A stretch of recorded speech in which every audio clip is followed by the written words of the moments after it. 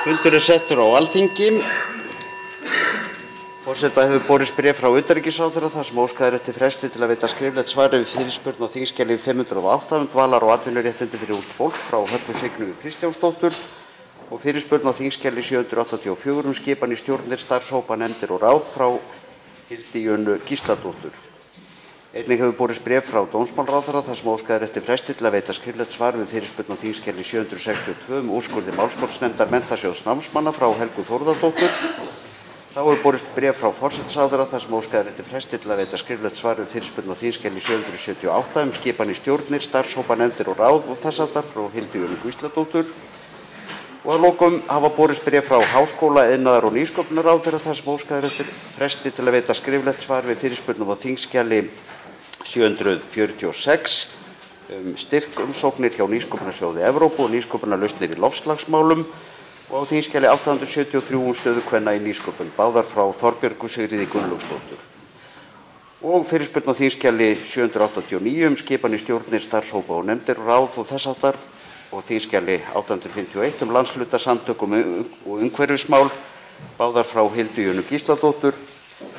Og að lokum á þingskjali 722 tímabundnar ívilnanir við endurgreiðslu námslána frá Höllu Signýju Kristjánsdóttur.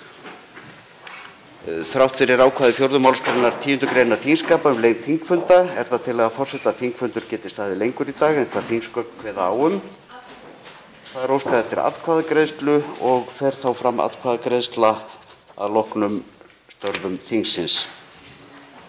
Útbýtt er á fundinum þingskjali 922 tollvarsla, skriflegt svar fjármála- og efnahagsráðherra og þingskjali 928 skoðun á fjármálum Reykjavíkurborgar, skriflegt svar innviðaráðherra. Tekið fyrir fyrsta hv. þingmaður Andrés Ingi Jónsson óskar eftir að ræða fundarstjórn forseta.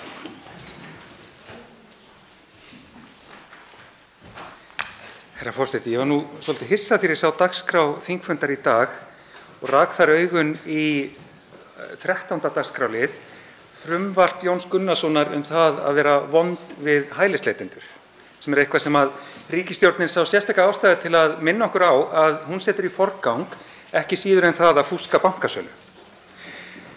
Þetta er slæmt frumvarp sem er búið að leggja fram of oft og það er stórfurðulegt að það sé sett hér fram sem forgangsmál ríkisstjórnarinnar.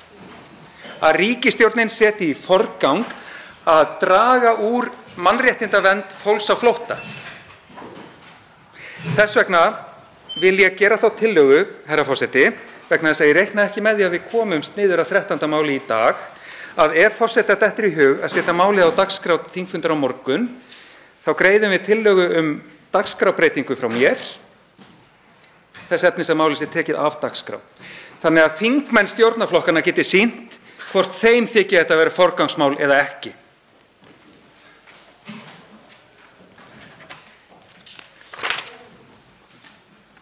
Ég óska þess að atkvæðagreiðsla fari fram þessa tillögu mína. Forseti mun taka það til skoðunar.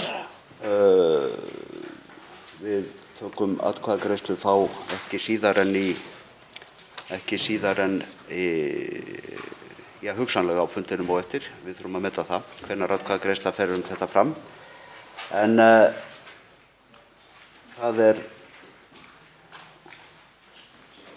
þetta er skýrt. Heyrðu, takk fyrir þetta.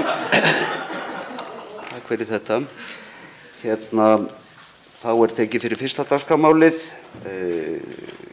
Það er þá dagskrárliðurinn störf þingsins og til máls tekur hv. þingmaður Norðvesturkjördæmis 7. þingmaður Halla Signý Kristjánsdóttir.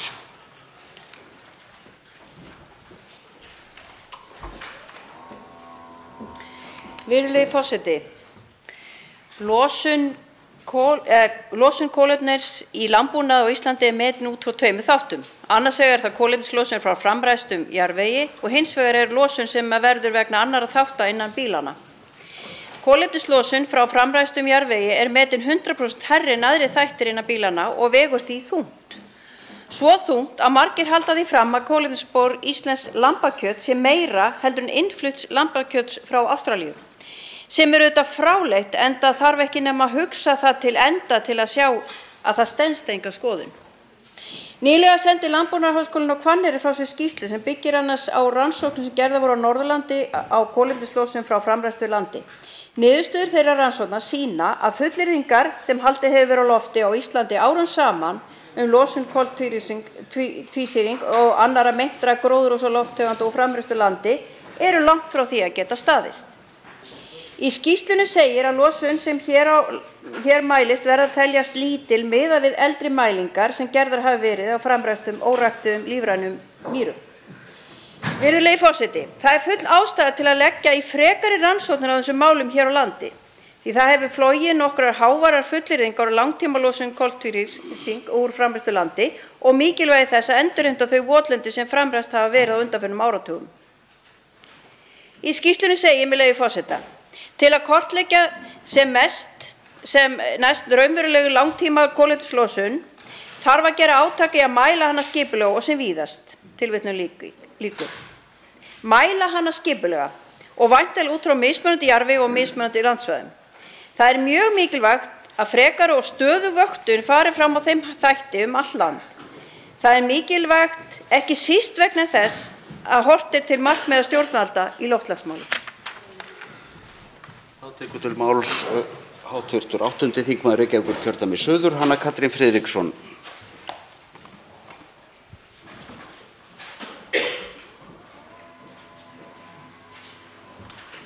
Herra forseti, stjórnarmeirihlutinn hefur verið samstiga í möntrinu að það þarf að horfa á það sem þau kalla stóru myndina í Íslandsbankasölunni. Að ríkið hafi á innan við ári fengið 108 milljarða í sinn hlut við söluna. Þjóðin er hins vegar greinilega sammála því sem Viðreisn hefur alltaf sagt í þessu samhengi. Það þarf að horfa á enn stærri mynd. Mynd sem tekur líka með í reikninginn siðferðilega ábyrgð.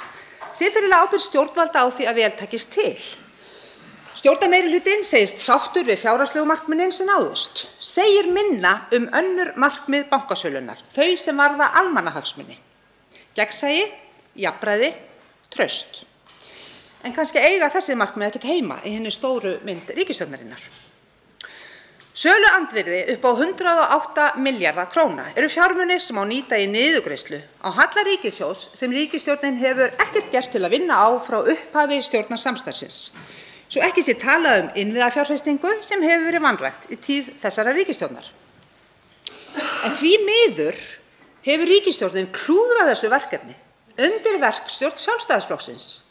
Ríkisstjórnin hunsaði siðferðilega hluta bankasölunnar með þeim fyrirsjáanlegu og eðlilegu afleiðingum að traust þjóðarinnar er rofið. Herra forseti, traust þjóðarinnar er ekkert. Í kjölfarið er sala á þeim hluta banka sem eftir stendur í eigu ríkisins fyrir bí og þar með sú 100 milljarða fjárfesting í innviðum og niðurgreiðslu skulda sem var fyrirhuguð til viðbótar. Og þetta eru sannarlega dýrkeypt mistök fyrir íslenskt samfélag.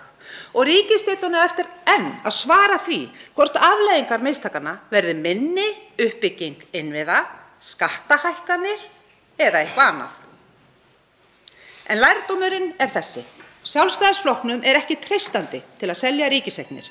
Þar gleymist það lykilatriði sem Viðreisn hefur alla tíð lagt áherslu á þegar kemur að sölu ríkiseigna. Salan þarf að vera í þágu almennings, ekki útvalinna. Hv. 8. þingmaður Suðurkjördæmis Oddný G. Harðardóttir tekur til máls.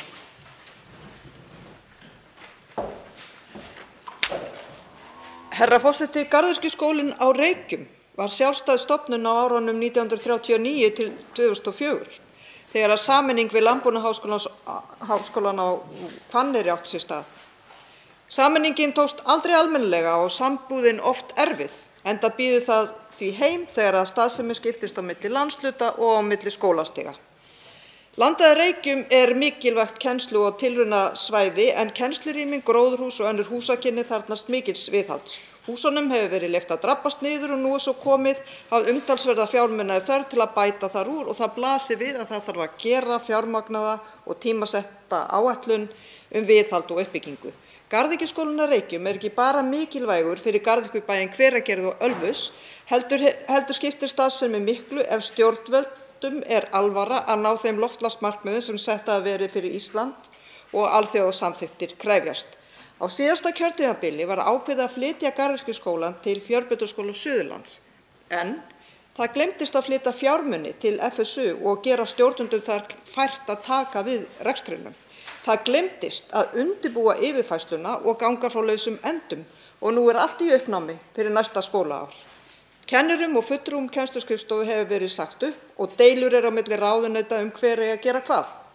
Eftir standa starfsmenn með uppsagnarbréf í höndunum og ótrygg réttindi í óvissu og með svikin loforð ráðherra. Reynsla og þekking sem nauðsynleg fyrir starfsemina, nemendur og atvinnulíf garðyrkjunnar hverfur með starfsfólkinu ef ekki gripið til aðgerða strax.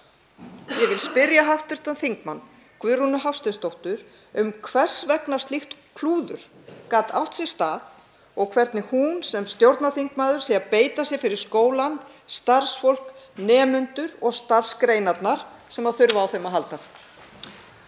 Hv. 1. þingmaður Suðurkjördæmis, Guðrún Hafsteinsdóttir, tekur til máls.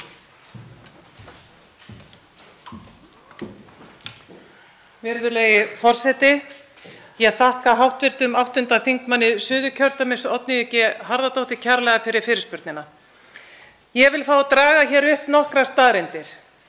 Í gær var 4 kennurum Garðyrkjuskóla ríkisins að Reykjum í Ölfusi sagt upp störfum. Þar var kastað fyrir róða 155 ára starfsreynslu í garðyrkju og skógrækt. 69 ára starfsreynsla við Garðyrkjuskólann ekki meira metin en þetta. 120 nemendur í óvissu. Það þyngra en tárum taki hvernig stjórnvöld hafa leyft sér að láta þennan mikilvæga skóla og þetta mikilvæga nám verða hornreka í íslensku menntakerfi. Hvernig í ósköpunum gat þetta gerst? Skóli sem við getum rakið allt aftur til ársins 1936. Ég bý í nálægð við þennan skóla og garðyrkja og hefur alltaf verið alltumlykjandi í Hveragerði og verið ein af aðalatvinnugreinum á Suðurlandi.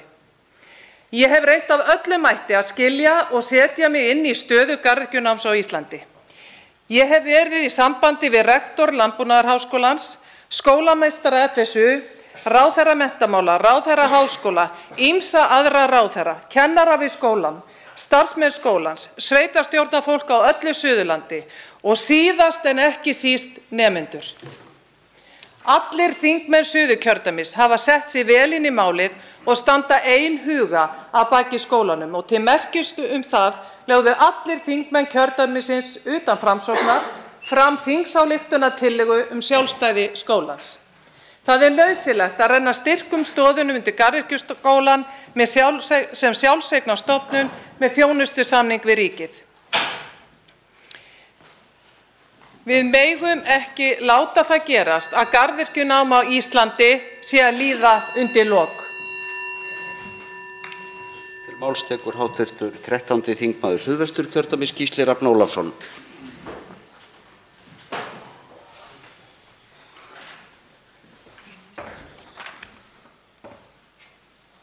Virðulegi forseti, völd spilla.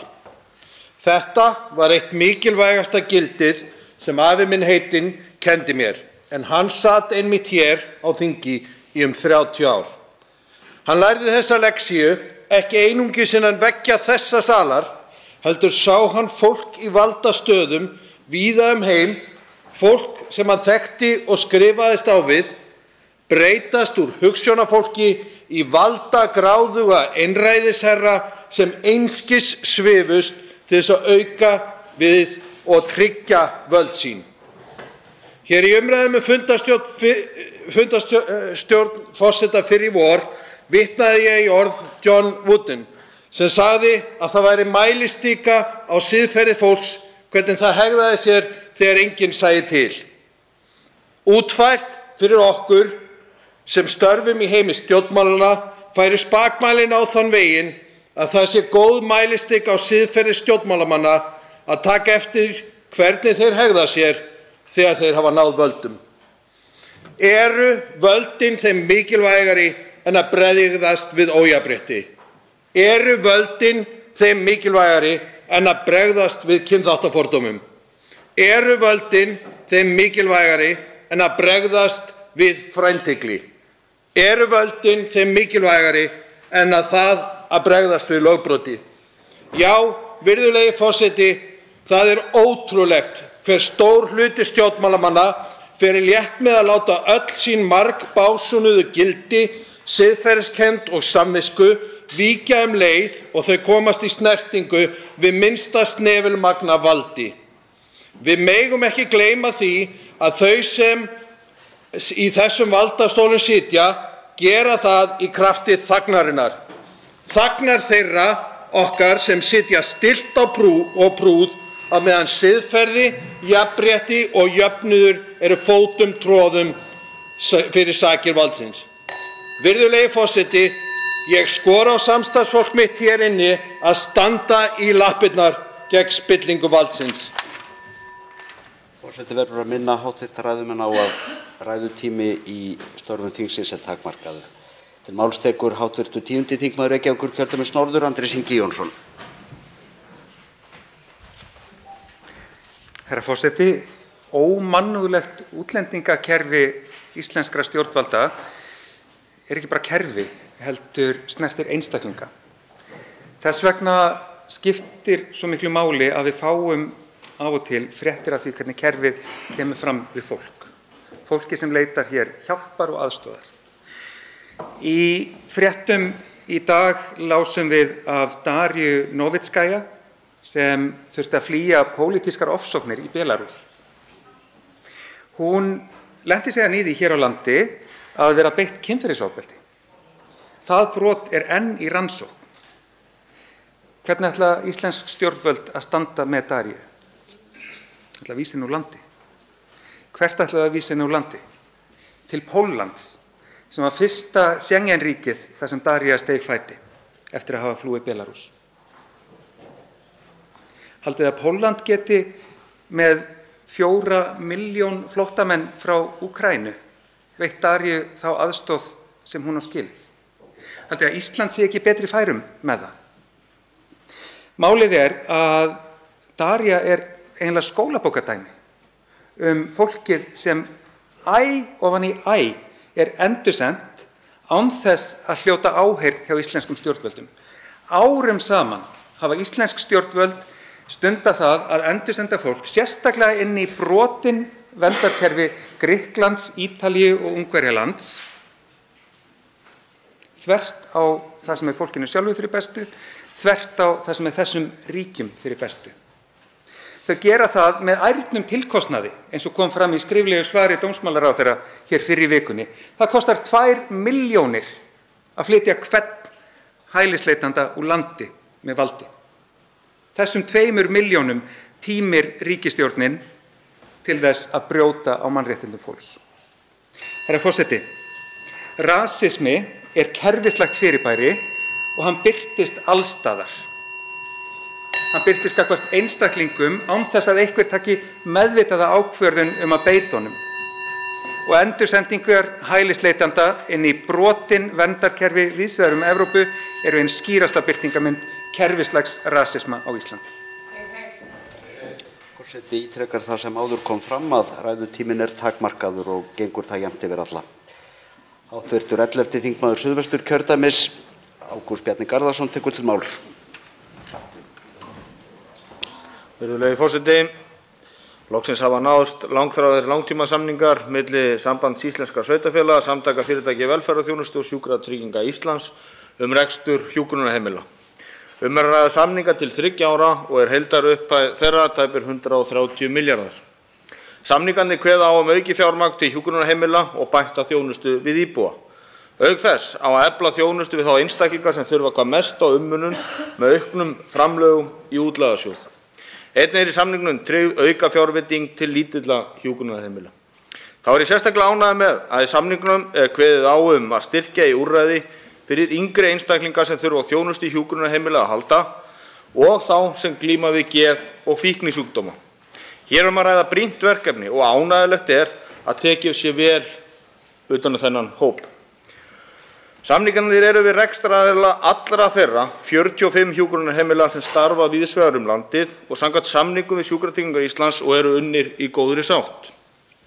Samhliða samningunum hafa samningsaðilar samþykkt að setjast að borðinu með heilbrigðisráðuneytinu til að ræða þróun starfsemi hjúkrunarheimila með vinnuhópnum endurskoðun á mats- og greiðslukerfi til hjúkrunarheimila. Heilbrigðisráðherra hefur svo lýst yfir að hann muni beita sér fyrir því að settur verði á fót vinnuhópur undir stjórn fjármálaráðuneytisins fyrirkomulag húsnæðismála hjúkrunarheimila almennt. Með þessum langþráðu samningum hafa náðst þýðingarmikil markmið stöðugleika og fyrirsjáanleika í rekstri hjúkrunarheimila næstu árin. Það eru gleðitíðindi. Til máls tekur hv. 7. þingmaður Reykjavíkurkjördæmis suður, Helga Þórðardóttir.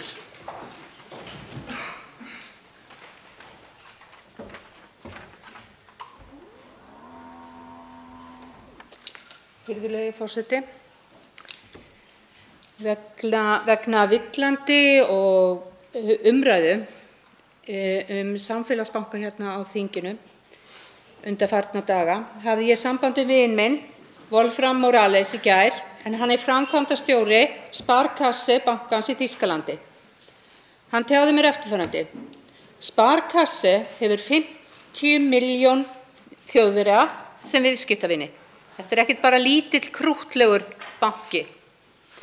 Og Sparkasse bankarnir og þýsku samvinnubankarnir hafa 70–75% af markaðnum í Þýskalandi. Þýskir einkabankar með Deutsche Bank í fararbroddi hafa 25% af markaðshlutdeildinni. Svo merkilegt sem það getur hljómað, þá hagnaður Sparkasse og samvinnubankana meiri en einkabankana. Það augljóslega vegna þess að þeir borga ekki bónusa og eru ekki að borða gull og eru ekki að fara á einkaþotum.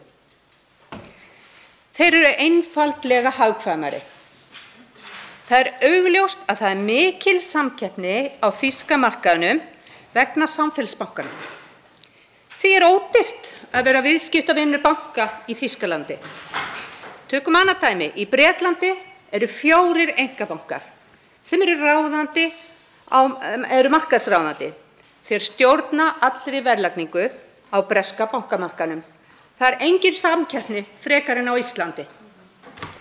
Þess vegna bankaþjónusta dýrari í Bretlandi en í Þýskalandi vegna skorts á samkeppni. Almenningur á Íslandi vill ekki selja bankana, en þrátt fyrir það stefna núverandi ríkisstjórnar að einkavæða Íslandsbanka. Eftir það sitjum við sem fyrr með einstætt bankakerfi með einstætta eigendastefnu og þá erum við komin með öll eggin í sömu körfuna. Það augljóslega brothætt. Fjölbreytni á markaði gefur stöðugleika. Hv. 5. þingmaður Norðausturkjördæmis tekur til máls.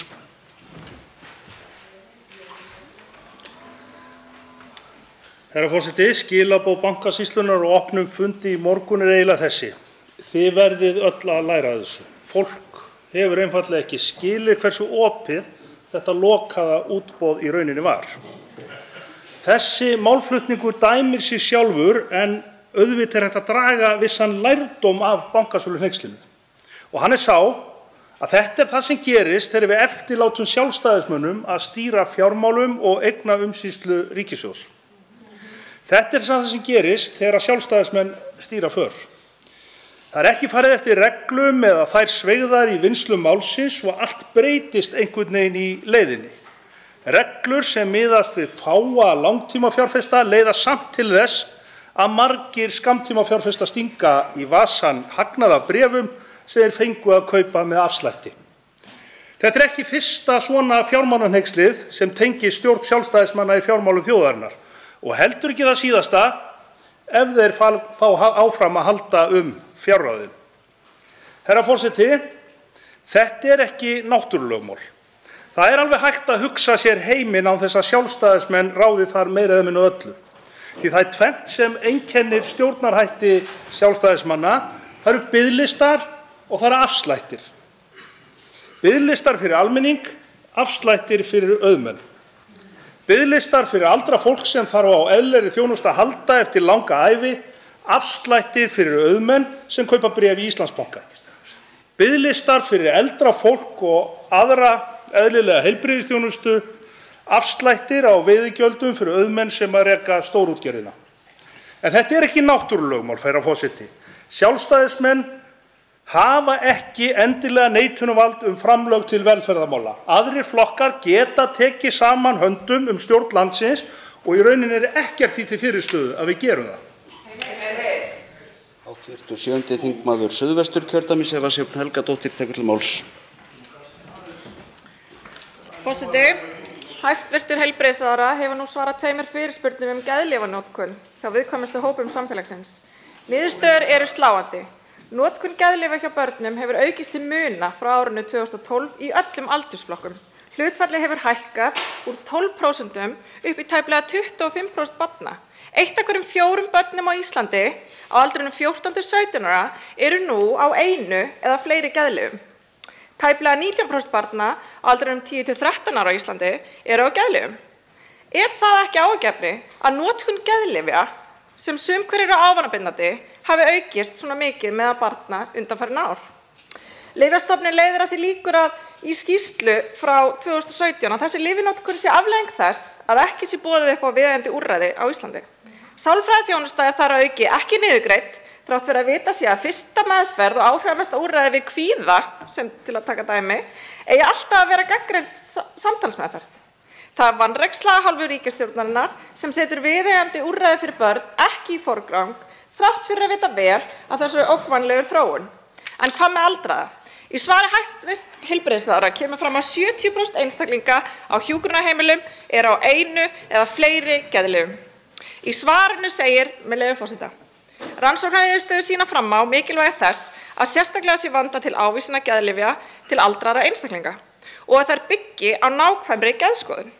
Það kemur þó fram í rannsóknarniðurstöðum í Læknablaðinu að árið 2018 fengu 18% íbúa á hjúkrunarheimilum landsins ávísuð geðlyf til þess að takast að aldri án geðgreininga. Þrátt fyrir það segir í svari hæstv. Heilbrigðisráðherra, með leyfi forseta: ekki gert ráð fyrir sérstakri endurskoðun á ávísun lyfja fyrir aldraða á hjúkrunarheimilum eins og sakir standa. Það er undarlegt að hæstv. Ráðherra vilji ekki endurskoða ávísun lyfja fyrir aldraða á hjúkrunarheimilum. Að mínu viti ætti með reglulegu millibili að endurskoða lyfjagjöf, sérstaklega í ljósi þess hversu margir eru á lyfjum án greiningar. Lausnirnar virðast vera lyf og meiri lyf, frekar en úrræði, plástrar í stað heildrænnar nálgunar og langtímalausna. Er það virkilega stefna sem við getum sætt okkur við? Hv. 9. þingmaður Suðurkjördæmis, Erna Bjarnadóttir, tekur til máls. Herra forseti, haustið 2020 þá samþykkti Alþingi skýrslubeiðni til Ríkisendurskoðunar sem fól í sér að taka út tollaframkvæmd skattsins gagnvart landbúnaðarvörum. Í ljós hafði þá komið á mánuðinum á undan verulegt misræmi í innflutningsmarki margra landbúnaðarvara til Íslands og tölum útflutt magn sömu vara til Íslands frá nokkrum helstu viðskiptalöndum. Ríkisendurskoðun skilaði skýrslu sinni í febrúar síðastliðnum og mér er kunnugt að hún hefur verið allavega hér til umfjöllunar í stjórnskipunar- og eftirlitsnefnd. En í henni kemur meðal annars fram það álit Ríkisendurskoðunar að það hafi dregið úr getu endurskoðunardeildar skattsins til að fást í stærri og flóknari mál sem hefur hindrað að tollyfirvöld geti með forvirkum hætti rækt hlutverk sitt sem skyldi. Þetta er nú nokkuð stórt sagt eitt mikilvægasta stjórnsvald landsins. Telur Ríkisendurskoðun því að endurskipuleggja þurfi og efla tollasvið skattsins. Enn fremur beindi Ríkisendurskoðun því til skattsins að vöruskoðun landbúnaðarafurða yrði gerð víðtækari og að viðvarandi verkefni skattsins. Þá taldi stofnunin að endurskipuleggja þurfti tollasvið skattsins og eftirlitsdeild skattsins. Herra forseti, stjórnvöldum ber að framfylgja lögum og gæta jafnræðis borgaranna gagnvart þeim. Þeim ber líka að framfylgja milliríkjasamningum. Standi vilji til að þetta umhverfi sé með öðrum hætti en nú er, þá þarf að gera slíka breytingar með formlegum hætti, löggjöf eða öðrum stjórnvaldsfyrirmælum. Ríkisendurskoðun taldi einnig gagnrýnivert með hvaða hætti skatturinn brást við athugasemdum hagsmunaaðila. Og þetta tel ég líka að þurfi að taka alvarlega í stjórnkerfinu. Í framhaldi af þessu þá hyggst ég beina skriflegri fyrirspurn til fjármálaráðherra þetta mál því að hér þarf að velta öllum steinum við. Til máls tekur hv. 8. þingmaður Reykjavíkurkjördæmis norður, Þorbjörg Sigríður Gunnlaugsdóttir. Forseti, á fundi fjárlaganefndar í morgun með Bankasýslunni fengum við að heyra svart á hvítu að hlutverk Bankasýslunnar var að framkvæma ákvarðanir fjármálaráðherra við sölu á Íslandsbanka. Ríkisstjórnin tók ákvörðun sölu og útfærslu á banka í almannaeigu, Bankasýslan framkvæmdi. Stærsti gallinn við þessa útfærslu var bara að hún þjónaði ekki hagsmunum almennings sem áttu bankann, heldur hagsmunum hinna fáu. Á ráðherrafundi efnahagsmál þar sem saman sitja forsætisráðherra, fjármálaráðherra og viðskiptaráðherra var hugmyndin lokað útboð kynnt. Án þess að nokkrar vinnureglur lægju fyrir hvernig ætti að framkvæma söluna. Fundurinn í morgun sýndi líka fram á að salan var í algjöru blindflugi. Bankasýsla og fjármálaráðherra segjast ekkert vita hverjir voru kaupendur. Þeim birtist bara listi með alls konar fólki og hlægilega lágum upphæðum. Nánast af himnum ofan. Listinn datt bara í fangið á fjármálaráðherra. En listinn lítur út eins og hann gerir vegna þess að náin samvinna fjármálaráðherra og Bankasýslunnar skilaði engum viðmiðum, engum reglum, engum skilyrðum. Ríkisstjórnin talar þess vegna núna stöðugt armslengdarsjónarmið, en í minnisblaði Bankasýslunnar segir frá miklum samskiptum við fjármálaráðuneytið alveg frá því að tillagan söluna var kynnt í janúar og alveg fram á sölunni í mars. Fulltrúar ráðuneytisins voru á fundum Bankasýslunnar þegar ákveðið var að ráðast í útboð, á fundum þangað til loka var fyrir áskriftir. Kvöldið sem útboðið fór fram voru Bankasýsla og ráðuneyti í náinni samvinnu á söludaginn sjálfan. Það var engin armslengd. Það voru þá að minnsta kosti heimsins stystu hendur. Sjálfstæðisflokkurinn talar þess vegna núna að við þurfum að horfa á stóru myndina, en 83% þjóðarinnar þau sjá stóru myndina. Það sést á fylgisflóttanum. Ríkisstjórnin fallin einmitt vegna þess að fólk sér og skilur stóru myndina. Hv. 8. þingmaður Norðausturkjördæmis Jakob Frímann Magnússon tekur til máls. Já, virðulegi forseti. Það ágætt að spyrja sig öðru hvoru til hvers ætlast af okkur. Hér í dag hefur verið lögð áhersla á að við séum hér í almannaþágu. Og ég nokkuð viss það eftir að hafa gert óformlega könnun meðal bræðra og systra hér í þinginu að flestir eru sammála hið hvellskýra og ofureinfalda lykilmarkmið okkar í Flokki fólksins, það er að segja fólkið fyrst og svo allt hitt. Og hvað felst í þeim orðum? Það felst í því meðal annars það að við líðum ekki að hér sé í mikilli vanlíðan, í mikilli fátækt og mikilli örvingan þúsundir og tugþúsundir samlanda okkar. Það forgangsmál okkar allra að bæta úr því. Og með fullri virðingu fyrir því sem ég les hér á dagskrá dagsins í dag, það eru ýmislegt EES-samningan, innleiðslu, verndunar og orku áherslur, slysavarnaskóli sjómanna, frjáls atvinnu og búseturéttur, launafólks innan EES, sorgarleyfi og evrópska langtíma fjárfestingarsjóðir og sitthvað annað.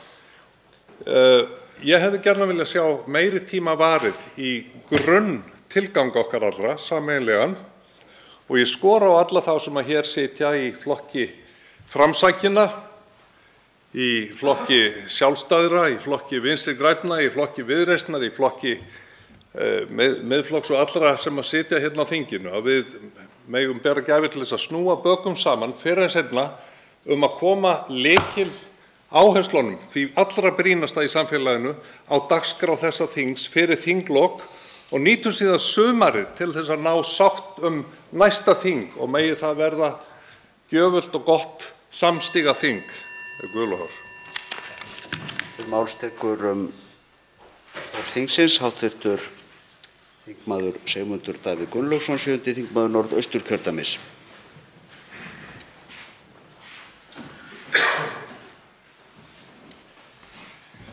Herra forseti, það ástæða til að vekja athygli Alþingis á því nú í aðdraganda sveitarstjórnarkosninga að það ekki hægt að líta öðruvísi á en svo að svokallaður samgöngusáttmáli höfuðborgarsvæðisins sé úr gildi fallinn vegna vanefnda, ekki hvað síst af hálfu borgarstjórnarmeirihlutans í Reykjavík.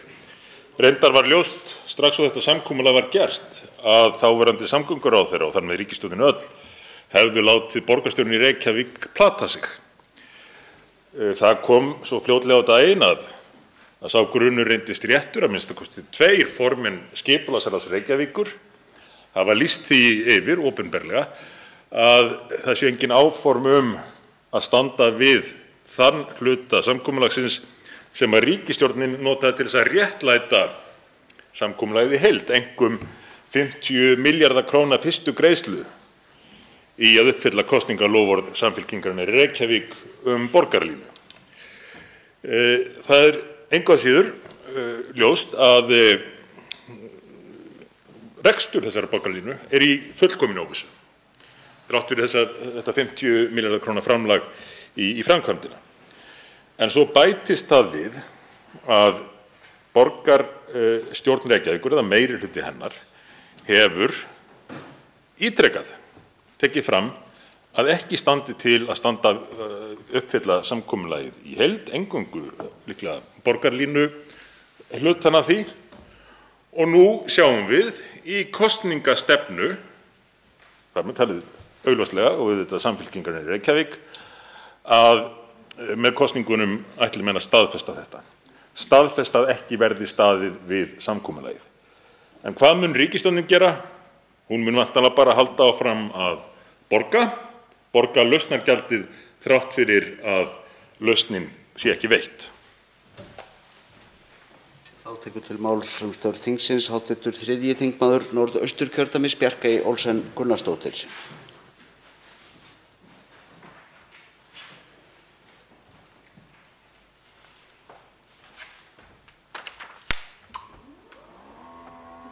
Virðulegi forseti, fundurinn með Bankasýslunni í morgun var upplýsandi á margan hátt, en þrátt fyrir það þá liggur ekki fyrir ennþá hvort í gegnum allt þetta ferli hafi verið viðhafðir heilbrigðir viðskiptahættir, hvort að reglur hafi verið brotnar einhvers staðar á leiðinni eða hvað.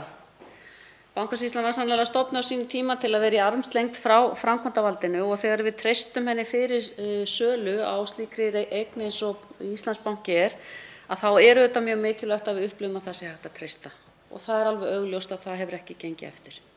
Upplýsingagjöfin hefði þurft að vera mun ítarlegri og betri til okkar allra. Fjármálaeftirlit Seðlabankans að skoða háttsemi þeirra 5 innlendu söluaðila sem að Bankasýslan valdi til að vinna að útboðinu á Íslandsbanka. Þar meðal annars undir hvort hagsmunaárekstra sé að ræða, hvort starfsmenn sumra söluráðgjafa hafi sjálfir tekið þátt í útboðinu eða einhverjir nákomnir. Þetta eru stórar spurningar sem við þurfum að fá svör við. En við verðum líka að horfast í augu við það að við þurfum væntanlega að endurskoða lögin og það liggur þegar fyrir að endurskoða aðkomu Alþingis að eignarhaldi ríkisins á fjármálafyrirtækjum. Í morgun fannst mér það áhyggjuefni að Bankasýslan gæti ekki aflað upplýsinga fjárfesta sem að gerðu tilboð í bréfin og jafnvel hefðu skuldsett sig fyrir kaupunum. Og það eitt og sér vekur líka upp spurningar hvort að lögum þarf að breyta. Við þurfum allavega að hafa þetta í huga að mínu mati. Og ég hugsi líka eftir þennan fund, ekki síst varðandi valið á tilboðshöfum, af því að í reglugerð ESB kveður á 2 fjárfesta, þar sé A og B fagfjárfesta. Og í ljósi alls sem upp hefur komið, þá má velta því fyrir sig hvort ekki hefur verið skynsamlegt að hafa þar einungis þá sem að falla undir A fjárfesta sem að hefði takmarkað minni spámenn. Það hefði hugsanlega getað haft áhrif á verð, það ætla ég ekki að spá, en ég held að það hefði verið heppilegra. En við í fjárlaganefnd höldum áfram að leita upplýsinga í málinu og aðkoma allra í því samhengi. Á föstudaginn mun fjármálaráðherra mæta fyrir nefndina og sitja fyrir svörum og svo þegar niðurstaða Ríkisendurskoðunar og Fjármálaeftirlitsins liggur fyrir ekki ólíklegt að nefndin taki málið fyrir aftur. Fyrsta dagskrárlið störf þingsins lokið.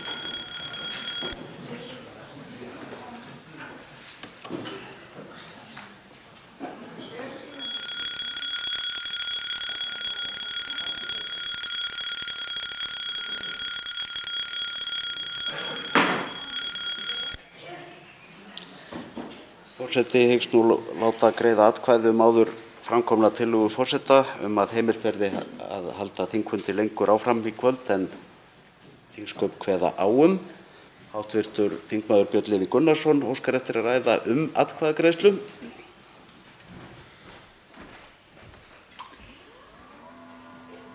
Forseti, við erum að greiða atkvæði lengingu þingfundar í kvöld sem svo sem gott að blessa út að vera sig nema fyrir þann undarlega atburði sem að gerast í kvöld og það eru 2 af stjórnarflokkunum heyri maður eru að fara að vera með einhverja stóra félagsfundi. Já, það er stórundarlegt. Sérstaklega á þeim tíma þar sem að þessari þingmenn ættu að vera á þingfundi sem þeir eru að biðja að vera lengur fram eftir kvöldi.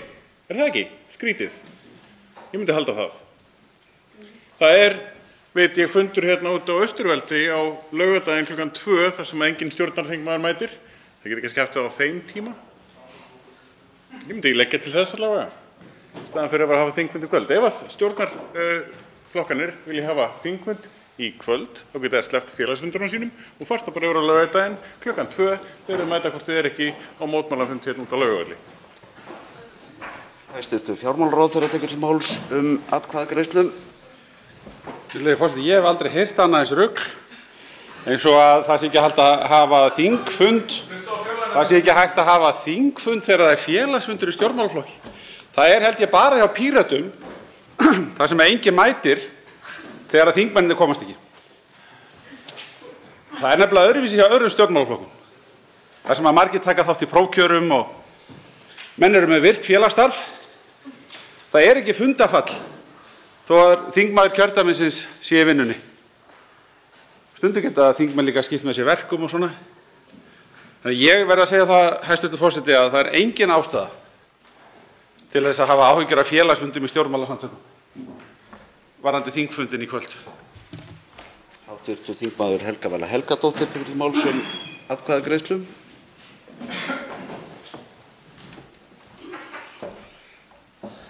Virðulegur forseti, hæstv. fjármálaráðherra kemur upp sem sniðu í kallinn. Það gott, honum líður vel. En þannig mál með vexti að annar stjórnarflokkurinn sem búinn að boða félagsfund í kvöld boðar að allur þingflokkurinn mæti ásamt formanni flokksins sem ætlar að gera grein fyrir því hvernig stendur á því að hæstv. fjármálaráðherra seldi pabba sínum almannaeign á undirverði. Hinn flokkurinn með félagsfund þar sem að formaður þess flokks og aðrir þingmenn ætla að mæta. En hér á Alþingi eiga þingmenn að mæta á fundi þegar þeir eru haldnir, samkvæmt þingsköpum. Það ekki val, við eigum að vera hér þegar það eru þingfundir.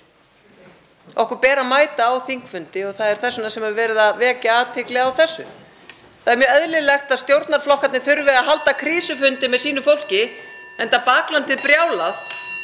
En til hvers þá að vera að halda hérna upp einhverju þingfundi ef þau ætla ekki að vera hér? Máls tekur atkvæðagreiðslu hv. þingmaður Halldóra Mogensen.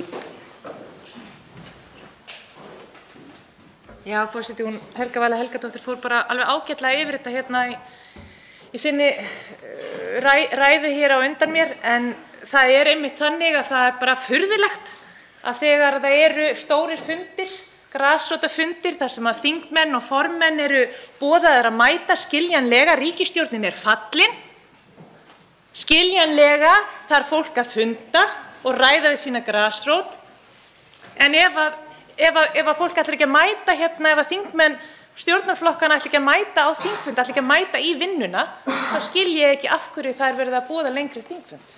Þetta eru athugasemdirnar í hnotskurn. Til máls tekur atkvæðagreiðslu hv. þingmaður Arndís Anna Kristínardóttir Gunnarsdóttir.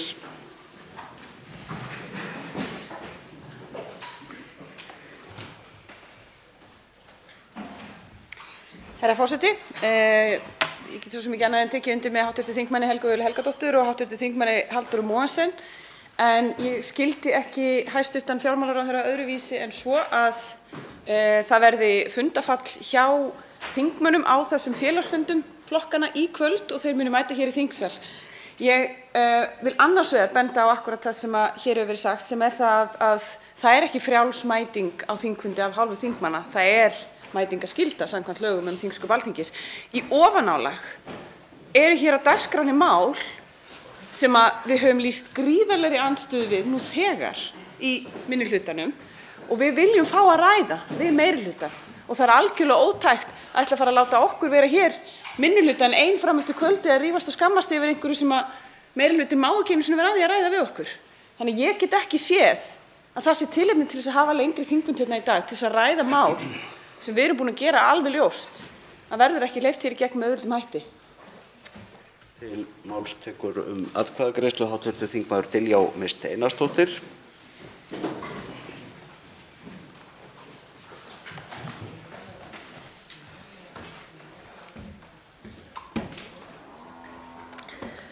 Virðulegi forseti, þetta sannarlega athyglisvert það sem hefur komið hérna fram. Þeir þingmenn sem hafa komið hérna upp í pontu og tala fyrir mætingarskyldu og tala fyrir því að það sé óafsakanlegt að mæta ekki á þingfundi eru þetta þingmenn sem eru hérna öllum stundum og öllum þingfundum. Það það bara gott að vita því. Ég kannast ekki við það að hv. þingmaður Helga Vala Helgadóttir sitji hérna öllum stundum límd við sæti sitt á meðan á þingfundum stendur. En sé hún að gefa okkur fyrirheit það verður nú athyglisvert að fylgjast með því. Hv. þingmaður Steinunn Þóra Árnadóttir tekur til máls atkvæðagreiðslu. Herra forseti, það alvanalegt að það sé mikið að gera hjá þingmönnum og að við þurfum að skipta okkur á milli þess að vera á löngum þingfundum, sinna grasrótarstarfi og vera að tala við fólk í samfélaginu okkar út allan bæ á hinum ólíklegustu tímum sólarhringsins. Það liggur hins vegar alveg fyrir að það mikið á dagskrá hér í dag og verður þessa daga sem eftir eru af þessari þingviku. Sjálf tel ég það ekkert mál að sinna bæði starfi mínu hérna sem þingmaður og að sinna félögum mínum í flokknum. Við skiptum á milli okkar verkum eftir því hvaða nefndum við sitjum, hvaða mál eru á dagskrá hverju sinni hér í þessum sal. Mér finnst það þess vegna einboðið að hér verði fundur í kvöld og held að það verði bara skemmtilegt og örugglega góðar umræður hérna í kvöld og ég greiði því atkvæði með því að hér verði lengdur þingfundur. Hv. þingmaður Orri Páll Jóhannesson tekur til máls atkvæðagreiðslu. Já, virðulegi forseti, ég vil taka heils hugar undir með samflokkssystur minni Steinunni Þóru Árnadóttur með það. Ég bara gleður mig stórlega og greiði atkvæði glaður með lengdum þingfundi. Hér hafa verið ansi áhugaverðar umræður og samræður undanfarin kvöld og líkt og þau, og þá munum við að sjálfsögðu í Vinstri grænum taka hér þátt í þeim umræðum sem við þurfum að gera. Að sjálfsögðu. Það sem ég vil hins vegar benda á í þessu samhengi sem hefur kannski farið fram hjá einhverjum hér að það eru sveitarstjórnarkosningar í aðsigi og það þarf að ræða ýmislegt í baklandinu og ég treysti því að það sé gert í öllum stjórnmálahreyfingum og það eitt af því sem við ætlum að ræða í kvöld til dæmis. Hv. þingmaður Logi Einarsson tekur til máls atkvæðagreiðslu.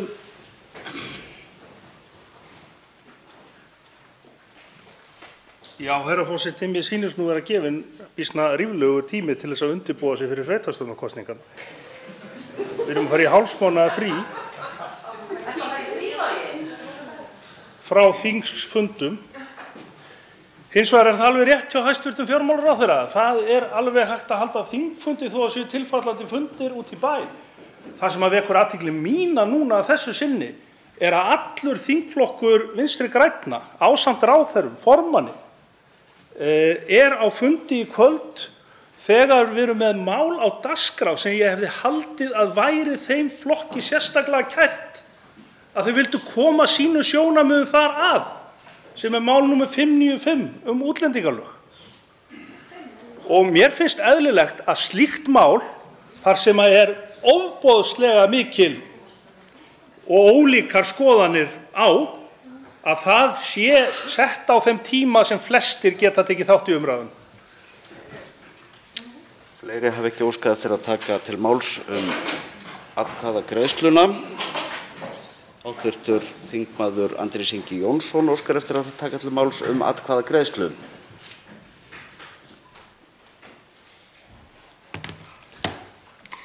Herra forseti, það breytir kannski ekki öllu hvort þingmenn stjórnarflokkanna eru í húsi eða ekki, nógu lítið talaðu í stjórnarmálum svona dagsdaglega, þannig að viðveran er ekki það nauðsynlegasta. En hver er þörfin á lengri þingfundi? Það var bara ágætur gangur í umræðum í gær. Við komumst í gegnum nokkuð mál og forseti er ekki stressaður en svo fyrir næstu dögum, en hann ætlar að taka 2,5 tíma á morgun í skýrslugjöf umhverfisráðherra orkumálaskýrslu sem við tókum sérstaka umræðu fyrir 2 mánuðum. Ég fyrirgefi forseti, en hvaða tíma vantar? Hvaða mál á dagskrá eru svo brýn að við verðum að komast í að ræða þau í kvöld? Getur forseti upplýst okkur það? Eða gæti hann til að slá aðeins á áhyggjur okkar sem stöndum með mannréttindum fólks á flótta, gæti hann til að sýna góðan vilja tekið það mála af dagskrá? Ég væri til í að samþykkja lengdan þingfund ef að forseti tæki það mála af dagskrá og lofaði þar með að það fer ekki í umræðu í dag. Er forseti tilbúinn til þess? Máls tekur atkvæðagreiðslu hv. þingmaður Líneik Anna Sævarsdóttir. Virðulegi forseti, að sjálfsögðu styð ég lengdan þingfund og þó að það séu félagsfundir í félögum stjórnmálaflokkana land allt, þá verðum við náttúrulega að geta starfað í þinginu á sama tíma. Það eru Framsóknarfélög starfandi í allflestum sveitarfélögum landsins og það væri nú erfitt ef að það þyrfti alltaf að fella niður þingfund ef þar væri fundur. Hins vegar þá veit ég ekki annað en það bíði fjöldi mála afgreiðslu og síðast á fundi velferðarnefndar í morgun var rætt mikilvægi þess að umsagnaraðilar fengju sem lengstan tíma til umsagnar og því fleiri máli sem komu út til umsagnar fyrir þinghléið sem nú er framundan, því betra.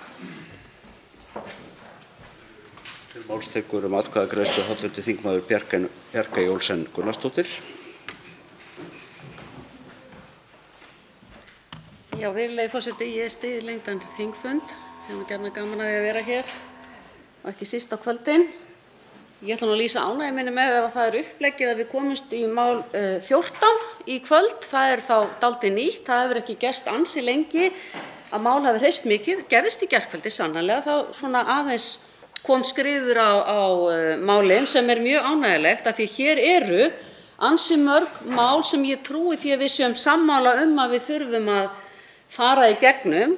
Atvinnuréttindi útlendinga, við erum hérna með sorgarleyfi og fleira sem ég trúi því að stjórnarandstæðingar jafnt og stjórnarliðar séu til dæmis tilbúnir til þess að ræða. Þannig að hér er margt undir í dag og ég á nú eftir að sjá það að liðleikinn verði slíkur hér í þingsal að við komumst í hið umdeilda mál númer 14. En til ég í umræðuna það sem og önnur mál hér undir enda eru þau góð og þurfa að komast til nefndar. Til máls tekur atkvæðagreiðslu hv. þingmaður Halla Signý Kristjánsdóttir. Já, virðulegi forseti, ég styð það að það verði lengdur þingfundur, en ég verð nú viðurkenna, ég er orðin svolítið abbó, sko. Nú hafa helstu áhrifamenn þjóðarinnar stigið hér upp hver á fætur öðrum og auglýst félagsfundi hjá stjórnarflokkunum. Ég óska eftir því að næst þegar Framsókn heldur félagsfund út í bæ að hann verði auglýstur hér í 10 mínútum. Hvað kostar mínútan hjá fjölmiðlum landsins? Bara endilega. Takk. Til máls tekur atkvæðagreiðslu hv. þingmaður Vilhjálmur Árnason og þingmenn eru beðnir að gefa ræðumönnum hljóð. Virðulegi forseti, er þetta allt hér farið að snúast okkur sjálf, hvort við nennum að mæta í vinnuna, hver mætir og hversu oft og hver talar mest? Er þetta ekki farið að snúast þjóðfélagið sem við erum kjörin til þess að veita forystu hér, málefnin? Og vinna fyrir fólki sem að kaus okkur. Það er fullt af málefnum sem bíða hér á dagskránni. Það var gert hálfgert háð að forseti fyrir að taka hér á dagskrá á morgun grænbók orkumál. Ég held að þetta sé nú bara eitt af stærsta öryggismálum, hagsældarmálum og umhverfismálum sem eru til umræðu hér í þjóðfélaginu. Og þó við tækjum nú 2 daga í það, þá held ég að það væri ekki of mikið á þeim tímum sem hér uppi. Nú skulum fara að ræða hér málefnin og það sem máli skiptir. Ekki verið svona sandkassaleik það hvort við nennum að mæti vinnuna eða ekki. Máls tekur að nýju atkvæðagreiðslu hv. þingmaður Andrés Ingi Jónsson.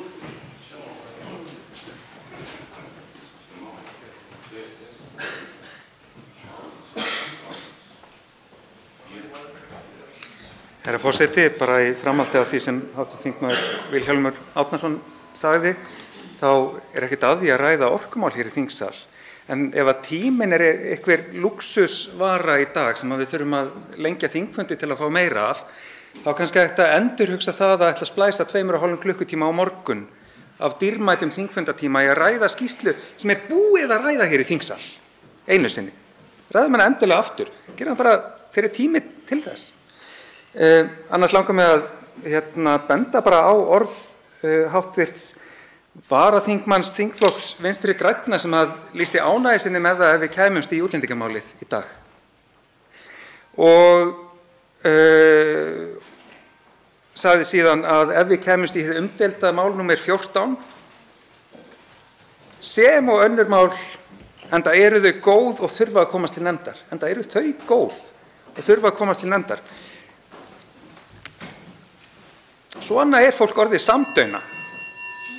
Svona fólk orðið til í að liðka fyrir viðbjóðslegum málum í nafni stjórnarsamstarfs sem ætti að vera löngu dautt. Hv. þingmaður Jóhann Friðrik Friðriksson tekur til máls atkvæðagreiðslu.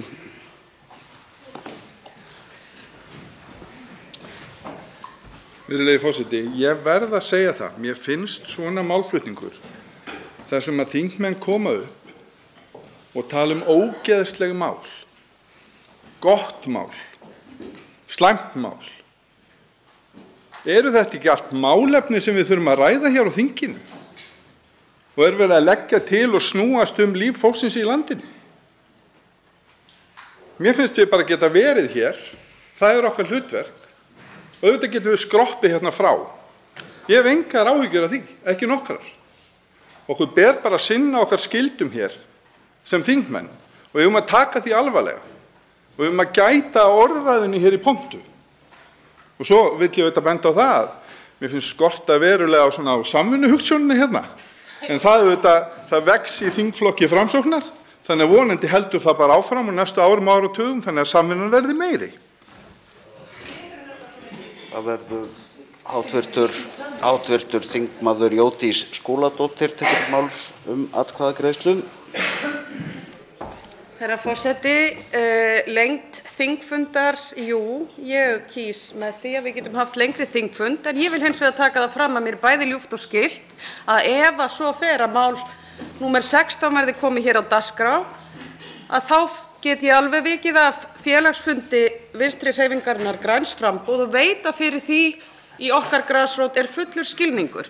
Ég hef reyndar ekki mikla trú á því að dagskráin muni renna svo ljúflega í dag, en það mun ekki standa á mér að mæta hér á þingfund og sem varaforseti sem sit nú hér löngum stundum og hlusta á mína ágætu háttvirtu kollega í þessum sal, það nú ekki alltaf þéttsetinn bekkurinn, hvorki stjórnar í stjórnarandstæðu, af því að eðli máls samkvæmt erum við að sinna ýmsum öðrum störfum og það vitum við öll. Nú fer fram atkvæðagreiðsla lengd þingfunda og ætla ég að hringja einu sinni inn ef einhver skyldi hafa mistað því. Eða tvisvar.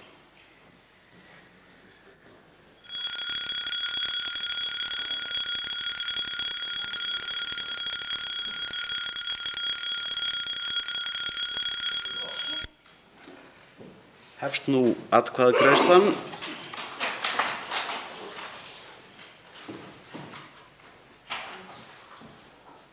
Atkvæðagreiðslu að ljúka. Atkvæðagreiðslu lokið og tillaga lengri þingfund í kvöld samþykkt með 30 atkvæðum, nei sögðu 19 og 3 greiða ekki atkvæði. Forseti vill tilkynna að fyrirhugað að gera kvöldverðarhlé milli klukkan 18:30 og 19:30 í kvöld vegna funda sem forseta hefur verið gerð grein fyrir. Þá tekið fyrir annað dagskrármálið. Var óskað eftir hv. þingmaður Björn Leví Gunnarsson óskar eftir að ræða fundarstjórn forseta.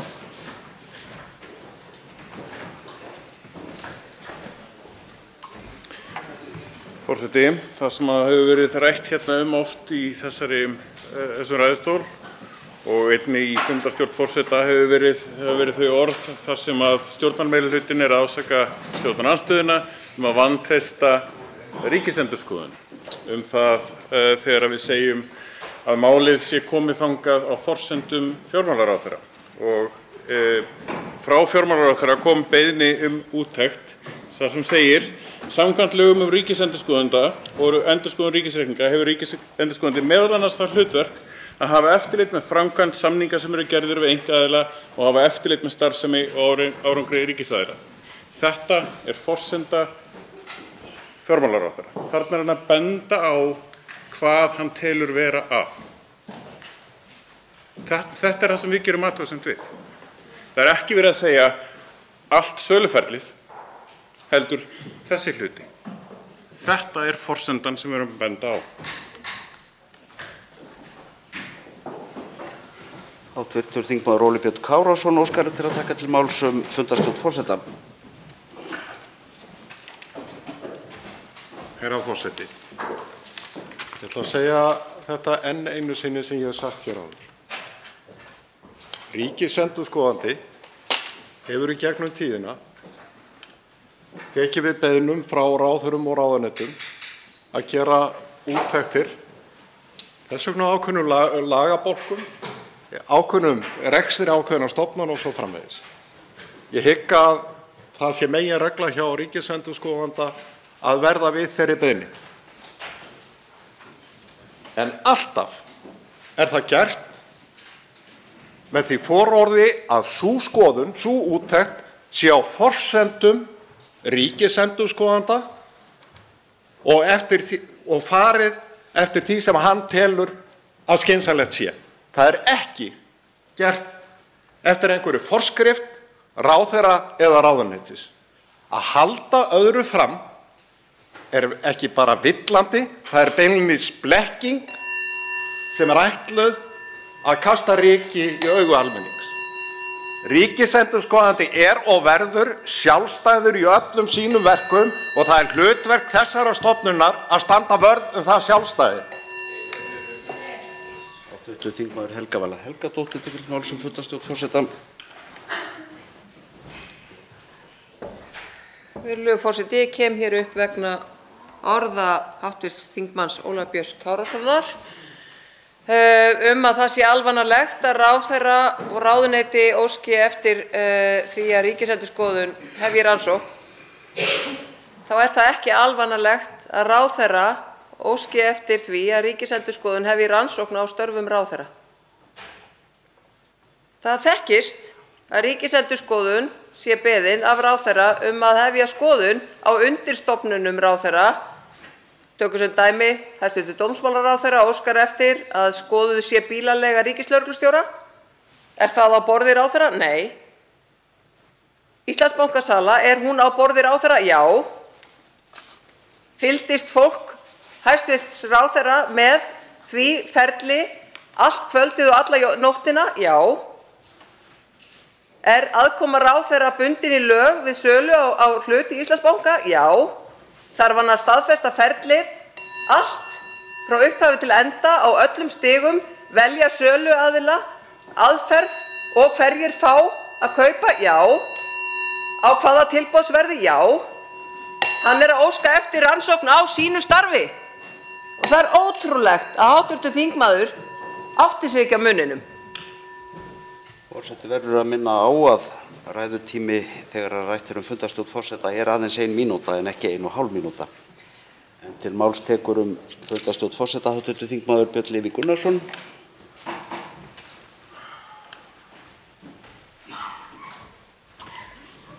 Forseti, það er ekki nema eðlilegt að Sjálfstæðismenn skilji þetta ekki, að segja að þetta er vandamálið sem að ráðherra er að benda á. Þetta er vandamálið sem hann telur að sé í þessu, að það er framkvæmt samningar sem er gerð við einkaaðila. Ekki hvaða aðkomu hann hafði að málinu. Alveg eins og hann var að benda þá á vandann með bílaleigu ríkislögreglustjóra og svo framvegis. Þar bendur hann á ákveðinn hlut. Þetta er mat ráðherra á hvað er að benda. Ég hef fullt að trúa á því að Ríkisendurskoðun bara vinni sína vinnu.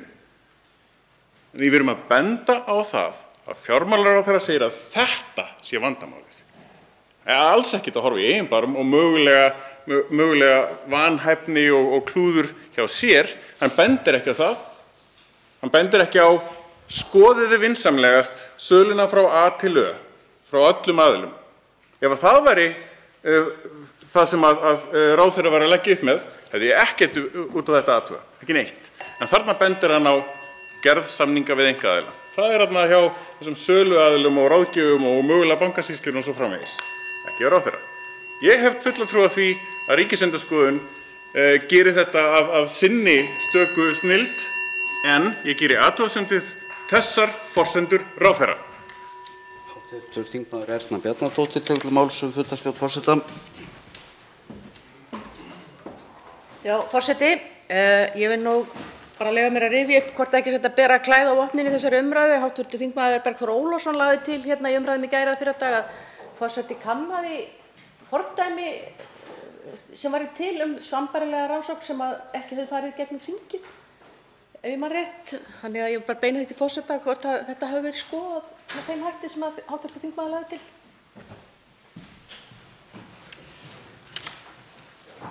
Hv. þingmaður Guðmundur Ingi Kristinsson tekur til máls fundarstjórn forseta. Virðulegur forseti, það verður eitthvað rosalega gaman hjá Ríkisendurskoðun að byrja að endurskoða þessa bankasölu. Vínflöskur, flugeldar, konfektkassi, hann þarf að skoða það ekki. Hádegisverður og kvöldverður. Þetta lítur að vera mjög andasamt verk og kannski gaman, kannski færa kvöldverð eða flugeld eða konfektkassa. En hvernig alltaf skyldi að skoða það að það voru 200 aðilar sem keyptu í þessum síðasta útboði og meðal kostnaður 3,3 milljónir á hvern, eða allt verður greitt að fullu. Spáið í þessa tölu. Eitt símtal, einn tölvupóstur, 3,3 milljónir. Á sama tíma er fólk hérna úti sem á ekki fyrir mat. Matur hækkar og hækkar og hækkar. En hvað er ríkisstjórnin að gera við fólkið? Nei, það er ekki fólkið fyrst. Það er því ríku fyrst. Hinir með éta sig út í frís. Hv. þingmaður Jóhann Páll Jóhannsson tekur til máls fundarstjórn forseta.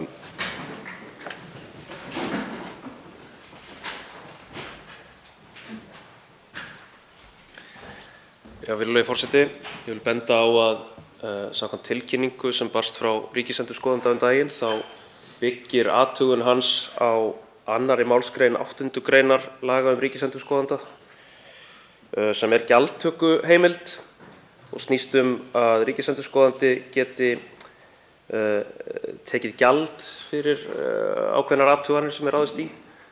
Og mér þætti fróðlegt að heyra það frá þeim sem kannski tala hvað mest þennan þátt málsins og eru hvað mest að lýsa yfir gríðarlegri ánægju með að Ríkisendurskoðun sé að skoða málið en ekki til dæmis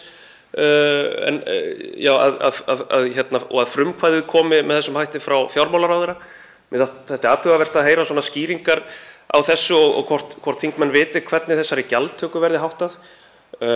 Eins kemur fram í greinargerð frumvarps til laga ríkisendurskoðanda í athugasemdum þetta tiltekna ákvæði að gert sé ráð fyrir samráði við forsætisnefnd þessar athuganir. Og mig langar að fá að spyrja forseta Alþingis, hæstvirtan, í hvaða farvegi þetta samráð sé. Forseti getur upplýst að það hefur ekki verið vitanlega haft samband við forsætisnefnd vegna þessa samráðs. En hér næstur á mælendaskrá fundarstjórn forseta hv. þingmaður Arndís Anna Kristínardóttir Gunnarsdóttir.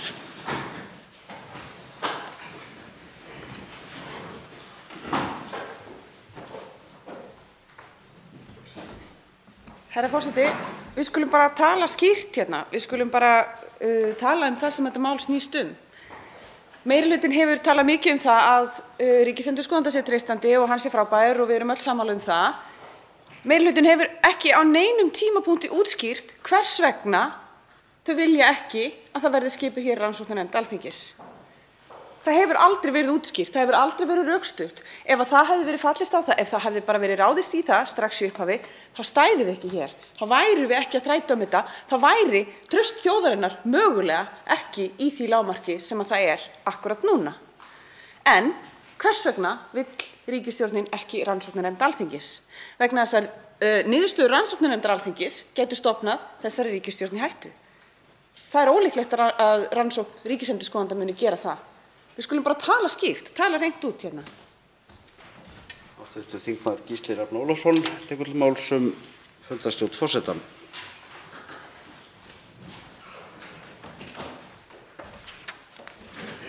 Forseti, mig langar að taka aðeins smá hlé frá umræðum Íslandsbanka og tala dagskrá dagsins í dag og nota tækifærið að hér inni eru bæði forseti og hæstv. Dómsmálaráðherra. Á dagskrá dagsins í dag mál sem á ekki að fara á milli mála að stjórnarandstaðan hefur lýst miklum efasemdum og andstöðu við, mál númer 14. dagskrármálið alþjóðlega vernd. Og ég vil bara segja það að mér finnst það mjög slæmt í viku sem stuttri, þar sem við erum að reyna að afgreiða ákveðin mál sem eru jafnvel dagsetningamál, að þá sé verið að setja slíkt frumvarp á dagskrá. Það mun einungis leiða til þess að ekkert mun hreyfast þar til það mál hefur verið dregið af dagskrá. Dagsetningamál eru fremst á dagskránni. Næstur tekur til máls fundarstjórn forseta hv. þingmaður Óli Björn Kárason.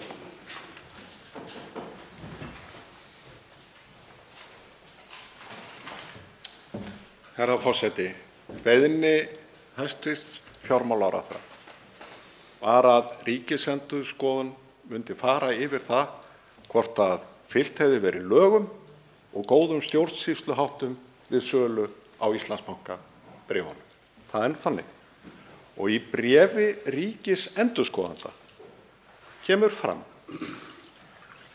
það sem vitnar í 1. grein laga ríkisendurskoðanda að þá ríkisendurskoðandi sjálfstæður og engum háður í störfum sínum og ákveður sjálfur hvernig hann sinnir hlutverki sínu samkvæmt lögum.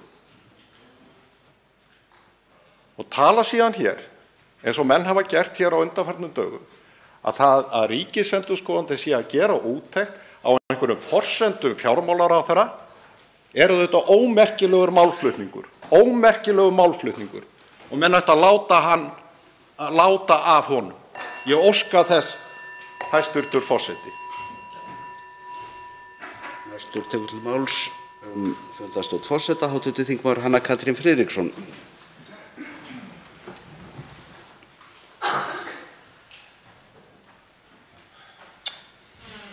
Herra forseti, ég ætla svo sem ekki að orðlengja þetta mikið. Ég heyri það að fólk þarf voða mikið að vera á fundum í dag.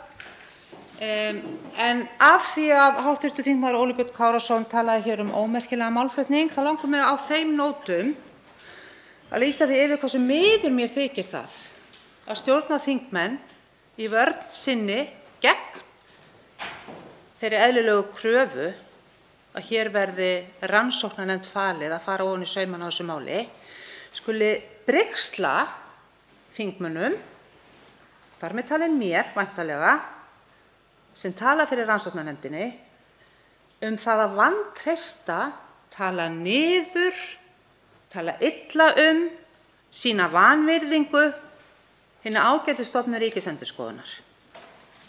Ef að þetta er röksemdafærsla sem stjórnarþingmönnum þykir rétt og góð, nú þá skil ég af hverju menn geta ekki selt banka. Sómi sé að. Máls tekur fundarstjórn forseta hv. þingmaður Ásthildur Lóa Þórsdóttir.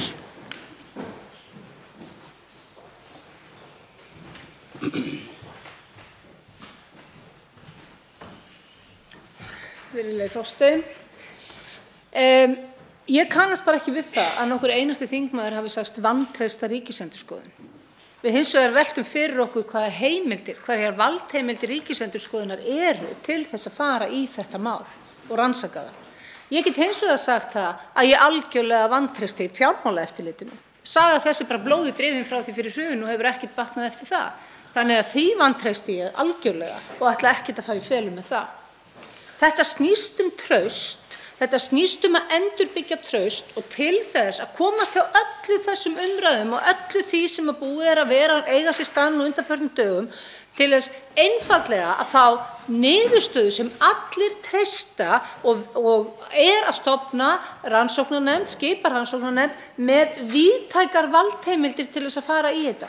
Það er ekki þannig að Ríkisendurskoðun hafi sömu heimildir og slík rannsóknarnefnd myndi hafa. Og ég bara frábið mér svona málflutning, vegna þess að ef einhver er að reyna að rugla almenning, þá eru það þeir sem eru með málflutning sem þannig. Þá tekur til máls fundarstjórn forseta hv. þingmaður Jódís Skúladóttir. Herra forseti, það er dálítið ótrúlegt að fylgjast með þessari umræðu hérna og ég er komin hér upp til að minna á ræðustúf sem ég flutti hér í gær og hvet þingmenn til að finna inn á Alþingissíðunni ef þeir voru ekki í salnum, sem nú ótrúlegt með fyrri orð, eða ef þeir heyrðu hreinlega ekki orð mín, en ég ætla aðeins að fá að vitna í hana. Ég ætla að vísa í lög nr. 68 frá 2011 rannsóknarnefndir. Skipun rannsóknarnefndar er úrræði sem ber einungis að nota ef einsýnt er að ekki er unnt að notast við hin hefðbundnu rannsóknarúrræði. Það er ekki einsýnt að það sé ekki hægt. Við höfum ekki sagt að ekki verði skipuð rannsóknarnefnd. Við erum að tæma önnur úrræði fyrst. Það er ekki hægt að segja þetta skýrar. Til máls tekur fundarstjórn forseta hæstv. Dómsmálaráðherra Jón Gunnarsson.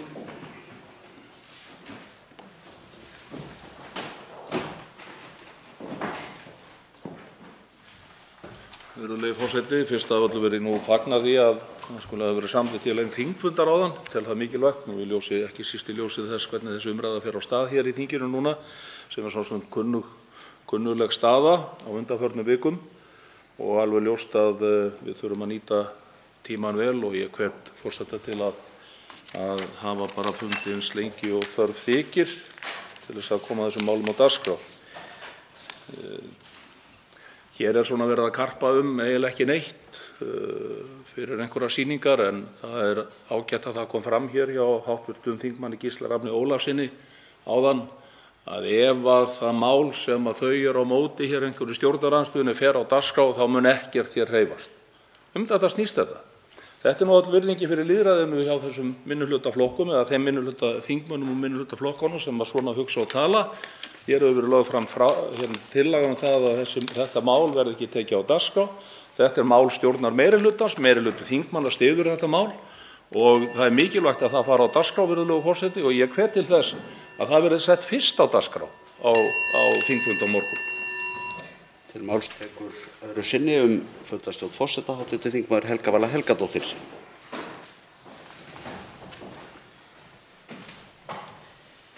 Virðulegur forseti, hv. þingmaður Jódís Skúladóttir er því miður farin úr salnum þannig að það er ekki hægt að hrekja öðru sinni orð hennar frá því í gær og vænti ég þess að hún hlusti bara á formann hv. stjórnskipunar- og eftirlitsnefndar.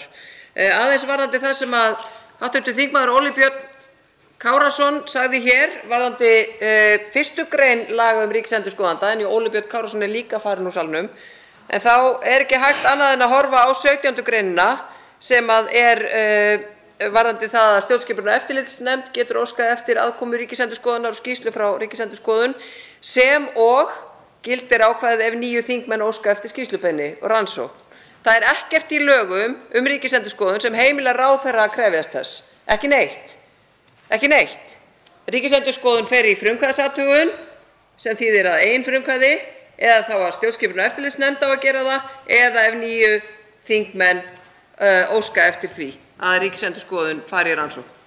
Við skulum bara halda þetta til haga að þetta ákvæði sem að hv. þingmaður las hérna upp, það er bara eitt af nokkrum í lögum Ríkisendurskoðun.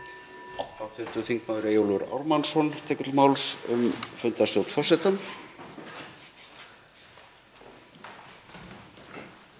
Virðulegur forseti, krafan varðandi það að verði skipuð rannsóknarnefnd Alþingis, það er bara einfaldlega mjög málefnaleg krafa. Í 1. grein laga rannsóknarnefndir, það segir að forseti Alþingis, með leyfi forseta í 1. grein, forseti Alþingis skipar rannsóknarnefnd á vegum Alþingis ef þingið samþykkir ályktun þar til þess að rannsaka málsatvik í mikilvægu máli sem varðar almenning. Tilvitnun lýkur. Bankasalan á Íslandsbanka er mikilvægt málefni.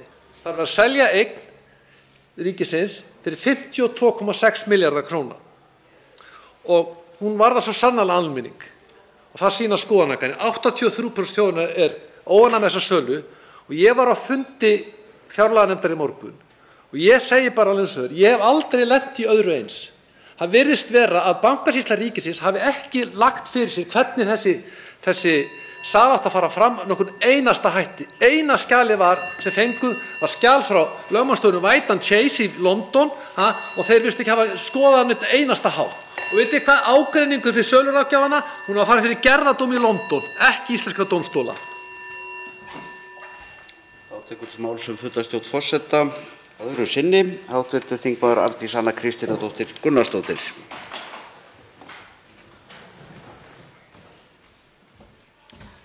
Herra forseti,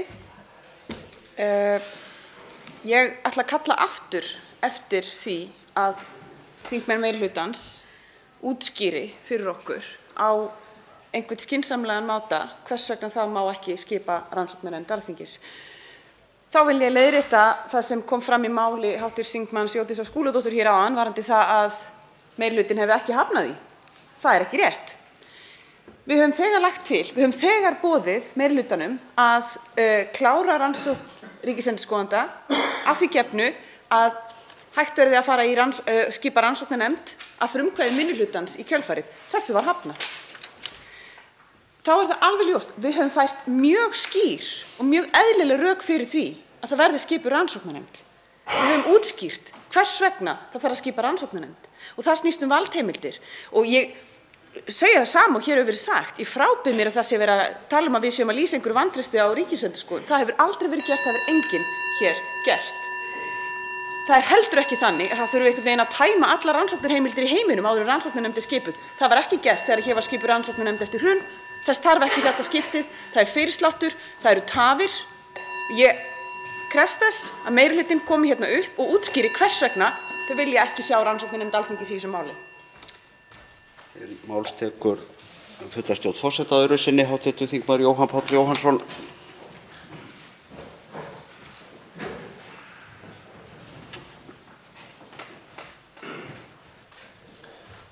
Já, virðulegi forseti, eins og ég fór yfir hérna áðan þá byggir athugun Ríkisendurskoðunar á gjaldtökuheimild og samkvæmt lögskýringargögnum þeirrar heimildar er gert ráð fyrir samráði við forsætisnefnd sem hæstv. Forseti Alþingis hefur nú staðfest að hefur ekki átt sér stað. Nú má vel vera að það hafi skapast einhvers konar venja að ráðherrar óski eftir stjórnsýsluúttekt á ákveðnum þáttum, á ákveðnum stofnunum og svo framvegis. En ég held að hljóti allir að sjá að það er einfaldlega ekki traustvekjandi og ekki góður bragur á því að sá aðili sem sjálfur hafði forgöngu þessa bankasölu að það fari fram einhvers konar athugun í raun á þeim forsendum sem hann sjálfur óskar eftir. Lög Ríkisendurskoðanda eru mjög skýr það hvaðan heimildirnar til þess að eiga frumkvæði að svona athugun koma. Það frá þinginu og sá farvegur í miklu fastari skorðum heldur en þessi sem hugsanlega einhver venja hefur skapast Þannig að þetta kannski snýst ekki bara það sem nákvæmlega stendur í lögunum, heldur líka bara traust.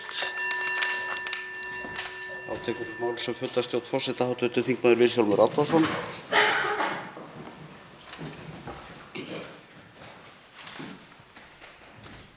Virðulegur forseti, ég verð nú að fara að segja, ég fann að virkilega áhyggjur af störfum þingsins, þar sem að hér ítrekað tekið, vissulega alvarlegt mál á dagskrá undir liðnum fundarstjórn forseta sem hefur verið hér reglulega á dagskrá þingsins og opnum fundum fjárlaganefndar og víðar, þannig að það mál hefur fengið og þessi umræða hefur farið fram, en á meðan fundarstjórn forseta misnotuð til þess að taka umræðu mál sem tefur önnur mikilvæg mál sem eru hér á dagskránni og margir eru að bíða eftir og skipta marga hagsmuni út í samfélaginu miklu máli og það var bara tilkynnt hér á meðan eitthvað mál sem stjórnarandstaðan þorir ekki að ræða efnislega hérna. Ef að útlendingamálið er svona slæmt mál, af hverju förum við ekki bara að ræða það hér bara næst á dagskrá efnislega? Fáum að vita hvað er svona vont við þetta mál. Hvað getum við bætt? Og gefum fólki tíma til þess að senda umsagnir málið, hafa einhver umfjöllun í þingnefnd málið. Nei, þá ætlar stjórnarandstaðan að taka valdið í sínar hendur sem hún hefur ekki samkvæmt kosningum og sjá til þess að málið komist ekki á dagskrá einu sinni. Hv. þingmaður Guðbrandur Einarsson tekur til máls sem fundarstjórn forseta.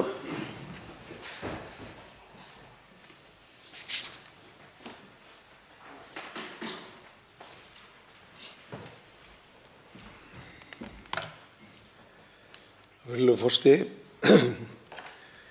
ég get ekki sagt að ég hafi verið nokkuð nær eftir að hafa hlustað á fund fjárlaganefndar með Bankasýslunni í morgun. Allt þar sem þar var sagt af hálfu Bankasýslunnar skýrði málin á engan hátt. Hér verið að tala að Ríkisendurskoðun eigi að skoða hvort að lög hafi verið brotin og hvort að við hafi verið góðir stjórnsýsluhættir. Ég held að menn komist bara alveg upp með þetta, að lögin hafi ekkert verið brotin. En við skulum ekki gleyma því að það eru þúsundir einstaklinga hérna í samfélaginu sem töpuðu öllu sínu á þessum bönkum. Þau áttu ekki neitt eftir vegna framferði banka. Og það er eðlilegt að í samfélaginu sé tortryggni gagnvart slíkri sölu á banka eins og að gera svona. Það hefur bara orðið siðrof og við sjáum það eru komnir aðilar á borðinu sem tóku þátt í því að setja samfélagið á hausinn. Og við skuldum þessi fólki það að við stöndum með því og styðjum það í þeirri baráttu að framfylgja réttlætinu hér. Tekur til máls fundarstjórn forseta hv. þingmaður Halldóra Mogensen. Forseti, ég kem hérna upp til þess að svara aðeins henni Jódísi Skúladóttur, hv. þingmanns, sem kom hérna áðan og lýsti því yfir að hún hefur fullan vilja til þess að fara þá leið að setja á fót rannsóknarnefnd þegar að núverandi rannsóknin ríkisendurskoðanda og fjármálaeftirlitsins lýkur. Og ég ætla að leyfa henni að njóta vafans og ganga út frá því að hún segi þetta með fullum hug og þetta komi frá hjartanu, að hún vilji gera það. En mér finnst mikilvægt að við áttum okkur á því að hún ræður því ekki ein og sér. Og það sem raunverulega verið að biðja okkur að gera í stjórnarandstöðunni einhvern veginn að treysta á það að meirihlutinn sem hefur mikla hagsmuni á því að verja sína ríkisstjórn, sína ráðherra, muni taka þá ákvörðun að setja á fót rannsóknarnefnd. Út af því að þetta allt saman, öll rannsóknin, ríkisendurskoðandi, fjármálaeftirlitið, öll rannsóknin á þessu máli á höndum meirihlutans. Það meirihlutinn sem búinn að taka að sér að ákveða hvaða leið við förum í þessari rannsókn og það meirihlutinn sem ætlar að ákveða hvort þörf sé á því að setja á fót rannsóknarnefnd. Og það hljóta allir að sjá að þetta meikar engan sens. Það meikar engan sens að taka ekkert tillit til stjórnarandstöðunnar í þessu máli og öll rannsóknin og ákvarðanir hana sé á forsendum meirihlutans. Hv. þingmaður Bryndís Haraldsdóttir tekur til máls fundarstjórn forseta. Virðulegur forseti, mér finnst leiðinlegt að heyra að hv. þingmaður Eyjólfi Ármannssyni fannst fundurinn okkar í morgun í fjárlaganefnd einskisverður. Og einnig leiðinlegt að heyra hér hv. þingmann Guðbrand Einarsson lýsa því að það hefði ekkert komið út úr þeim fundi. Ég verð að vera ósammála því. Mér fannst fundurinn í fjárlaganefnd í morgun mjög gagnlegur. Og ég vil hvetja fólk þarna úti sem vill fræðast bankasöluna til að hlusta á fundinn og lesa greinargerð Bankasýslunnar. Það er mikilvægt að muna í þessu að stóra málið er auðvitað að gæta hagsmuna ríkisins, að gæta að þeirri eign og þeim fjármunum sem felast í bankanum. Og það var þess vegna mjög ánægjulegt að heyra að það seldist fyrir meiri upphæðir, það komu meiri peningar inn í ríkiskassan en upphæðilega hafi verið áætlað. Með því er ég ekki að segja að ég sé sátt við allt sem þarna kom fram. Og það kom einmitt svolítið fram þarna sem við þurfum að skoða frekar, það sem Fjármálaeftirlitið er að skoða. Þess vegna er svo mikilvægt að Fjármálaeftirlitið klári sína rannsókn og á sama tíma Ríkisendurskoðun vinni sína rannsókn og við fáum allt þetta upp á borðið. Við eigum að spyrja þessar spurninga og fá þau svör. En við verðum líka að kunna meta þá fundi og þau svör sem við fáum og taka tillit til þeirra upplýsingar sem liggja fyrir. Hv. þingmaður Eva Sjöfn Helgadóttir tekur til máls fundarstjórn forseta. Forseti, ég kem hér til þess að taka undir með hv. þingmanni Arndísi Önnu Kristínardóttur Gunnarsdóttur og spyrja hver eru rökin fyrir því að vilja ekki skipa rannsóknarnefnd Alþingis. Við sem hér sitjum, við viljum rök, þjóðin vill rök. Ég velti fyrir mig hvernig ætlar ríkisstjórnin að byggja aftur upp traust þjóðarinnar og traust stjórnarandstöðunnar, traust þingsins. Eru ríkisstjórninni ekki umhugað að fá aftur það traust sem þau hafa greinilega, allavega í ljósi nýrrar skoðanakönnunar, mist? Og ég velti fyrir mér hvaða ábati það fyrir þau að skipa ekki rannsóknarnefnd og sýna að það var farið vel að öllu eða að öllu var gætt. Ég bara skil ekki alveg hvers vegna. Til máls tekur fundarstjórn forseta, hv. þingmaður Diljá Mist Einarsdóttir.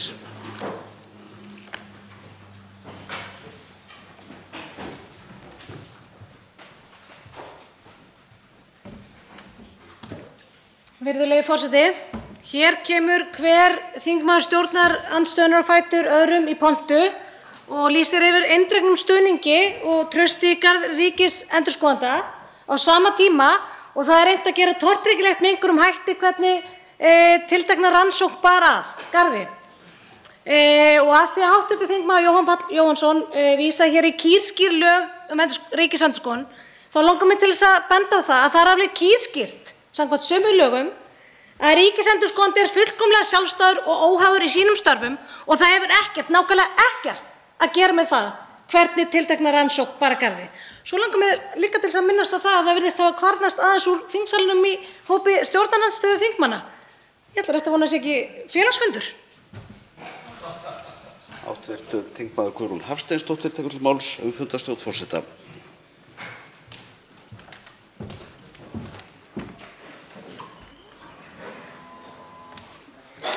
Virðulegi forseti, hér er mikið kallað eftir rökum og rökum stjórnarliða fyrir því að kalla ekki til sérstaka rannsóknarnefnd.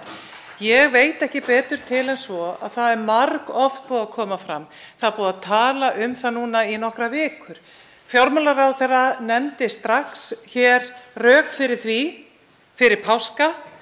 Nú, ein af þeim rökum er, og ég nefndi hér í pontu í gær, að Ríkisendurskoðun getur og hefur hafið óháða úttekt á málinu. Hann hefur mjög miklar og víðar, hann er sjálfstæður og engum háður í störfum sínum og hefur miklar heimildir til þess að kalla eftir öllu þeim gögnum sem hann óskar eftir. Nú, Guðbrandur hv. Sigurðsson Einarsson, þingmaður Suðurkjördæmis, hann talar hér að líklega hafi engin lög verið brotin. Og hvað þá verið að kalla eftir ef engin lög hafa verið brotin? Hann talar siðrof. Og við skulum þá ræða siðrof og þá þurfum við, ef við ætlum að rannsaka það, þá þurfum við heilbrigðisstarfsmenn til þess. Hv. þingmaður Guðmundur Ingi Kristinsson tekur til máls öðru sinni fundarstjórn forseta.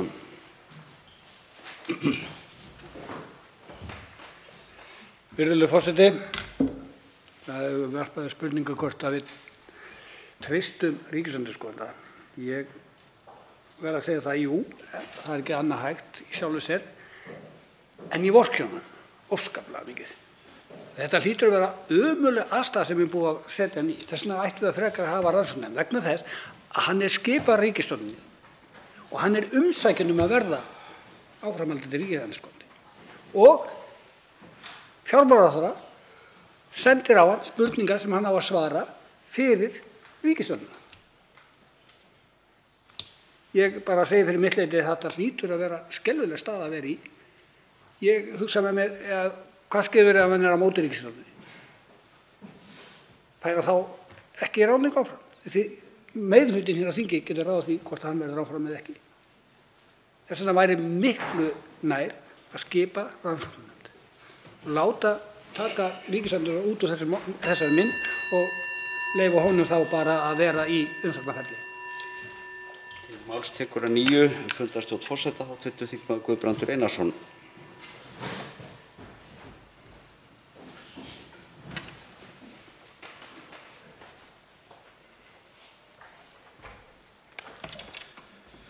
Virðulegur forseti, ég ger ekki athugasemdir við framgang nefndarmanna í fjárlaganefnd í morgun sem stóðu sig með mikilli prýði. Aftur á móti þótti mér svörin rýr. Fer ekkert ofan af því. Það sem við erum að ræða hér, þegar ég tala siðrof, á sínu tíma þegar bankarnir voru seldir, voru menn að selja sjálfum sér bankann. Menn lánuðu hverjum öðrum til þess að kaupa þennan banka. Og hvað það þegar að menn búa til og tala einhverja stóra mynd en lauma svo vinum sínum með? Það ekki siðrof? Hver ber ábyrgð? Það verðbréfasalinn út í bæ eða það Bankasýslan eða það ráðherrann? Hver ber ábyrgð? Við heyrum ráðherrann segja Bankasýslan ber ábyrgð og ég ætla bara að loka henni. En Bankasýslan segir verðbréfaguttinn, hann ber ábyrgð.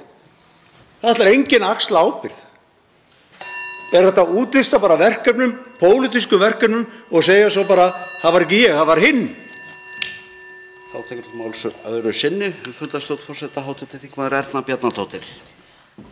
Já, forseti, bara aðeins með fund í morgun, mér fannst það mjög góður eins og hv. þingmaður Bryndísi Haraldsdóttur. Það nefnilega líka svar að geta ekki svarað eða hafa engin svör. Þannig að það upplýsandi út af fyrir sig. Ég ætla hins vegar, með leyfi forseta, þá get ég held ég lofa því að það þurfi ekki að vera fundafall á Alþingi þó að það verði félagsfundur í Miðflokknum. Ég held að það liggi svona í augum uppi, þannig að ég ætla allavega að bera mig sakir þar. Og síðan þá ætla ég að beina þetta til forseta bara svona óformlega að það mjög mikilvægur knattspyrnuleikur í kvöld klukkan 19 sem allavega ég og hv. þingmaður Þórarinn Ingi Pétursson og umhverfis- og loftslags og orku- og loftslagsráðherra, við erum allavega stuðningsmaður annars þess fótboltaliðs sem það spilar. Þá tekið fyrir annað dagskrármálið. Ákvörðun númer 383/2021 breyting á 9. viðauka við EES-samninginn, fjármálaþjónusta, stjórnartillaga 411. mál, þingskjal 590, nefndarálit á þingskjali 876, síðari umræða. Til máls tekur framsögumaður utanríkismálanefndar hv. 5. þingmaður Norðausturkjördæmis Logi Einarsson.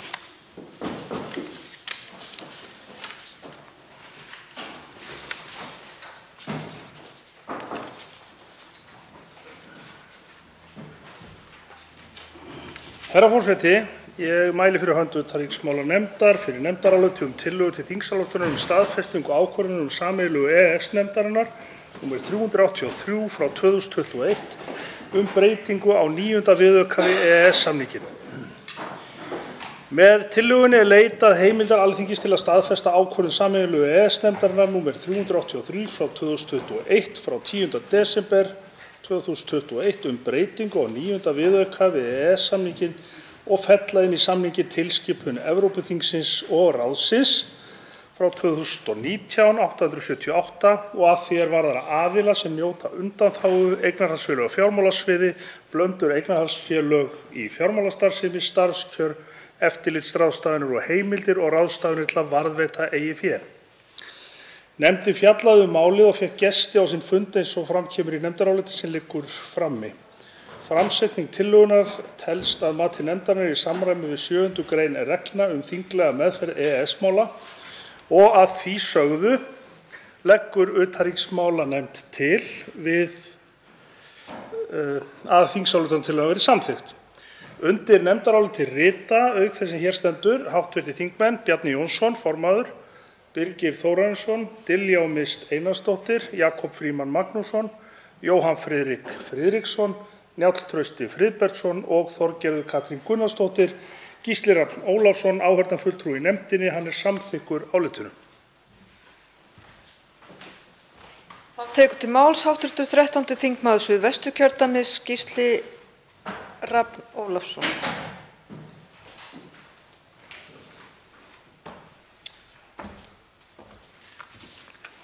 Frú forseti, það var mér sönn ánægja að vera samþykkur áliti utanríkismálanefndar, þar sem ég sit sem áheyrnarfulltrúi.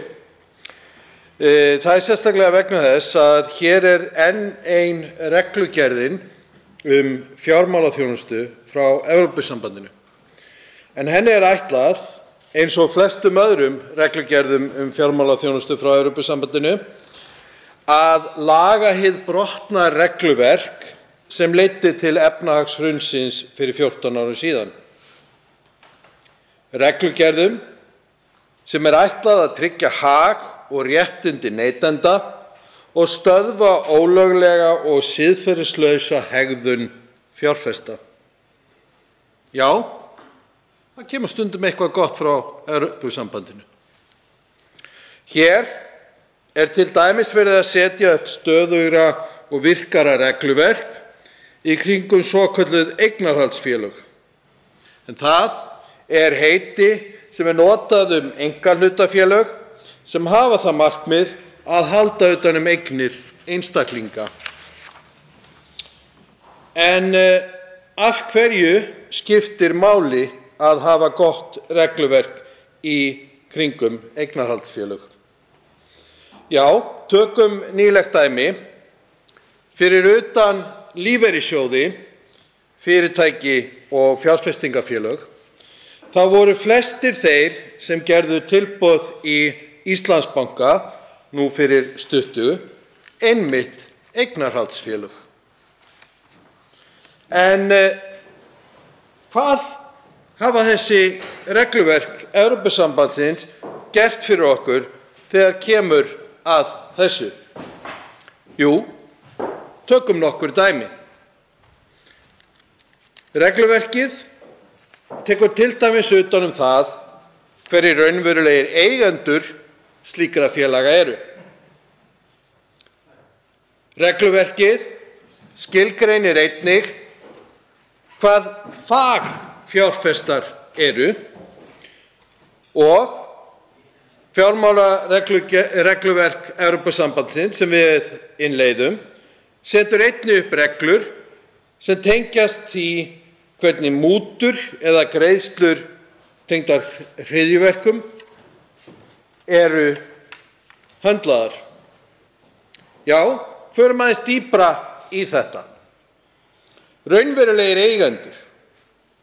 Af hverju skiptir máli hverjir raunverulegir eigendur eignarhaldsfélaga eru? Jú, ein ástæðan gæti verið sú að gera það erfiðara að svíkja undan skatti. Að við getum séð hver sé í rauninni bakvið viðkomandi eignarhaldsfélag. Önnur ástæða gæti verið það að tryggja ákveðna dreifingu valds. Við til dæmis hér á landi erum með reglur sem segja til það hversu hátt hlutfall einn aðili getur átt í sjávarútvegsfyrirtækjum eða í kvótanum yfir höfuð. Með því að vita hverju raunverulegir eigendur í þeirri fléttu sem oft búin til er hægt að sjá hvernig raunverulega dreifing á valdinu er. Jú, svo þriðja ástæðan. Hún sú að það sé hægt að sjá hverjir séu raunverulega að fá greiðslur í gegnum svona einkahlutafélög og þar með taka á hlutum eins og mútum og fjármögnun hryðjuverka. Hluti af þeim reglum sem koma með þessu í gegnum Evrópusambandið er einmitt það að við getum á auðveldan hátt flett upp hverjir eru eigendur, raunverulegir eigendur félaga, einfaldlega með því að fara inn á vef ríkisskattstjóra, slá inn nafnið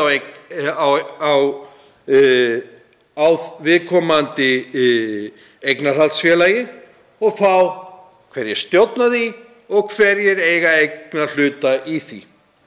Mjög auðvelt. Nokkuð sem ég hef prófað að gera þó nokkrum sinnum þegar ég sé einmitt nöfn á hinum og þessum eignarhaldsfélögum. Nóg raunverulega eigendur í bili. Fagfjárfestar. Þetta er hugtak sem hefur verið mikið í umræðunni síðustu daga og vikur. En grunnhugmyndin bak við það að skilgreina hvað fagfjárfestir er sú að gera greinarmun á því hvort viðkomandi aðili sé að fjárfesta sem almennur neytandi eða aðili með dýpri skilning á þeirri áhættu sem við fjárfestingar. Það er mikilvægt að átta sig á því að skilgreining á fagfjárfesti er ekki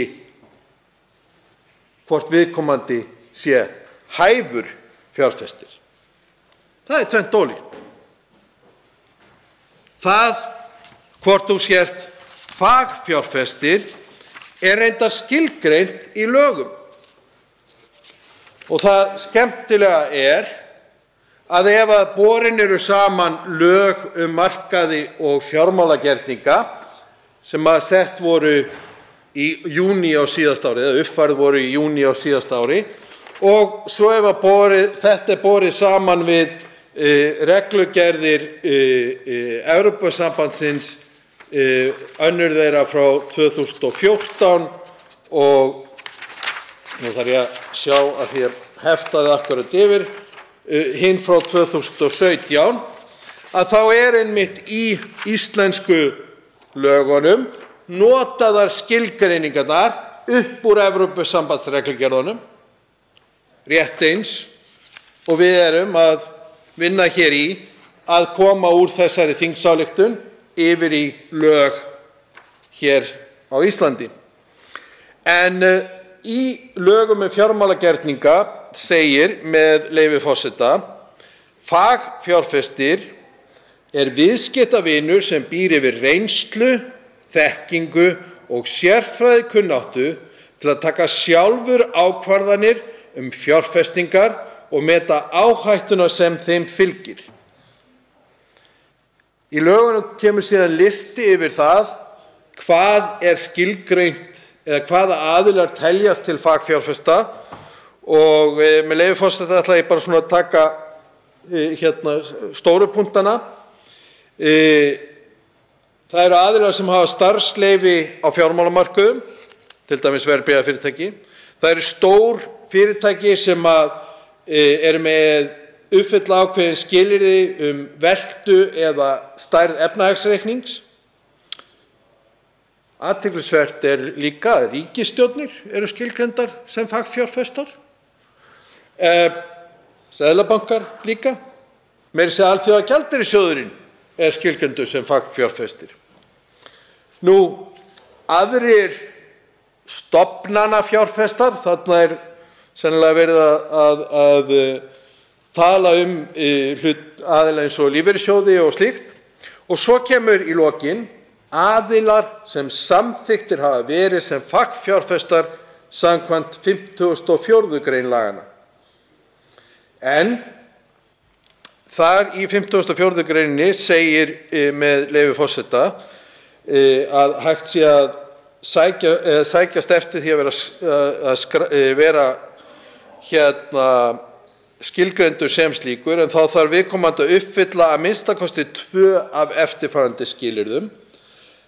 1. Hann hafi átt umtalsverð viðskipti á viðeigandi markaði næstliðna 4 ársfjórðunga að meðaltali að minnsta kosti 10 sinnum á hverjum ársfjórðungi. Í öðru lagi að verðgildi fjármálagerninga og innistæða fjárfestist nemi samanlagt meira en jafnvirði 500.000 evra miðað við opinbert viðmiðunargengi eins og það skráð hverju sinni. Og 3. Fjárfestir gegnir eða hafi gegnt í að minnsta kosti 1 ár stöðu í fjármálageiranum sem krefst þekkingar á fyrirhuguðum viðskiptum eða þjónustu. Já, þá vitum við hvað að vera fagfjárfestir. Sú skilgreining fáum við einmitt í gegnum svona regluverk frá Evrópusambandinu. En förum yfir í 3. hlutinn sem ég nefndi, reglur mútugreiðslur og fjármögnun hryðjuverka. Við getum náttúrulega öll áttað okkur á því hvað að vera hryðjuverkamaður og fjármagna það, og við skulum vona að við þurfum nú ekki að taka á því hér á landi. En reglur mútur, þær tengjast því að passa upp á það að fólk sem hefur sterk pólitísk tengsl, það að segja það sem á ensku kallað með leyfi forseta politically exposed person, oft kallað PEP. Við getum öll verið mjög peppuð yfir því, enda erum við öll skilgreind sem slíkt. Og regluverkið sem að Evrópusambandið hefur komið með til okkar í tengslum við slíkt þannig að það sé passað upp á það að ekki geti verið auðvelt að koma peningum til stjórnmálamanna til dæmis sem þannig lagað eru sem sagt að fá einhvern veginn peninga undir borðið. Þetta þýðir að öll viðskipti okkar sem erum skilgreind undir þessu, það að segja öll okkar sem erum peppuð eða öll okkar sem eru stjórnmálamenn, þau eru tilkynningarskyld. Það ekki hægt að framkvæma viðskiptin nema að því sé flaggað að viðkomandi viðskipti séu í tengslum við aðila sem tilkynningarskyldur. Það mikilvægt að átta sig á því að þessi regla gildir ekki bara fyrir mig eða aðra háttvirta þingmenn hér inni, heldur gildir hún einnig fyrir börnin mín, tengdabörn og foreldra. Já, móðir mín keypti hús daginn og hún þurfti að flagga því og það var flaggað að hún væri að kaupa hús sem aðili tengdum stjórnmálamanni. Þetta gildir hvort sem að verið að kaupa hús, hlutabréf, kaupa eða selja rafmyntir. Ef ég legg inn meira en ef ég minnir að sé 20.000 krónur í seðlum í banka, þá þarf að flagga því. Já, svona eru reglurnar til að passa að mútugreiðslur sé ekki að eiga sér stað. Það gildir eins og ég sagði líka þegar hlutabréf í fyrirtækjum eru keypt. Já, virðulegur forseti, þessar reglur og regluverk gera okkur það kleift að gera eftirfarandi þegar við til dæmis ákveðum að selja hlut í ríkiseign. Í fyrsta lagi leyfir það okkur að skilgreina útboð á þeim hluta í ríkiseigninni á þannig máta að einungis fagfjárfestar geti tekið þátt. Munum aftur, því getum við þakkað regluverkinu frá ESB eins og því sem við erum að samþykkja hér. Númer 2. Þegar að tilboðum hefur verið skilað inn í slíku útboði, þá gerir þetta okkur kleift að skoða það hverjir séu í raun á bak við þau eignarhaldsfélög sem gerðu tilboðin. Þetta var til dæmis notað samkvæmt fundi í morgun af Bankasýslunni til þess að geta flokkað þau tilboð og þá sem gáfu þau tilboð eftir því hverjir stóðu á bak við skrítin nöfn á eignarhaldsfélögum. Og í þriðja lagi gerði þetta okkur kleift að passa upp á það að þegar einhver sem gerir tilboð nátengdur stjórnmálamanni eða PEP, þá sé það á auðveldan hátt flaggað.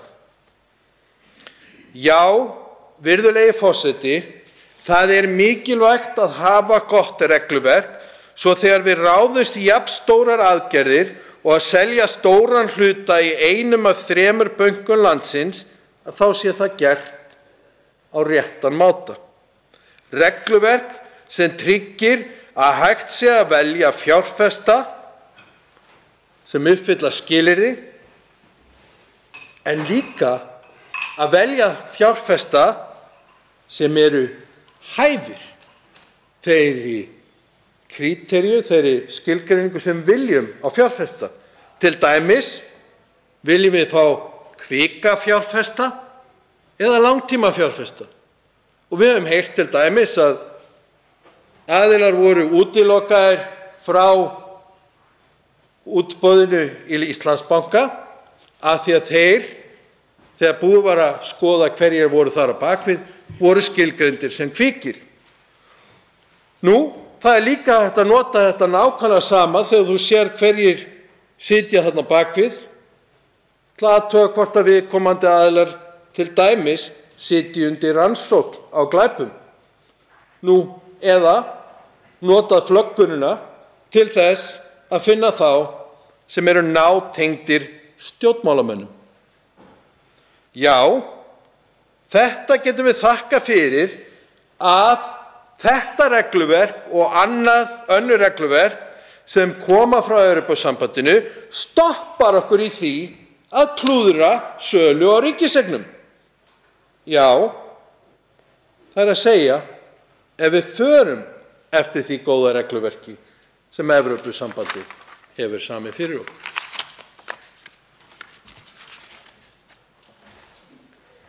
Þá veitir andsvar hv. 3. þingmaður Suðurkjördæmis, Ásthildur Lóa Þórsdóttir.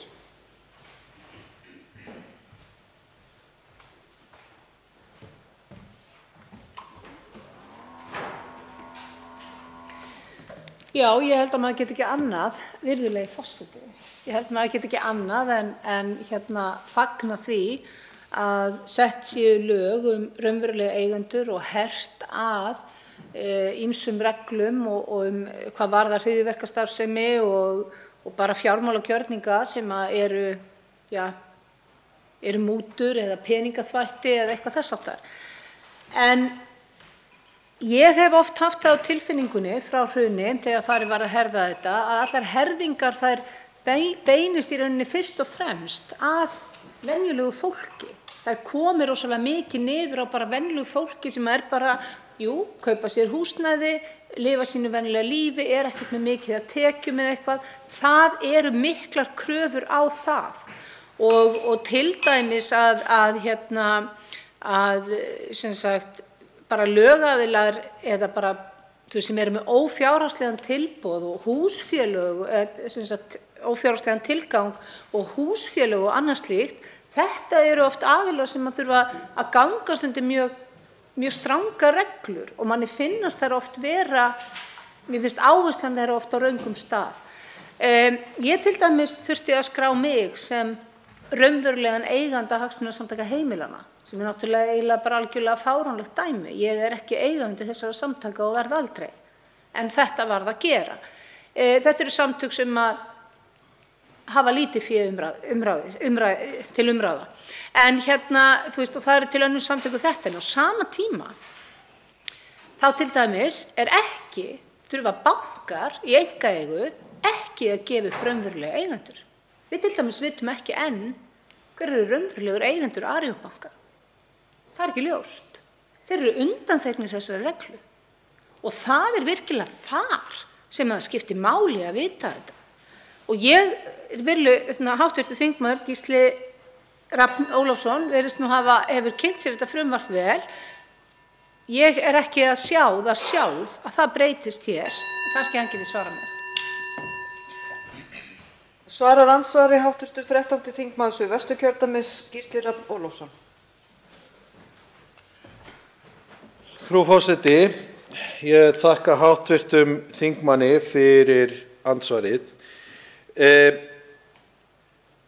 Það dálítið athyglisvert að átta sig á því að regluverkið í kringum raunverulega eigendur krafðist þess aldrei að húsfélög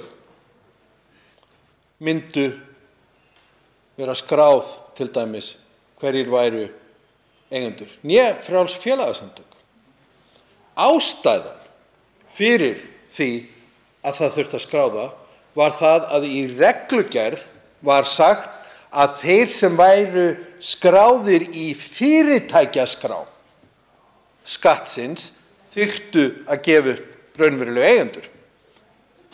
Sannleikurinn sá að eina leiðin til þess að fá úthlutaða kennitölu fyrir félagasamtök eða húsfélög, sem þú getur ekki opnað bankareikning nema þú sért með kennitölu. Þannig að eina leiðin til að fá kennitölu fyrir húsfélagið var að skrá það til skattsins og sú skráning endaði í fyrirtækjaskrá, þó ekki væri fyrirtæki að ræða. Þannig að þarna var verið að oftúlka vegna þess að tölvukerfið sagði að við vorum að nota sama tölvukerfi undir húsfélög og fyrirtæki. Já, ég algjörlega sammála hv. þingmanni að það að raunverulegir eigendur bankana skuli ekki vera skráðir sé algjörlega tímaskekkja, en það að minnsta kosti þannig með þessari tilskipun að það verið að tækla eignarhaldsfélögin sem eru verkfæri þeirra sem að efnaðri eru til þess að fela hvað þeir eru að gera. Það veitir andsvar síðara sinni hv. 3. þingmaður Suðurkjördæmis Ásthildur Lóa Þórsdóttir. Já, frú forseti. Ég alls ekki mótfallin þessu frumvarpi, það ekki þannig. Ég hef bara mjög oft verið hugsi yfir öllum hindrunum sem settar eru fyrir bara eins og ég segi, venjulegt launafólk, venjulegar fjölskyldur sem að já, og einhvern veginn alla þá hringi sem þær þurfa að hoppa í gegnum til þess bara að eiga eðlileg viðskipti sem eru bara svona partur af daglegu lífi. Og mér finnst stundum að þessum kröftum sé beint í rangar áttir. Og það sé á meðan, eins og til dæmis við sjáum nú bara í nýlegri sölu á Íslandsbanka, Bankasýslan taldi sig ekki hafa umboð til þess að fá að vita til dæmis hvernig þetta í fjármagnað og jafnvel vissi ekki nákvæmlega hverjir voru alltaf að bjóða í. Það er þetta sem er alvarlegt og það er þarna sem að virkilega þarf að koma inn. Það er hjá stórtækum aðilum en í staðinn virðist rosalega mikill kraftur fara í, bara eins og þú nefndir, 20.000 krónur. 20.000 krónur eru ekki miklir peningar í dag.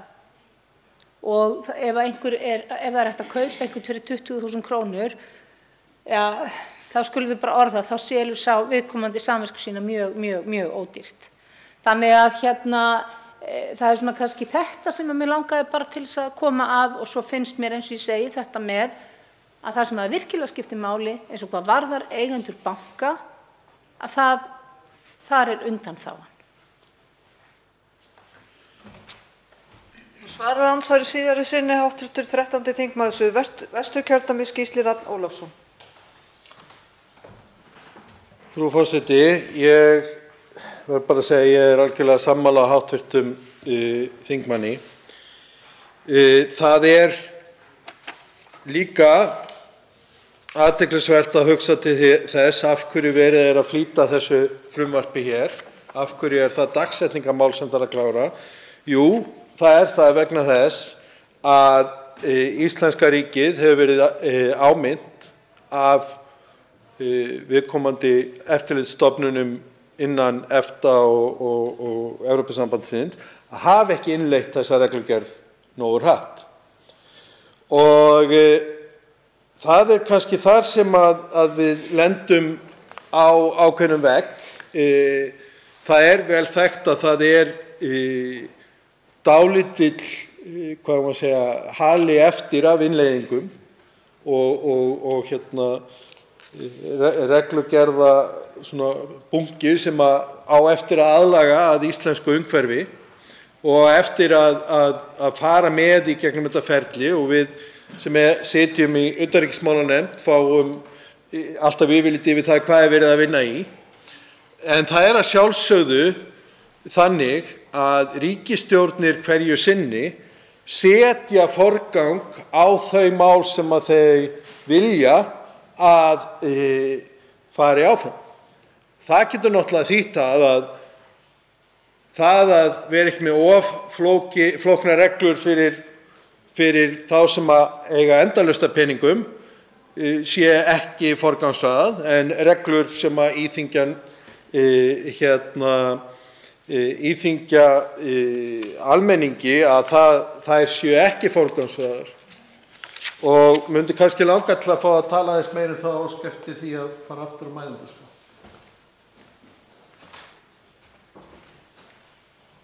Til máls tekur hv. 13. þingmaður Suðvesturkjördæmis Gísli Rafn Ólafsson.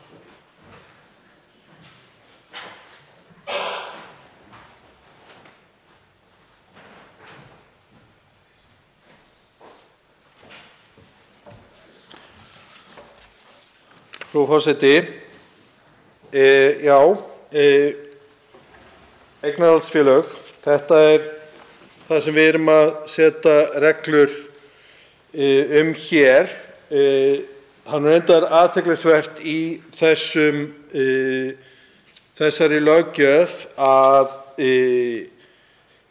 margar af svona skilgreiningunum á því hvar þurfi að laga hluti og hvar þurfi að elta hluti eru oft kannski í stærðarhlutföllum sem að íslenski markaðurinn þekkir ekki, og er þar til dæmis talað að hér ef þú ert í fjármálafyrirtæki sem tilheyra samstæðu við minnst 40 milljarða evra eignir á Evrópska efnahagssvæðinu. Ég veit ekki til þess að neinir af íslensku bönkunum séu þarna á þessari stærð.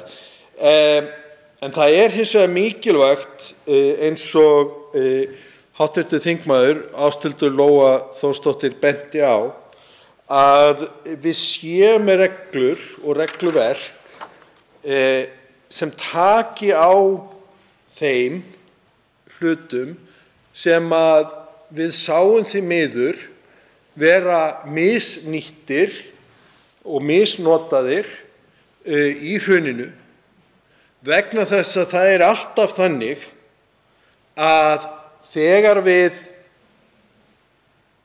breytum reglum og losum þær, að þá virðist vera að fólk nýti sér það frjálsræði til þess að græða peninga, oft á kostnað neytenda. Og það er mikilvægt í svona reglum, og ég nefndi til dæmis hér áðan reglurnar fagfjárfesta, eða það sem á ensku í reglugerðum Evrópusambandsins er kallað professional clients, að það er mikilvægt að hafa svona aðgreiningar, vegna þess að þegar að verið er að bjóða út hlut í fyrirtækjum, þá er rosalega auðvelt að plata fólk. Og það eru til gamlar sögur frá því fyrir rúmum 20 árum síðan, þegar að Íslensk erfðagreining var að selja hlutabréf, og áður en að þeir fóru á markað þá var mikil viðskipti með þau hlutabréf, og ef ég man rétt var hluturinn kominn upp í 60-70 krónur, endaði svo að því að vera skráður á markað í kringum 18 eða 20, og endaði síðan á því, áður en að hafa tekið og gert að einkafyrirtæki, að þá var hluturinn kominn niður fyrir dollar. Þetta voru allt dollarar, ekki krónur. Það var nefnilega þannig að hafa voða auðvelt að selja einstaklingum á þeim tíma. Bara hér er næsta frábæra fyrirtækið á Íslandi, það er svona mikils virði. Með því að setja svona skilyrði eins og hvað er fagfjárfestir, að þá er hægt að vernda neytendur frá því að einhverju söluaðilar sé að pranga upp á það fyrirtækjum, án þess í rauninni að fólk hafi nægilegan skilning á því hvað sé verið að pranga upp á það. Og það er mjög mikilvægt að við vinnum slíka hluti. Það eru ófáar kvikmyndirnar sem við höfum séð hvernig í sumum tilvikum var hreinlega verið að hringja í fólk og selja því eitthvað sem í rauninni var ekki til, og þetta liggur við að þetta sé jafnslæmt. Þannig kannski er hægt að selja fólki eitthvað sem er til, en hefur það nógu mikinn skilning á því hvort að verðmætið eða kostnaðurinn sem að verið er að bjóða á sé raunhæfur eða ekki. Það er alltaf góða spurningin. Og munurinn er sá að þegar verið er að fara í svona algjörlega opið útboð til almennings, þá þarftu að koma með miklu meira af upplýsingum og miklu meira gögnum til almennings á formi sem almenningur skilur, til þess að almenningur geti tekið ákvörðun. Þegar verið er að vinna með fagfjárfesta, þá er hægt að vera með minni útboðslýsingar, af því að það er ætlast til þess að þeir geti lesið þær lýsingar með þá þekkingu sem viðkomandi hafa. Þannig að neytendaverndin í fjármála þjónustunni er nokkuð sem að hefur, ef ég man rétt, svona bara á þessum vikum eða mánuðum sem ég seti núna í utanríkismálanefnd, og við fáum allar þessar Evrópusambands reglugerðir inn nokkru sinnum. Það koma fyrst sem þingsályktanir og svo oft sem frumvörp og svo framvegis, að ef ég man rétt er að yfir helmingurinn af þeim tengdur sem hafa komið inn tengd fjármálageiranum.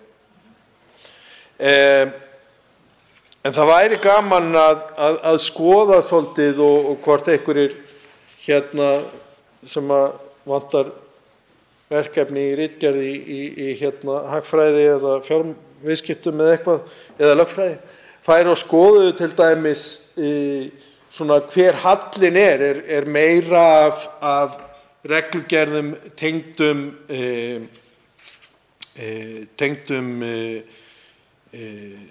sem sagt fagfjárfestum og fjármálastofnunum eða neytendum og neytendavernd. Og það væri áhugavert að sjá slíkt vegna þess að eins og hv. þingmaður benti á að stundum finnst okkur vera að setja of miklar reglur fyrir okkur sem að eru neytendur. Kannski finnst fjármálafyrirtækjunum vera komnar of miklar reglur á þá. En sumar þeirra eins og greiðslureikningsreglurnar sem heita eitthvað P1.2, ég man nú ekki alveg svona því ekki með það niðurskrifað, það til dæmis opna upp á það að svokölluð fjártæknifyrirtæki geti nýtt sér banka og bankar verða að veita þeim aðgang að sínum kerfum. Að hluti af því sem sagt kemur vegna regluverks frá Evrópusambandinu. Þannig að þetta ekki bara neytendaverndin endilega, þetta líka til að tryggja samkeppni og aðra hluti sem að svo sannarlega veitir nú ekki af hér á landi þar sem að við einungis erum með 3 banka og mjög álíka kannski gjaldskrár og þjónustur og annað sem þeir eru að veita. Og það verður athyglisvert að sjá hvernig það þróast núna á næstu árum eftir því sem að markaðurinn opnast með sterkara regluverki. Þá veitir andsvar hv. 3. þingmaður Suðurkjördæmis Ásthildur Lóa Þórsdóttir. Virðulegi forseti. Já, nú erum við komin í svona mál sem að ég hef mikinn áhuga á. Neytendavernd, já, reglugerðir sem að skipta eiga beinasta fjármálafyrirtækjum, þær eru mjög mikið bara á fagfjárfestum. Þær virðist bara mjög oft bara yfirfærðar yfir á neytendur, en hins vegar neytendaverndin sama sem engin. Og þar einmitt kemur inn ástæðan til dæmis fyrir mínu vantrausti sem ég hef nú rætt á fjármálaeftirlitinu, vegna þess að það hefur ekkert eftirlit og bankarnir geta í rauninni hafa sér eins og þeir vilja gagnvart neytendum. Það hefur margsýnt sig. Og eitt af því sem er gaman að nefna eða má nefna í þessu sambandi, fyrst við erum að tala um fagfjárfesta og það sé ekki verið að pranga inn á neytendur, einhverju sem bara fagfjárfestar eiga að hafa kunnáttu til að meta, og vitið þið hvað það gert á hverjum einasta degi á Íslandi í verðtryggðum lánum. Vegna þess að verðtryggð lán eru flókin afleiðulán sem eiga eingöngu að vera á milli fagfjárfesta og á milli fagfjárfesta og ríkis. Þess vegna eru þau hvergi í heiminum, allavega ekki á Vesturlöndum, það eru 2 lönd sem að, ég held að eitt, Namibía eða eitthvað, og í Afríku, og ég held að þau séu leyfileg í Ísrael en enginn notar þau. Og þess vegna eru þau ekki í notkun. Þau eru aldrei í boði fyrir neytendur. Þetta gerum við á hverjum einasta degi. Og ekki nóg með það, heldur hreinlega, eins og staðan núna, og ég ætla að koma nánar að því í mínu síðara andsvari, það verið að beina, vegna reglum Seðlabankans verið að beina neytendum í verðtryggð lán í dag í hvað? 7–8% verðbólgu sem stefnir í að fara í 2 stafa tölu. Þetta brot gegn neytendum ef eitthvað það. Svarar andsvari hv. 13. þingmaður Suðvesturkjördæmis Gísli Rafn Ólafsson.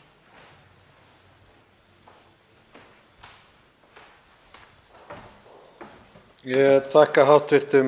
þingmanni fyrir þetta andsvar. Já, ég get alveg verið sammála því að sumir af þeim fjármálagerningum sem að seldir eru neytendum hér á landi eru algjörlega ekki nægilega gagnsæir. Ég heyrði nú einu sinni öfuga sögu, ég heyrði af erlendum fjárfesti sem keypti íslensk skuldabréf, ríkisskuldabréf. Og honum fannst nú að vextirnir ágætir á þessu, þannig að hann keypti það. Svo þegar hann fékk þetta útborgað, þá skildi hann aldrei en íslenska ríkið var alltaf að borga einhverjar 3, 4, 5% meira en vextirnir voru. Með öðrum orðum, jafnvel sá fagfjárfestir erlendi, hann áttaði sig ekki á því hvað þessi verðtrygging væri. Þannig að þetta nú hlutur sem dálítið flóknari heldur en við höldum. Við náttúrulega allt frá því að foreldrar mínir byrjuðu að búa hafa verðtryggð lán sennilega verið í notkun og við Íslendingar við bara þekkjum ekki annað. En það nákvæmlega þetta að það verið að selja okkur lán með vöxtum sem að hækka og lækka og verðbólgan hækkar og lækkar. Þannig að það svona tvöfalt. Og af hverju hækkar verðbólgan? Jú, að því inn í verðbólgunni húsnæðiskostnaðurinn. Þannig að þetta svona hringekja sem að orsakar einfaldlega það að fólk á minna og minna eða allavega ekki meira og meira í húsinu sínu eins og það hefði átt að gera. Og ég get komið því seinni hluta andsvarsins, lífeyris til dæmis séreignarsparnaður, hvað stórir gallar þar á því að við séum upplýst það hvernig þeir fjármunir eru fjárfestir. Það veitir andsvar síðara sinni hv. 3. þingmaður Suðurkjördæmis, Ásthildur Lóa Þórsdóttir. Virðulegi forseti, það til dæmis þannig núna í því ástandi sem í verðbólgunni og öllu því að allar ráðstafanir sem að Seðlabankinn gerir beinast að venjulegu fólki. Þær beinast að húsnæðislánum fólks sem ekkert á húsnæðismarkaði, sem ekkert að bera einhverja sök á þessari verðbólgu sem þar að auki innflutt. Og það eina sem að þetta gerir bara að flytja fjármuni heimilanna beint inn í fjárhirslur bankanna. Það ekkert annað sem að gerast þarna. Vegna þess og meðal annars út af verðbólgunni eða verðtryggingunni þá virkar þetta stýritæki Seðlabankans ekki sem skyldi vegna þess að allt of stór hluti heimilanna finnur ekki fyrir þessu stýritæki. Þannig að vextirnir það þarf að hækka þá meira en annars og eins og ég segi, þetta bara svona hringa vitleysa. Annað sem að Seðlabankinn gerði var að hann setti á reglu að núna 1. desember síðastliðinn sem einhvers konar þjóðhagsvarúðarráð að fólk mætti einungis skulda 35% ráðstöfunarfé. Þetta þýðir að jafnvel þó að fólk standist greiðslumat og ég vel það yfir þessu að þá kemur bara nei, þið megið ekki kaupa þessa íbúð á hagstæðustu lánunum sem til sem alveg sem að hver segir óverðtryggð lán. En svo sagt og ég þekki persónulega til þessara mála og veit hvað þetta gerðist. En þið standist þetta, þið eruð undir mörkunum ef að þið takið verðtryggt lán. Í þá 7% verðbólgu. Það glæfraskapur og þetta glæpur gegn neytendum. Hvar verndin gegn þessu? Svarar andsvari síðara sinni hv. 13. þingmaður Suðvesturkjördæmis Gísli Rafn Ólafsson. Frú forseti, ég þakka hv. þingmanni fyrir gott andsvar og góðar ábendingar og ég get hreinlega bara verið hjartanlega sammála. Það nefnilega þannig að það skortir mjög mikið á allt gagnsæi. Gagnsæi þegar kemur að lánum, gagnsæi þegar kemur að þóknunum á hinum og þessum stöðum í fjármálakerfinu og gagnsæi til dæmis í því hvernig verið að fjárfesta lífeyrinum okkar. Og ég veit að það annað svona Evrópusambands reglugerð á leiðinni í gegnum þingið, mál sem að búið að samþykkja út úr utanríkismálanefnd sem að fjallar svokallaða greiðslureikninga og ég þurfti að fletta því upp hvað væru greiðslureikningar en það einfaldlega reikningar einstaklinga sem að bankareikningar sem að þú getur notað til þess að borga til dæmis reikninga með eins og kannski nafnið hefði átt að segja mér. En eitt af því sem að í því það að auðveldað að skipta banka og flytja þjónustu á milli, líka ef þú flytur á milli landa að þú fáir svona, getur auðvitað fengið þessa þjónustu, kannski á þess að þurfa að eiga sérstaka kennitölu á Íslandi. En það er líka ein stuttlína sem skiptir neytendur máli og það er það að gjaldskráin fyrir alla þá þjónustu sem að greiðslureikningar veita sé á tæru. Hér þegar ég lærði banka og bankareikninga fyrir 150 árum síðan eða þegar ég var ungur, þá var mér alltaf sagt að bankar væru reknir með því að hafa mismun á innvöxtum og útvöxtum. Svo einn daginn ákváðu þeir að setja á okkur líka alls konar þjónustugjöld og þóknanir. Og í dag er það þannig að við erum í raun að borga 5 eða 6 eða 10-falt það sem að fólk erlendis borgar fyrir nákvæmlega sömu þjónustu. Fleiri hafa ekki kvatt sér hljóð, svo er umræðu lokið en atkvæðagreiðslu frestað. Tekið fyrir 3. dagskrármálið, málefni innflytjenda, móttaka einstaklinga með vernd, innflytjendaráð, stjórnarfrumvarp, mál nr. 271, þingskjal 380, nefndarálit á þingskjali 648, önnur umræða og til máls tekur framsögumaður velferðarnefndar hv. 10. þingmaður Norðausturkjördæmis, Jódís Skúladóttir.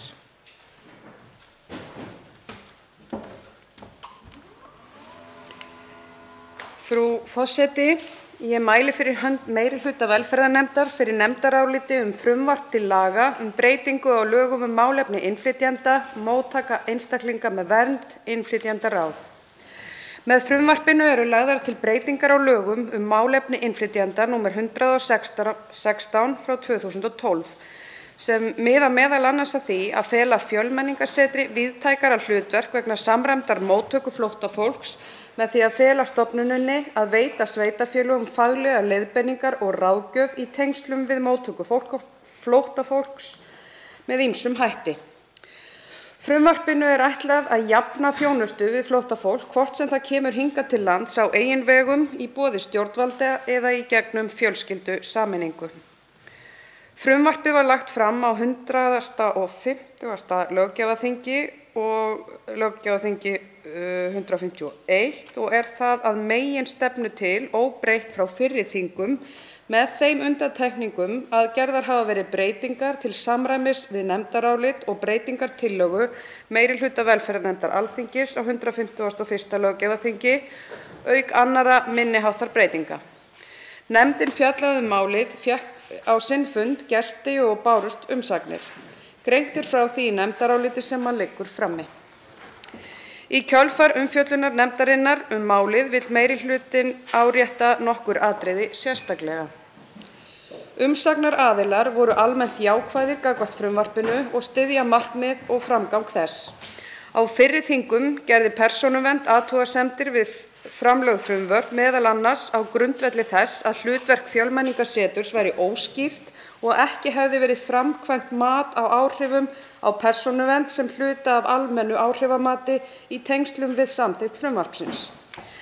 Í umsögn Persónuverndar við núverandi frumvarp kemur fram að stofnunin líti svo á að komið hafi verið til móts við athugasemdir stofnunarinnar með fullnægjandi hætti og gerir hún ekki athugasemdir við frumvarpið.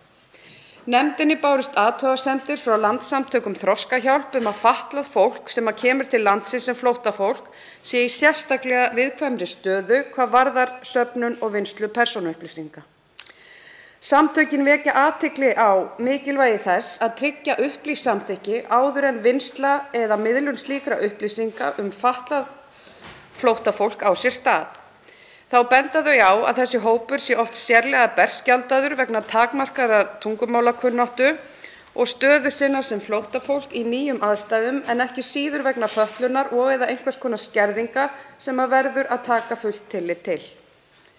Meirihlutinn tekur undir athugasemdir Þroskahjálpar og ítrekar mikilvægi samráðs við aðila sem hafa sérþekkingu á málefnum fatlaðs fólks, aðstæðum þess, þörfum og réttindum. Þá tekur meirihlutinn undir mikilvægi þess að útfært verði verklag sem tekur mið af og tryggir réttindi fatlaðra innflytjenda sem oft þurfa annars konar stuðning en flóttafólk almennt. Meirihluti velferðarnefndar leggur til breytingar á skilgreiningu einstaklinga með vernd. Í umsögn Útlendingastofnunar kom fram að það kunni að vera skýrara að tilgreina betur í texta frumvarpsins til hvaða hópa því ætlað að taka. Í minnisblaði félags- og vinnumarkaðsráðuneytisins bent á að við vinnslu málsins hafi verið lögð áhersla á að skýrt sé til hvaða hópa samræmd móttaka nær og tekur ráðuneytið því undir ábendingar Útlendingastofnunar. Meirihlutinn sammála ábendingum Útlendingastofnunar og leggur því til að skýrt verði í B-lið A-liðar 2. greinar frumvarpsins að þar sé átt við einstaklinga sem hafa fengið alþjóðlega vernd vegna fjölskyldutengsla við flóttamann eða ríkisfangslausan einstakling samkvæmt 45. grein laga útlendinga nr. 80/2016.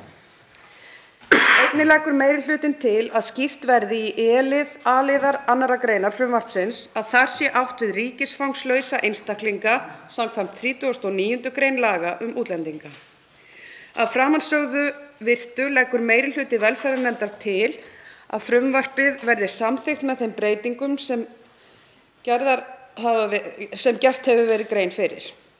Undir nefndarálitið rita auk þess sem hér stendur hv. þingmenn Líneik Anna Sævarsdóttir, formaður nefndarinnar, Ásmundur Friðriksson, Guðmundur Ingi Kristinsson, Guðrún Hafsteinsdóttir, Hafdís Hrönn Hafsteinsdóttir, Oddný G. Harðardóttir og Óli Björn Kárason.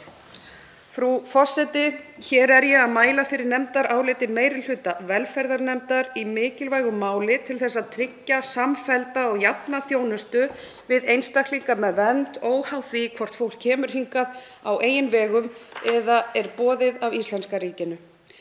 Tilgangurinn alltaf að bæta þjónustuna og tryggja hana á sem bestan hátt. Þannig Fjölmenningarsetri gefin lagastoð til að veita faglegar leiðbeiningar og ráðgjöf með það að markmiði að einstaklingar sem hingað koma geti sem fyrst fótað sig í samfélaginu, komist í nám eða á vinnumarkað og hafi aðgang að þjónustu eins og heilbrigðisþjónustu og samgöngum. Móttökusveitarfélög og einstaklingar með vernd eiga því allt undir því að Fjölmenningarsetri séu tryggð með lögum þau verkfæri sem til þarf til að tryggja að ferlið sé faglegt og skilvirkt. Til þess að ferlið geti verið sem best stofnuninni veittar heimildir og þær tryggðar í lögum til vinnslu persónuupplýsinga.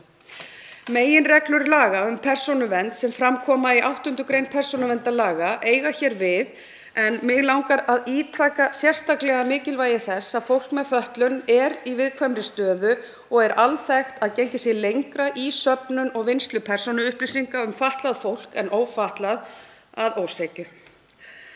Að lokum vil ég segja að ég sérstaklega þakklát fyrir að vera í framsögu á þessu máli. Við móttöku á flóttafólki frá Úkraínu hefur hæstv. félags- og vinnumarkaðsráðherra komið á fót samræmdri móttökustöð fyrir alla umsækjendur vernd, þar sem lögregla, Útlendingastofnun, Heilsugæslan, Fjölmenningarsetur og Vinnumálastofnun öll á einum stað.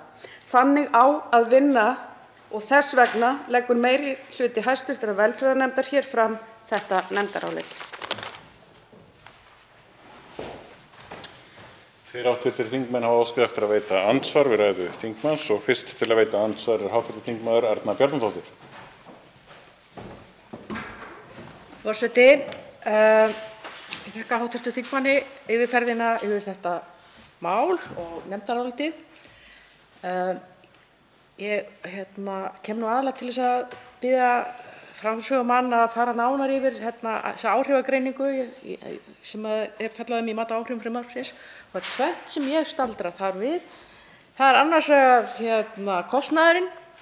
Mér finnst nú 40,8 milljónir fyrir 3 stöðugildi og ýmsum einskiptiskostnaði. Ég finnst þetta svona eitthvað þröngar buxur fyrir svona verkefni. Hvort að framsögumaður vill eitthvað kommenta á það eða veita eitthvað álit á því svo ég noti nú gott mál. Og síðan varðandi þessa vinnslu persónuupplýsinga, þá verð ég að segja að það hringir á ýmsum viðvörum bjöllum. Mér svona hvaðan, aðeins að heyra meira á nefndina með það, hvort að hún sjá einhverja svona meiri meinbugi því er svona þessu vísa svona kannski svolítið til Fjölmenningarsetursins sjálfs ef ég skil máli rétt. Og þetta er svona gott að fá aðeins meira hversu víðtækt eðlilegt að veita heimildir í þessu. Ég fer óboðslega fyrir brjóstið á mér ofta, maður getur ekki einu sinni pantað leikhús með maður gefur kennitölu. Þannig að ég finnst að við verðum að læra að hemja okkur í þessu. Svarar andsvari hv. þingmaður Jódís Skúladóttir. Herra forseti, ég þakka hv. þingmanni fyrir andsvarið. Ef ég næ að taka þetta saman, ég ætla að fá að byrja á kostnaðinum. Þetta er bara mat sem hefur farið fram og niðurstaðan varð þessi. Það gæti svo komið í ljós að hvort það var of eða vanreiknað. Stofnunin er auðvitað til, þar er þekking, þar er mannauður, en það á að stækka hana og þetta var niðurstaðan og svo verður það nú bara að koma í ljós. Þú spurðir svo varðandi söfnun persónuupplýsinga. Auðvitað þurfum við alltaf að fara varlega og til þess auðvitað innleiddum við hér ný persónuverndarlög fyrir örfáum árum sem að hafa auðvitað svolítið breytt okkar samfélagi. Ekki það að áður en þau lög voru innleidd bar okkur að fara mjög varlega og passa upp á persónuupplýsingar, en það sem að gerðist með þeirri lagasetningu að þar bara kom sektarákvæðið inn. Ég bara ítreka það að í þessu, þarna er auðvitað verið að veita stofnun þessa heimild til söfnunar og vinnslu persónuupplýsinga sem er nauðsynleg. Stofnunin er falið í rauninni að para saman einstaklinga með vernd við móttöku sveitarfélag og til þess að sú pörun verði sem heppilegust, að einstaklingurinn og sveitarfélagið séu sem best til þess fallin að ná saman þannig að vel gangi, þá þarf ýmsar upplýsingar stöðu, aldur, heilsufar og annað. Það er samt mikilvægt að það er vísað til allra sömu meginreglna og koma fram í lögum persónuvernd. Þannig að ég held að við séum ekki að fara á einhverja hættulega braut og ég held að það sé tryggður réttur og ég bara ítreka þetta varðar sérstaklega viðkvæma hópa, svo sem fatlaða, hinsegin fólk eða aðra, að þar sé ekki gengið lengra heldur en er í lagi. Takk. Forseti minnir að það er forseti sem ávarpaður en ekki þingmenn, en þá svarar andsvarið síðara sinn hv. þingmaður Erna Bjarnadóttir. Já, forseti, ég þakka hv. þingmanni og framsögumanni málsins fyrir svarið. Bara þessa yfirferð yfir þessa persónuverndarmál, hún nefndi að þarna getur komið við sögu upplýsingar heilsufar. Það er náttúrulega komin alveg inn í kvikuna fólki. Og ég þarf alltaf að útlista það svo sem fyrir þingheimi. Mér langar bara að spyrja, fylgja eftir þessari spurningum. Kostnaðinn, er þá í þessu kostnaðarmati horft til mögulegra fjölgunar flóttamanna eða þeir sem myndu falla undir þetta, eða miðað við tölur eins og voru síðast ári? Svarar andsvarið síðara sinn hv. þingmaður Jódís Skúladóttir. Herra forseti, það kom vel á vondan að ég gleymi að ávarpa forsetann. En já, takk aftur fyrir spurninguna.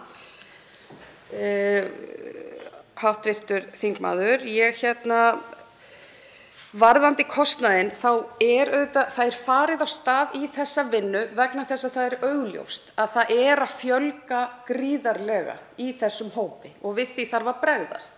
Þannig að ég held að við mat á kostnaði auðvitað teknar inn í einhverjar spár og einhverjar tölur og í svona samtali við Útlendingastofnun og aðra hvert við erum að stefna miðað við undanfarin ár, en eins og ég ítreka bara að svo auðvitað verður það að koma í ljós hvort að var of eða van áætlað. Þetta er alltaf, hugsað út frá áætlun. Við getum ekki gert betur í fyrsta en svo kannski þurfum við að gefa í. Forseti biðst velvirðingar að hafa ekki verið nægilega skýr en það var sem sagt notkun á orðinu þú sem var vandamálið. En takk kærlega fyrir það. En þá veitir andsvar hv. þingmaður Gísli Rafn Ólafsson.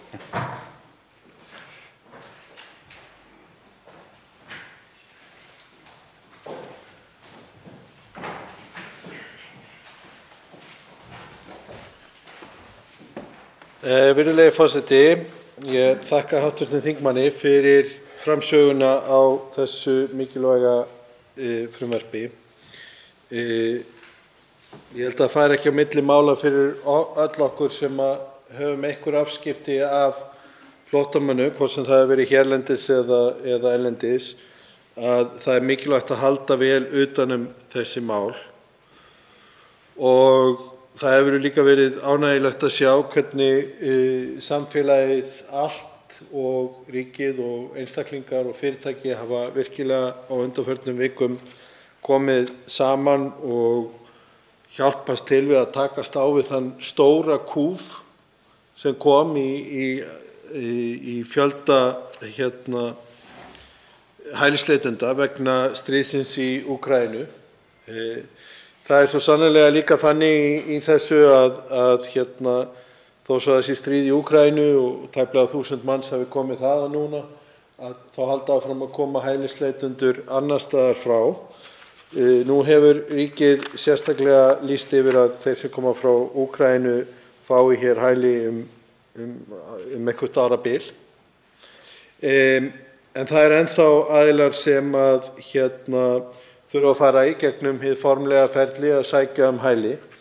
Og mér fannst einmitt mjög gott að heyra hér í frumvarpinu að það er talað nauðsyn þess að hælisleitendur hafi aðgang að nauðsynlegri heilbrigðisþjónustu, atvinnutækifærum og ef ég man rétt nefndi hv. þingmaður aðgang að strætisvögnum og ýmsu slíku. Þá langaði mig að spyrja hv. þingmann hvernig það sem við sjáum hér inni sem að mér finnst alltaf hinu góða tengist við frumvarp sem seinna hér í dag, þar sem að verið er að segja að, með leyfi forseta, útlendingur sem fengið eru endanlega synjun á umsókn sinni um alþjóðlega vernd nýtur áfram réttinda en þó að hámarki 30 daga. Það að ef við synjum einhverjum, hann fer ekki úr landi á 30 dögum, að þá erum við að taka þetta allt saman aðeins. Hvað finnst hv. þingmanni það? Svarar andsvari hv. þingmaður Jódís Skúladóttir. Herra forseti, ég þakka hv. þingmanni fyrir andsvarið. Ég er auðvitað hér að fjalla ákveðið mál en hv. þingmaður spyr mál sem er á dagskrá síðar í dag og til að bregðast við því að þetta eru kannski skyld mál að því leyti að bæði fjalla þau útlendinga og stöðu þeirra og við munum að öllum líkindum eiga orðastað þessa stöðu sem hann er að vísa í hér síðar í þinginu, þar sem hann er að vísa í þennan brottrekstur. Það frumvarp er auðvitað hér til meðferðar, það er ekki lokaafurð, á eftir að fara hér í gegnum meðferð þingsins og við eigum eftir að eiga það vonandi gott samtal. Það er búið að leggja það frumvarp fram áður og oftar og það hefur tekið miklum breytingum og að því að hv. þingmaður spyr afstöðu mína, þá er mín afstaða skýr að frumvarpið hefur breyst til batnaðar mjög svo. Ég sé á því ákveðna vankanta ennþá en bind miklar vonir við að við getum náð sátt málið og alltaf út frá mannúð. Það veitir andsvar síðara sinn, hv. þingmaður Gísli Rafn Ólafsson.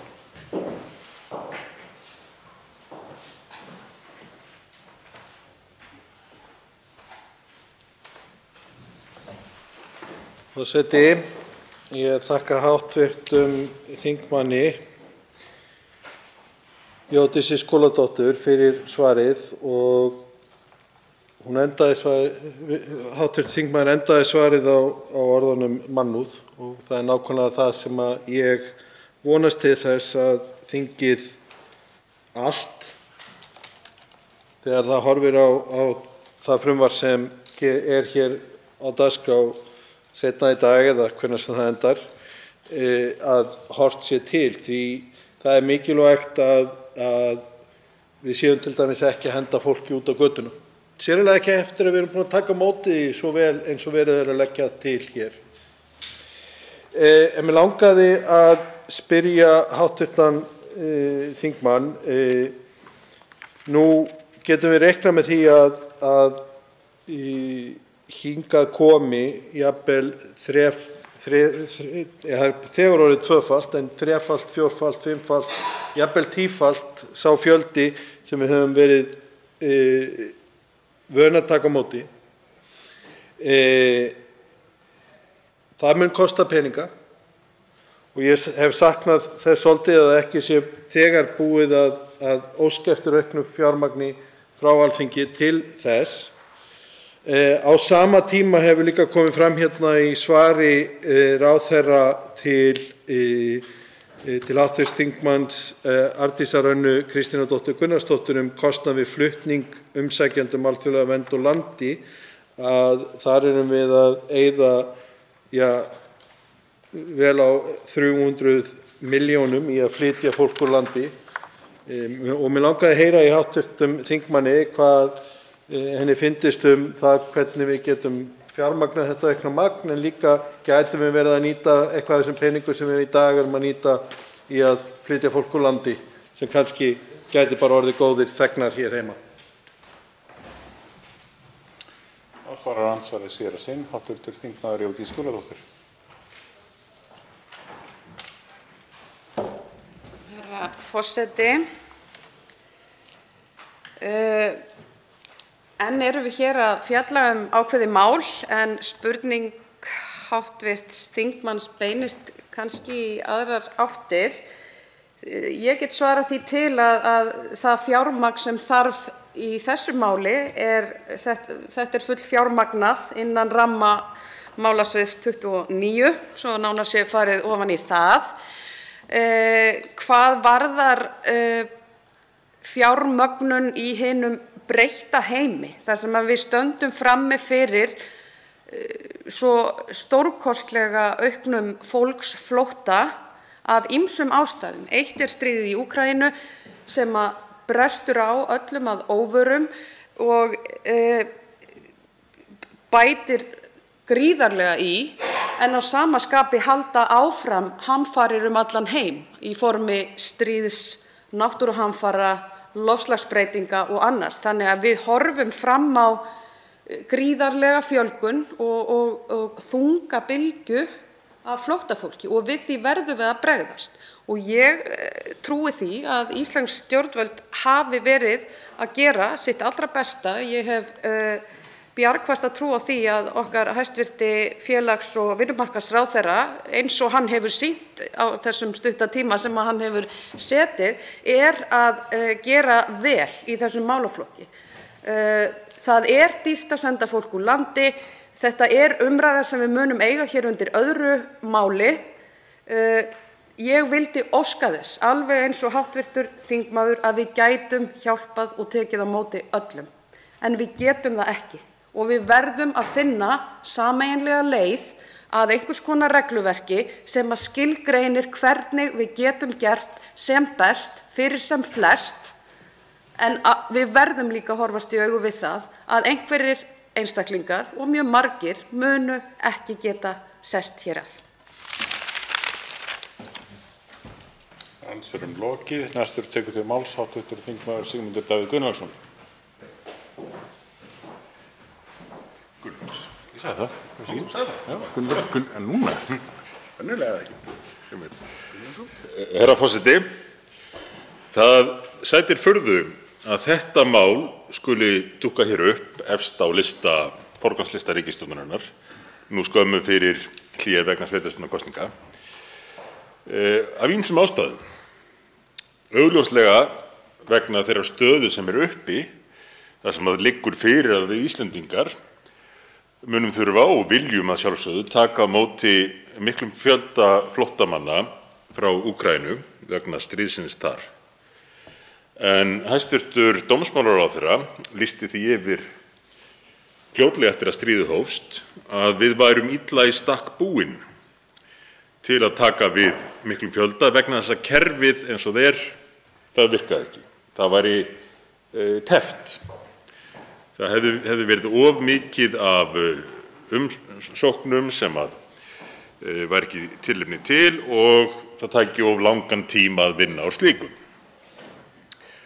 Þess vegna furðulegt að ríkisstjórnin komi nú fram með frumvarp sem mun óhjákvæmilega hafa þau áhrif að setja Ísland á kortið enn frekar en nú hjá þeim glæpagengjum sem sérhæfa sig í að smygla fólki milli landa.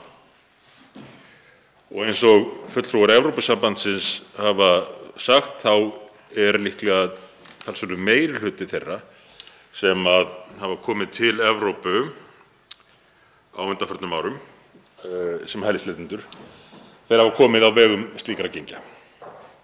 Og lönd leitast nú við, mörg hver í Evrópu, að bregðast við því með því að draga úr hvatanum til þess að slíkar leiðir séu notaðar.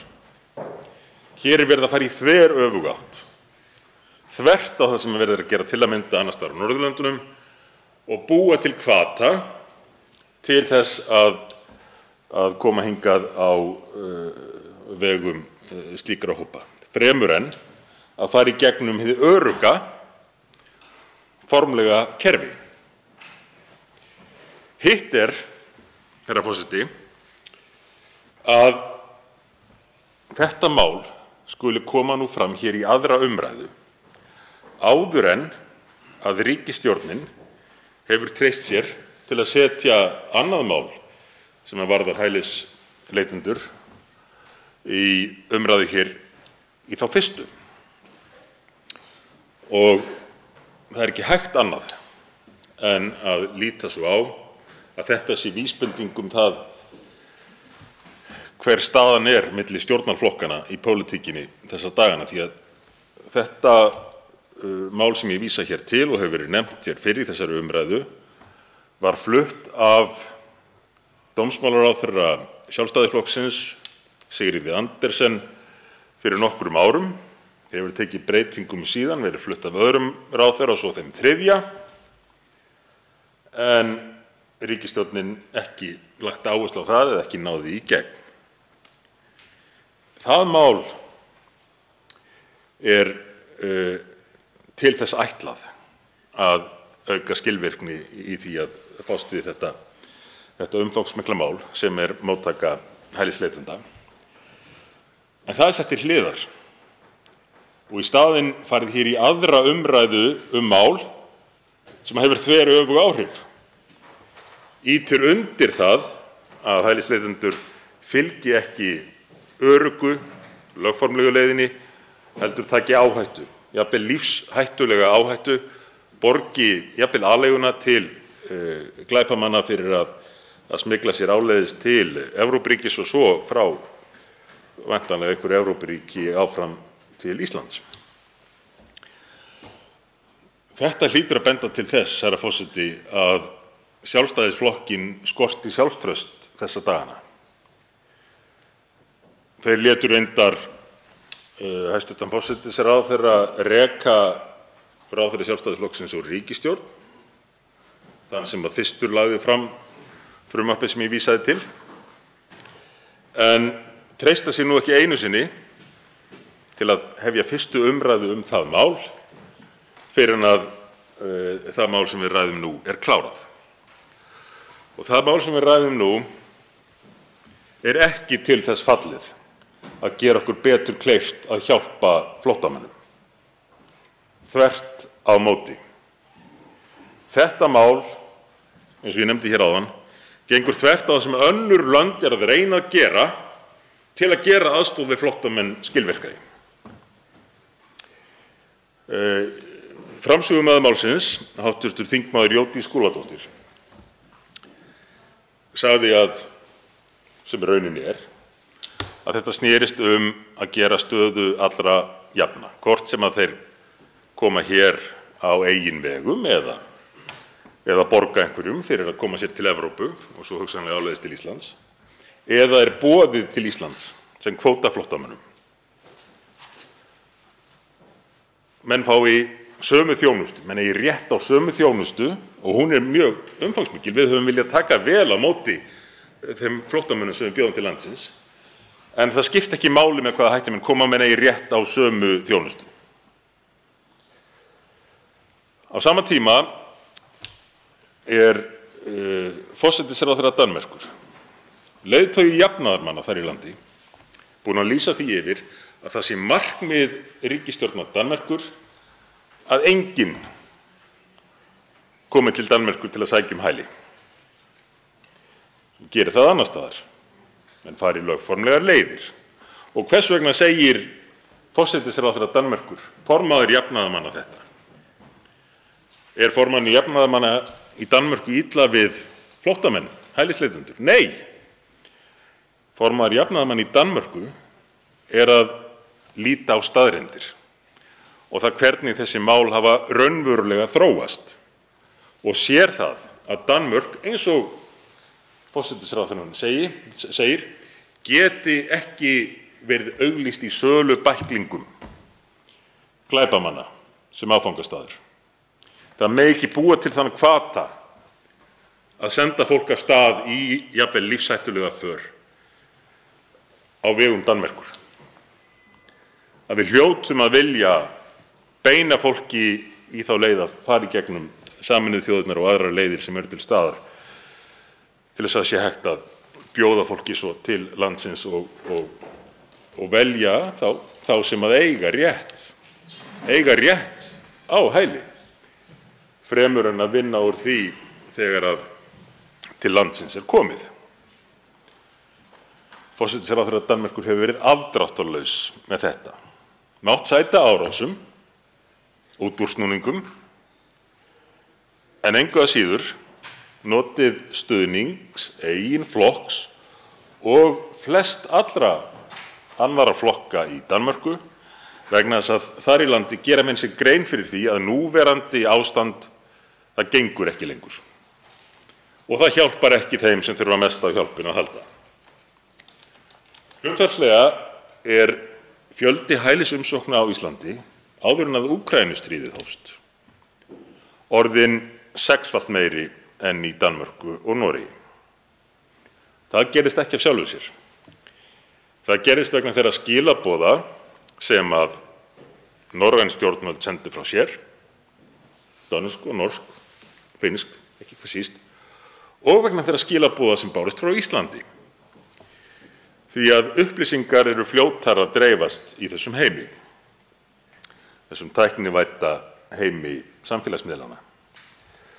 Árið 2015 held ég að hafi verið hitti ég finnskan ráðherra sem sagði mér að Finnar hefði ekki vitað hvaðan á sig stóð veðrið þegar að skyndilega mættu 50 til 60.000 Írakar til landsins.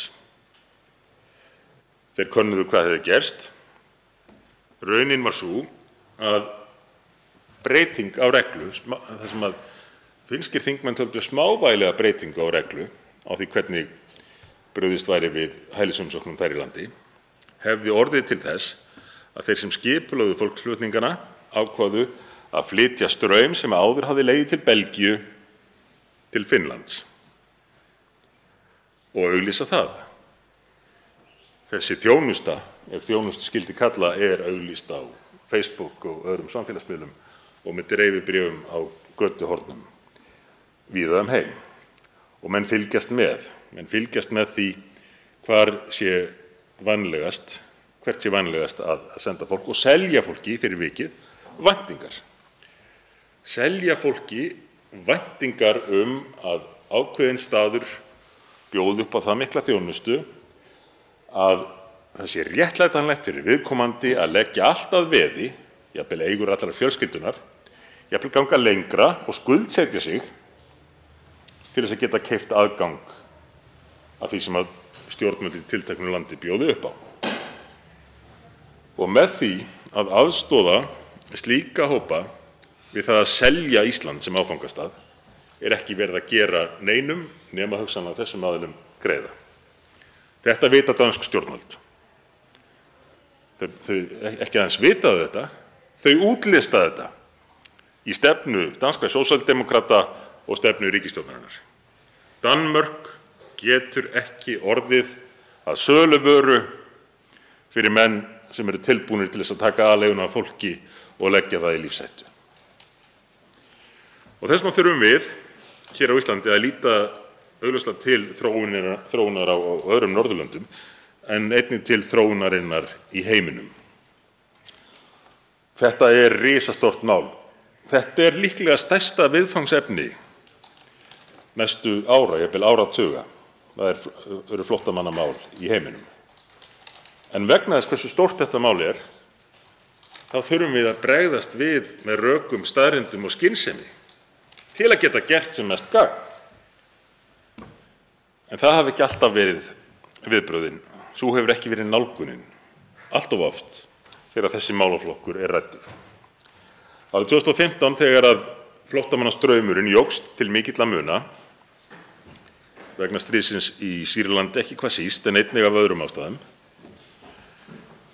þá lagði ég til í ríkisstjórn og var samþykkt að við myndum stórauka stuðning við flóttamenn. En ég lagði áherslu á að það yrði litið á heildarmyndina. Við tækjum á móti fólki hér heima og myndum gera það vel, en myndum ekki gleyma að aðstoða löndin í nærumhverfinu. Líbanon er land sem gekk í gegnum 20 ára borgarastyrjöld, er í raun gjaldþrota land núna, hefur mátt þola miklar hörmungar, en hefur tekið að sér að sjá milljónum flóttamanna farborða og hýsa þá. Það var takmarkaður áhugi fyrir því á Vesturlöndum að aðstoða Líbani með því að veita þeim þá styrki sem að þeir þurftu svo sannarlega að halda til að geta sinnt þessari þjónustu. Þrátt fyrir það að það var hægt að aðstoða tífalt fleiri fyrir sömu upphæð í Líbanon en á Vesturlöndum. Og hvers vegna var þessi raunin? Það var vegna þess að menn líti ekki á heildarmyndina og allt margir létu þetta snúast sjálfa sig. Sýnileika þess að vera aðstoða fremur en raunverulegan árangur af aðstoðinni. Hann var ekki eins sýnilegur ef hann var í fjarlægð til að mynda í Líbanon. En nú, þegar að umfang vandans er það sem það er, þá getum við ekki nálgast lausnina á grundvelli sýndarstjórnmála. Við þurfum að leita lausna á grundvelli skynsemishyggju, raka og staðreynda. Það vantar algjörlega í þessu frumvarpi. Hér var hv. þingmaður Jódís Skúladóttir spurð kostnaðinn sem að mun núna reiknaður upp á einhverjar 30 milljónir ef ég man rétt. Og taldi hv. þingmaður að það hefði allt verið tekið með í reikninginn þá að hugsanlega kynni hin mikla fjölgun flóttamanna að breyta einhverju þar Kostnaðurinn sem birtur er í þessu frumvarpi snýst eingöngu launagreiðslur til 3 starfsmanna. Það er ekki á nokkurn hátt litið á raunveruleg áhrif frumvarpsins og hvaða kostnað það muni hafa í för með sér. Því að þegar þetta er orðin reglan, að það sé sama hvernig þú kemur til Íslands, hvort sem að þú býður í flóttamannabúðum í Líbanon eða annars staðar hjá Sameinuðu þjóðunum, sækir að komast til Íslands, sækir að komast einhvert, þarf sérstaklega á aðstoð að halda, eða borgar glæpamönnum fyrir að smygla þér í lífshættulegri för til Evrópu, sama hvernig þú kemur, þú átt rétt á sömu þjónustu, þá mun það meira en nokkuð annað setja Ísland á kortið og leiða til gríðarlegra fjölgunar umsókna, meðal annars tilhæfulausra umsókna. Og á hverjum bitnar það fyrst og fremst? Fyrst og fremst. Ekki íslenskum skattgreiðendum, jú, það bitnar á þeim. Það er ekki stór áhyggjuefni. Þetta bitnar fyrst og fremst á þeim sem þurfa mest á hjálpina að halda. Vegna þess að slíkt fyrirkomulag þýðir að við getum ekki aðstoðað það fólk eins og við gætum ella. Og þess vegna er það svo alvarlegt að mælt sé fyrir máli hér sem að gerir okkur erfiðara fyrir að aðstoða það fólk sem er í mestri neyð og býr til mjög vafasama hvata fyrir mjög vafasama aðila. Svo bætist það við að menn hafa ekki gert nokkur einustu tilraun til að reikna kostnaðinn. Enda er þetta hluti af sýndarstjórnmálum, ekki hluti af stjórnmálum sem að snúast rökræðu og innihald. Og það að þetta gerist á sama tíma og stjórnvöld á öðrum Norðurlöndum er að fara í þveröfuga átt mun enn auka þessi áhrif. Ísland verður þá enn frekar áfangastaðurinn en önnur Norðurlönd. Ísland verður enn frekar auglýst á þessum Facebook-síðum eða öðrum miðlum sem að notaðir eru til þess að selja drauma, væntingar sem að mann geta svo ekki staðið undir. Og Ísland má ekki frekar en Danmörk, leyfa það að landið sé notað í slíkum tilgangi. Markmið okkar hlýtur að vera að gera sem mest gagn fyrir sem flesta sem þurfa á hjálpina að halda. Vandinn liggur að nokkru leyti í því að sáttmáli Sameinuðu þjóðanna móttöku flóttamanna frá 1951, ef ég man rétt,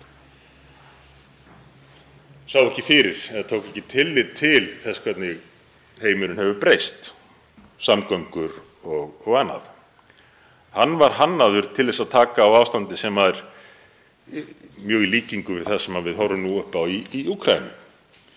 Það sem að stór hópur fólks þarf að flýja land vegna stríðsátaka yfir í nærliggjandi lönd og þau þurfa að geta tekið á móti þessum mikla fjölda, að minnsta kosti tímabundið. Þetta fyrirkomulag var ekki hannað til að fást við þá starfsemi sem er nú því miður, eins og ég rakti hérna áðan, orðin allt of ráðandi á þessu sviði, þar sem að verulegum hluta hælisleitendur eru fyrst og fremst að leita sér að betri lífskjörum, að verulegum hluta, segi ég. En þeir hinu sömu eru þá að taka pláss frá þeim sem að eiga réttinn fyrst og fremst. Nú sjáum við það að flóttamenn frá Úkraínu eru fyrst og fremst konur og börn og eldra fólk. En til að mynda í Bretlandi, þar sem að flóttamenn flýja frá Frakklandi, sem hafa fengið hæli jafnvel, til Bretlands, af því þeir telja það vænlegri kost. Þar er yfirgnæfandi meirihluti ungir karlmenn. Og viðbrögð breskra stjórnvalda við þessu birtust núna í síðustu viku með samningi við Afríkuríkið Rúanda að senda hælisleitendur sem bærust með þessum hætti til landsins þangað til úrvinnslu. Þetta kann einhverjum að þykja grimmilegt,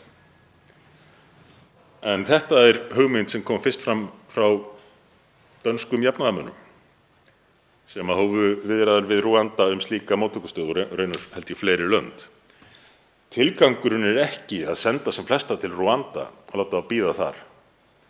Tilgangurinn er að koma í veg fyrir að það sé til staðar hvati til að ferðast á vegum glæpamanna. Beina fólki inn á lögformlegu, öruggu leiðina og það þurfum við að gera líka. 3 hv. þingmenn og óska eftir að veita andsvar. Fyrst til að veita andsvar er hv. þingmaður Arndís Anna Kristínardóttir Gunnarsdóttir. Og ræðutími styttur í 1 mínútu í síðara sinn.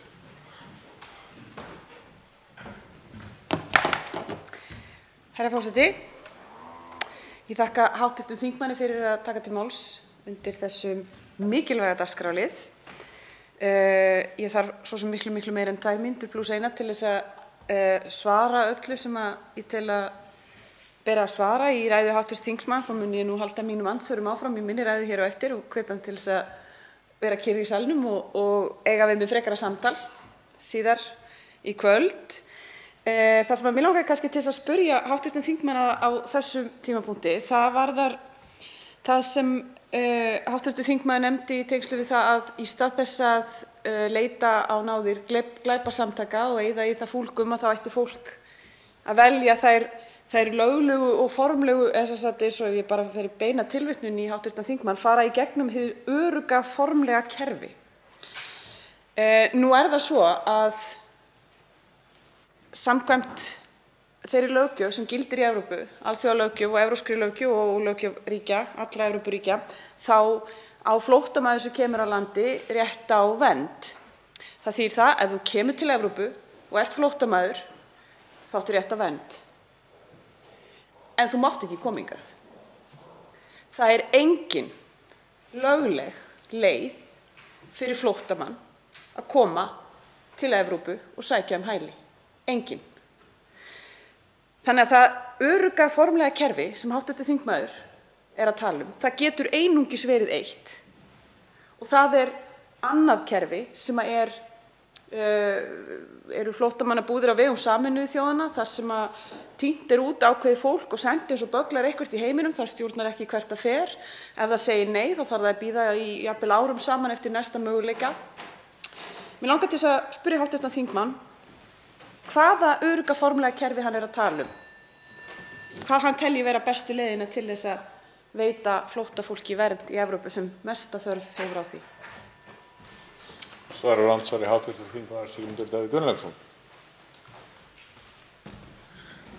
Herra forseti, það rétt til getið hv. þingmanni að ég ekki hvað síst að vísa í starfsemi Sameinuðu þjóðanna og mér finnst nú reyndar óviðeigandi að tala að flóttamenn séu sendir eins og bögglar einhvert. Það víða tekið mjög vel á móti flóttamönnum á vegum Sameinuðu þjóðanna og mál þeirra þá sett í ferli og tekið á móti þeim í löndum eins og Íslandi. Og við höfum tekið á móti talsverðum fjölda flóttamanna í gegnum flóttamannahjálp Sameinuðu þjóðanna og vilja gera það vel.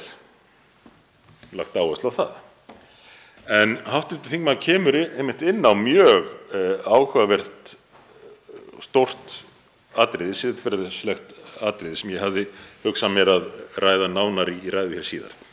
En það svo staðreynd að flóttamenn borga oft á tíðum til að mynda 10.000 evrur fyrir það að fara í lífshættulega för gegnum Afríku á báti og á Miðjarðarhafið og svo framvegis. Og þá spyrja menn, en af hverju, ef viðkomandi getur borgað 10.000 krónur, af hverju borgar hann ekki bara fyrir flugmiða? Það vegna þess að Evrópulöndin taka ekki á móti flóttamönnum sem koma beint með flugi. Og af hverju það? Evrópulöndin, Þýskaland og Svíþjóð þar á meðal vita það að þau myndi ekki ráða við það ef þau opnuðu fyrir vegabréfsáritun eða það væri ekki þörf fyrir vegabréfsáritun fyrir hvern þann sem vildi koma með flugi til þessara landa. Þess vegna þetta fólk sett í lífshættu og látið fara í gegnum svaðilför og svo fagnað hugsanlega með blómum á aðalbrautastöðinni í München þegar þangað komið. Þetta ansvar síðara sinn, hv. þingmaður Arndís Anna Kristínadóttir Gunnarsdóttir og hefur til þess 1 mínútu. Virðulegi forseti, ég þakka hv. þingmanni fyrir svarið. Nú hefur það verið þannig langa hríð að Evrópa hefur verið að synja þorra þess fólk sem hingað leitar, jafnvel eftir mjög hættulegum leiðum, snúa því tilbaka, senda það áfram eins og böggla, þvers og kruss Evrópu áður en að það síðan sent út úr Evrópu.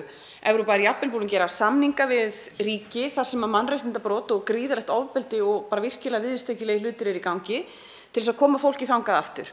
Þrátt fyrir þetta fjölgar því fólki sem borgar glæpasamtökum fyrir það að fara lífshættulega leið, setja líf sitt og limi og allt sem það á í hættu til þess að komast hingað. Telur hv. þingmaður það að senda fólk í burtu sem hefur lagt þetta á sig og jafnvel orðið fyrir gríðarlegum áföllum og tjóni af því að hafa farið þessa leið sem að augljóslega er eingöngu gert í neyð? Telur hv. þingmaður það að senda þetta fólk tilbaka sé mannúðlegri leið til þess að loka landamærum Evrópu? Hvernig í ósköpunum telur hv. þingmaður að hægt sé að koma í veg fyrir það að fólk velji þessar leiðir þegar það eru engar aðrar leiðir í boði?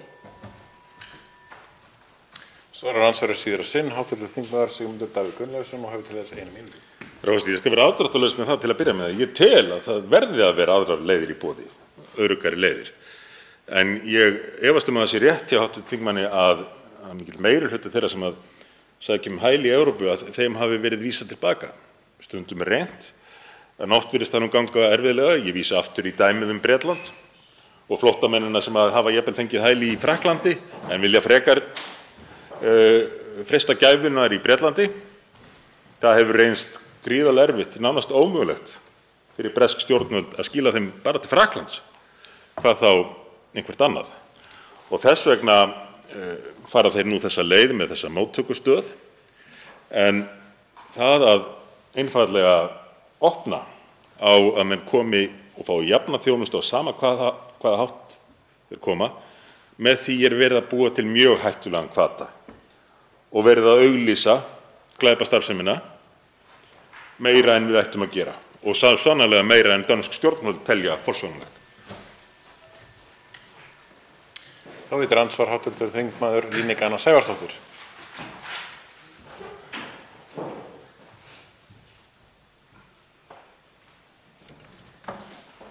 Virðulegi forseti, hér ræðum við frumvarp til breytinga á lögum málefni innflytjenda sem að snýst fyrst og fremst samskipti Fjölmenningarseturs og sveitarfélaga móttöku þeirra einstaklinga sem þegar hafa fengið vernd á Íslandi. Háttvirtur þingmaður Sigmundur Davíð Gunnlaugsson flutti hér 3. árið í röð ræðu sem snerist fyrst og fremst málefni útlendinga sem þessi lög í rauninni fjalla ekki þess fólks sem hingað leitar. En mig langar samt sem áður að spyrja hv. þingmann út í frumvarpið sem við ræðum hér og beina þeirri spurningu til hans hvaða þýðingu þetta frumvarp hafi fyrir samskipti sveitarfélaga og Fjölmenningarseturs og rauninni ráðgjöf Fjölmenningarseturs til sveitarfélaga við móttöku þeirra 850 Úkraínumanna sem hingað eru komnir nú þegar og þeim gæti og mun því miður að öllu líkindum fjölga á næstu dögum.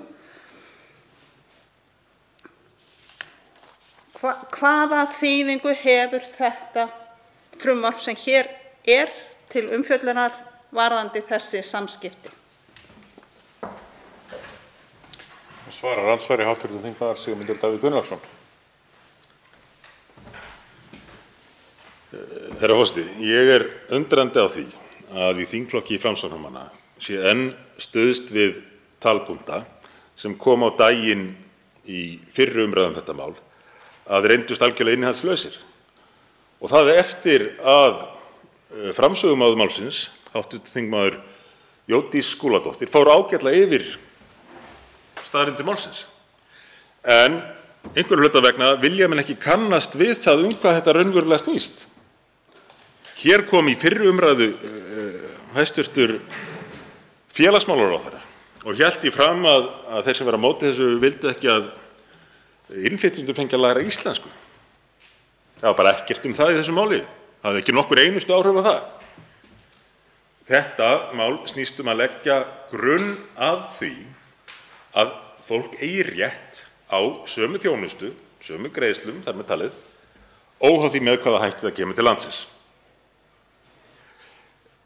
Svo þarna 3 störf til þess að framfylgja þessu og hv. þingmaður velti því fyrir sér hvort þau geti ekki komið að gagni við það að taka á móti hinum mikla fjölda flóttamanna frá Úkraínu. eflaust geta þessir 3 starfsmenn gert einhverja gagn í því, en við þurfum miklu meira en 3 til þess að hjálpa þeim mikla straumi sem hefur komið frá Úkraínu og mun koma áfram. Það dugar ekki að setja gamalt mál frá því í hittiðfyrra í ný klæði og þannig nota neyðina í Úkraínu til að réttlæta málið. Það ástand og sá mikli fjöldi sem berst til Evrópu og þar með talið til Íslands kallar á sérstök viðbrögð af hálfu stjórnvalda. Sérstök viðbrögð og veruleg fjárframlög. Ekki það að reyna að nota það til þess að réttlæta gamalt mál sem aldrei virkaði. Svarar andsvarið síðara seinna, hv. þingmaður Líneik Anna Sævarsdóttir hefur kveðið sig 1 mínútu. Virðulegi forseti, ég þakka hv. þingmanni fyrir svarið en ítreka að þetta frumvarp einn liður í að bæta samskipti ríkis og sveitarfélaga við móttöku þeirra sem fá hér vernd eftir að verndin hefur verið veitt, hvort sem að fólk kemur hér sem svokallaðir kvótaflóttamenn eða kemur hér á eigin vegum eins og fólki frá Úkraínu að gera núna. Það skiptir auðvitað máli fyrir fjölmenningarsetur og það hlutverk fjölmenningarseturs að para saman innflytjendur og sveitarfélög þannig að sveitarfélag sem að tekur á móti innflytjendum að það sé sú þjónusta sem til staðar sem að viðkomandi hentar viðkomandi innflytjendum, atvinnulíf sem að hentar og svo framvegis. Þannig að enn og aftur vil ég spyrja hv. þingmann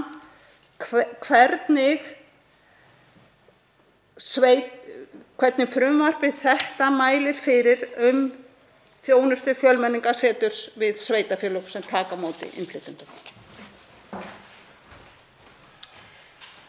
Forseti gleymdi að stilla á 1 mínútu, afsakið. En þá svarar andsvarið síðara seinna, hv. þingmaður Sigmundur Davíð Gunnlaugsson. Herra forseti, ég hef sannarlega ekkert á móti því að bæta þjónustu fjölmenningarseturs við sveitarfélög.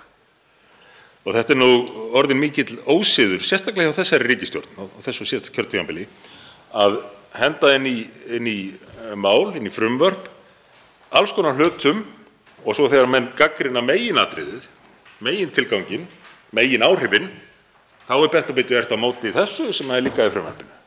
Þetta algjörlega fráleitur málflutningur. Herra forseti, þetta mál snýst að leggja grunn að grundvallarstefnubreytingu, þar sem að Ísland myndi skera sig úr meðal Norðurlandanna að minnsta kosti. Svoleiðis að það fara að vísa í hvort að maður sé mótfallinn því að fjölmenningarsetur hafi betri aðstöðu til aðstoða sveitarfélög. Auðvitað ekki mótfallinn því.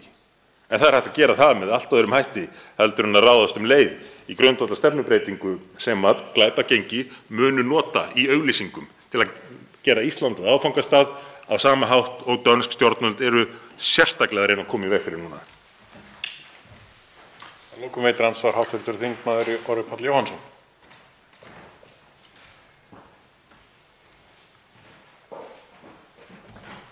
Virðulegi forseti, ég kem hér upphafandi hlustað á ræðu hv. þingmanns Sigmundar Davíðs Gunnlaugssonar. Vil nú fyrst segja, því að mig langar að spyrja spurningar, fyrst segja að það hefur verið undanfarið mjög sterkt ákall í samfélaginu að styrkja og efla og styðja betur við þjónustu við innflytjendur í þessu samfélagi. Þau sem hingað koma, hver sem ástæðan fyrir því. Og við því meðal annars brugðist með breytingum á skiptingu mála og verkefna innan Stjórnarráðs Íslands með því að færa þetta verkefnasvið inn í félagsmálaráðuneytið. Og þetta frumvarp hér sem við ræðum auðvitað liður í því að styrkja og efla þessa þjónustu. Ástæður þess að fólk leitar hingað eða kemur hingað voru nú raktar ágætlega í ræðu framsögumanns. Það getur verið stríð, það geta verið loftslagsbreytingar sem við sjáum á hverjum einasta degi, í hverjum einasta fréttatíma, teiknum að hafa verulega áhrif allan heim, náttúruhamfarir þeim fylgjandi og eða öðrum ástæðum. Og það kemur mér þannig fyrir sjónir að það sé ríkur vilji í samfélaginu hér heima, hér á Íslandi, til þess að sýna þessum aðstæðum, mismunandi aðstæðum fólks sem deilir ekki kjörum með okkur hér heima, til þess að sýna því skilning, hlýju og mannúð. Því langar mig að spyrja hv. þingmann hvort að hann hafi leitt hugann að því að orðræða eins og sú sem hv. þingmaður viðhefur hér kunni að ala á ótta og sundrungu í samfélaginu. Svarar andsvari hv. þingmaður Sigmundur Davíð Gunnlaugsson. Herra forseti, það var ágætt að fá þetta ansvar vegna þess að með því birtist þau ímyndarstjórnmál sem ég var að tala hér. Hér kemur hv. þingmaður og talar um mannúð og hættuna á því að ef að menn noti ekki réttu frasana, heldur ræða raunverulegt innihald málsins sem verið að taka fyrir hér, þá gætur verið að ala á andúð.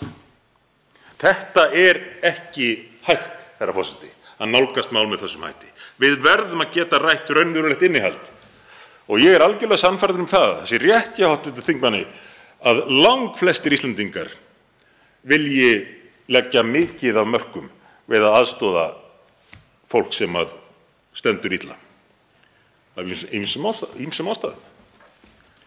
En rétt eins og við þurfum stöðugt að taka ákvarðanir hér í innanlandsmálunum hvernig fjármagni er varið til að gera gagn, þá þurfum við líka í þessum málaflokki að velta fyrir okkur, ef okkur er alvara að gera sem mest gagn og aðstoða sem flesta sem þurfa mest á hjálpina að halda, þá þurfum við raunverulega að ræða innihaldið. Leyfa okkur að tala það með hvaða hætti við gerum mest gagn og leyfa okkur líka gagnrýna. Leyfa okkur að benda á að hugsanlega sé verið að gera hluti sem á heildina litið gera okkur erfiðara fyrir að hjálpa, eins og langflesta Íslendinga langar að gera. Það er miklu leyti eins og kostur er.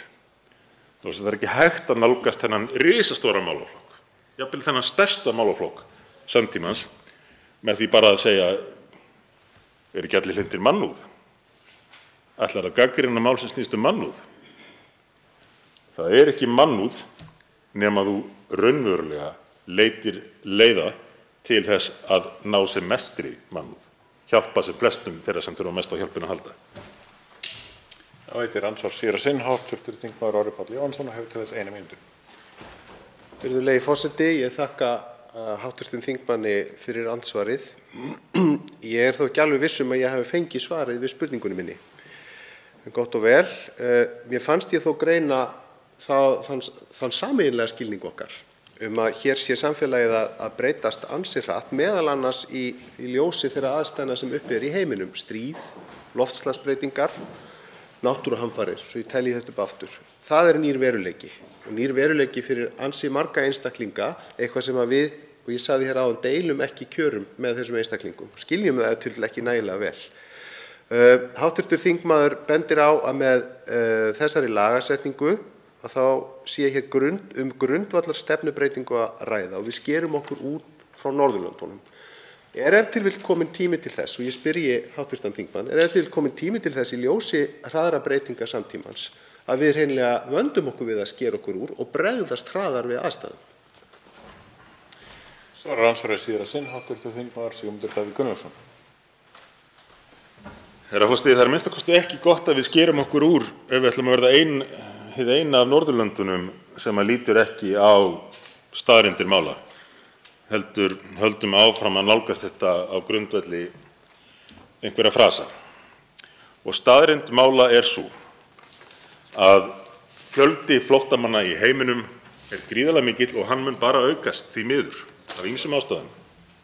Þrátt fyrir það að reyndar með þessari miklu undantekningu í Úkraínu og í Sýrlandi að almennt sé friðvænlegra í heiminum, eða hafi verið á undanfarnum árum heldur en flesta áratugina og jafnvel aldirnar þar á undan. En breytingar, til dæmis auðveldari samgöngur og slíkt, það hefur þýtt að mun fleiri komast lengri veg og freista gæfunnar og ekki hægt annað en að skilja það fólk sem það gerir.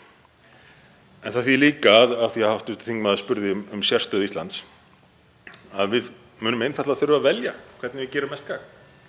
Við getum ekki sagt að við tökum á móti öllum sem vilja komast í betri lífskjör og vilja koma hingað. Nei, akkúrat. Það snýst að forgangsraða til að gera sem mest gagn. Þá hlé gert á þessum þingfundi í tæpa klukkutíma til 19:30. Fundi er frestað.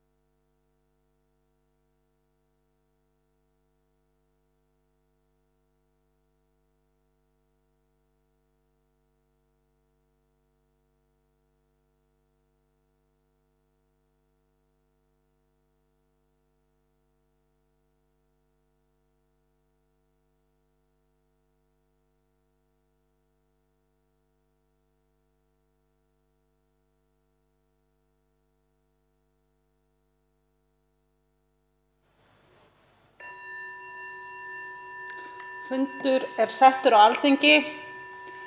Þessum fundi er frestað til klukkan 19:45.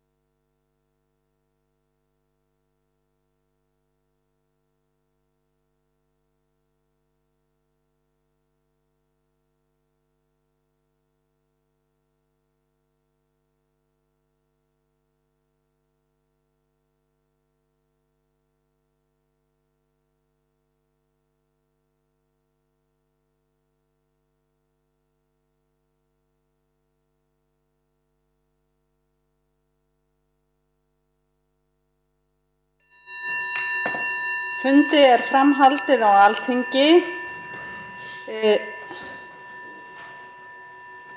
Umræðu 3. dagskrármálið er framhaldið. Til máls tekur háttvirtur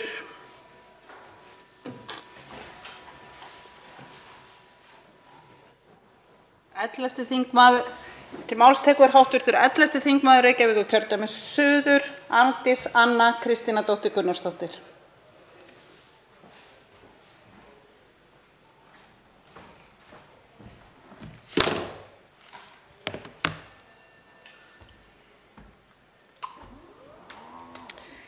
Frú forseti, við erum hér að ræða frumvarp til laga breytingu á lögum málefni innflytjenda.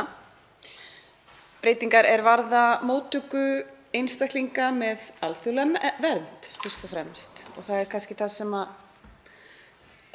lýtur að mínu aðaláhugasviði og ég ætla kannski fyrst og fremst að einbeita mér að hér. Ég hóf afskipti af útlendingamálum árið 2009 þegar ég gerðist sjálfboðaliði hjá Rauða krossinum á Íslandi við að veita lögfræðilega ráðgjöf til umsækjenda alþjóðlega vernd á Íslandi, eða einnig stundum kallaða hælisleitendur, sem að mér sjálfri hefur alltaf þótt mér fallegt orð, þó það sé sannarlega búið að útjaska því pínulítið í umræðunni. Allt frá árinu 2009 hefur verið rætt það að fólk sem hingað kemur á eigin vegum, eða svo má segja, og sækir vernd og fær vernd, að það hafi ekki haft aðgang að sömu þjónustu og sömu aðstöðu og stuðningi og þeir einstaklingar sem koma hingað í boði íslenskra stjórnvalda í gegnum Flóttamannastofnun Sameinuðu þjóðanna, sem svona í daglegu tali eru kallaðir því leiðinlega nafni kvótaflóttamenn. Þetta er allt frá árinu 2009 sem þessi umræða hefur verið í gangi, að það þurfi að jafna stöðu þessara einstaklinga. Þá og þar til fyrir bara mjög stuttu síðan, þá var staðan sú að einstaklingar sem komu hér sjálfir og sóttu og fengu vernd, fengu dvalarskírteini afhent og boðið að eiga gott líf. Og ef heppni var með þeim, þá kannski uppgötvuðu þeir leigulistann og svona ráfuðu inn á einhvern veitingastað og fundu vinnu, en stuðningurinn var í sjálfu sér ekki upp á marga fiska. Þetta hefur að sjálfsögðu verið að þróast allan þennan tíma og hefur Rauði krossinn til dæmis veitt mikinn stuðning og mikla aðstoð í mörg ár af hálfu sjálfboðaliða við að aðstoða fólk við að koma undir sér fótunum á Íslandi og finna sinn veg. Það er auðvitað gríðarlega mikil áskorun sem felst í því að koma inn í nýtt samfélag. Hvað þá þegar þú kemur inn í samfélag þar sem þú þekkir engan, talar ekki tungumálið, veist í rauninni ekkert og í rauninni bara lendir hér. Það var árið 2009 sem að mér skilst, og samkvæmt þeim upplýsingum, bestu upplýsingum sem við höfðum hjá Rauða krossinum, var í fyrsta skipti flóttafólk sem kom til Íslands fyrir tilstilli smyglara sem var beint til Íslands. Fram að því þá hafði það verið gegnumgangandi að fólk var á leiðinni til Bandaríkjanna eða til Kanada og strandaði hér því það var stoppað við ytri landamæri Schengen á Keflavíkurflugvelli á leiðinni úr landi. Stoppað þar, átti það ekki annar kosta völin að sækja hér vernd. Árið 2009 kom fyrsta máli þar sem við töldum okkur hafa skýrar upplýsingar það að fólk væri að koma hingað til lands. Það er í sjálfu sér mjög áhugavert, en þeir einstaklingar höfðu samt ekki hugmynd í upphafi hvert í ósköpunum ferðinni var heitið. Þau þurftu að flýja Íran í miklum flýti og þurftu til þess aðstoð glæpamanna. Hvers vegna þurftu þau aðstoð glæpamanna? Þau þurftu aðstoð glæpamanna vegna þess að það er, eins og ég nefndi í andsvari mínu við ræðu hv. þingmanns Sigmundar Davíðs Gunnlaugssonar hér áðan, það er engin lögleg leið fyrir fólk á flótta að koma til Íslands og sækja hér vernd. Engin lögleg leið. Þessir einstaklingar fengu hér vernd. Þau sögðu sína sögu, voru svo heppin að lenda ekki í neti Dyflinnarreglugerðarinnar og fengu áheyrn og fengu loks vernd. Og þá fengu þau bara dvalarleyfi, gjörðu svo vel. Bara hérna er strætóskilið. Og það gladdi mig mjög mikið mörgum árum síðar þegar ég mætti þeim fyrir tilviljun þar sem þau voru mætt þess að túlka fyrir nýja skjólstæðinga mína. Farin að tala reiprönd íslensku, orðin íslenskir ríkisborgarar, það hlýjar hjartaræturnar. Engu að síður, þetta er smá útúrdúr.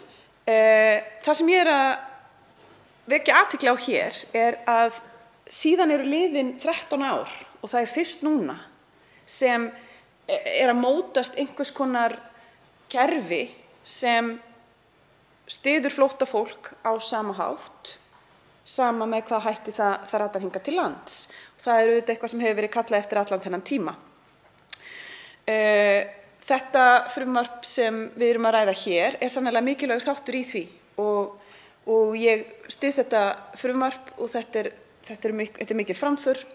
Þetta snýst kannski fyrst og fremst að lögbinda hlutverk Fjölmenningarseturs í þessari þjónustu og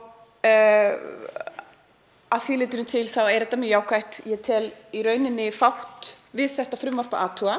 Það eina sem vekur upp áhyggjur hjá mér, hringir viðvörunarbjöllum, það eru ákvæði frumvarpsins afhendingu persónuupplýsinga og aðgang stjórnvalda að persónuupplýsingum sem önnur stjórnvöld búa yfir og aðrir aðilar á Íslandi. Þrátt fyrir að Persónuvernd sé núna búið að leggja blessun sína yfir þetta þá er ljóst að heimildirnar sem stjórnvöld hafa, þarna Fjölmenningarsetur, til þess að afla mikilla upplýsinga eru gríðarlega víðtækar og ég fæ ekki betur séð en að Fjölmenningarsetri sé eingöngu skylt að upplýsa fólk það að það standi til að afla gjarnan gríðarlega viðkvæmra persónuupplýsinga það en ekki að fá samþykki. Ég myndi alltaf telja vænlegra að fólk þyrfti að samþykkja slíkt vegna þess að ég er ekki viss að fólk gerir sér alltaf grein fyrir því hvað er verið að segja því, sérstaklega þegar það eru miklar upplýsingar.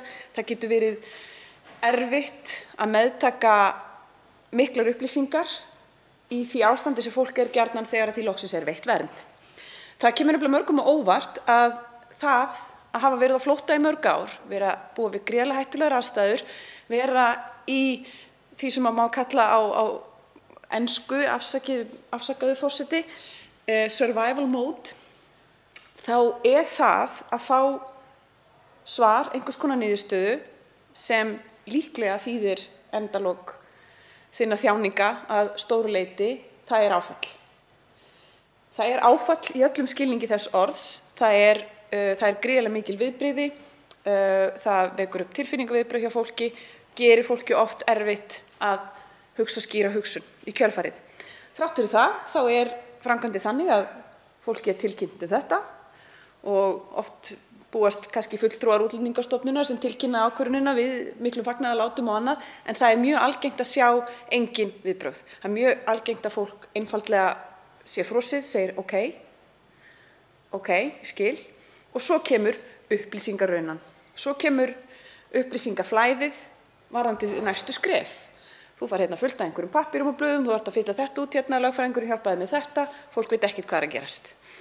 Það meðtekur hluta, það meðtekur ekki annan hluta og þetta er bara fullkomlega eðlilegt.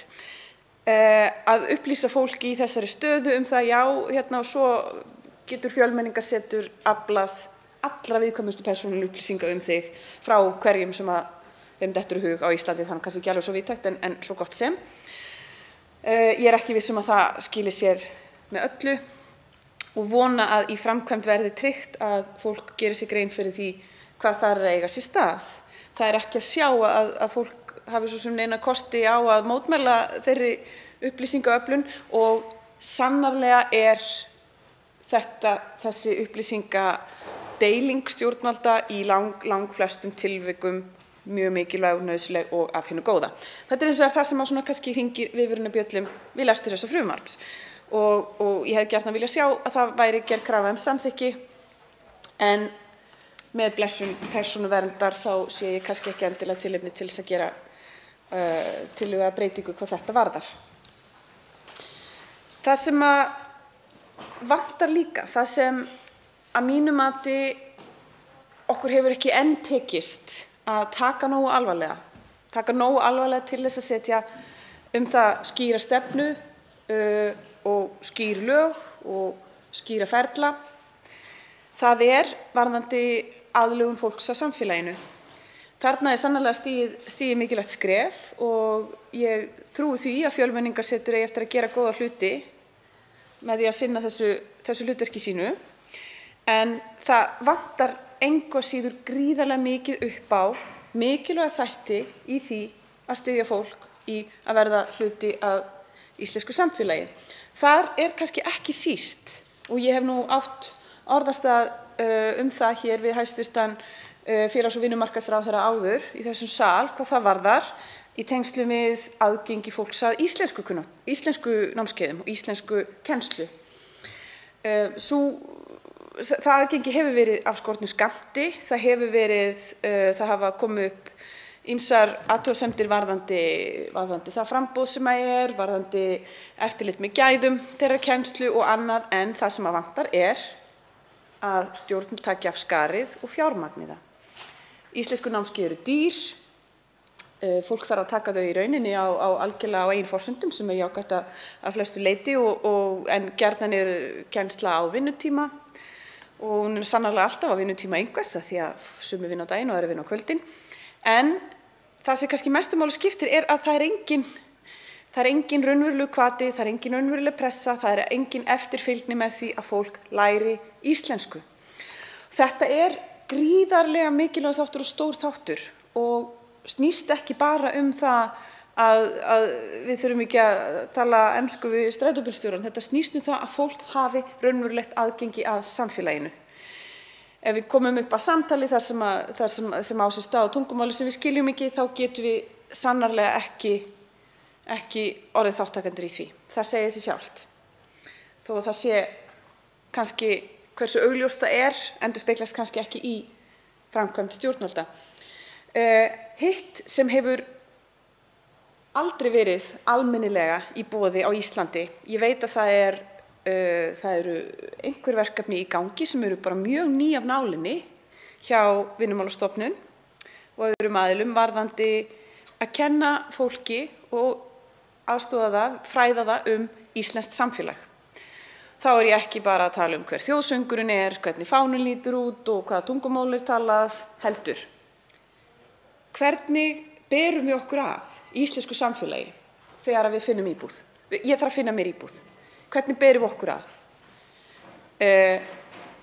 Nú hef ég leigt út íbúð og alls konar húsnæði í nokkrum sinnum ævina og ég fæ kannski tölvupóst frá einni manneskju sem löng lýsing á þeirra aðstæðum, þeirra fjárhag, nánast eins og atvinnuumsókn. Og það sannarlega mjög heillandi. Svo kemur póstur sem segir I will take this apartment, með leyfi forseta. Ég ætla að fá þessa íbúð. Og það sannarlega eitthvað sem kannski höfðar ekki til margra leigusala, einfaldlega vegna þess að það ekki þannig sem kaupin gerast á eyrinni. Þetta hljóma eins og smáatriði. Þetta ekki smáatriði. Það hvernig við berum okkur að við að afla okkur þeirra grunnnauðsynja sem við þurfum til þess að geta byggt upp líf, það eru grundvallaratriði. Og það sannarlega þannig að fólk lærir þetta á erfiðan hátt, ef svo má segja, á endan reddast þetta nú allt saman. En það getur kostað óþarflega miklar þjáningar ef að fólk fær ekki stuðning við það og svo að sjálfsögðu getur það líka orðið til þess að fólk læri þetta ekki. Það felur í sér útilokun, það leiðir til jaðarsetningar og það leiðir til ýmissa afleiðingar sem eru engum í hag. Það finnur sér íbúðir eitt, það finnur sér vinnu. Hvernig finnum við okkur vinnu á Íslandi? Reynum við að tala við einhvern sem við þekkjum? Getum við gengið inn á einhvern stað og óska eftir vinnu? Sækjum við hvað þarf til þess að sækjum? Þessir hlutir skipta gríðarlega miklu máli. Hvernig við tölum saman. Og svo eitt sem vanmetið. Og það hvernig gengur það fyrir sig að finna maka? Finna ást. Hvernig finnum við ástina á Íslandi? Göngum við upp að þessari myndalegu manneskju hérna sem stendur á Hlemmi og spyrjum hana hvort hún vilji giftast okkur. Í sumum samfélögum það þannig. Það er ekki þannig í okkar samfélagi, en hvernig í ósköpunum á fólk að vita það? Þetta eru hlutir sem að skipta gríðarlega miklu máli fyrir alla möguleika fólks til þess að ná árangri í því að verða hluti af samfélaginu. Þetta er eitthvað sem hefur verið vanrækt. Ég held að hafi verið vanrækt að mörgu leyti af vanmati á mikilvægi þess, en líka vegna þess að stjórnvöld kannski telja þetta ekki verið í sínum verkahring eða treysta sér ekki til þess að sinna þessu hlutverki. Þetta er það sem mér finnst kannski þurfa einna helst að hafa í huga varðandi þær breytingar og það sem við erum að tala um, þá þjónustu sem við erum að tala um hér. Félagslegur stuðningur við aðlögun snýst ekki bara að hjálpa þér að finna íbúð og sækja húsaleigubætur. Það snýst að finna dyr inn í samfélagið. Og kannski það verkefni sem hefur verið einna farsælast að því leyti eru leiðsögumanna og vinafjölskyldu verkefni sem hafa verið á vegum Rauða krossins nokkur ára skeið núna, þar sem sköpuð eru vinatengsl. Við vitum það að maður kemst ekki inn í neitt samfélag nema með raunverulegum vinatengslum.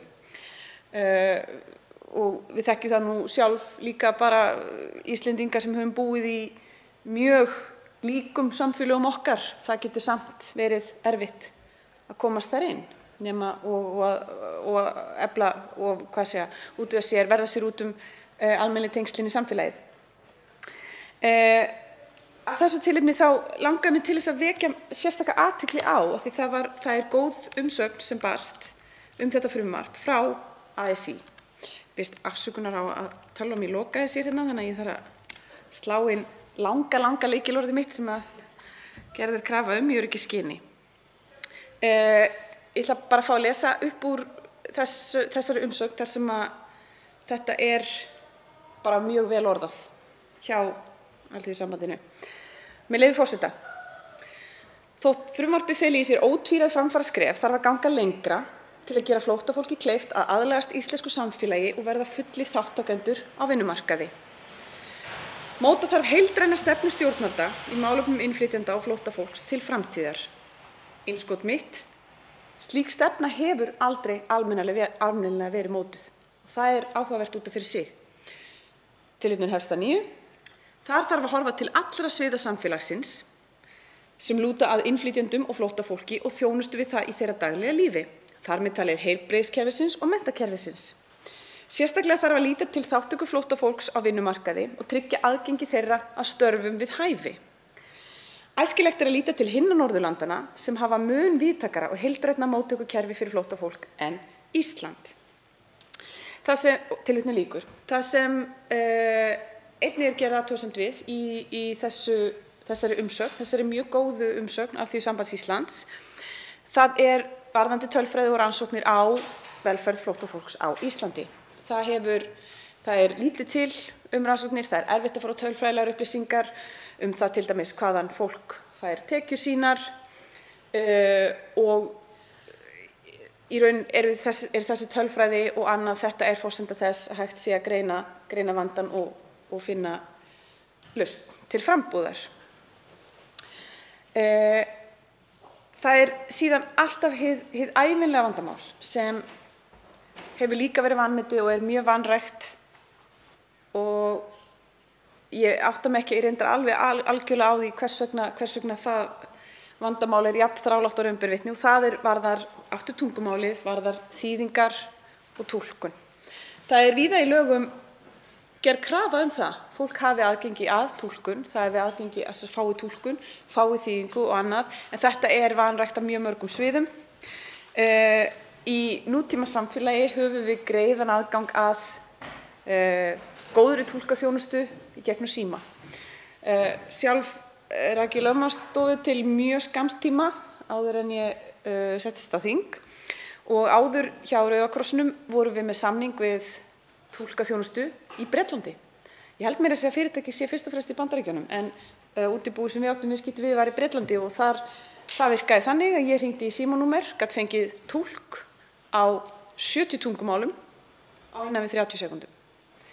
Og þetta er eitthvað sem einhver stjórnvöld hafa tileinkað sér, Þetta er hægt, þetta er ekkert mál. Reyndar krefst þetta þess að aðilinn hérna megin við línuna tali og skilji ensku, sem ég held að sé nú ekki stórvandamál í okkar samfélagi. Ég er að renna út á tíma, ótrúlega satt, þar sem að ég er bara á fyrsta punktinum á þremur blaðsíðunum mínum á punktum sem ég er með hér. En ég ætla að láta staðan með að sinni. Það er þetta sem að ég tel gríðarlega mikilvægt að líta til. Hvet hæstv. Félagsmála- og vinnumarkaðsráðherra til þess að hafa þetta sterkt í huga, ekki vanmeta þessa þætti og fagna þessu frumvarpi og þessari þróun og megi hún halda áfram í rétta átt.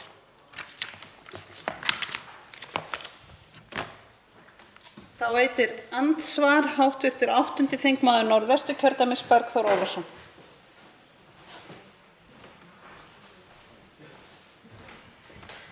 Frú forseti, ég þakka hv. þingmanni ræðuna. Hv. þingmaður kom inn á það hér svona í fyrri hluta ræðu sinnar að hún hefði efasemdir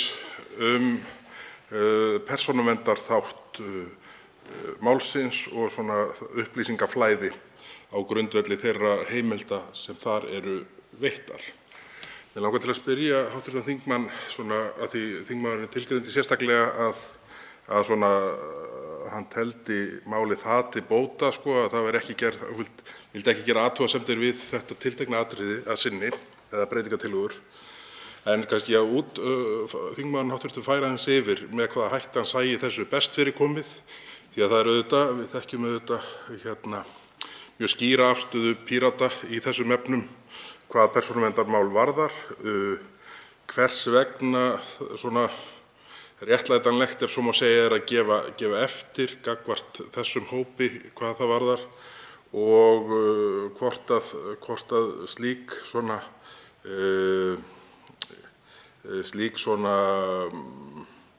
ég ætla ekki að segja eftirgjöf, það er ekki meiningi hjá mér, svona það að horfa það með svona aðeins öðrum hætti en iðulega er gert, hvort að þetta sé einhver stefnubreyting Pírata eða hvort þetta einskorðist við þessi tilteknu mál sem við fjöllum hér í dag. Þá svarar andsvari hv. 11. þingmaður Reykjavíkurkjördæmis suður, Arndís Anna Kristínadóttir Gunnarsdóttir. Já, frú forseti, ég þakka hv. þingmanni fyrir spurninguna. Nei, ég held að ég hef nú ekki verið að lýsa yfir neinni stefnubreytingu Pírata og með þessum athugasemdum mínum er ég kannski svolítið að reyna að fylgja henni eftir. Það sem að skiptir miklu máli í meðferð persónuupplýsinga eru tæknilegar hliðar málsins og þegar ég svo sem var að renna yfir bæði greinargerð og önnur gögn tengslu við þetta mál, þá sýndist mér vera nokkur meðvitund þá þætti. Það sem ég hef mestar áhyggjur af er ekki endilega löggjöfin, heldur er það að stjórnvöld geri sér raunverulega grein fyrir því hvaða þýðingu það hefur að afhenda persónuupplýsingar einstaklinga. Ég fann það í mínu starfi hjá Rauða krossinum að oft gat ég fengið persónuupplýsingar sem ég átti lögum samkvæmt engan rétt á, einfaldlega með því að tilkynna mig sem fulltrúa Rauða krossins. Það er tilhneigingu í okkar samfélagi til þess að treysta, sem er mörgu leyti mjög gott, og svona kannski gera ráð fyrir því að fólk sé ekki að biðja eitthvað sem það hefur ekki rétt á. Þetta er að breytast sem betur fer, bara með almennu hugarfari, og ég tek mjög fast undir með hv. þingmanni að það skiptir gríðarlegu máli að við hugsum ekki öðruvísi þennan hóp heldur en annað fólk í samfélaginu, vegna þess að það er líka mikil tilhneiging til þess. Það er mikil tilhneiging til þess að halda einhver allt aðrar reglur gildi fólk íbúa hér sem að tala ekki íslensku eða er af einhverjum öðrum uppruna. Það sér maður í mjög mörgu þáttum og það er eitthvað sem er æviverkefni að berjast við. Það er að fólk taki alvarlega alls staðar réttindi fólks og þar á meðal réttindi til persónuverndar. Ástæðan fyrir því að ég taldi ekki rétt að gera formulega breytingartillögu við þetta hér er í rauninni það að persónuvernd gerir ekki athugasemd við framsetninguna eins og hún er á endanum í þessu frumvarpi. Persónuvernd vinnur eftir mjög strangri löggjöf persónuvernd og ég kannski svona að einhverju leyti legg traust á það að það verði virkt eftirlit með því að lögunum sé fylgt og hægt að fara þá einhverjar leiðir til úrræða ef svo er ekki. Þá veitir andsvar öðru sinni hv. 8. þingmaður Norðvesturkjördæmis Bergþór Ólason. Frú forseti, ég þakka hv. þingmanni andsvarið.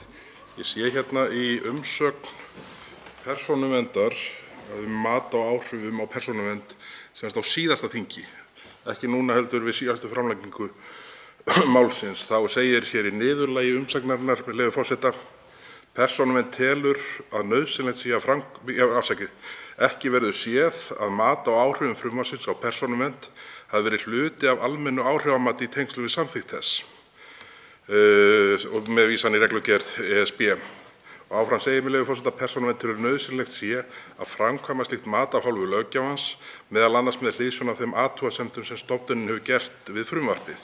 Forsendur matsins og niðurstöður þess þyrftu að koma fram í lögskýringargögnum.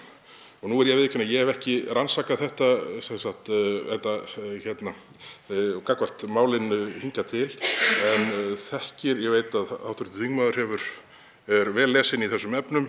Virðist þessi framkvæmd hafa átt sér stað, þetta mat, frá því að málið var lagt fram fyrir ári síðan? Auðvitað hefði ég átt að spyrja framsögumann meirihlutanefndarinnar, en ég missti af því tækifæri og velti því upp þessari spurningu hér og nú.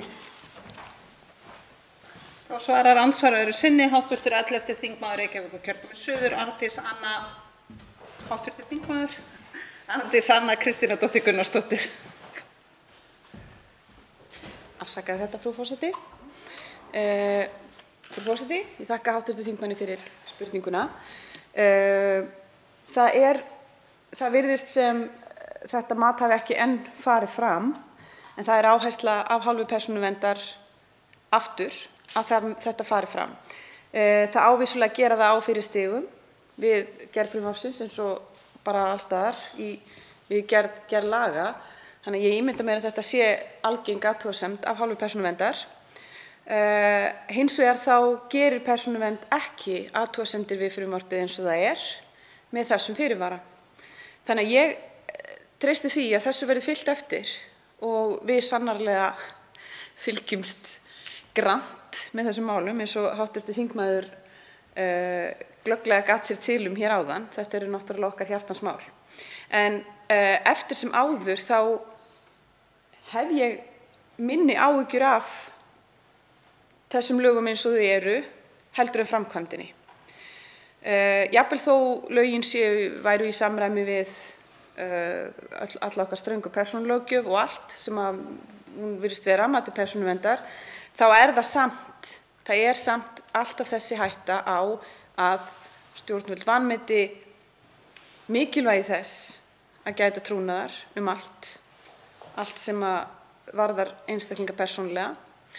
Og ég held að það sé mögulega hluti af almennri vitundarvakningu sem er að eiga sér stað og þarf að eiga sér stað. Og ítreka það að þetta er sannarlega eitthvað sem er fylgst með, og það eru aðilar sem fylgjast munu grannt með því hvernig þessi þjónusta verður veitt í framkvæmd, hvernig þetta verður, hvernig réttindavernd fólks í þessari stöðu verður framhaldið og þess háttar. Þannig að ég hef sannarlega áhyggjur af þessu, en þær áhyggjur mínar gáfu ekki neitt tilefni til þess að gera neina tillögur formlega breytingar á þessu frumvarpi. Það er kannski fyrst og fremst það sem ég var að segja í ræðu minni hér áður. Til máls tekur hv. 8. þingmaður Norðvesturkjördæmis Bergþór Ólason.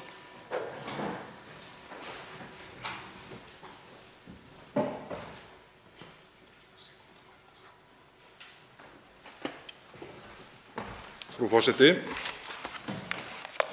ég vil hér í þessari fyrstu ræðu minni við aðra umræðu þessa máls kannski koma ekki örsnöggt inn á svona kostnaðarþætti þess að nokkru marki og afleidd áhrif.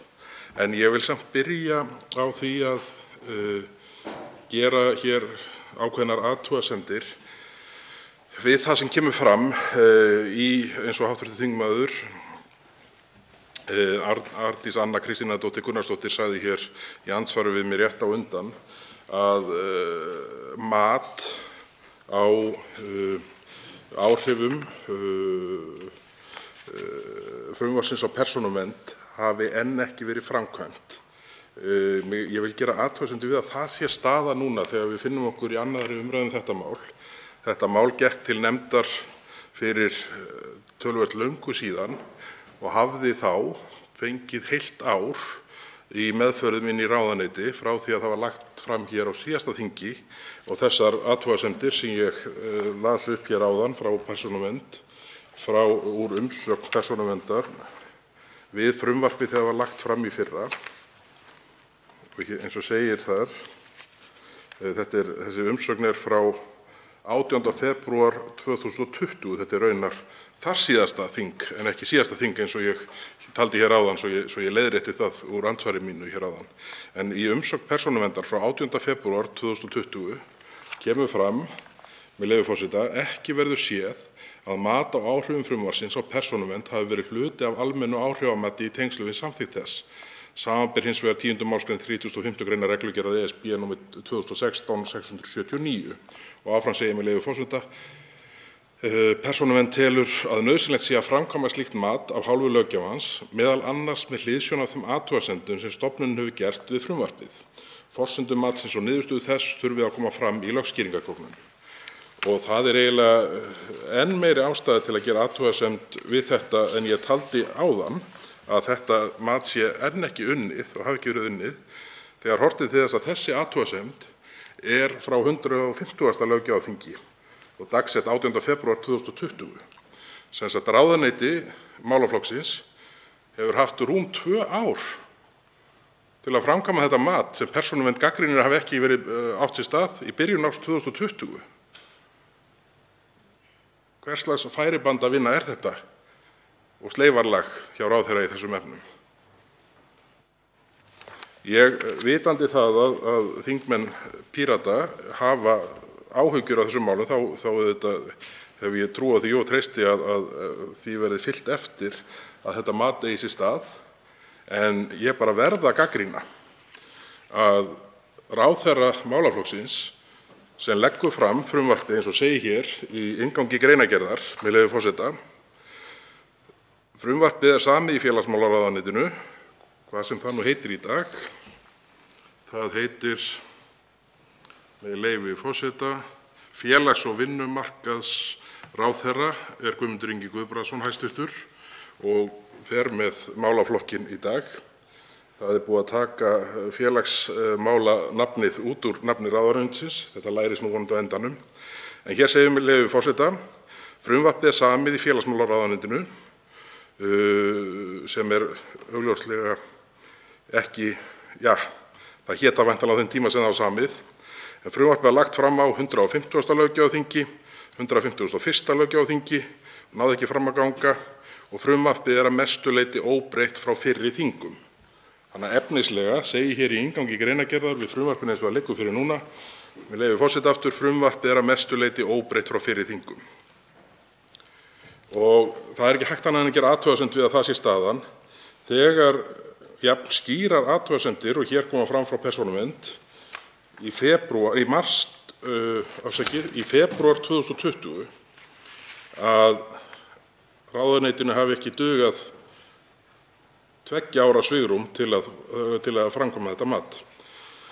En þetta er nú það sem ég vildi sagt hafa hér í byrjun þetta atriði sérstaklega, af því að það vakti mig til umhugsunar þegar hv. þingmaður Pírata taldi athugasemdir er snúa persónuvernd í frumvarpinu ekki tilefni til þess að gera breytingartillögu þar að lútandi og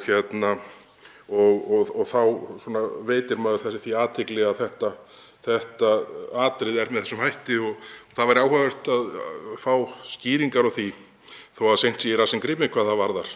Hvað veldur því að Persónuvernd gerir ekki eins ákveðna athugasemd við þetta tiltekna atriði núna?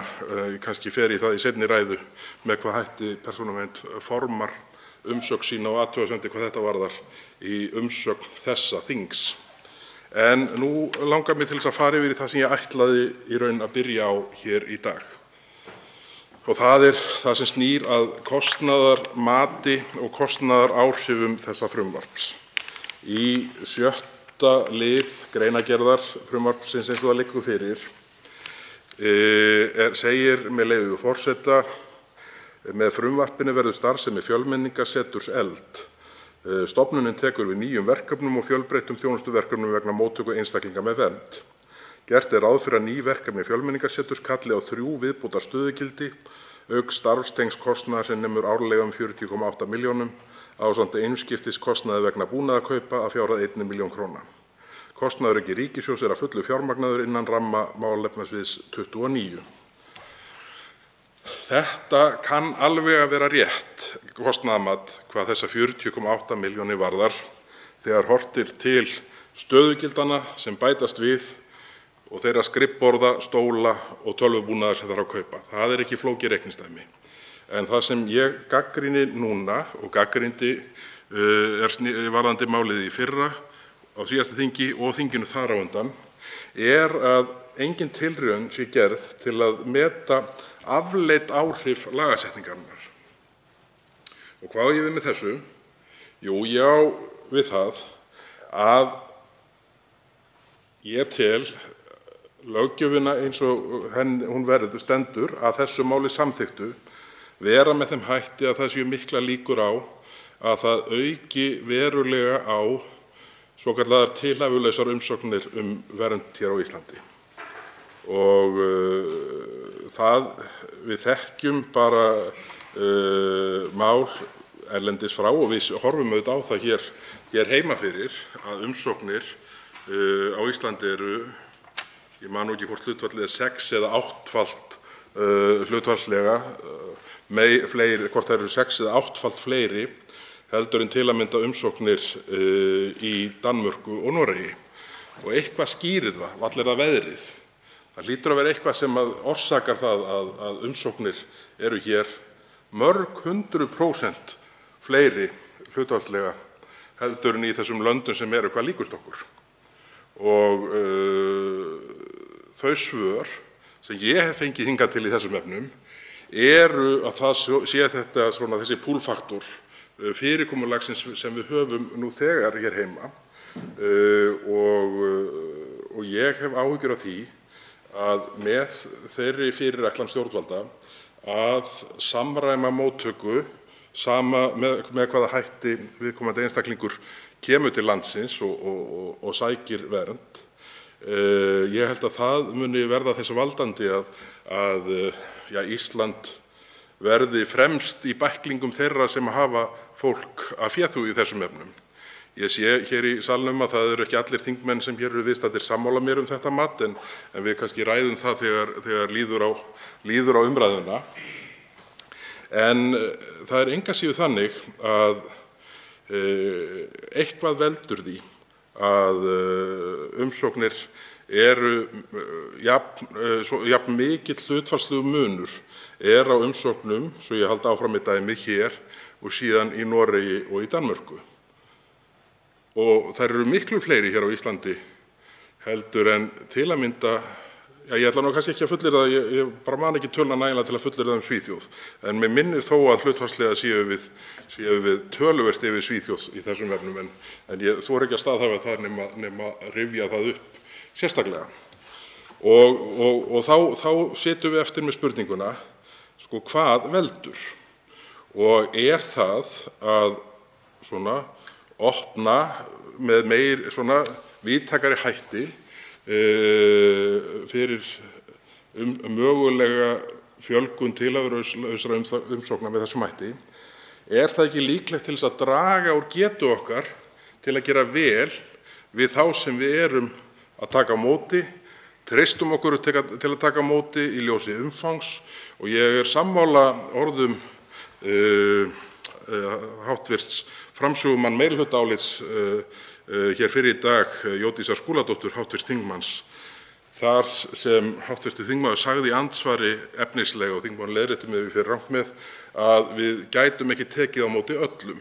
Það væri bara staðan sem uppi væri, og ég held að það sé raunsætt mat. og það er þannig að við eigum að taka vel á móti þeim sem við tökum á móti, styðja þá með ráðum og dáð til að aðlagast íslensku samfélagi, en ég held að ef við færumst of mikið í fang þá verður þetta skaða fyrir alla sem hingað sækja. Og það, ég held að óhætt sé að segja að svona dæmin sem við sjáum svona úr nýliðinni tíð í nágrannalöndum okkar séu, ég leyfi mér að segja og vona að það verði ekki tekið illa upp hér í salnum, en eru að mörgu leyti víti til varnaðar. Það hefur gengið illa með aðlögunarþáttinn víða og þá er ég ekki að tala í samhengi við svona endurmenntunar aðlögun sem viðhöfð er sums staðar, alls ekki, heldur það að víða hefur gengið illa að gera hælisleitendum, nýbúum þjóða erfitt vik, eða það hefur gengið illa að auðvelda þeim að aðlagast samfélaginu sem þeir setja sig niður í. Og þetta er það sem í rauninni afstaða okkar í Miðflokknum hefur mótast að. Það er það að við eigum að gera vel við þá sem við bjóðum hingað til okkar og þeim sem við tökum við, en við eigum ekki að færast meir í fang en við ráðum við. Og það, hv. þingmaður Gísli Rafn Ólafsson talaði hér í andsvari, ég veit að hv. þingmaður, eða minni vera hv. þingmaður sé næstur á eftir mér á mælendaskránni, þannig að við eigum mögulega orðastað eitthvað áfram þetta, en ég held að hv. þingmaður hafi komið inn á það í andsvari hér fyrir umræðunni, fyrir hléið, að við gætum verið að horfa á tíföldun umsóknarfjölda miðað við þau undangengin ár með þeim áhrifum sem að verða af ástandinu og stríðinu í Úkraínu. Það er auðvitað alvarleg staða, en það er þó þannig að mér heyrist svona heilt yfir litið að flestir þeir sem að flýja styrjaldarhörmungarnar í Úkraínu séu með það í huga að snúa aftur á sitt heimasvæði. Þannig að hér sé svona tímabundin vanda vonandi, þó að það séu þetta ekki fyrir sér með hvaða hætti stríðsátökin þróist, en þá erum við öll að vona að þetta verði tímabundið ástand og að þetta fólk sem því miður er á flótta undan þeim átökum sem þar eiga sér stað fái tækifæri til að snúa aftur til síns heima hið fyrsta. Þannig að í því samhengi blasir við að þetta mál er ekki, leyfi ég mig bara að fullyrða, þetta mál getur ekki haft afgerandi áhrif á það með hvaða hætti okkur getur lukkast að taka vel á móti þeim sem flýja átökin í Úkraínu. Þar held ég að við þurfum, hvort sem alveg burtséð frá þessu máli, þá þurfum við að líta á það sem sérstakt verkefni.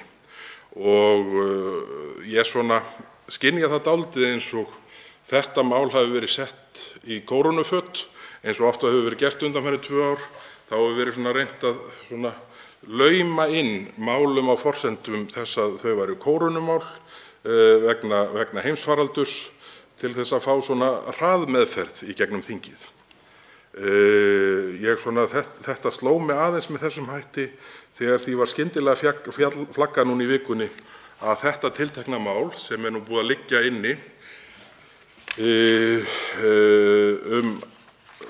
allnokkurn tíma, mælt fyrir því fyrir löngu síðan og hefur legið núna tilbúið nefndarálit í einhvern tíma og engin asi á, að allt í einu skuli það núna teljast til þess fallið að hafa meiri háttar áhrif í tengslum við mögulega góða móttöku flóttafólks frá Úkraínu.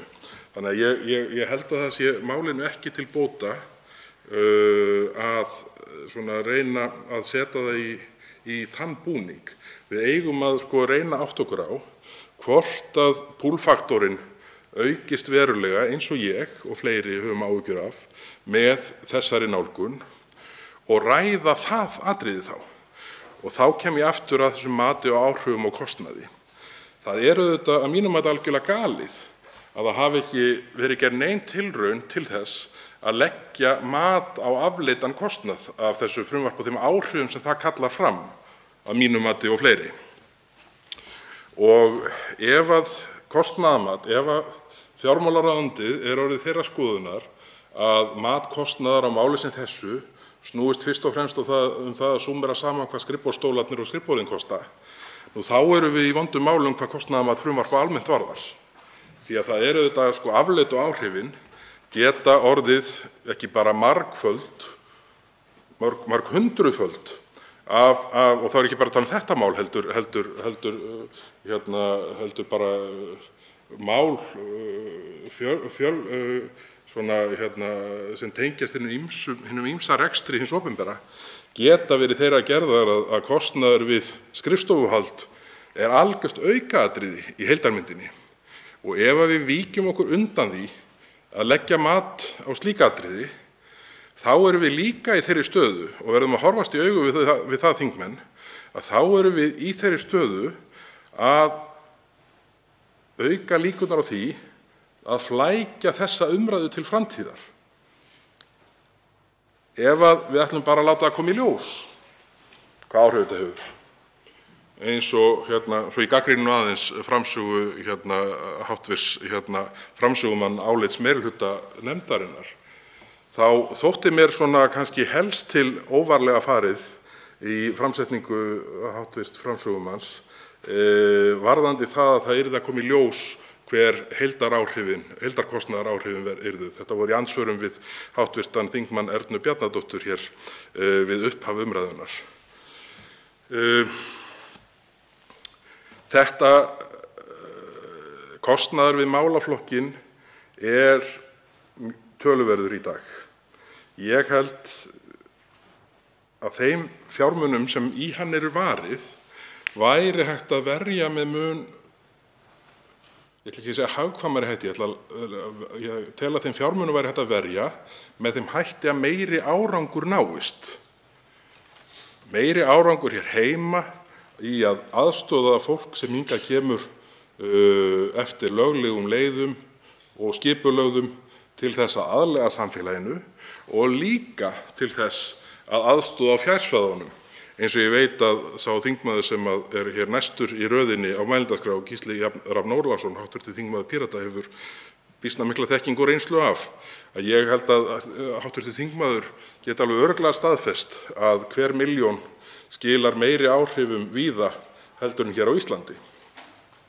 Og í því ljósi ættum við að vera mjög opin fyrir því að styðja með meira afgerandi hætti við það að svona ákveðin hluti þessa ferils eigi sér stað þar sem bæði nær heimasvæðum þess fólks sem er á flótta og þar sem meira fæst fyrir peningin en hér í einu dýrasta landi í heimi. Og það er þessi stóra mynd sem ég sakna að sé ekki ávörpuð, hvorki í frumvarpinu né í nefndaráliti. Og mér finnst nú eiginlega algjört lágmark að það verði fengið álit fjárlaganefndar eða sérstakt álit fjármálaráðuneytis á þessum mati á mögulegum afleiddum áhrifum. Nú þá liggur það bara fyrir skjalfest og menn geta útskýrt það eða barið sér á brjóst eftir 2-3 ár og sagt, já, við mislásum þetta verulega eða við mátum þetta rétt. En ég held í öllu falli þá sé algjört lágmark við þingmenn köllum eftir því að slíkt heildstætt mat fari fram. Annað er óskynsamlegt bæði í tilliti til meðferðar á ríkisfjármunum, meðferðar á málaflokknum og þess fólks sem að hingað kemur í leit að vernd.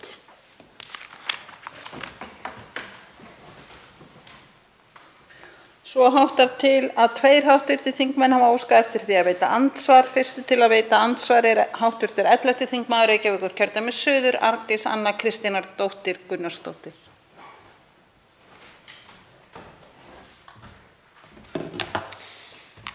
Frú forseti, þakka hv. þingmanni fyrir ræðuna.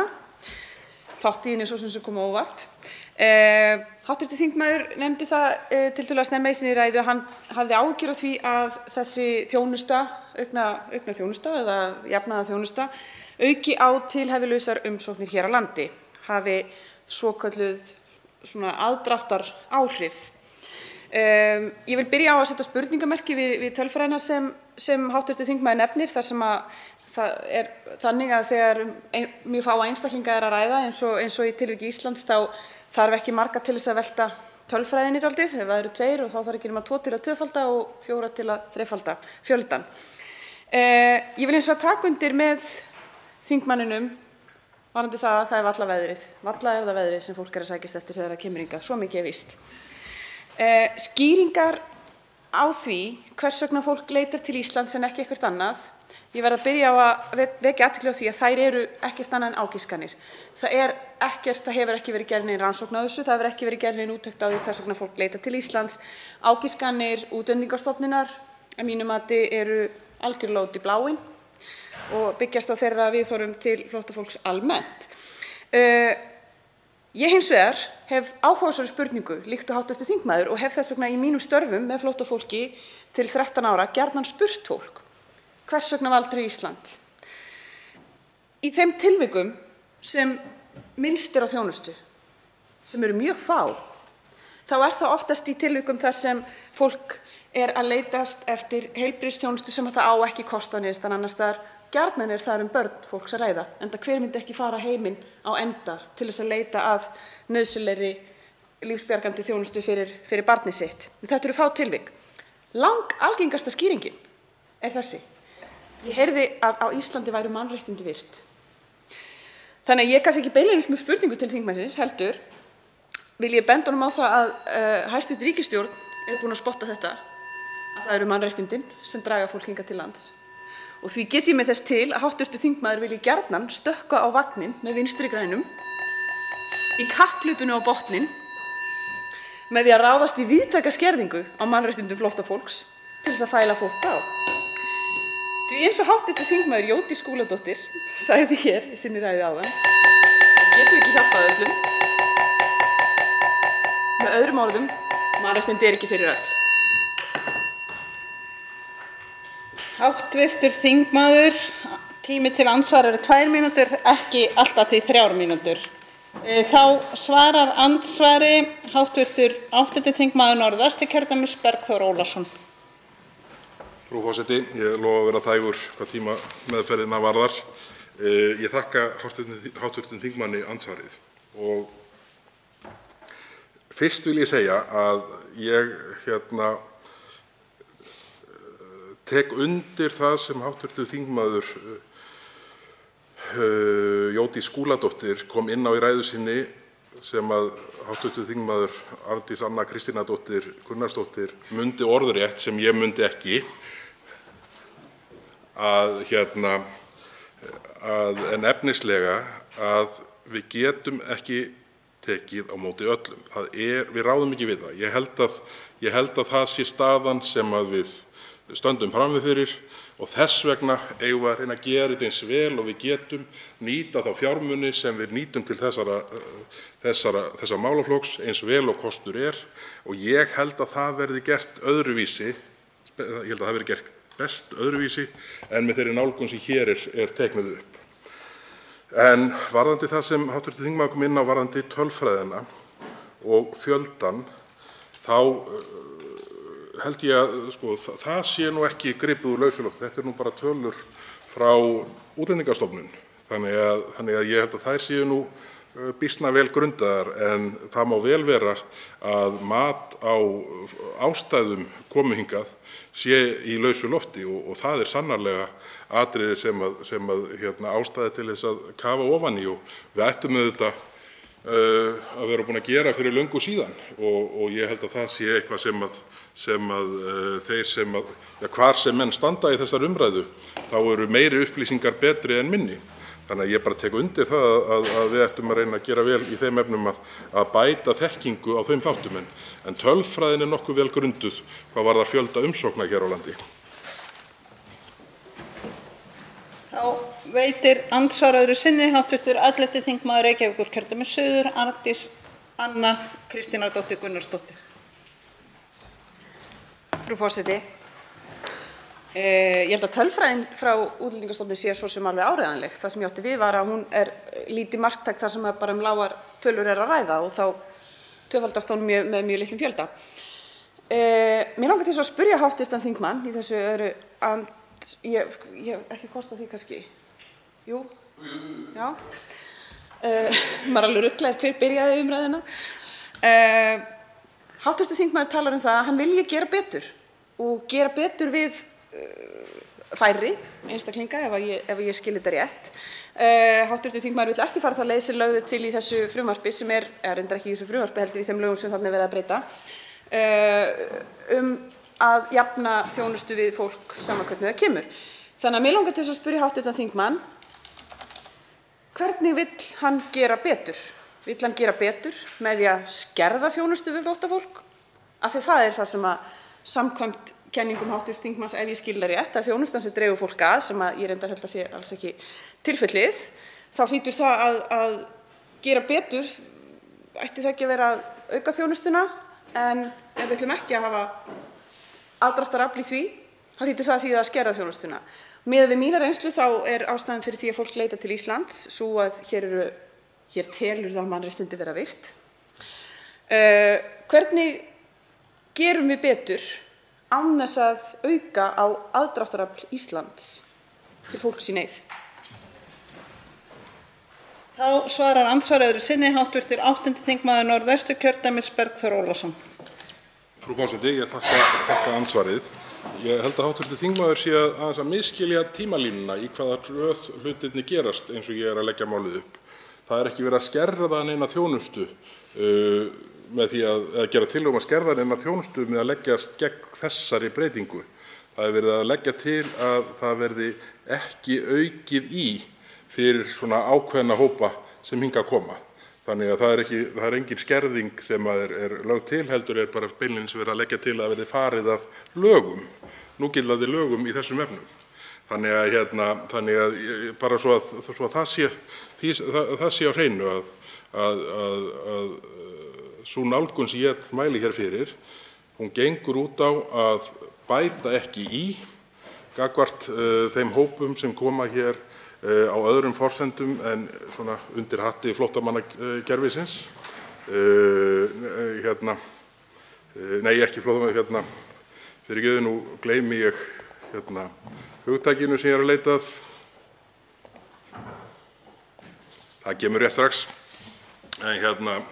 Undir kerfi kvótaflóttamanna kerfisins, afsakið þetta, sem sagt að það verði ekki allir aðrir sem hingað koma á öðrum forsendum settir upp í þann þjónustuflokk, ef svo má segja. Í því felst engin skerðing á þjónustu við neinn, en tillagan að það verði farið að lögum eins og þau eru felur í sér að ég tel minna álag á kerfið eins og það sett upp núna. Og þannig náum við betri árangri fyrir þá sem við veitum þjónustu með því að veita fjármununum til þeirra, til þess að styðja við aðlögun á íslensku þjóðfélagi og gera í rauninni, ef svo má segja, ef má orða það svo kaldranlega, kerfinu kleift að ráða við það verkefni sem því falið. Þá veitir andsvar hv. 10. þingmaður Norðausturkjördæmis Jódís Skúladóttir.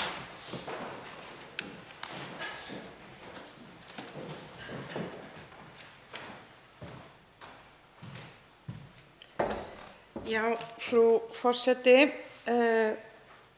ég þakka hv.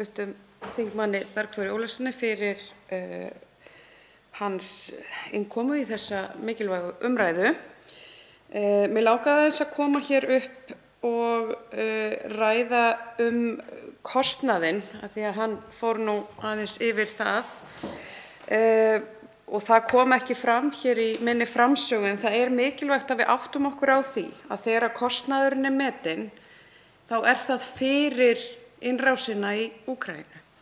Þannig að í fyrri frumvörpum var talað 2 starfsmenn og kostnað þá upp á sirka 24 milljónir sem í þessu frumvarpi orðið að 3 starfsmönnum og kostnaðurinn 40,8 milljónir. Mér finnst mikilvægt að þetta komi fram, að ég ekki að segja að við erum bara að skjóta á einhverja tölu og sjá svo hvað gerist, heldur hafa bara orðið grundvallar breytingar á heimsmyndinni meðan málið í vinnslu, þannig að búið að bregðast við að einhverju leyti, en við verðum auðvitað líka bara svo að fylgja þróun heimsins, hvort eitthvað getur gerst sem að dregur úr flóttamannastraumi eða hvort að hann mun aukast enn frekar, að við getum aldrei vita það daginn í dag nákvæmlega í nokkru einasta máli, hvort sem það eru flóttamannamál eða annað sem að ríkið að leggja fé í. Við verðum alltaf að taka stöðuna hverju sinni og þetta besta staðan eins og hún lítur út í dag, miðað við nýjustu staðreyndir eftir innrás í Úkraínu. Ég vildi allavega svona koma þessu að og það væri áhugavert að heyra ef hv. þingmaður hefur einhverja aðra sýn á það. Þá svarar andsvari hv. 8. þingmaður Norðvesturkjördæmis Bergþór Ólason. Frú forseti, ég þakka hv. þingmanni Jódísi Skúladóttur fyrir andsvarið. Fyrst það að segja að ég sammála því að það erfiðara að leggja mat á þennan málaflokk heldur marga aðra, en stjórnvöldum tekst nú býsna illa upp oft. Sá málaflokkur sem ætti mögulega að vera auðveldast að leggja mat á þróun fjölda aldraðra í samfélaginu. Og það hefur nú gengið eins og þau gengið hjá íslenskum stjórnvöldum langa hríð. Þannig að menn þurfa hugsanlega að æfa sig aðeins betur á reiknistokknum, þeir sem hann halda í þessum efnum. En ég held að hv. þingmaður sé aðeins að misskilja gagnrýni mína. Gagnrýni mín snýst ekki af 23,7 milljóna tölunni sem var framlögð í fyrra eða 40,8 milljóna tölunni núna í frumvarpinu. Ég get best trúað að það sé bara nokkurn veginn alveg upp á krónu rétt og geri engar athugasemdir við það. Gagnrýni mín felst í því að ekki sé lagt mat á mögulega afleidd áhrif. Þennan á ensku með leyfi forseta pull faktor sem myndi þá þýðast einhvern veginn aukið aðdráttarafl til umsókna hér á landi samanborið við önnur svæði, að það gagnrýnin á að það mat eigi sér ekki stað í tengslum við þetta mál sem að málflutningur minn lítur að. Alls ekki enda hvort sem það eru 23,7 milljónir af 40,8 í stóru myndinni skiptir bara næstu því engu máli. Þetta ekki stóra talan. Þessi tala ekki nema brotabrot af því umfangi sem að kerfið kallar á í kostnað eins og staðan í dag, og ég hef áhyggjur af því að það verði aukin aðsókn vegna þessara breyttu reglna, verði það niðurstaðan að keyra málið í gegn með þessum hætti. Þannig að bara svo það sé alveg á hreinu, gagnrýni mín felst ekki í þessari tölu sem setti fram í frumvarpinu, heldur felst gagnrýni í því að sú tala algjört aukaatriði í heildarmyndinni. Þá veitir andsvar öðru sinni hv. 10. þingmaður Norðausturkjördæmis Jódís Skúladóttir. Já, frú forseti, ég þakka svarið. Ég verð nú að fá að vera ósammála, hvað ég að segja, systurflokki mínum að mati Pírata hér á þinginu.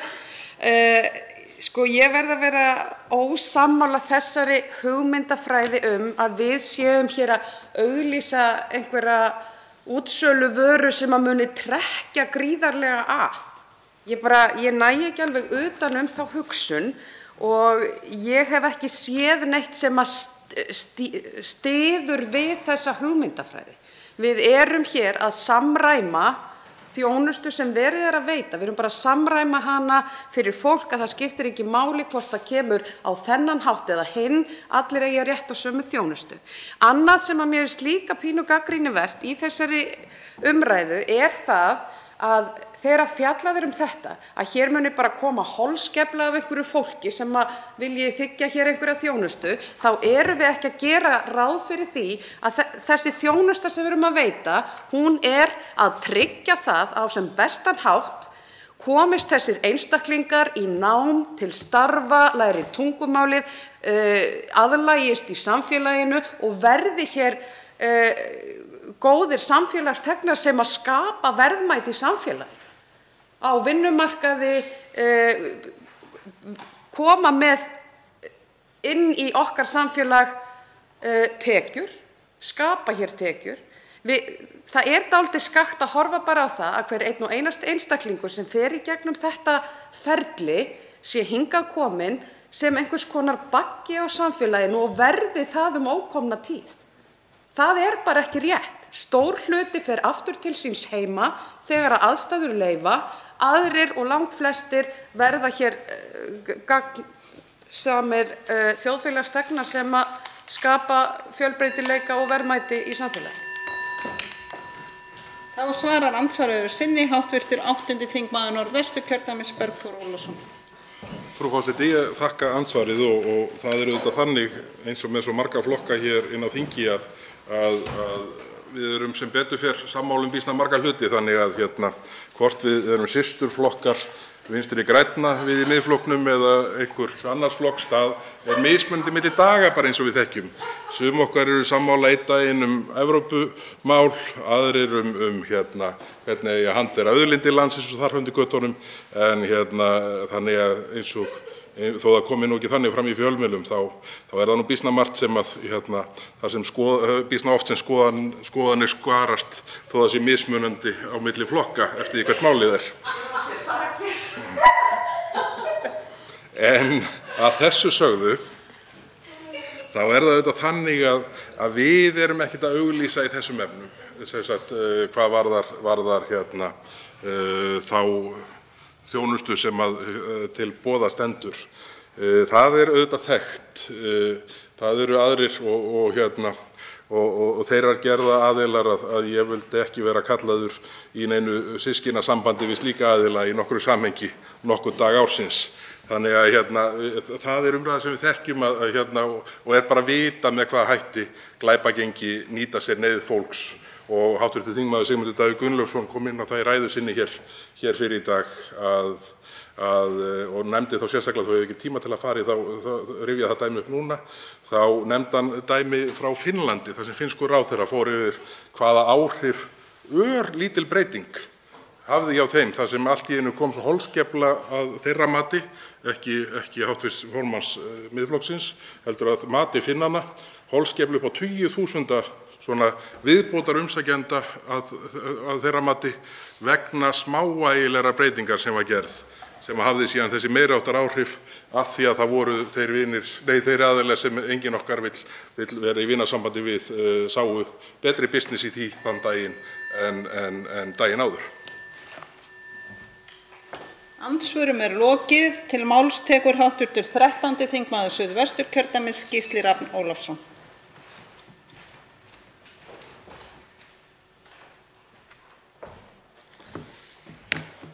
Frú forseti, já, ég fagna þessu frumvarpi. Með því er verið að jafna þá þjónustu sem við veitum fólki sem hingað kemur, óháð því hvort það er að koma hérna sem kvótaflóttamenn eða umsækjendur alþjóðlega vernd. Og eins og hv. þingmaður Bergþór Ólason benti á hér fyrr í kvöld, þá hef ég verið þeirra gæfu njótandi að geta starfað við hjálparstarf tengt flóttamönnum víða heim og hef því náð að upplifa það að sjá þær aðstöður sem fólk er að flýja, það slæma ástand sem er í mörgum þeim löndum sem flóttamenn sem hingað koma er að flýja. Ég hef líka fengið að sjá þær aðstæður sem fólk sem er á flótta upplifir, hvort sem það er í flóttamannabúðum eins og þeim sem fyrirfinnast á mörgum stöðum í heiminum, eða hvort það er á milli flóttamannabúða og á leiðinni til þeirra landa sem að fólk vill reyna að sækja alþjóðlega vernd í. Og það sem sú reynsla að hafa upplifað allt þetta hefur veitt mér það að fá mun meiri skilning það af hverju það mikilvægt að við tökum vel á móti fólki. Og það má ekki verða þannig að við förum að flokka fólk niður í mismunandi hópa og sýna ákveðna tegunda mannúð við suma hópa vegna þess hvaðan þau koma eða jafnvel hvernig litarhaft þeirra og svo fara öðruvísi með aðra. Mér langar líka að reyna að laga eins misvísandi umræðu sem þingmenn háttvirtir sem hafa komið hér á undan frá Miðflokknum hafa verið að ræða. Það talað að við þurfum að taka vel á móti því fólki sem kemur í gegnum hið formlega kerfi Sameinuðu þjóðanna. Hið formlega kerfi Sameinuðu þjóðanna þannig að við tökum á móti ótrúlega fáu fólki á hverju ári. Það meira að segja þannig að á tímabilinu 1956 til 2016, sem 60 ára tímabil, þá tókum við aðeins við 549 manns sem kvótaflóttafólk. Þetta hefur sem betur fer aðeins fjölgað. Árið 2017 tókum við 47, 2018 52 og 2019 74. 2020 tókst mér ekki að finna neinar tölur, sennilega vegna þess að heimurinn var í COVID og fáir komu, en ef að tölurnar sem ég fann fyrir 2021 eru réttar, þá voru það 57 manns. Og hvaðan kom þetta fólk? Jú, þetta fólk kom frá Ungverjalandi, Júgóslavíu, Víetnam, Póllandi, Krajina-héraði sem mitt á milli Serbíu og Króatíu, Kosovo, Kólumbíu, Írak, Afganistan, Zimbabwe, Úganda, Kamerún og Sýrlandi. Þaðan höfum við tekið á móti kvótaflóttafólki. Ætlunin var að taka á móti miklu fleirum á síðasta ári, en COVID setti strik í þann reikning og spurningin hversu mörgum við tökum á móti á þessu ári sem kvótaflóttamenn. En það skal getið að af þeim sem komu í fyrra voru 22 sem komu í desember 2021 í sérstöku átaki íslensku ríkisstjórnarinnar til að taka á móti flóttafólki frá Afganistan sem hafði bein eða óbein tengsl við Ísland eftir að talibanar tóku þar völdin. Já, af hverju fer fólk ekki bara í gegnum þetta kvótaflóttafólkakerfi Sameinuðu þjóðanna? Jú, það nefnilega þannig að það eru bara 27 ríki í heiminum sem taka á móti flóttamönnum í gegnum Sameinuðu þjóðakerfið. Og reyndar aðeins 25 af þeim sem í dag hafa formlegan samning. Á sama tíma, mitt síðasta ár, og þetta þá fyrir Úkraínukrísuna, voru 84 milljónir manna á flótta í heiminum. Ég hef farið í flóttamannabúðir, til dæmis Dadaab flóttamannabúðirnar í Norður Kenía, þar sem tæp 500.000 manns búa, margir hverjir sem hafa búið þar síðan 1991 og hafa flúið stríð í Sómalíu, og fleiri nágrannalöndum. Þaðan fara einungis hundruðir á hverju ári í gegnum þetta kvótaflóttafólkskerfi. Fólk er búið að lifa þarna í áratugi í von það að komast eitthvað annað. Þannig að þegar við tölum það að við viljum fá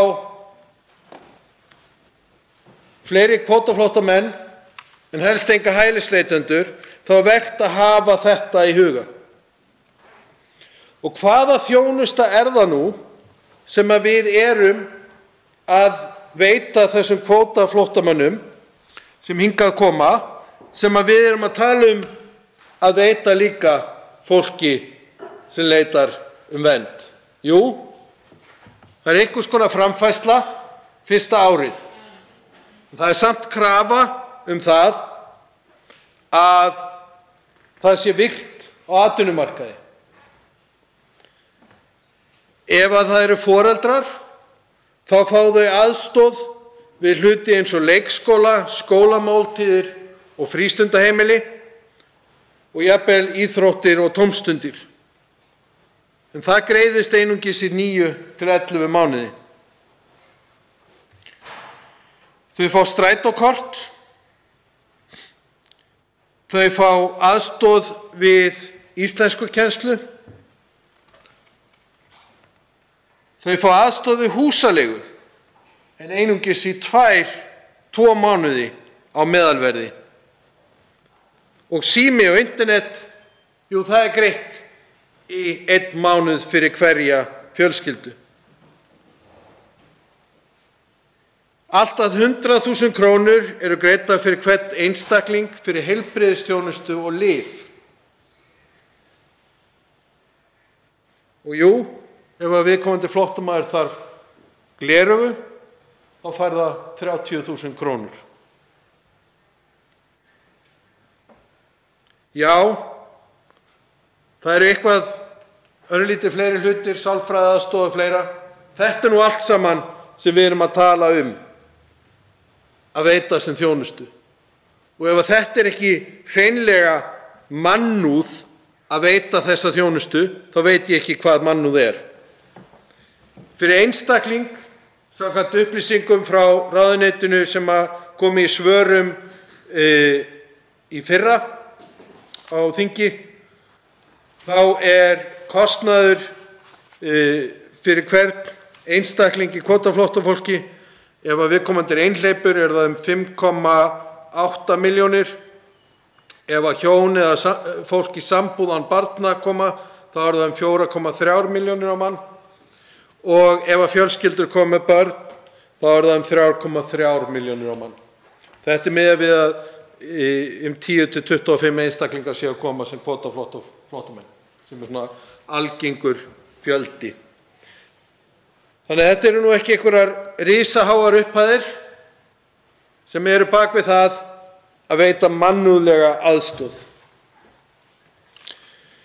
Það virðist líka vera voða algeng afsökun fyrir því að vera á móti því að taka vel á móti fólki, að hingað hljóta að koma alveg heill her af fólki af því að við ætlum að sýna þeim einhverja mannúðlega, veita þeim mannúðlega þjónustu þegar þau koma hingað.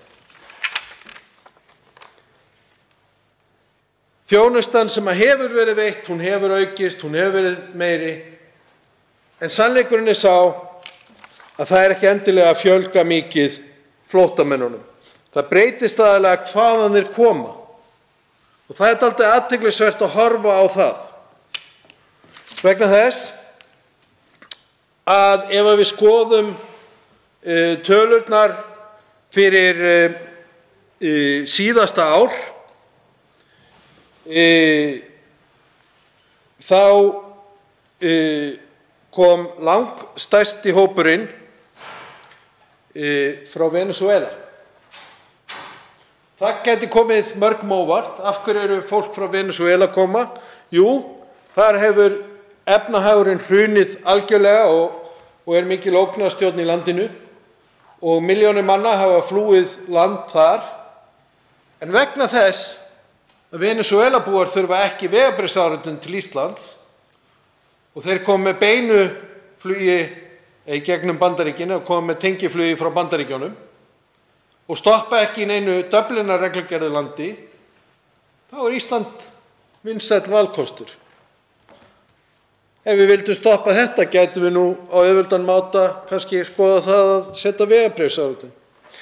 Hingað hafa líka komið fólk frá Palestínu.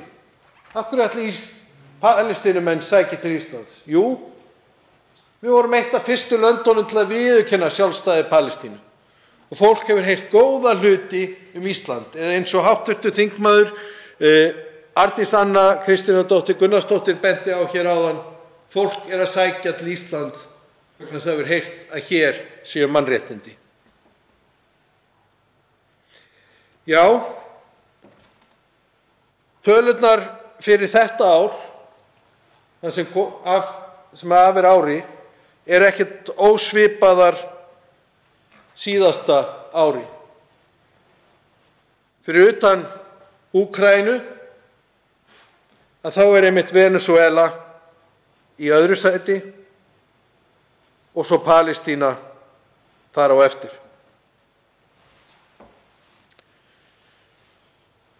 Nú, hv. þingmenn Miðflokksins notuðu hér upplýsingar það að hér væri tekið á móti miklu meira af fólki heldur en á Norðurlöndunum. Margfalt fleira. Já, viti menn, þegar kemur að því að taka á móti fólki, þá vinnum við auðvitað það á höfðatölu eins og allan annan samanburð í heiminum. Við erum alltaf með hæsta fjölda per höfðatölu. Það er bara, við vinnum þann leik alltaf.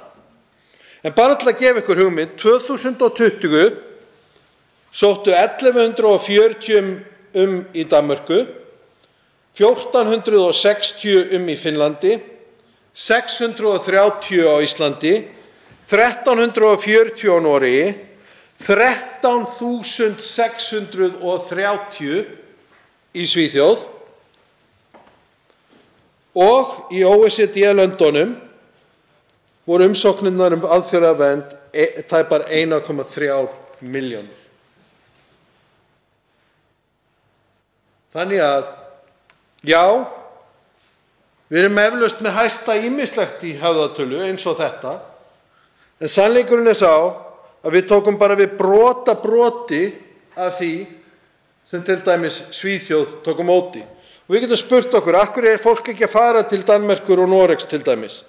Jú, gæti haft eitthvað að gera með það að þjóðernissinnaðir flokkar hafa fengið meira og meiri ítök í þeim löndum og því færri að sækja þangað og færri að fá aðgengi.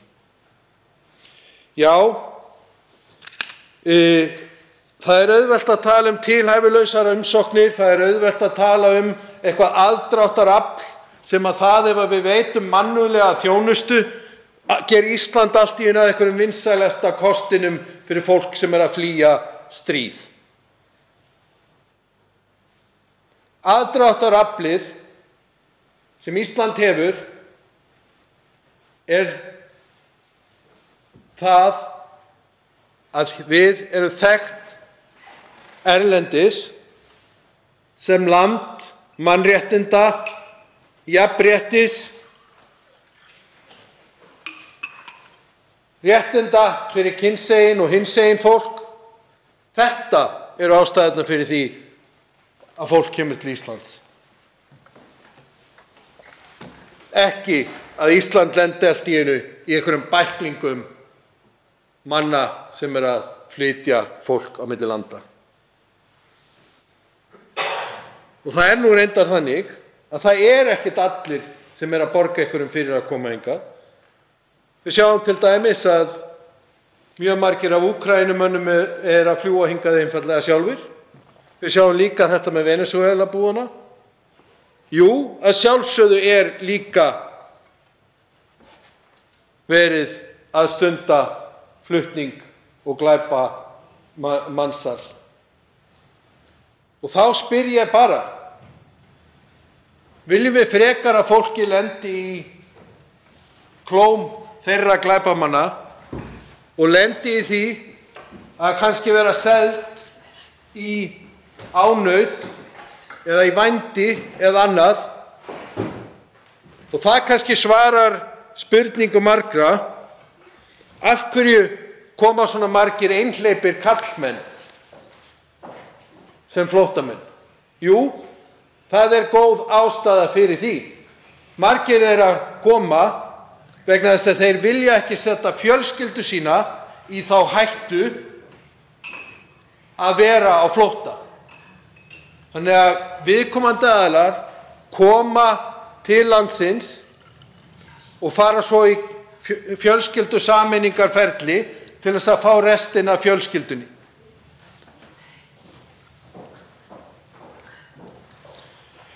Já, frú forseti,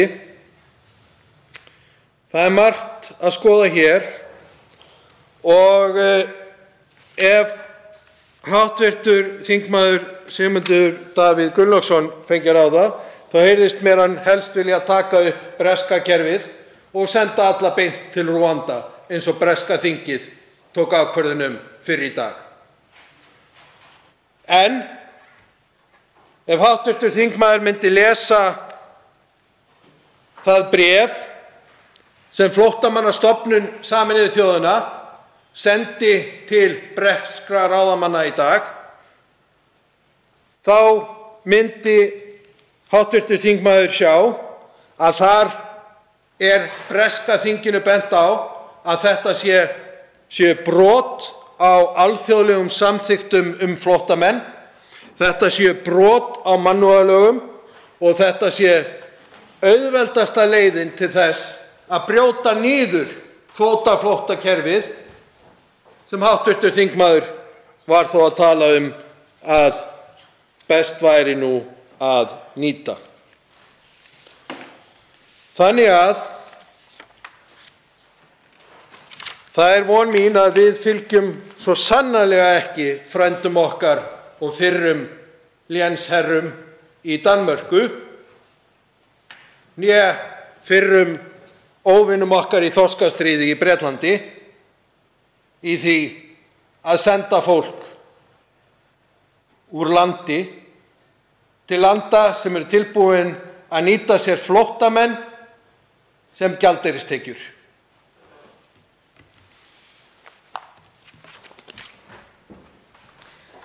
Svo háttar til að 3 hv. þingmenn hafa óskað eftir því að veita andsvar og ræðutíminn því styttur í 1 mínútu í síðari umferð.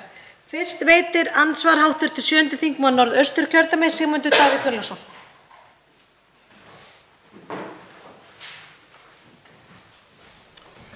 Frú forseti, þetta var mjög gagnleg ræða vegna þess að hv.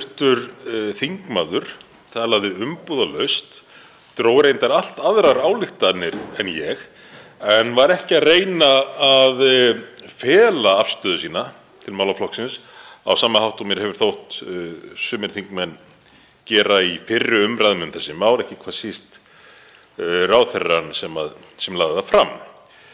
En vegna þess hversu afdráttarlaus hv. þingmaður var og tæpti á mörgu, þá ég búinn að skrifa hjá mér miklu meira en ég næði að komast yfir í stuttri fyrirspurn, en mun gera margt af þess að umtalsefni hér í ræðu minni á eftir eða síðar í kvöld, en vil þó byrja á því að nálgast þetta út frá stóru myndinni, við getum kallað það, og spyrja hv. þingmann í ljósi afstöðu hans sem hann margítrekaði og lýsti á ýmsan hátt það að okkur bæri skylda til að taka á móti að hér virtist öllum sem að kæmi hingað frá löndum sem eru fátækari en Ísland. Hvar einhvers staðar myndi hv. þingmaður draga mörkin? Einhver fjöldi sem yrði til þess að hv. þingmaður segði að Ísland gæti ekki með góðu móti tekið á móti fleirum. Ef sú ekki raunin, eða ef að hv. þingmaður telur að við getum tekið hér við 100.000, því að það eru sannarlega 100.000, það eru milljónir, það eru 100 milljóna í heiminum sem gætu örugglega hugsað sér að búa á Íslandi frekar en í eigin landi. Þetta er gott land með mikið aðdráttarafl, eins og hv. þingmaður sagði. En ætlar hv. þingmaður ekki að segja stopp á neinum tímapunkti hvað varðar flutning fólks til landsins? Og svarar andsvari hv. 13. þingmaður Suðvesturkjördæmis, Gísli Rafn Ólafsson. Frú forseti, ég þakka hv. þingmanni fyrir spurningarnar og hlakka til að svara spurningum sem að koma í seinni ræðum líka. Mér langar nú bara að benda á það að það er sennilega bara hreinlega ómögulegt að taka á móti 100.000. Það er nú ekki svo mörg laus flugsæti til Íslands á hverju ári, sérlega ekki þegar að ferðamannaiðnaðurinn er að koma upp aftur.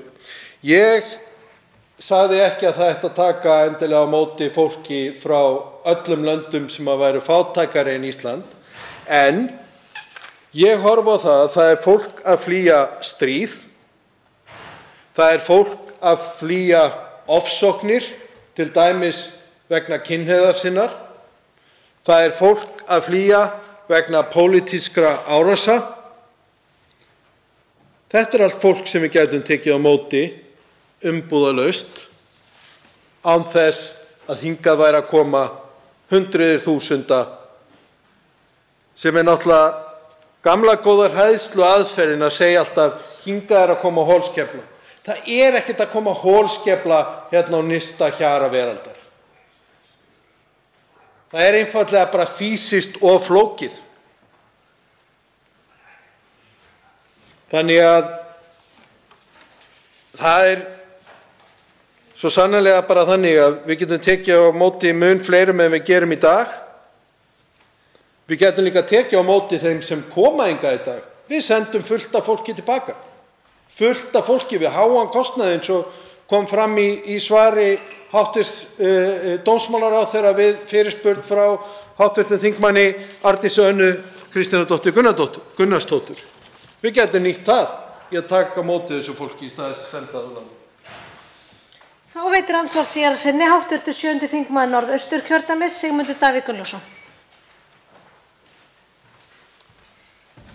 Frú forseti, hv. þingmaður segir að hingað komi ekki holskefla, við séum svo langt í burtu, lengst í norður í hafi, en í ræðu sinni áðan útskýrði hv. þingmaður það ágætlega að á Íslandi væri gott að búa, útskýrði aðdráttaraflið sem að landið hefði fyrir fólk víða heim.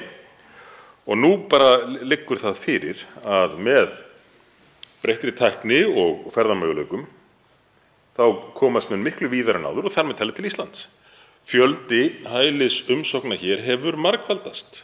Það er eitt af því sem kemur inn á í ræðu minni áðan sem athugasemdir við ræðu hv. þingmanns. En Ísland var hlutfallslega, því að hv. þingmaður notaði hlutfallslegu umræðuna sem afsökun fyrir því að við varum svona ofarlega með við önnur Norðurlönd. Ísland var hlutfallslega með minnsta fjölda hælisumsókna á Norðurlöndunum fyrir fáeinum árum. Ísland er eyja, menn komist ekki beint til Íslands, þurftu að taka með þetta ákvörðun það og fara í gegnum önnur lönd. En sífellt fleiri hafa gert það vegna ferðamöguleikana og vegna þeirra skilaboða sem íslensk stjórnvöld hafa sent frá sér.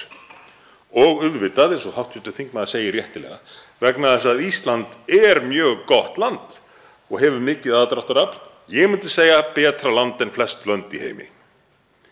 En það kallar þá að svara við spurningunni, hvar á að draga mörkin? Því að ef að Ísland, til að mynda, eitt til landa opnaði alveg og segði að allir þeir sem að búa við bág kjör í heiminum eða sæta einhvers konar fordómum sem að því miður eru víða ráðandi, gætu komið hingað, þá myndi það ekki stoppa. Það myndi ekki stoppa fyrir en að við réðum ekki við ástandið. hvernig ætlar hv. þingmaður að hafa stjórn á þessu ef hann telur yfir höfuð að það eigi að reyna að hafa einhverja stjórn á þessu?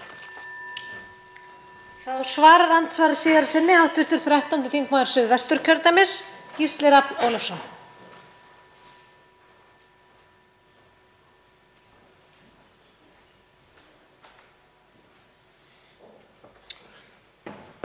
Frú forseti, ég þakka hv. þingmanni fyrir.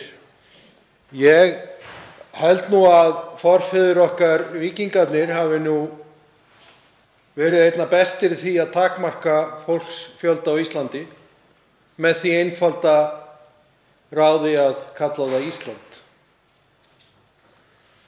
Hingað ekkert að sækjast fólk í stórum hópum vegna þess að fólk hreinlega finnst þetta dálítið skrítið land þar sem að myrkur allan veturinn og ískalt. Og jú, fjöldinn hefur aukist en fjöldi fólks á flótta hefur aukist stórlega, til dæmis vegna átakanna í Sýrlandi, átakanna í Afganistan, átakanna í Írak. Og það nú reyndar þannig að undanfarin ár hefur fjöldinn haldist mjög svipaður. Það hefur hækkað 10-20 manns á ári, hluta til kannski vegna COVID. Að sjálfsögðu koma hingað fleiri þegar tækifærin orðin fleiri. Það orðin miklu fleiri flug hingað heldur en voru. Það orðin ódýrari flug. Það til dæmis hægt að fljúga héðan frá Póllandi fyrir nokkra þúsund krónur. Þetta hefur allt áhrif. En hvað gerðist ef við tækjum á móti þeim 870 manns sem komu og báðu hér hæli í fyrra? Heimurinn... Hvað segir? Þá kemur margfalt fleiri næst. Ekki endilega. Ég held nefnilega að við gætum alveg nýtt þá krafta í að vinna þá vinnu sem þarf að vinna hér. Við erum með skort á fólki. En af hverju tökum við síður við fólki sem kemur frá Miðausturlöndum eða Afríku en erum alltaf tilbúin að taka við fólki sem kemur frá Evrópu? Þá veitir andsvar hv. 10. þingmaður Norðausturkjördæmis, Jódís Skúladóttir.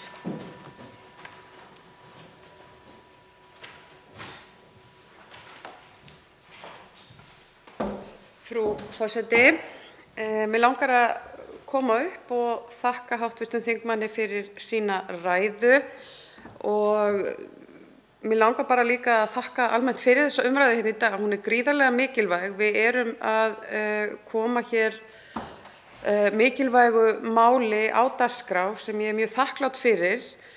Það hefur mjög margt komið fram í umræðunni og eitt af því sem kom fram í ræðu hv. þingmanns hversu raunverulega illa við höfum staðið okkur í langan tíma. Og það kom einnig fram í ræðu hv. þingmanns að við erum að bæta okkur. Og ef við horfum til síðustu ára þá erum við að bæta okkur allhressilega og við erum á góðri leið. Og ég ekki með sérstaka spurningu til hv. þingmanns nema það hvort að hann geti ekki verið sammála mér það að það skiptir máli hver stjórnar.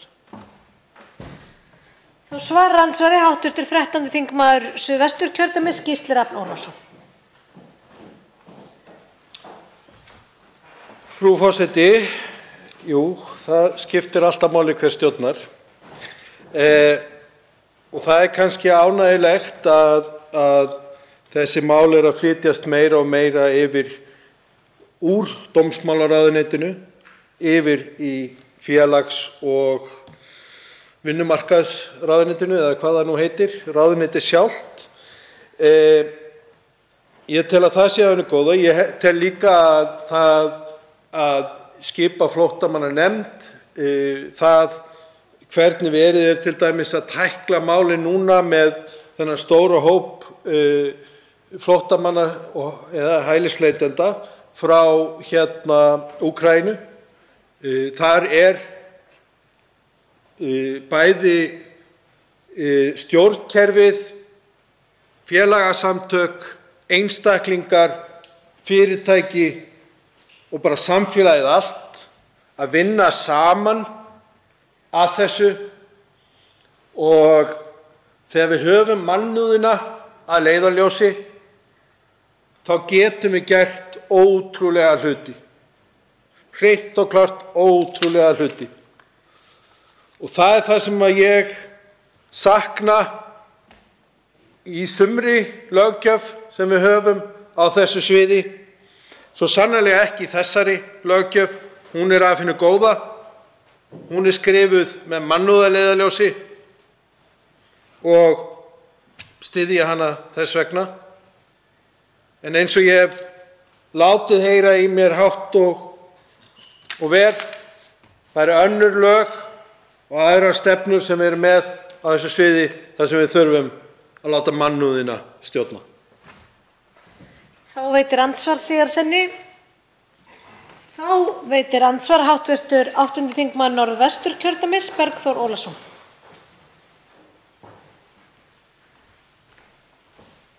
Frú forseti, ég þakka hv. þingmanni Gísla Rafni Ólafssyni fyrir ræðuna.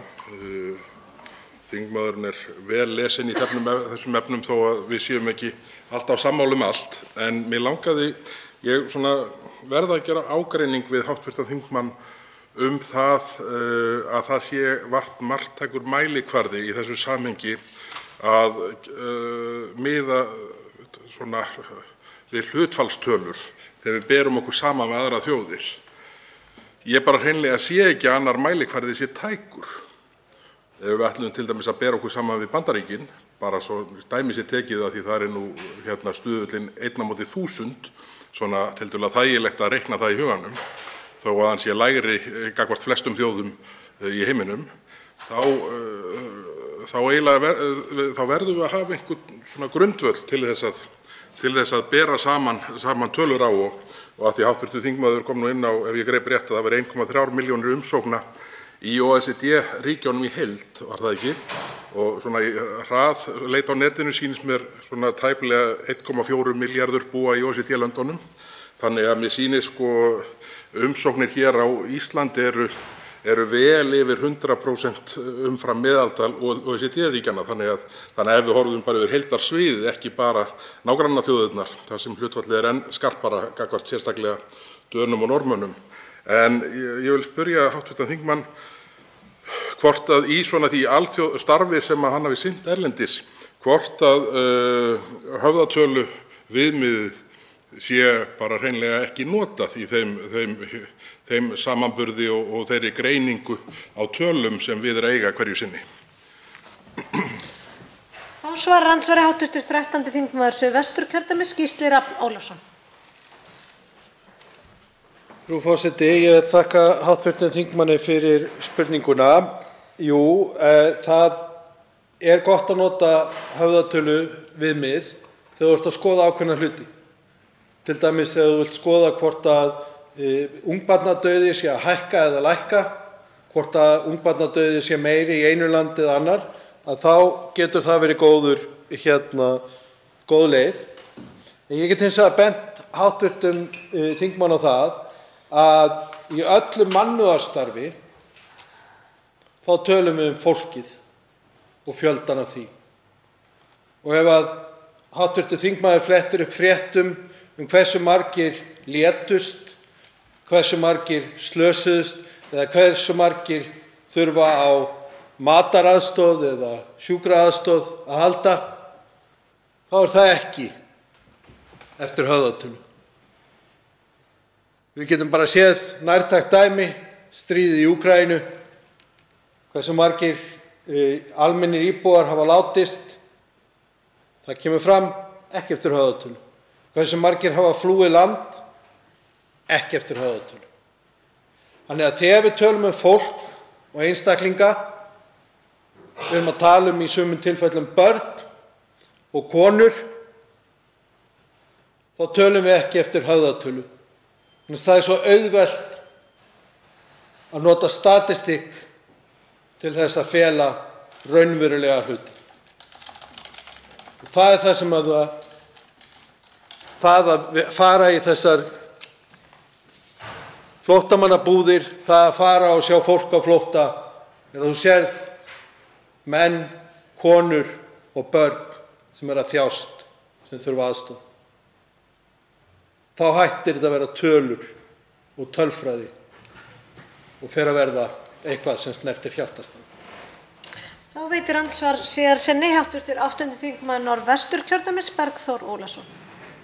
Frú forseti, ég þakka hv. þingmanni svarið og hef vissulega skilning á að þetta snertir hjartastað þeirra sem að verða vitni að, og við auðvitað verðum vitni að þessu öll í gegnum fréttir, þó við séum ekki öll í færum um að skoða þetta með eigin augum.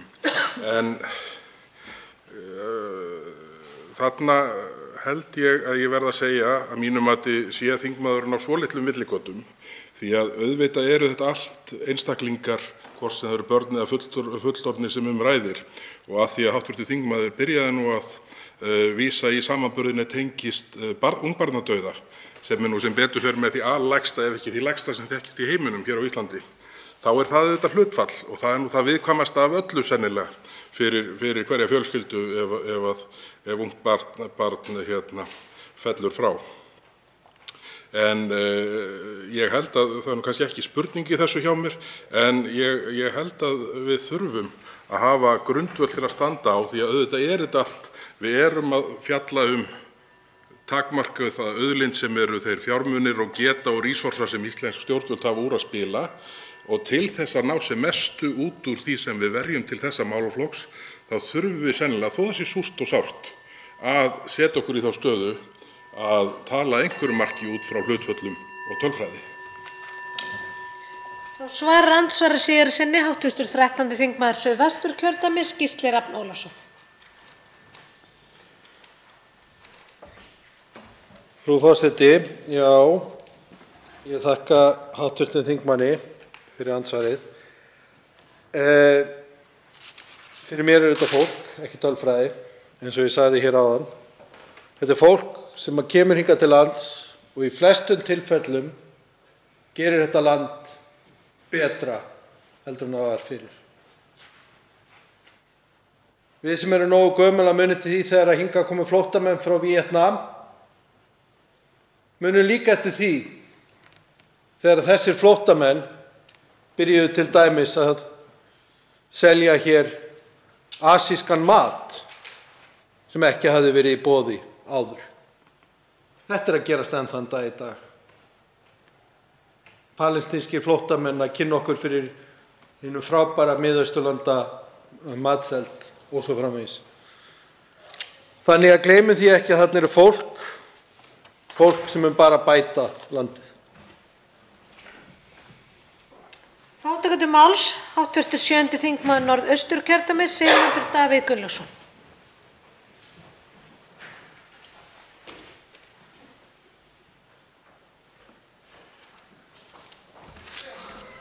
Frú forseti, ég verð nú eiginlega að tileinka þessa næstu ræðu mína hv. þingmanni Gísla Rafni Ólafssyni, og því hafi ætlað að fjalla um annað, en ræða hv. þingmanns hér áðan var svo uppfull af gagnlegri umræðu að ég ætla að byrja á því að bregðast við ræðu hv. þingmanns. Því eins og ég gat áðan í andsvari, þá var hv. þingmaður býsna afdráttarlaus og ég held að það sé gagnlegt fyrir umræðuna. Og ég þakka hv. þingmanni fyrir það aftur, að reyna ekki að fela afstöðu sína í málinu eins og sá ráðherra sem að flytur málið, heldur tala hreint út. En þeim mun fleiri spurningar vakna. Háttvirtur þingmaður virðist telja að það sé næg takmörkun hvað varðar ásókn í að búa á Íslandi, að í fyrsta lagi víkingarnir hafi kallað landið Ísland og það kunni að vera fráhrindandi, landið sé mjög norðarlega, það sé langt í burtu og þar fram eftir götunum. Þetta, sérstaklega einangrun landsins, hafði örugglega mjög mikil áhrif aldir. En nú þetta allt breytt og það setur mjög mark sitt á flóttamannamálin og hefur í rauninni gjörbreytt málaflokknum frá því sem var þegar að samningur Sameinuðu þjóðanna móttöku flóttamanna var gerður árið 1951. Það er rétt að fjöldi flóttamanna vex mjög. Þó hafa oft verið meiri átök í heiminum, jafnvel þó tökum með í reikninginn þessi hrikalegu nýjustu stríð eins og í Úkraínu og í Sýrlandi.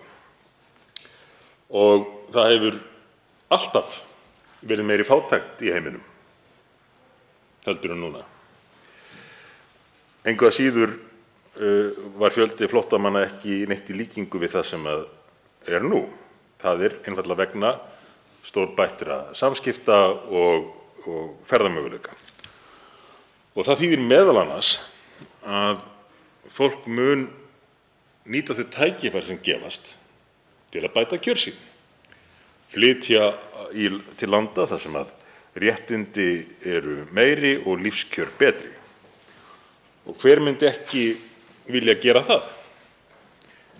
Ég ímynda mér að ef ég byggi í til að mynda fátæku Afríkuríki og land byði upp á það, land í Vestur-Evrópu, til að mynda Ísland, að maður flyttist þangað, ég myndi stökkva á það. Ég ætla að minnsta kosti að vona það. Ég hefði kraftið mér til þess þó að það kynni að vera langt og erfitt ferðalag. En þetta er mitt kjarni málsins. Milljarðar manna allan heim gætu bætt kjör sín og líf og réttindi, auki réttindi, með því að flytja til Íslands eða annarra landa Vestur-Evrópu til að mynda. Svoleiðis að það þarf óhjákvæmilega á einhvern hátt að hafa stjórn á fólksflutningum. Og það er best gert að mínu mati með því að við forgangsröðum á þann hátt að við hjálpum því fólki sem er í mestri neyð. Við hjálpum því fólki sem á ekki afturkvæmt heim til sín og verjum ekki þeim kröftum sem getur nýst til þess að aðstoða þá sem er í mestri neyð til þess að aðstoða aðra í staðinn. Því að ef við erum sammála það, sem ég reyndar ekki alveg viss hvort hv. þingmaður Gísli Rafn Ólafsson sé, ég fékk það ekki alveg hreint hér áðan, en ef við erum sammála það að það sé einhver takmörk fyrir því hvað land, fámennt lítið land eins og Ísland, hvað við getum tekið á móti mörgum sem að hingað kynna vilja flytjast, þá ættum við væntanlega að minnsta kosti vera sammála það að innan þeirra marka þá tökum við á móti fyrst og fremst þeim sem að eru í mestri neyð og mestum vanda.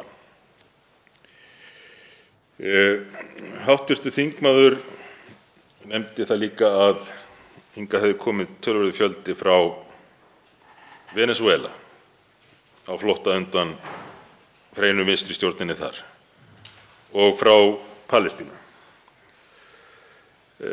Margt af þessu fólki kom á vegum aðila sem býr á Íslandi sem að skipulagði þessa ferðir til Íslands. Og ef að við höfum enga takmörkun, engin mörk, þá munu fleiri slíkir aðilar í miklu fleiri löndum selja Ísland sem áfangastað. Þess að við komumst aldrei undan því að hafa einhver takmörk, einhver mörk. Og þar ítreka ég það sem ég nefndi hér áðan, að við hljótum þá innan þeirra marka að vilja gera sem mest gagn fyrir sem flesta þeirra sem eru í mestri neyð. Höfðatala og höfðatölu samanburður hefur verið ræddur hér. og eins og ég kom stuttlega inn á í andsvari, þá var Ísland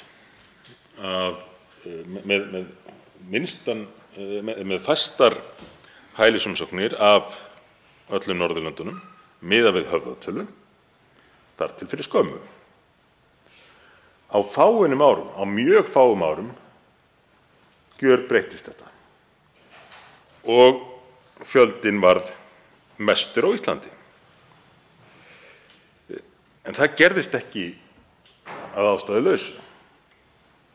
Það gerðist vegna þeirra skilaboða sem að berast héðan frá Íslandi og einnig vegna þeirra skilaboða sem að bárust frá hinum Norðurlöndum. Og hv. þingmaður Gísli Rafn Ólafsson taldi óþarft að setja þetta í samhengi við stærri landana. Nefndi að Svíar tækju til að mynda á móti miklu fleirum en Íslendingar. En Svíar eru yfir 10 milljónir. Og ef að við ætlum að algjörlega líta fram hjá stærð samfélagana og möguleikum þeirra á að taka á móti fólki, þá er staða Íslands og möguleikar okkar á að gera gagn minni en annarra ríkja, eða verður það að minnsta kosti mjög fljótlega. Því að hingað mun það fólk sækja umfram önnur lönd eins og hefur reyndar verið þróunin, og það mun valda verulegu álagi á íslenskan efnahag og íslenskt samfélag. Og það mun draga úr getu okkar til að hjálpa fólkinu sem að þeir mest hjálpar þurfi. Þess vegna verðum við að setja þessa hluti í samhengi. Svona stórt mál, já, hugsanlega stærsta viðfangsefni okkar þessi áratugina jafnvel, flóttamannavandinn, hann kallar á það að menn líti á staðreyndir og innihaldið. En varpa ekki bara fram yfirlýsingum um það að við eigum að sýna mannúð án þess að útskýra hvernig það er best gert. Er það mannúð að forgangsraða með þeim hætti að einhver sem að fyrst og fremst vill komast í betur launað starf, bæta kjör sín, mjög skiljanlegt að fólk þrái það. En er það mannúð að forgangsraða með þeim hætti að viðkomandi komi í stað en ekki konan með barn á flótta undan stríði? Það finnst mér ekki. Einmitt vegna þess hvað þetta er stórt mál, þá kallar það á að við skoðum innihaldið og forgangsröðum til þess að við getum gert sem mest gagn og tryggt sem mesta mannúð. 2 hv. þingmenn hafa óskað eftir því að veita andsvar. Fyrsti til að veita andsvar er hv. 13. þingmaður Suðvesturkjördæmis, Gísli Rafn Ólafsson. Frú forseti, ég þakka hv. þingmanni Sigmundi Davíð Gunnlaugssyni fyrir að tileinka heila ræðu til mín. Ég veit ekki alveg hvernig ég á að taka því, en ég get hins vegar lofað hv. þingmanni því að ég fel aldrei afstöðu mína í neinum málum. Ég kom ekki hingað inn á þing til þess að þegja, heldur til að berjast fyrir þá óréttlæti og ómannúðlegu hluti sem að gerast hér. Mér langaði líka að leiðrétta hv. þingmann. Hafa aldrei verið fleiri stríð í heiminum heldur en núna. Munurinn er kannski sá að það eru færri hermenn að deyja í dag. En samkvæmt tölum bæði frá Sameinuðu þjóðunum og Alþjóða Rauða krossinum þá hafa aldrei verið fleiri í stríði, og samkvæmt Sameinuðu þjóðunum er hátt í 2 milljarðar manna sem eru að einhverju leyti að verða fyrir áhrifum stríðs eða átaka innan landa. 2 milljarðar manna. Já, stærstu stríðin sem í gangi núna fyrir utan Úkraínu koma kannski ekki oft hér í fjölmiðla. Stríðið í Jemen, þar sem 22 milljónir manna búa, stríðið í Sýrlandi, Afganistan, Myanmar til dæmis, Róhingja, fólkið sem hefur þurft að flýja. Já, það stríð hér, hv. þingmaður. Þá svarar andsvari hv. 7. þingmaður Norðausturkjördæmis, Sigmundur Davíð Gunnlaugsson. Frú forseti, fjöldi þeirra sem fellur í stríði á hverju ári hefur farið jafnt og þétt minnkandi, þó að það hafi breyst að nokkru leyti eftir að stríð í Sýrlandi og í Úkraínu hófust, og vissulega stríð eins og í Jemen, mannskæðsstríð, breytir ekki því að ef að farið yfir tölfræði allrar 20. aldarinnar og fram á þessa öld, þá hefur mannfall í stríði farið mjög verulega minnkandi. Það er ekki rétt sem hv. þingmaður segir að það sé óvenju mikið eða hafi verið óvenju mikið stríðsástand undanfarin ár. En það auðvitað bætir ekki stöðu þess fólks sem í býr við slíkt ástand núna. Og þessu fólki þarf að hjálpa eins og kostur er. Hv. þingmaður nefndi hér áðan, og ég hef nú ekki haft tækifæri til að kanna hvort það rétt, að einungis 25 ríki, 25 til 27 ríki, tækju á móti kvótaflóttamönnum. Og þá spyr maður sig, hvers vegna?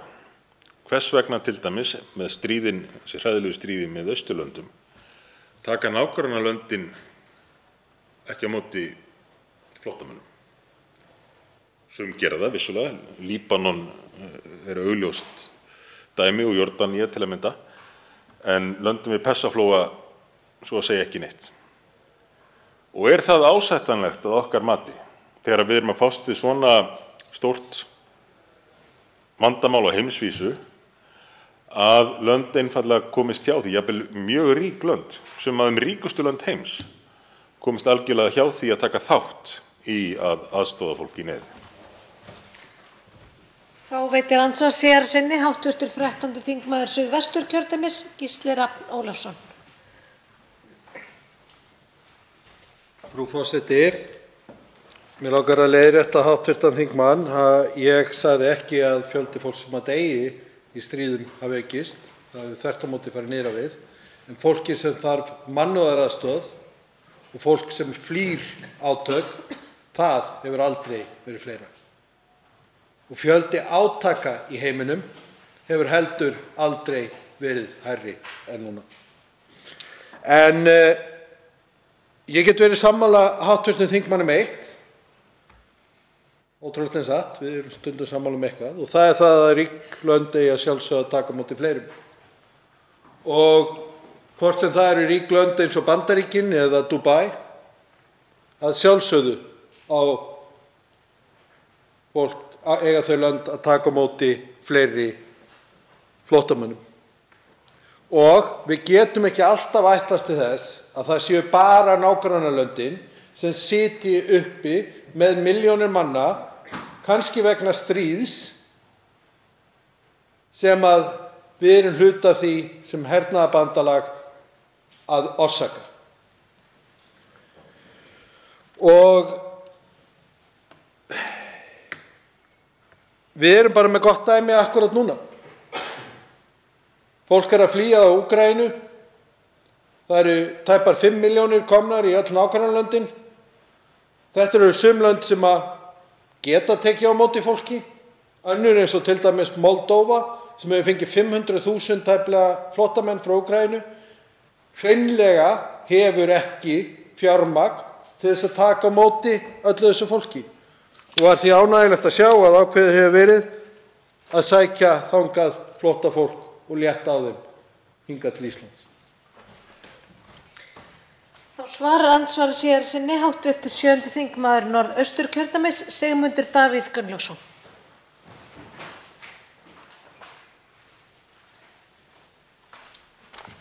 Frú forseti, ég ætla ekki að verja miklum tíma í þessa tölfræði umræðu varðandi stríð. Hv. þingmaður viðurkennir þó að mannfall í stríði hafi farið minnkandi en heldur því fram á móti að fjöldi átaka hafi aukist.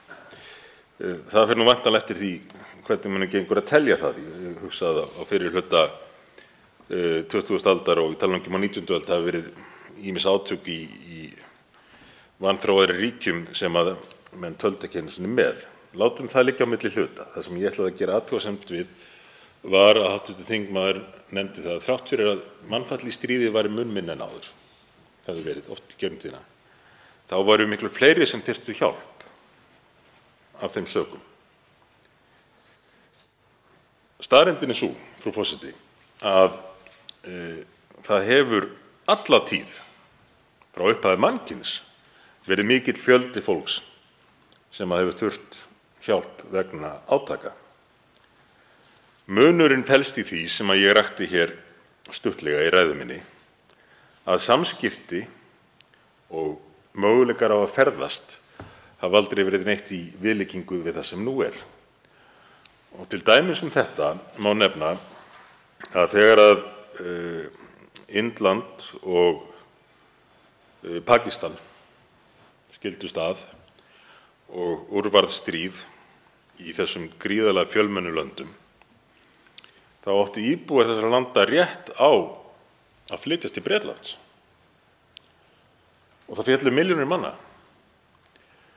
En það komu sárafáir til Bretlands. Vegna þess að á þessum tíma einfaldlega var fólk of fátækt til þess að ferðast, hafði ekki upplýsingar það og svo framvegis. Og það er ekki hægt að líta framhjá þessari grundvallarbreytingu á upplýsingagjöf og ferðamöguleikum þegar menn reyna að nálgast skynsamlega stefnu í hælisleitendamálum. Þá veitir andsvar hv. 11. þingmaður Reykjavíkurkjördæmis suður, Arndís Anna Kristínardóttir Gunnarsdóttir.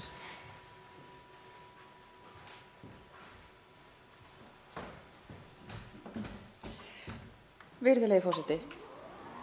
Ég þakka hv. þingmanni fyrir ræðuna. Ég er með 2 spurningar sem mig langar að bera undir þingmanninn, þó á mér brenni sannarlega fleiri spurningar. Hv. þingmaður hefur áhyggjur af því að það að veita fólki sömu þjónustu eftir að það fengi stöðu flóttamanns, sama hvernig það kom til landsins, muni hafa einhvers konar aðdráttaráhrif. Ég vil byrja á að leiðrétta þann misskilning sem að mér heyrist þingmaðurinn hafa, að þarna er eingöngu að ræða fólk sem hefur fengið viðurkennda stöðu flóttamanns. Í þeim hópi sem fær þjónustu samkvæmt þessu kerfi er ekki fólkið sem hv. þingmaður hefur áhyggjur af því að hingað leiti að tilhæfulausu, vegna þess að því fólki er umsvifalaust synjað. Og ég get alveg fyrt hv. þingmann öllum áhyggjum af því að Útlendingastofnun sé ekki að standa sig í þeim efnum. Það sem mig langar að spyrja hv. þingmann er, hann vill gera vel við flóttafólk, það flóttafólk sem raunverulega er í neyð. Þarna erum við með hóp sem að raunverulega er í neyð, hefur fengið það viðurkennt af hálfu íslenskra stjórnvalda. Telur þingmaðurinn að með því að skerða þjónustu við þetta fólk, skerða möguleika þeirra á að koma hér undir sig fótunum og aðlagast íslensku samfélagi, séum við að gera íslensku samfélagi gagn? Hin spurningin sem mig langaði til þess að beina til hv. þingmanns er þessi: heyrði ég rétt að hv. þingmaður væri að leggja til að við bærum okkur saman við eða mótum okkur sambærilega stefnu í flóttamannamálum og ríki á borð við Sádi-Arabíu, sem bara núna í síðasta mánuði var að hálshöggva 80 manns, þar af erlenda verkamenn í landinu? Heyrði ég rétt? Þá svarar andsvari hv. 7. þingmaður Norðausturkjördæmis Sigmundur Davíð Gunnlaugsson. Frú forseti, síðustu spurningunni er auðsvarað. Nei, hv. þingmaður heyrði ekki rétt. Ég tel ekki að við eigum að taka okkur Sádi-Arabíu og og löndin við Persaflóa til fyrirmyndar í þessu efni, til frekar að þau eigi að líta til þess sem að við og önnur vestræn lönd erum að gera í því að reyna að aðstoða flóttamenn.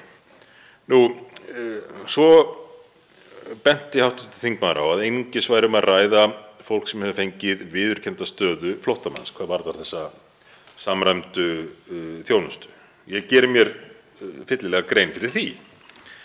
En það er nú einmitt þetta sem hefur svo mikið verið rætt, eitthvað síst í dönskum stjórnmálum, að það sé ekki æskilegt að það skipti ekki máli með hvaða hætti fólk kemur, eins og ég vitnaði í forsætisráðherra Danmerkur hér áðan sem sagði að markmiðið væri að enginn mætti til Danmerkur til að sækja þar hæli.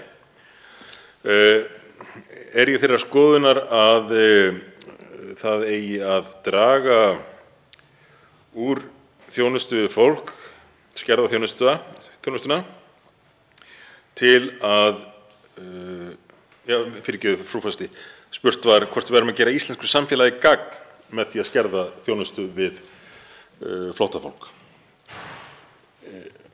Að mínu mati erum við fyrst og fremst að gera því fólki gagn sem að í mestri neyð með því að forgangsraða með þessum hætti.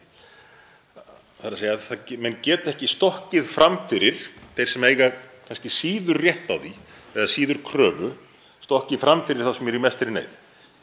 Ég held að það sé aðalatriðið að við tryggjum að kerfið sé til þess fallið að beina fólkinu í sem öruggasta og besta leið sem að leið veitir forgang því fólki sem að í viðkvæmastri stöðu og þarf mest á hjálp að halda. Þá veitir andsvar Sigurðarsyni hv. 11. þingmaður Reykjavíkurkjördæmis suður, Arndís Anna Kristínardóttir Gunnarsdóttir. Frú forseti, ég þakka hv. þingmanni fyrir svarið. Gleður mig að heyra að hann sé ekki að leggja til að við tökum upp mannréttindastefnu á borð við Sádi-Arabíu. Ástæðan fyrir því að ég las það úr svari hans er sú að það eru þessi ríki sem eru ekki að taka á móti flóttafólki. Að þeim frátöldum þá eru ríkin í kringum stríðslönd að taka við langflestu flóttafólki. Samkvæmt tölum frá Flóttamannastofnun Sameinuðu þjóðanna eru 73% flóttamanna í heiminum í nágrannaríkjum. Þá erum við að tala um aðliggjandi ríkjum sem eiga landamæri að því ríki sem þau eru að flýja. 73%. Það er mjög lítið hlutfall sem að leitar lengra en það eða kemst lengra en það og sannarlega stór hluti af þeim sem kemst ekki að leiðarenda þó að það leggi upp í ferðalagið. Þannig að ég átta mig ekki alveg á því hvort að hv. þingmaður sé að segja að við eigum að taka okkur Sádi-Arabíu til fyrirmyndar sem að að ýta öllum frá eða Danmörku sem að virðist ætla að fara svipaða leið og Sádi-Arabía.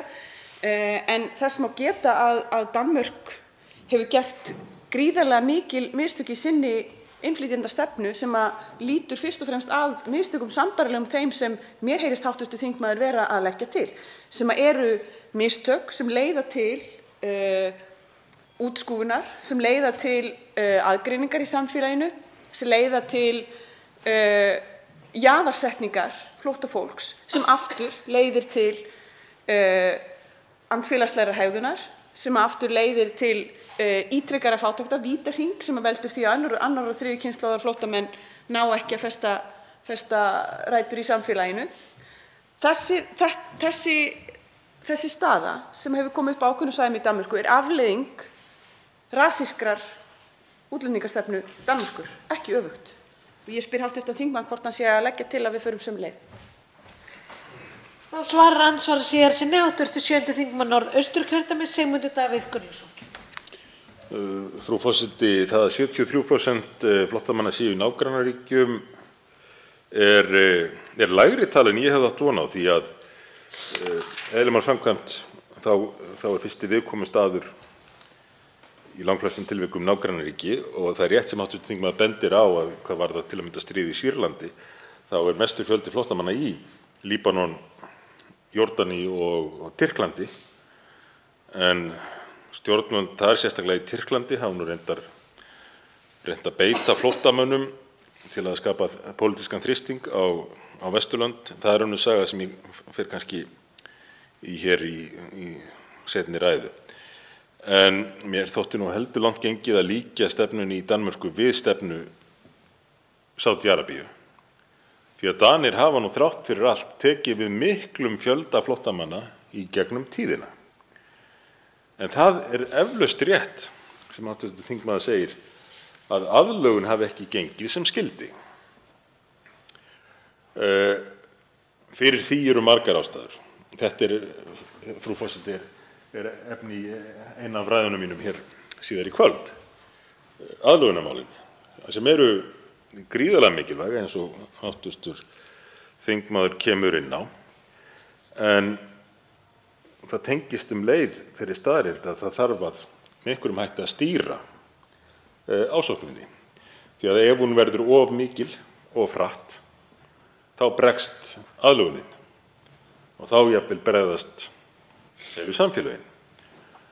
Ég mun til að mynda seinna í kvöld vitna í skrif þingmanns danskra sósíaldemókrata sem er af eþíópískum ættum og útskýrir hvers vegna það gangi ekki upp samtímis að vera með almennt velferðarkerfi og opin landamæri. Þá tekur til máls hv. 7. þingmaður Suðvesturkjördæmis, Eva Sjöfn Helgadóttir.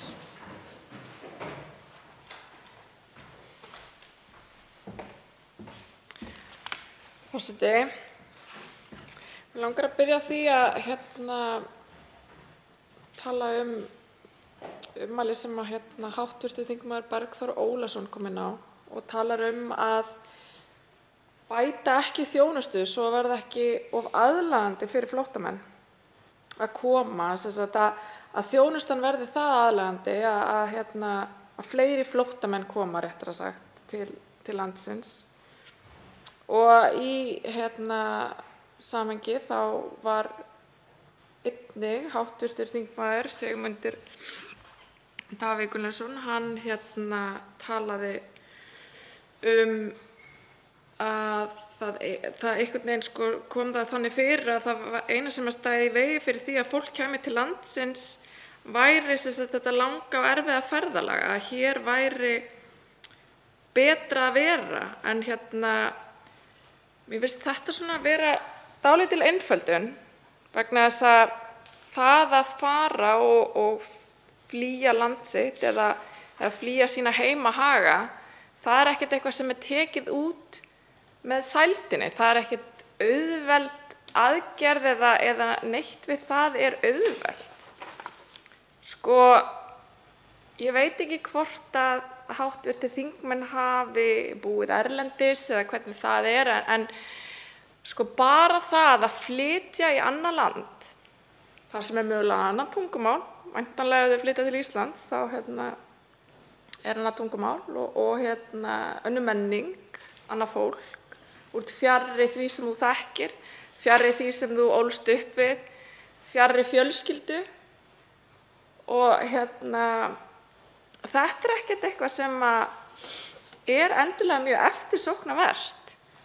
Finnst ekki vera endilega tekið inn í umræðuna hversu eftirsóknarvert og hversu auðvelt eða ekki auðvelt það er að flytja annað, flytja til annars lands og sérstaklega þá lands þar sem menningin er gjörólík því sem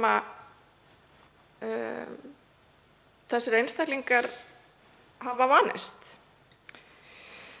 Þannig að einföldunin er svolítið mikil þegar það kemur að þessu. Þetta er ekki auðvelt, væntanlega, fyrir einstaklinga að flytja. Það eru margir þættir sem að spila inn í og þegar að hlutirnir verða betri, að þá fer fólk oft aftur til sinna landa. Það sem við erum að ræða hér er frumvarp til laga sem að meginefni frumvarpsins er Með leyfi forseta: með frumvarpinu lagt til að fært verði í lög að Fjölmenningarsetur veiti sveitarfélögum faglegar leiðbeiningar og ráðgjöf í tengslum við móttöku einstaklinga með vernd. Þá Fjölmenningarsetri falið að halda utan boð móttökusveitarfélaga búsetu og þjónusta byggð á þeim upplýsingum sem liggja fyrir með tillit til ákveðinna þátta, svo sem möguleika á námi, aðgangs að nauðsynlegri heilbrigðisþjónustu, atvinnutækifæra og samgangna. Með móttökusveitarfélagi átt við þau sveitarfélög sem gert hafa samning við félagsmálaráðuneyti móttöku einstaklinga með vernd. Ég skil ekki hvers vegna ykkur ætti að vera á móti þessu, vegna þess að þetta gott fyrir allt samfélagið, að fólk sem kemur hér á flótta fái sem bestu þjónustu og að við hugum að þeim sem best til þess að þeir geta verið virkir þátttakendur í samfélaginu og þeir geta fundið sinn sess hér og farið út á vinnumarkað, borga skatta. Börnin séu heilbrigð, börnin fá heilbrigðisþjónustu og fólki líka. Þannig að ég finnst þetta vera bara svolítið svona bara mjög sjálfsagt, bara frábært frumvarp og þó að fyrr hefði verið að sveitarfélagin sameinist það að taka vel á móti þessum einstaklingum.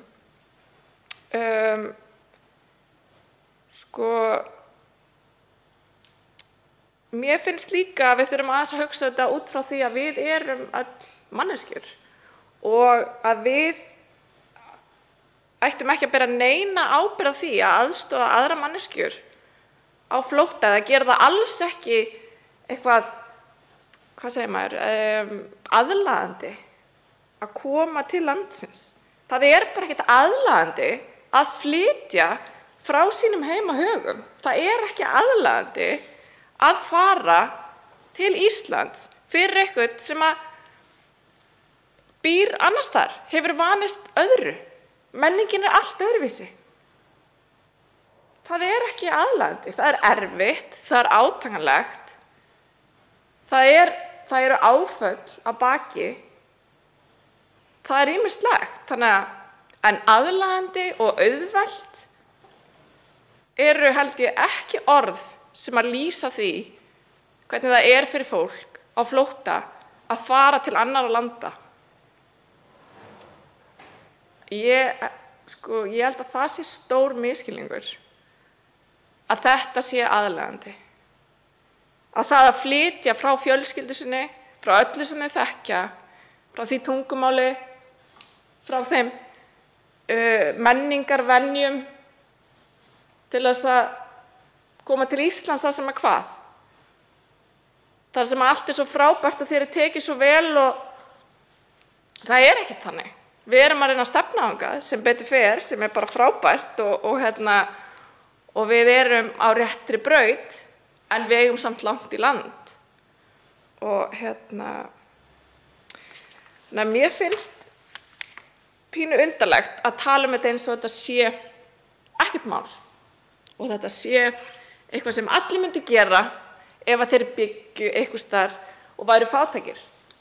Það nú bara þannig að þeir sem eru ríkir eru bara oft ekkert hamingjusamir. Þannig að það má ekki einfalda þetta svona svakalega mikið.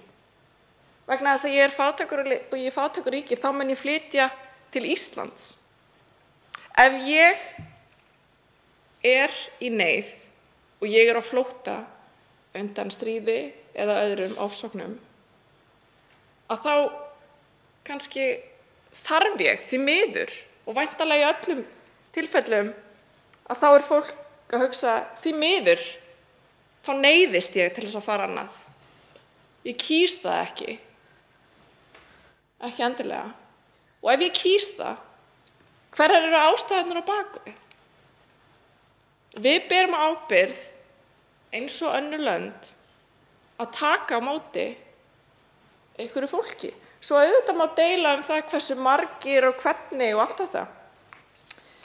En það þarf samt að vera þannig að við viljum fara fram með mannúðarsjónarmið og veita mannúð öllum þeim sem að koma til landsins, hvort sem að þau verða hér eða fara annað eða eitthvað, en við þurfum að byrja á því að veita þessu fólki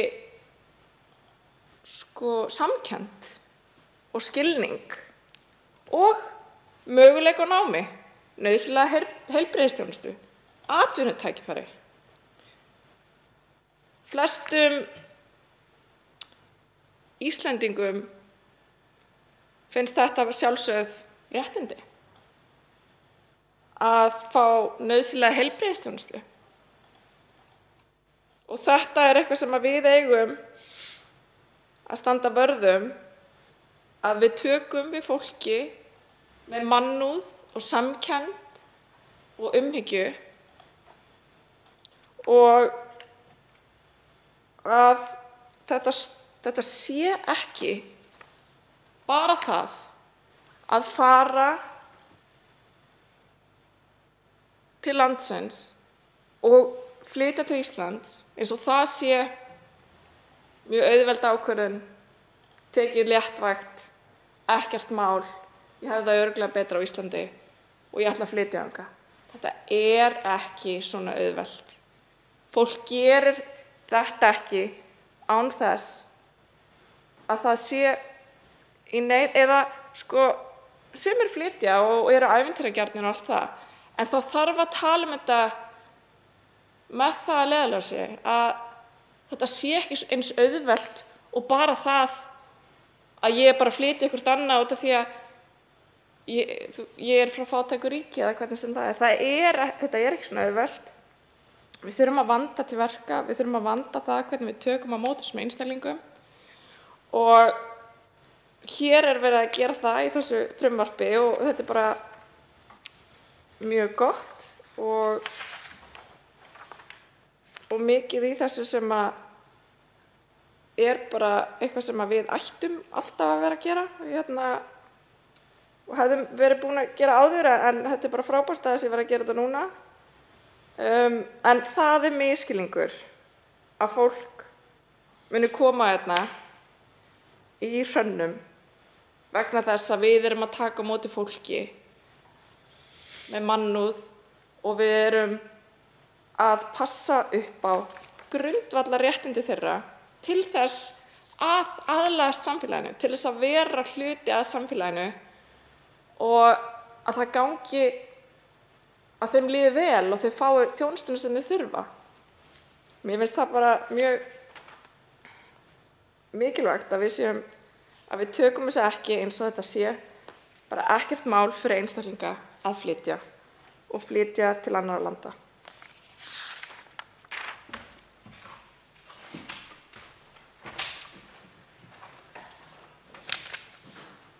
Þá tekur til máls hv. 11. þingmaður Reykjavíkurkjördæmis suður, Arndís Anna Kristínardóttir Gunnarsdóttir.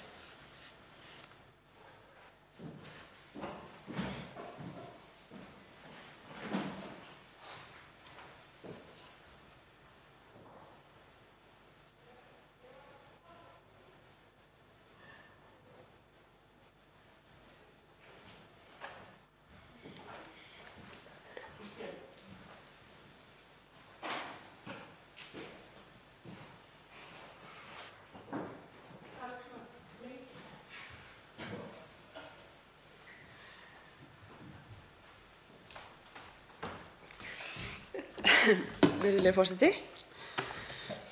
biðst velvirðingar á seinkomu minni hér. Mig langar svolítið að taka upp þráðinn þar sem ég hætti áðan, í ræðu minni hér áðan. Ég hafði ekki nægan tíma til að segja allt sem mér liggur á hjarta í þessu máli. Ég vil byrja á að taka undir með hv.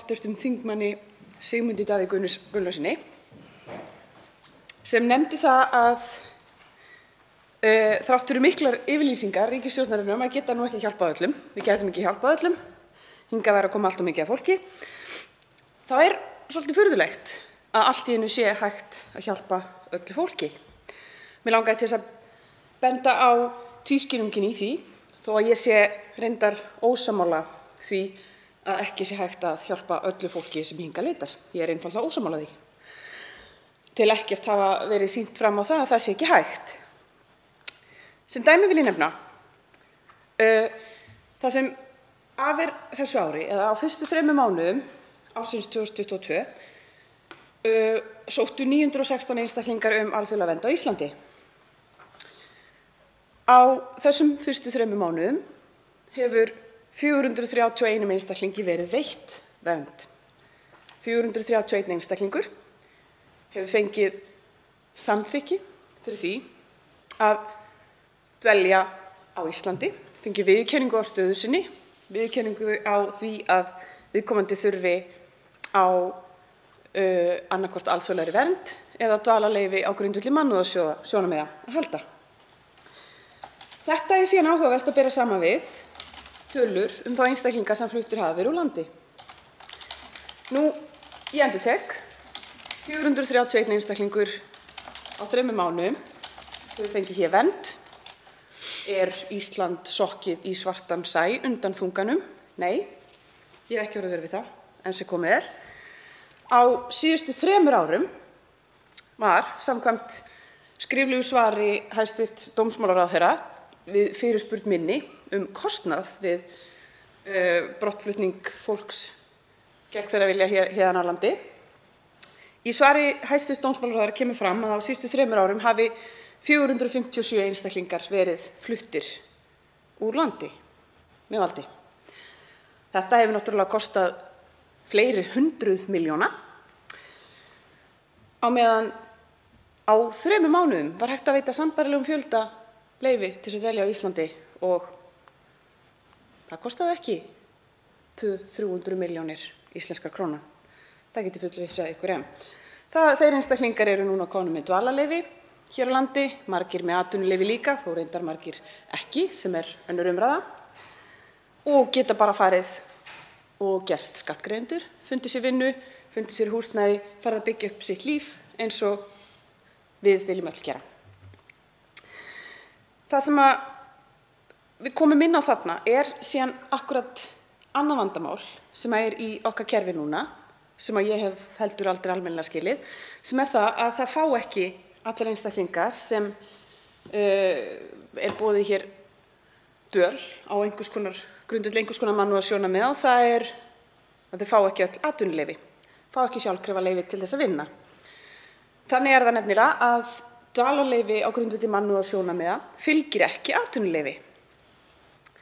Þetta þýðir það að ef einstaklingur vill fá að vinna, sem er með slíkt dvalarleyfi sem einnig er eingöngu veitt til 1 árs í senn, þá þarf hann að byrja á því að finna sér vinnu, sannfæra vinnuveitandann að viðkomandi muni fá atvinnuleyfi, vonandi innan 3 mánaða eða eitthvað svoleiðis, og gera samning, skriflegan samning við viðkomandi vinnuveitanda og sækja atvinnuleyfi til Vinnumálastofnunar í gegnum Útlendingastofnun.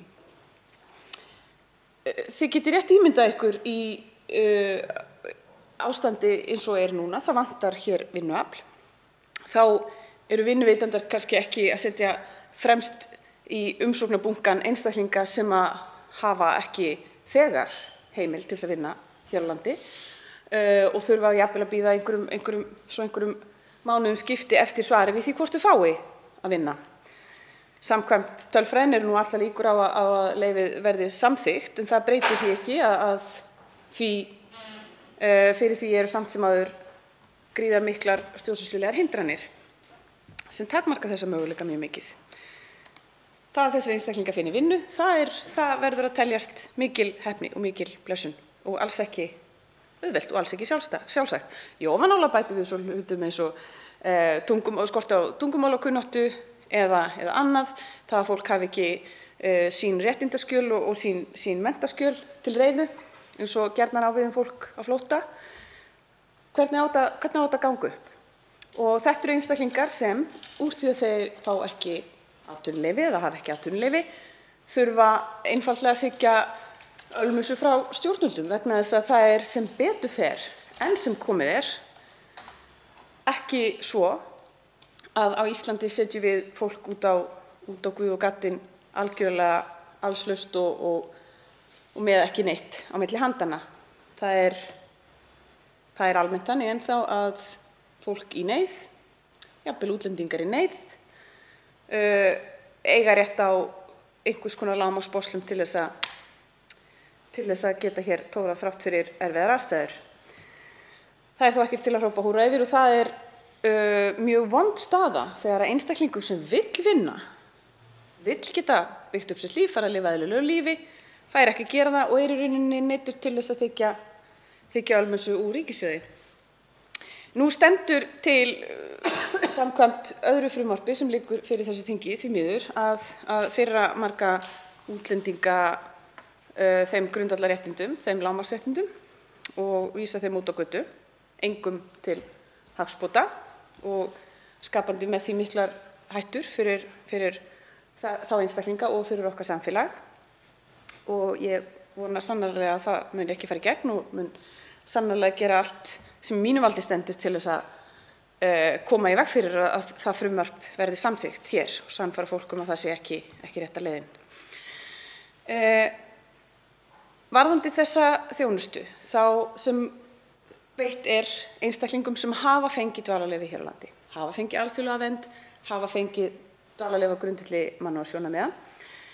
Þetta er ekki nein lúxusþjónusta, þetta er grundvallarþjónusta sem við öll þörf fyrir. Þetta er lágmarkshúsaskjól yfir höfuðið, aðgengi að menntun fyrir mörg sem reyndar ekki öll og alls ekki nóg, einhvers konar fæðispeningar og annað slíkt og félagslegu stuðningur. Það að veita fólki þessa aðstoð, þennan stuðning, er engin lúxus og það er alls ekki þvert á við orð sumra þingmanna sem komið hafa hér upp í dag og ætla að koma aftur upp hér innan skamms. Þetta er ekki ástæðan fyrir því, sú þjónusta sem hér er veitt, grunnþjónusta, hún er ekki ástæðan fyrir því að fólk leitar hingað til lands. Ástæðan fyrir því að fólk leitar hingað til lands er sú að það vantar samastað, það vill fá dvalarleyfi, tækifæri til þess að byggja upp sitt líf á eigin fótum. Það er nefnilega þannig, og það hljómar alltaf jafn hjákátlega að segja það er nefnilega þannig að fólk á flótta, jafnvel það sem kalla má efnahagslega flóttamenn, svona eins og Íslendingar í Noregi, Danmörku og Svíþjóð, það er þessi flóttamenn, allir flóttamenn, allt fólk á flótta er bara fólk. Það er bara fólk eins og við hin. Við erum öll bara fólk. Misjöfn og við erum mörg, við jafn ólíka hæfileika, ólíkar væntingar og þrár og það besta sem við gerum til þess að einstaklingar geti blómstrað í samfélagi, orðið að góðum og gildum samfélagsþegnum, er að gefa þeim tækifæri til þess. Það er það besta sem við gerum fyrir þá einstaklinga og fyrir samfélagið. Vegna þess að ef við gerum það ekki, ef fólk verður fyrir útskúfun, verður fyrir jaðarsetningu og hefur ekki aðgang að grunnnauðsynjum, þá vitum við að það skapar félagslega útskúfun sem getur leitt til andfélagslegra hugsana, andfélagslegra hegðunar, fólk sem upplifir sig ekki hluta af samfélaginu, það er líklegra til þess að upplifa sig ekki bundið af reglum samfélagsins. Þessi þjónusta er okkur öllum í hag.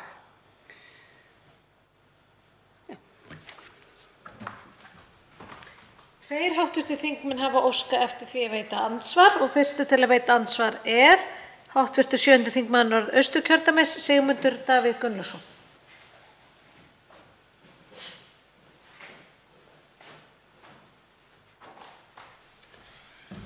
Frú forseti, ég vil nú byrja á að ítreka þakkir til hv. þingmanna Pírata fyrir að taka þátt í þessari mikilvægu umræðu, því að framlag þeirra hefur orðið til þess að skapa áhugaverðri umræðu en ella hefði orðið. Og það er mjög merkilegt að sjá að enn á ný, þegar þetta mál er rætt, og þetta er ekki fyrsta skipti sem við ræðum þetta mál eins og eins og við höfum nefnt áður, þá það fyrst og fremst þingmenn Pírata sem að koma til varnar. Framsóknarflokkurinn hefur reyndar nokkrum sinnum sent á vettvang einhverja til þess að verja þetta í stöku ræðu, en Framsóknarmennirnir virðast þó ekki þekkja málið eins vel og Píratarnir og helst vilja nálgast á einhverjum allt öðrum forsendum heldur en út frá innihaldinu. Hv. þingmenn Pírata með eiga það þeir eru að ræða pólitík, stefnu í þessum málaflokki og hugsanlega áhrif þessa máls á hvernig hún muni þróast. En ég myndi vilja spyrja hv. þingmann út í það sem að mér hefur þótt svona dálítið sérkennilegt í annars áhugaverðum ræðum þingmanna Pírata.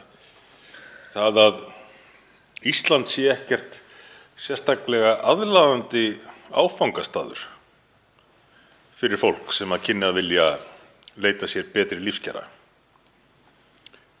Nú liggur það fyrir að lífskjör eru óvíða betri en á Íslandi og ég held við hljótum að geta verið sammála að Ísland mjög gott land að búa í. Þegar að upplýsingar dreifast heiminn í auknum mæli, því skyldi ekki fólk sem að býr við fátækt vilja nýta tækifærið ef það gefst til að flytja til Íslands. Þá svarar andsvari hv. 11. þingmaður Reykjavíkurkjördæmis suður, Arndís Anna Kristínardóttir Gunnarsdóttir. Frú forseti, ég þakka hv. þingmanni fyrir spurninguna. Ég get verið hjartanlega sammála hv. þingmanni það að Ísland sé dásamlegt land. Hér gríðarlega gott að búa. Mér líður vel hér, þó að forvitni mín hafi rekið mig út fyrir landsteinana ítrekað og muni eflaust gera það aftur, eins og svo marga, þá Ísland gott land og hér gott að búa. En ástæðan fyrir því að mér finnst gott að búa hérna ekki síst sú að hér á ég heima. Þetta þekki ég þekki menninguna, ég skil fólkið, ég skil það sem í gangi. Veðrið finnst mér alls ekki skemmtilegt. Mér finnst það mjög erfitt og mjög leiðilegt. Ég ætla bara að játa það. Ég á bara mjög erfitt með veðráttuna á Íslandi þrátt fyrir að hafa fengið 40 ár til þess að reyna að venjast henni. Þegar fólk kemur annars staðar frá, þá upplifir það Ísland ekki endilega með sama hætti. Það ekki þannig að öllu fólki sem flýr sín heimaríki og kemur hingað finnist Ísland frábært land. Mörgum finnst gríðarlega erfitt koma hingað, gríðarlega erfitt að setjast hér að, en þau eru til neitt. Veðrið sannarlega stór faktor og það sem við áttum okkur ekki á, sem erum vön þessari veðráttu, vön inniverunni, það að í ríkjum til dæmis þar sem stofuhiti inni og úti allan ársins hring, þá fólk inni og úti allan ársins hring. Það eru jafnvel í staðinn fyrir vegg bara opið og þú getur opnað heilu húsveggina út á götu og það bara mannlíf og annað og það getur verið gríðarlega mikil einangrun fólkin í því að flytja til lands þar sem við dveljum langdvölum innandyra. Og það enn erfiðara þegar þú þekkir engan og bara einn inni heima hjá þér. Þannig að mér langar til þess að leiðrétta þann misskilning hv. þingmanns að allur heimurinn vilji endilega koma til Íslands og setjast hér að því það svo frábært. Það einfaldlega ekki svo að allir séu sammála því. Það kannski gaman að koma hingað og skoða Gullfoss og Geysi, en að búa hér erfitt. Íslenskt samfélag tiltölulega lokað félagslega, veðrið erfitt og tungumálið erfitt. Þannig að ég vildi bara byrja á að leiðrétta þann misskilning. Þá veitir andsvar Sigurðarsyni, hv. 7. þingmaður Norðausturkjördæmis, Sigmundur Davíð Gunnlaugsson.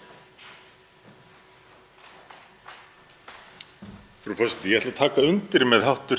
þingmanni að nokkru leyti. Ég held að margir, líklega flestir þeirra, sem að flýja til að mynda stríðsástand, vildu helst búa í sínu heimalandi, í sínu húsi, sinni íbúð.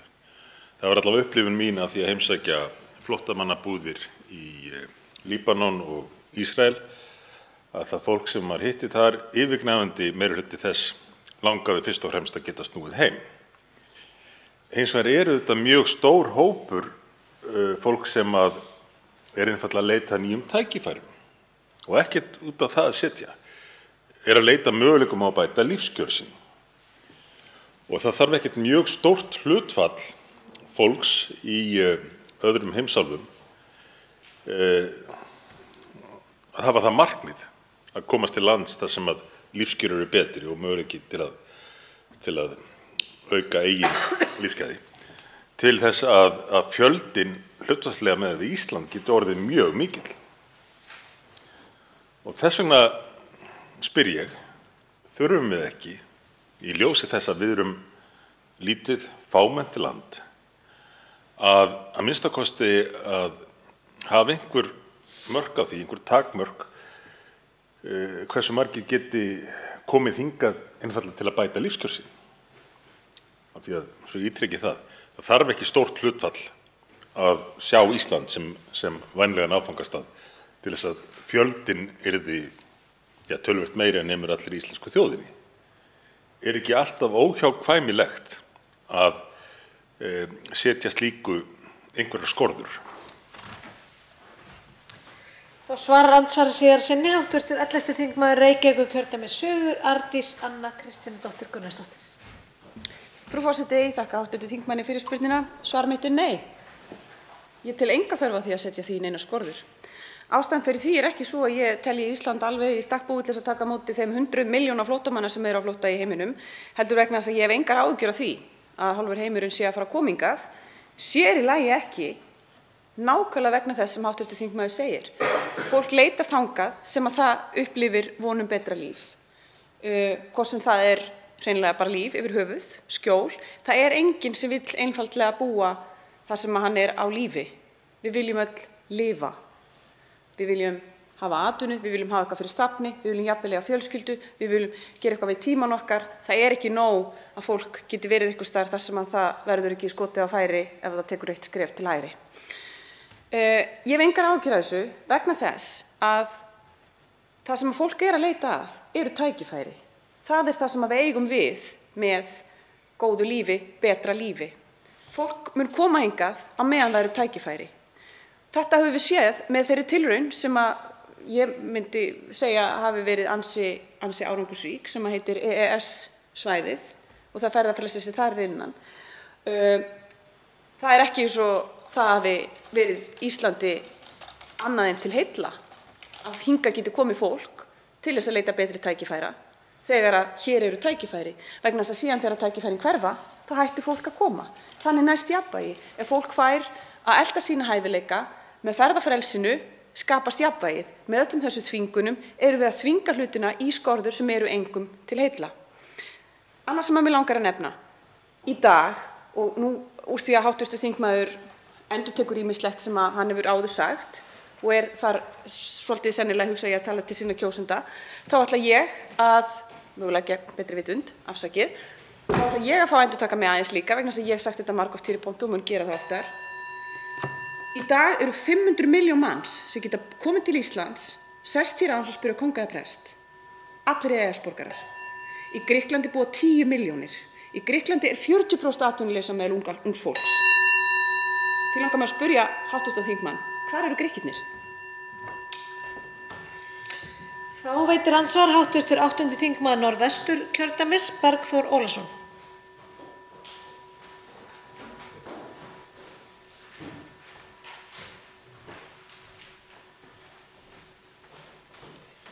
Frú forseti,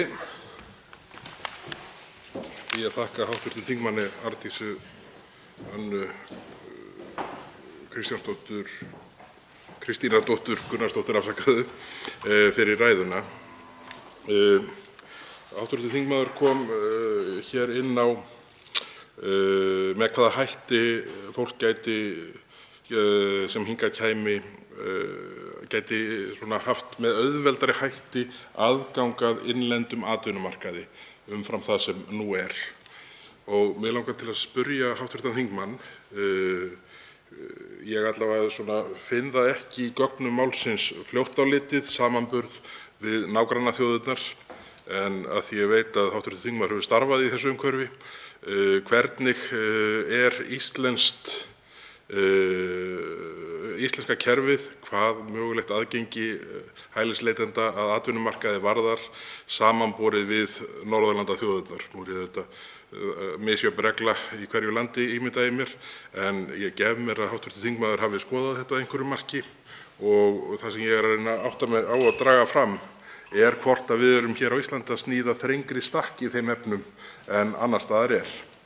Og síðan er annað svona atriði almenns eðlis varðandi aðgengi fólks að hinum ýmsu velferðarkerfum. Þá er það auðvitað þannig til að mynda Íslendingar sem hafa verið búsettir erlendis í ákveðið langan tíma.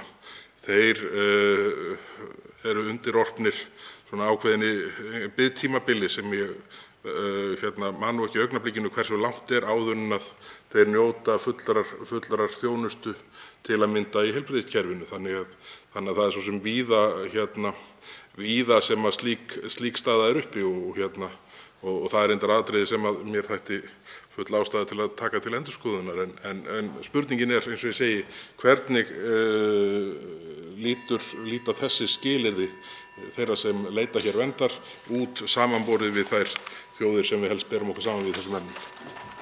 Hv. 11. þingmaður Reykjavíkurkjördæmis suður, Arndís Anna Kristínardóttir Gunnarsdóttir, svarar andsvari. Herra forseti, þakka hv. þingmanni spurninguna. Hann svaraði henni reyndar eiginlega sjálfur. Þetta er misjafnt eftir ríkjum. Það er mjög misjafnt eftir ríkjum hvaða aðgengi bæði hælisleitendur, sem sagt fólk sem er að bíða eftir svari við umsókn sinni um alþjóðlega vernd, og fólk með reyndar ekki alþjóðlega vernd. Það fólk er alltaf með atvinnuleyfi í öllum ríkjum, enda gerir flóttamannasamningurinn kröfu um það, með svokölluðu dvalarleyfi á grundvelli mannúðarsjónarmiða sem eru til í ýmissi mynd í Evrópuríkjum. Þetta er ekki samræmd leyfi. Það er mjög misjafnt hvort þessir einstaklingar fái atvinnuleyfi með dvalarleyfinu. Evrópulöggjöf gerir það að skilyrði að þessir einstaklingar hafi aðgang að vinnumarkaðnum. Vandinn er sá að það að geta sótt um atvinnuleyfi telst í þessum skilningi vera aðgangur að vinnumarkaði.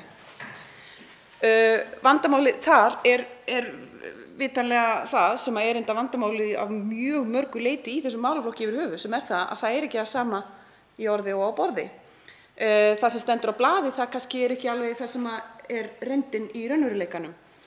Það að einstaklingur hafi kost á því að sækja um atvinnuleyfi, það þýðir annars vegar ekki að hann fá atvinnuleyfi, og það getur falið í sér gríðarlega miklar hindranir og gríðarlega torvelt aðgengi að vinnumarkaði. Þannig að mínu mati þá er, hvað þetta varðar, þarna erum við að tala um einstaklingar sem eru búnir að fá dvalarleyfi.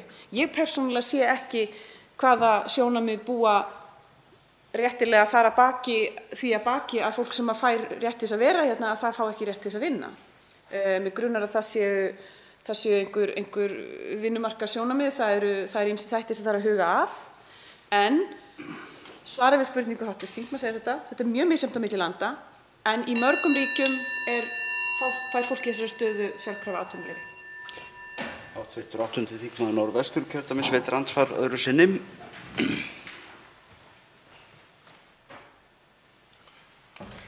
Virðulegur forseti, ég þakka hv. þingmanni svarið og það hefur verið nokkrum sinnum reynt að draga fram sjónarmið sem snúa að því að þessi svokallaði á ensku pull-faktor aukist, með leyfi forseta, afsakið aukið aðdráttarafl vegna breyttara reglna. Hv. þingmaður hefur komið inn á það vissulega fyrr í ræðu bæði og andsvari, en kannski eru sjónarmið okkar í þessum efnum alveg ósamrýmanleg. En hvað væri það helst að mati hv. þingmanns í breyttum reglum, gangi þær eftir eins og þær eru útlistaðar hér í þessu frumvarpi, sem væri líklegt til þess að auka pull-faktor á fjölda umsókna hér umfram það sem nú er? Bara með vísan að því ég veit að hv. þingmaður hlusta á ræðu hv. þm. Sigmundar Davíðs Gunnlaugssonar hér í byrjun umræðunnar þar sem dæmi var tekið tiltekið atriði í Finnlandi þar sem reglum var breytt og fjöldi umsókna jókst skyndilega mjög mikið. Hvað er það helst í þessu? Af því að ég veit að svona heildarskoðun hv. þingmanns gagnvart þessu er svo að þetta hafi ekki þau áhrif sem ég hef áhyggjur af, en hvað teldi hv. þingmaður svona líklegast til að hafa áhrif ef eitthvað, miðað við það hversu óvænt þetta kom upp hjá Finnunum forðum að þessi smávægilega breyting sem þeir gerðu hafði þau miklu áhrif sem raunin varð á umsóknir. Hv. 11. þingmaður Reykjavíkur suður svarar andsvari öðru sinni. Herra forseti, ég vil byrja á að endurtaka það sem ég nefndi hér áðan í aðeins öðru samhengi, þó ekki, sem er það að kenningar stjórnvalda það hvers vegna fólk leitar til eins ríkis frekar en annars, hvers vegna fjöldi flóttafólks eykst á einhverjum tíma og minnkar á öðrum, eru gjarnan getgátur. Það eru mjög litlar rannsóknir gerðar á þessu. Flóttafólk er mjög sjaldan spurt. Flóttafólk er ekki spurt hér á landi, kerfisbundið, hvers vegna það valdi Ísland.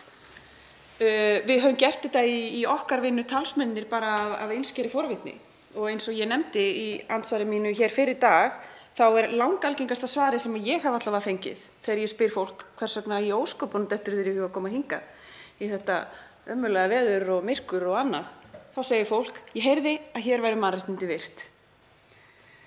Það er ekkert í þessu frumvarpi sem við erum að ræða hér sem að mun hafa nein áhrif á aðdrátt að mínu mati. Einfaldlega vegna þess að það sem er í rauninni verið að gera hér er ekki annað en að fela Fjölmenningarsetri aukið hlutverk við samræmingu og móttöku flóttafólks.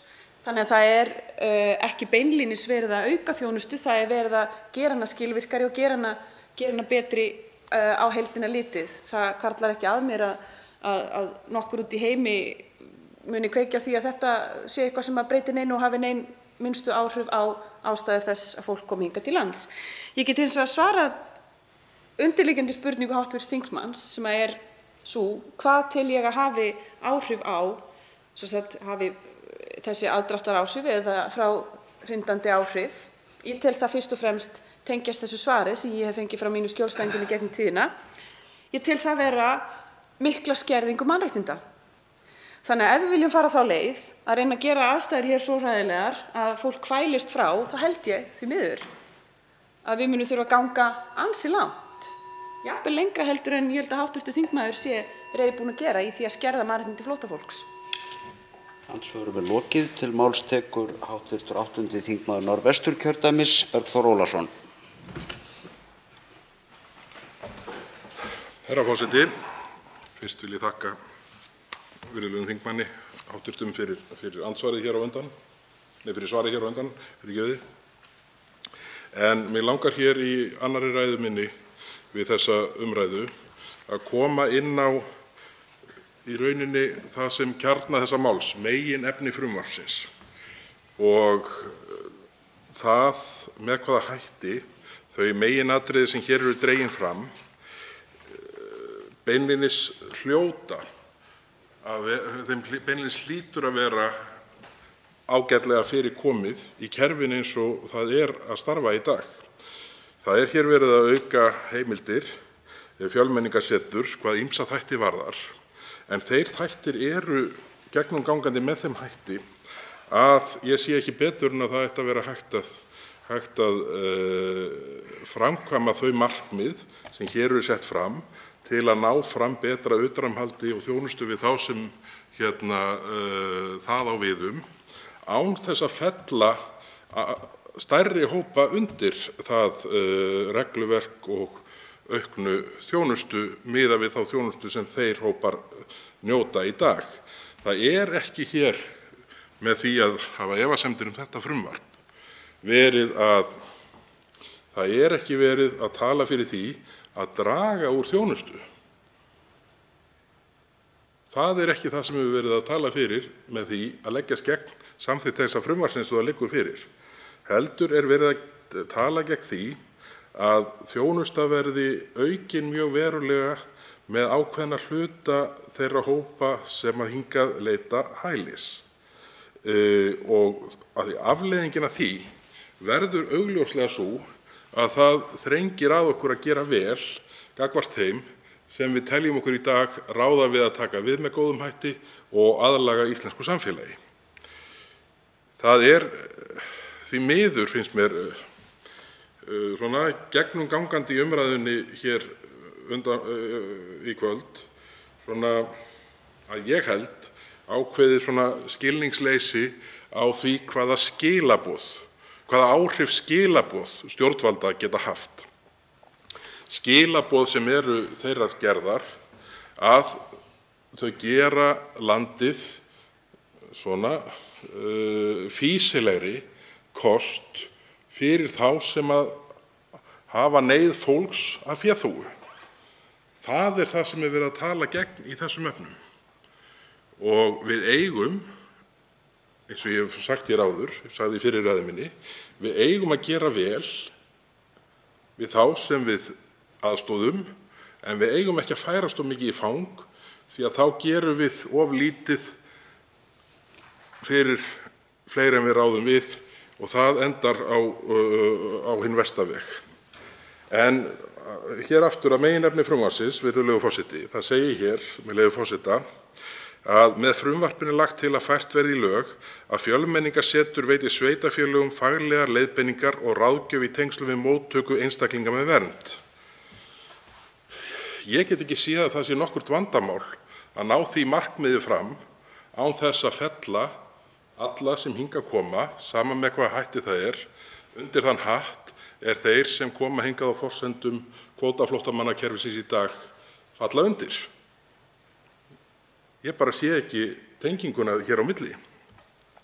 Og áfram segir með leyfi forseta, þá er Fjölmenningarsetri falið að halda utan boð móttöku sveitarfélaga búsetu og þjónustu, byggð á þeim upplýsingum sem fyrir liggja með tilliti til ákveðinna þátta, svo sem möguleika á námi, aðgangs að nauðsynlegri heilbrigðisþjónustu, atvinnutækifæra og samgangna. Það er ekkert þarna í þessu markmiði sem kallar á að útvíkka þá þjónustu sem kvótaflóttamannahópurinn nýtur yfir miklu fleiri og stærri hópa. Bara ekki neitt. Það er hægt að ná markmiðin þessa frumvarps fram með allt öðrum hætti en hér er lagt til, með þeim að ég tel líklegt gríðarlega afleita kostnaði sem í því mun felast og raunverulega minna svigrúmi til að gera vel fyrir þá sem koma hingað undir á forsendum kvótaflóttamannakerfisins.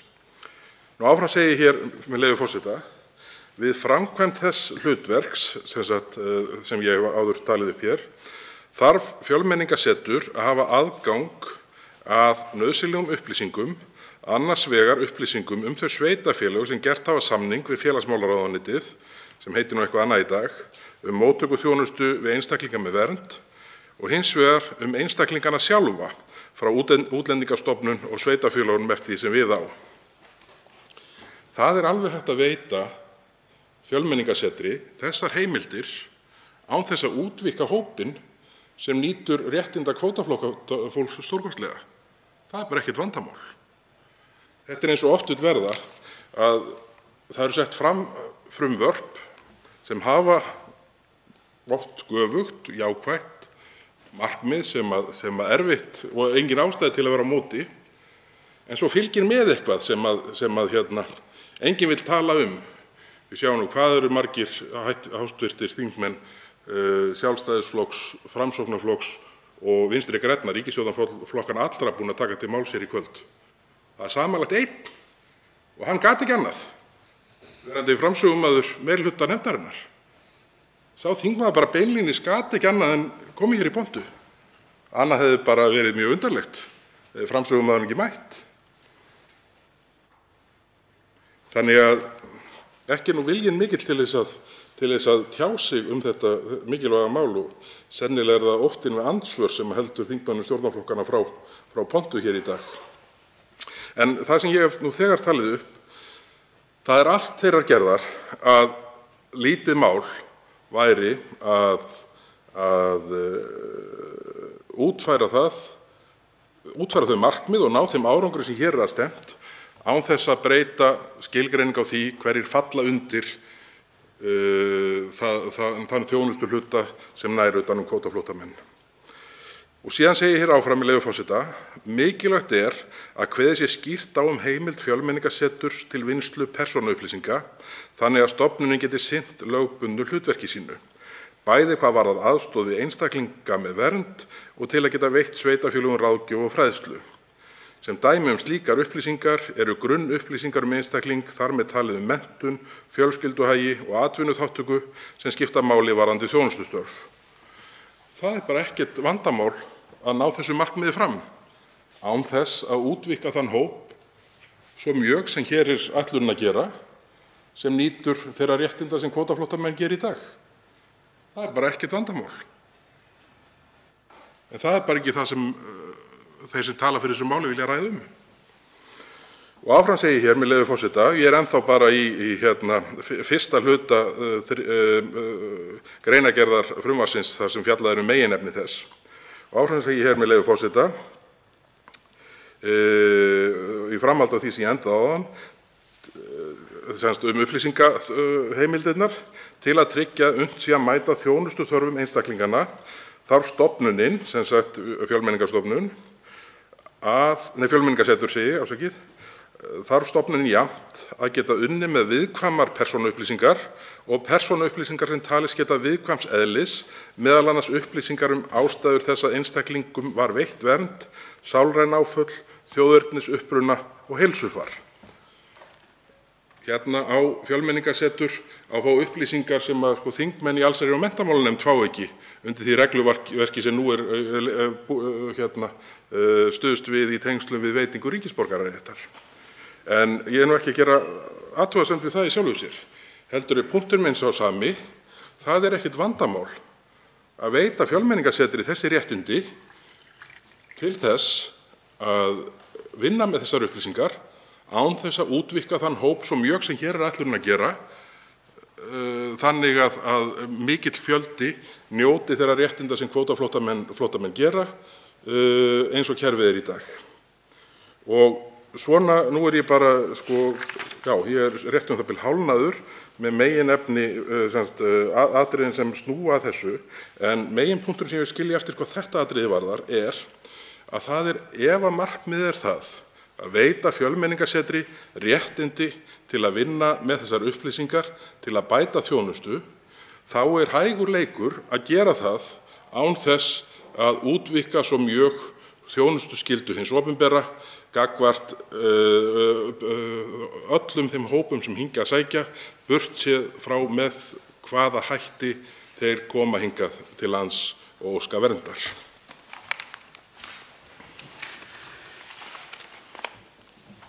Til máls tekur hv. 7. þingmaður Norðausturkjördæmis Sigmundur Davíð Gunnlaugsson.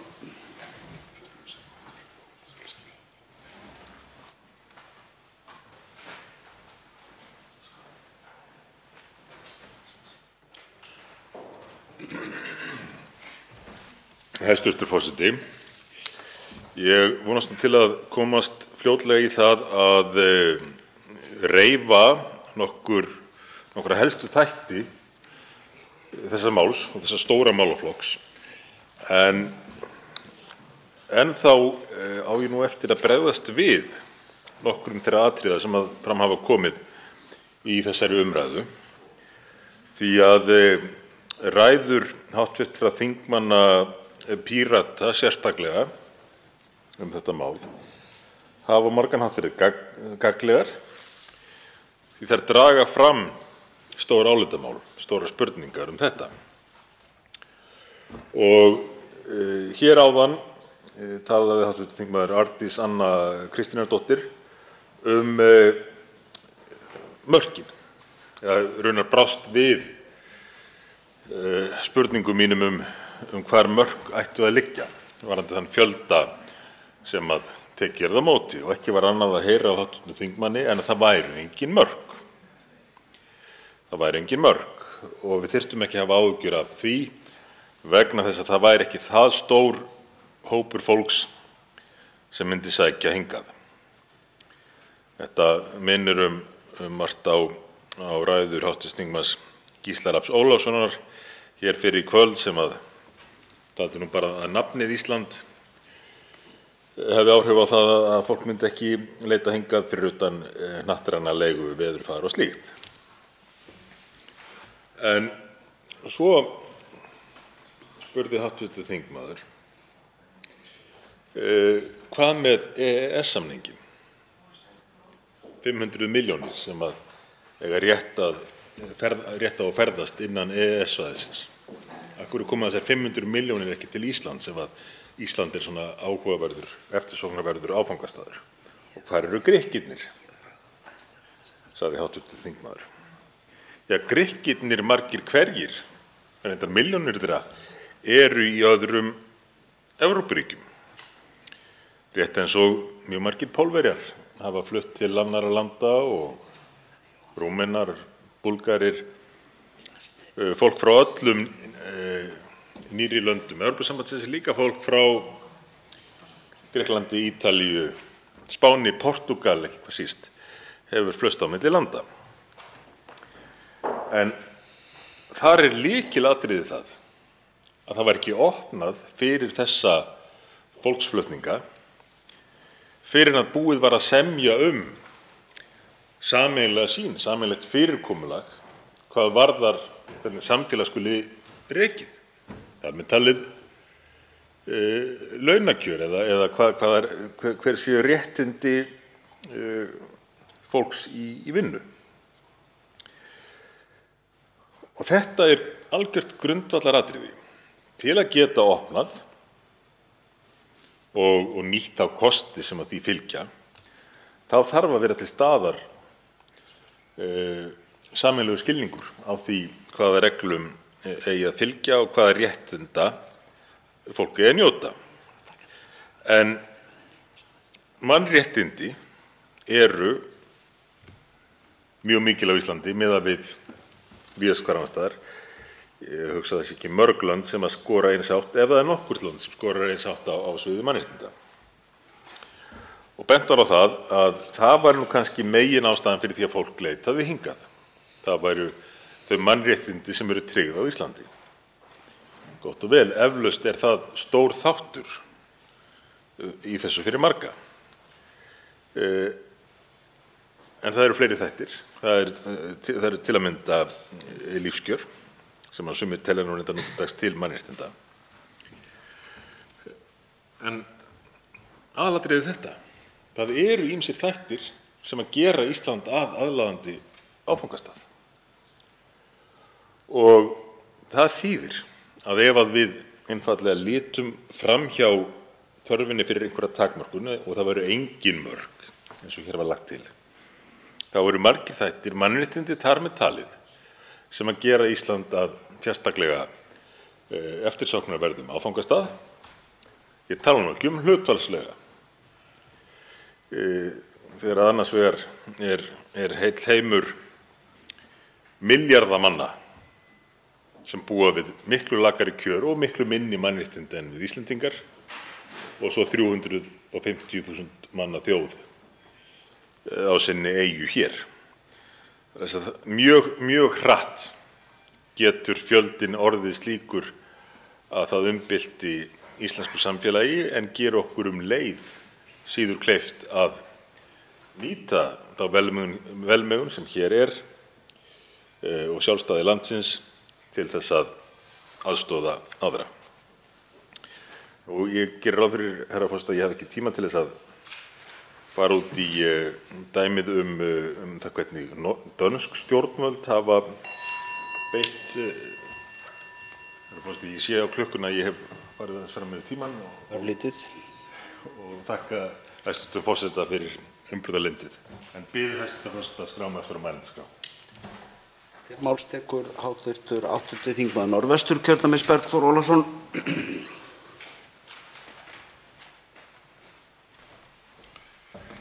Herra forseti, ég vil hér í þessari þriðju ræðu minni málið klára þetta atriði sem snýr að því hversu augljóst það er að sú áætlan stjórnvalda að útvíkka þann hóp jafn mikið og raunin sem nýtur þeirra réttinda sem kvótaflóttamenn njóta í dag, það hægt að ná þeim markmiðum fram án þess að stækka þann hóp jafn mikið og hér lagt til. Ég þegar búinn að þylja upp hér nokkur atriði úr meginefni frumvarpsins þar sem að blasi við að það hægt að ná markmiðunum án útvíkkunar hópsins. Það bara engin raunveruleg tenging þar á milli. En nú ætla ég varðandi meginefni frumvarpsins að koma inn á atriði sem snúa að persónuverndarsjónarmiðum. Hér í greinargerðinni tekið sérstaklega á því að með leyfi forseta, eins og á við alla vinnslu persónuupplýsinga beiting heimildarinnar háð því að vinnsla sé í samræmi við þær meginreglur sem koma fram í 8. grein laga um persónuvernd og vinnslu persónuupplýsinga. Þar með talið að upplýsingarnar séu ekki umfram það sem nauðsynlegt miðað við tilgang vinnslunnar. Í þessu samhengi langar mig til þess að rifja upp sjónarmið persónuverndar þegar málið var lagt fram hér á fyrri stigum, því að staðan sú að nú verið að leggja málið fram eins og segir hér í fyrsta byrjun greinargerðar. Frumvarpið að mestu leyti óbreytt frá fyrri þingum en það hefur áður verið lagt fram á 150. og 151. þingi, sem sagt í fyrra og hitt í fyrra.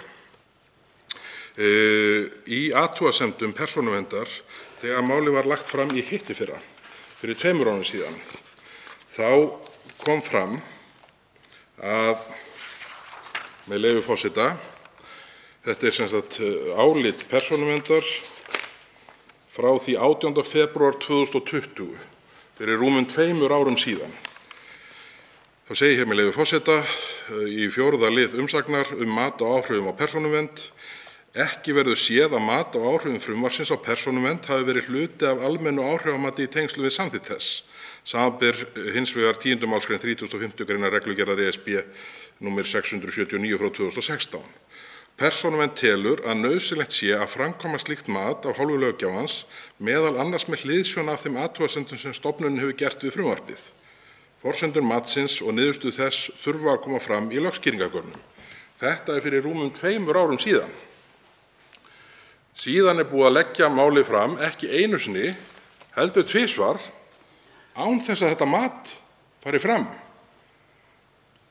Og það nú þannig að í þessum heimi sem við lifum í dag, þar sem persónuverndarsjónarmið eru æ mikilvægari margra hluta vegna, þá ekki annað hægt en að gagnrýna mjög að ráðuneytið eða ráðherrann sem með málaflokkinn fer, nú annar ráðherra og sem bæði annar einstaklingur, hæstvirtur ráðherra Guðmundur Ingi Guðbrandsson, sem fer með málaflokkinn núna, sem í dag heitir félags- og vinnumarkaðsráðherra.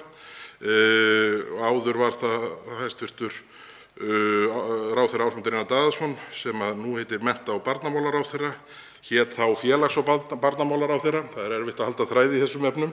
En þessir 2 ráðherrar hafa haldið á málinu í samfellu í rúm 2 ár frá því að þessi gagnrýni persónuverndar kom fram í umsögn 18. febrúar 2020 án þess að gera neitt með þessi sjónarmið. Það alveg óskiljanlegt og vegna þess hversu miklar heimildir til vinnslu persónuupplýsinga að ræða hér, eins og segir hér með leyfi forseta, að geta unnið með viðkvæmar persónuupplýsingar og persónuupplýsingar sem geta talist viðkvæms eðlis, meðal annars upplýsingar ástæðu þess að einstaklingum var veitt vernd, sálræn áföll, þjóðernisuppruna og heilsufar. Þannig að þetta þykir manni benda til þess að menn vilji sem minnstu hrófla við sem minnstu til þess að forðast dýpri umræðu um það sem hangir á spýtunni, sem auðvitað á endanum, hvað mig varðar, áhyggjur af þeim afleiddu áhrifum sem frumvarpið hefur. Ég á eftir að fara í næstu atriði málsins, virðulegur forseti, og tíminn knappur orðinn núna, þannig ég vil biðja hæstv. forseta að skrá mig í aðra ræðu. Máls tekur hv. 7. þingmaður Norðausturkjördæmis, Sigmundur Davíð Gunnlaugsson.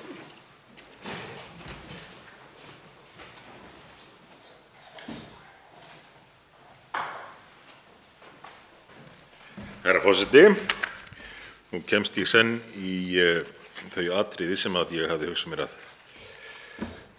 fara yfir hér varðandi þennan stóra málaflokk, en ég vil þó byrja á því að ljúka athugasemdum mínum við umræðuna fram að þessu, því að það var nefnt að sum lönd, Danmörk til að mynda, gengju býsna langt í því að reyna að vera fráhrindandi gagnvart hælisleitendum. Og það er alveg rétt að Danmörk hefur ráðist í ýmsar aðgerðir, bæði núverandi ríkisstjórn og fyrri stjórnir, til þess að gera landið ekki eins aðlaðandi í augum þeirra sem að selja hugsanlega ferðir til Danmerkur. En leið bætt í og ekki stuðning við flóttamenn á nærsvæðum og tekið á móti kvótaflóttamönnum. Og þannig gerðist það í tíð þar síðustu ríkisstjórnar og vakti nú heimsathygli að ákveðið var að flóttamenn sem að hælisleitendur sem kæmu til landsins yrðu að skila eigum sínum umfram ákveðna upphæð, skartgripum, peningum og öðru til danska ríkisins. Þetta var að mínu mati of langt gengið. Þetta var að mínu mati í rauninni brot á mannréttindum. En hvers vegna gerðu dönsk stjórnvöld þetta? Hvers vegna gáfu þau út þessa yfirlýsingu og auglýstu hana raunar, meðal annars í dagblöðum í Miðausturlöndum? Það var ekki vegna þess að dönsk stjórnvöld hugsuðu sér að hagnast á því að taka eigur hælisleitenda af þeim. Nei, það var til þess að senda þau skilaboð að Danmörk væri ekki auðveldur áfangastaður ef menn ætluðu sér ekki að fara eftir lögformlegum leiðum. Og síðan þá er komin ný ríkisstjórn í Danmörku og ég mun fara nánar yfir stefnu hennar hér síðar í kvöld eða í nótt. Þar er af nógu að taka því að þetta er yfirgripsmikil og heilsteypt stefna sem að mínu mati við ættum að læra af, herra forseti, en þess í stað er íslensk stjórnvöld með þessu frumvarpi að fara í þveröfuga átt. Í stað þess að reyna að beina fólki í öruggari farveg, í lögmætan farveg, þá er verið að búa til hættulegan hvata. En ég vík að því hér síðar í nótt. Nú ætla ég að snúa mér að nokkrum grundvallar atriðum sem þarf að hafa í huga þegar að samin er stefna eða línur eru markaðar varðandi málefni hælisleitenda. Það fyrsta sem að ég ætla að fara yfir er það sem á útlensku er kallað pull-faktor eða aðdráttarafl, og ég hef lesið ófáar fræðigreinar að það sé ekki hægt að nálgast þennan málaflokk öðruvísi en að líta fyrst og fremst á þetta, á hversu mikið aðdráttaraflið er. Það má endurorða það og spyrja sem svo hversu auðvelt er fyrir glæpagengi sem að smygla fólki að selja áfangastaðinn. Þetta er auðvitað atriði sem að hefur mjög komið við sögu í Danmörku eins og ég nefndi áðan. En þetta aðdráttarafl hefur aukist gríðarlega á Íslandi af ýmsum ástæðum, en fyrst og fremst vegna þeirra skilaboða sem berast frá íslenskum stjórnvöldum. Á sama tíma og skilaboð sem berast frá stjórnvöldum annars staðar á Norðurlöndum miða að því að draga úr þessum tógkrafti, þá berast héðan skilaboð sem að auka á hann.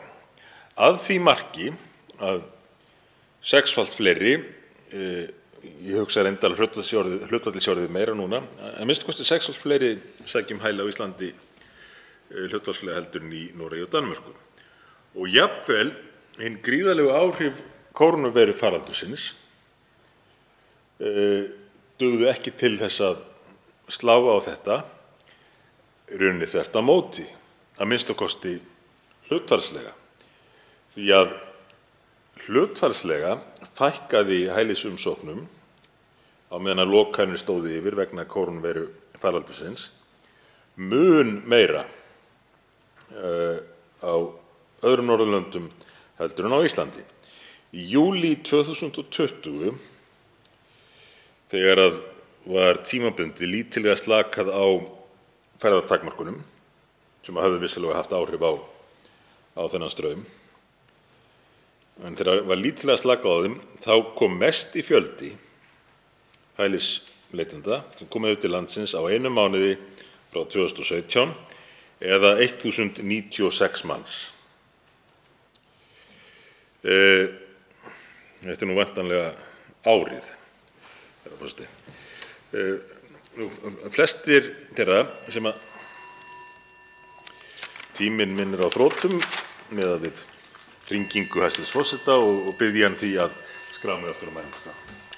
Til máls tekur hv. 8. þingmaður Norðvesturkjördæmis Bergþór Ólason.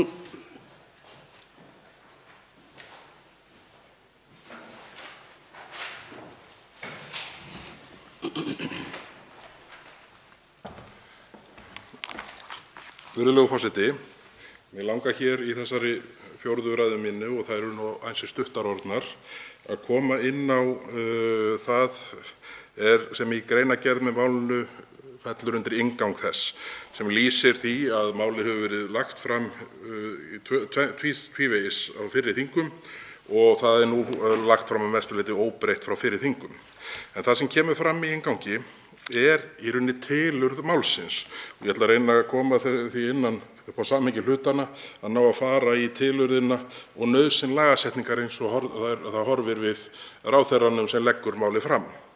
Hér segir með leyfi forseta í greinargerðinni: Frumvarpið var samið í samráði við starfshóp móttökuáætlanir sveitarfélaga.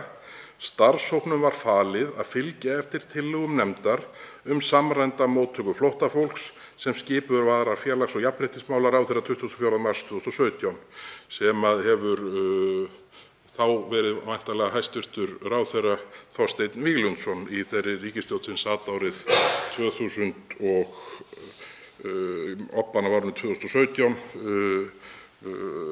ríkisstjórn Bjartrar framtíðar, Viðreisnar og Sjálfstæðisflokks. Og áfram segir hér: Markmið með starfi nefndarinnar var að kortleggja núverandi þjónustu, setja fram tillögur hvernig hægt væri að bæta þjónustu við flóttafólk eftir að umsókn alþjóðlega vernd hér á landi hefur verið samþykkt. Skyldi nefndin gera tillögu að samræmdu móttökukerfi fyrir flóttafólk óháð því hvernig fólki kemur til landsins. Huga að þætti sveitarfélaga, frjálsra félagasamtaka og tengslum á milli stjórnsýslustofnana og taka til athugunar fræðslu fyrir starfsfólk ríkis- og sveitarfélaga sem kemur á móttöku flóttafólks. Þarna kjarnaatriðið í því sem að snýr að afleiddu áhrifunum sem ég vara hér við. Segir hér ítreka með leyfi forseta: Skyldi nefndin gera tillögu að samræmdu móttökukerfi fyrir flóttafólk óháð því hvernig fólkið kemur til landsins. Þetta atriðið sem ef við reynum bara að átta okkur á því hvernig raunheimar virka, getur vart annað en orðið þess valdandi að það verði meiri hvati fyrir sérstaklega þá sem gera sér neyðfólks að féþúfu og selja ferðir á þeim ömurlegu forsendum sem hefur verið rætt hér í dag, að þetta mun gera Ísland, að því ég tel, fýsilegri kost fyrir slíka aðila. Og bara minnum aftur á dæmið þar sem fjölgun varð tugþúsundi umsókna í Finnlandi fyrir einhverjum árum síðan á grundvelli smávægilegra breytingar sem menn töldu engin áhrif hafa. Og hér í kostnaðarmati þessa frumvarps sem bara talaði kostnaðinn við að ráða 3 starfsmenn í fjölmenningarsetur og kaupa undir þá stóla fyrir þá borð og tölvubúnað. Þær tölur upp á 40,8 milljónir skipta engu máli í rauninni ef við horfum á mögulegan afleiddan kostnað af þessu. Ef nú áfram segir, en síðan kemur hérna í öðrum kaflanum tilefni og nauðsyn lagasetningar, með leyfi forseta: með tilurð nýrrar samræmdrar móttöku einstaklinga með vernd, eins og það hafi einhvern veginn gerst af sjálfu sér framhjá kerfinu, sem nú ekki útilokað með kerfisræði sem við búum við. Og svo er fjallað um það með þann þátt. Síðan er fjallað að innflytjendaráð hafi störf í nóvember 2005 og upphaflega hafi þessir og hinir ráðherrar tilnefnt fulltrúa þar inn og það sé verið að lagfæra það og breyta fulltrúum hvað þeir koma. Nú skal skipa 6 manna innflytjendaráð eftir hverjar alþingiskosningar og með leyfi forseta talið mikilvægt að slíkur fulltrúi hafi aðkomu að ráðinu þar sem meðal hlutverka ráðsins er að stuðla samhæfingu og samráði milli ráðuneyta sveitarfélaga innan stjórnsýslunnar, þar sem talað er mikilvægi þess að fulltrúi sveitarfélaga komi þarna inn. Það stendur beinlínis ekki neitt í þessum öðrum kafla tilefni og nauðsyn lagasetningarinnar. Allt einhvern veginn færði þetta mann til þess að vekur þetta hjá manni þá tilfinningu að það sé verið að reyna að fela megin áhrif þessa frumvarps sem eru auðvitað eins og ég sagði hér áðan, að nefndin sem þetta frumvarp byggir á vinnu, skyldi nefndin gera tillögu að samræmdu móttökukerfi fyrir flóttafólk óháð því hvernig fólki kemur til landsins.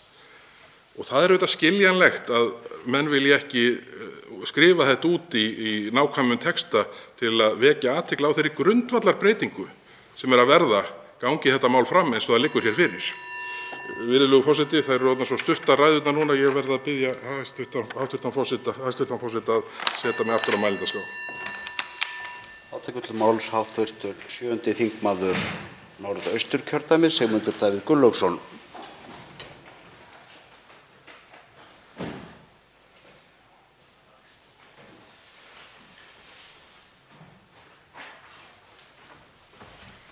Herra forseti, þá held ég áfram þar sem frá var horfið, en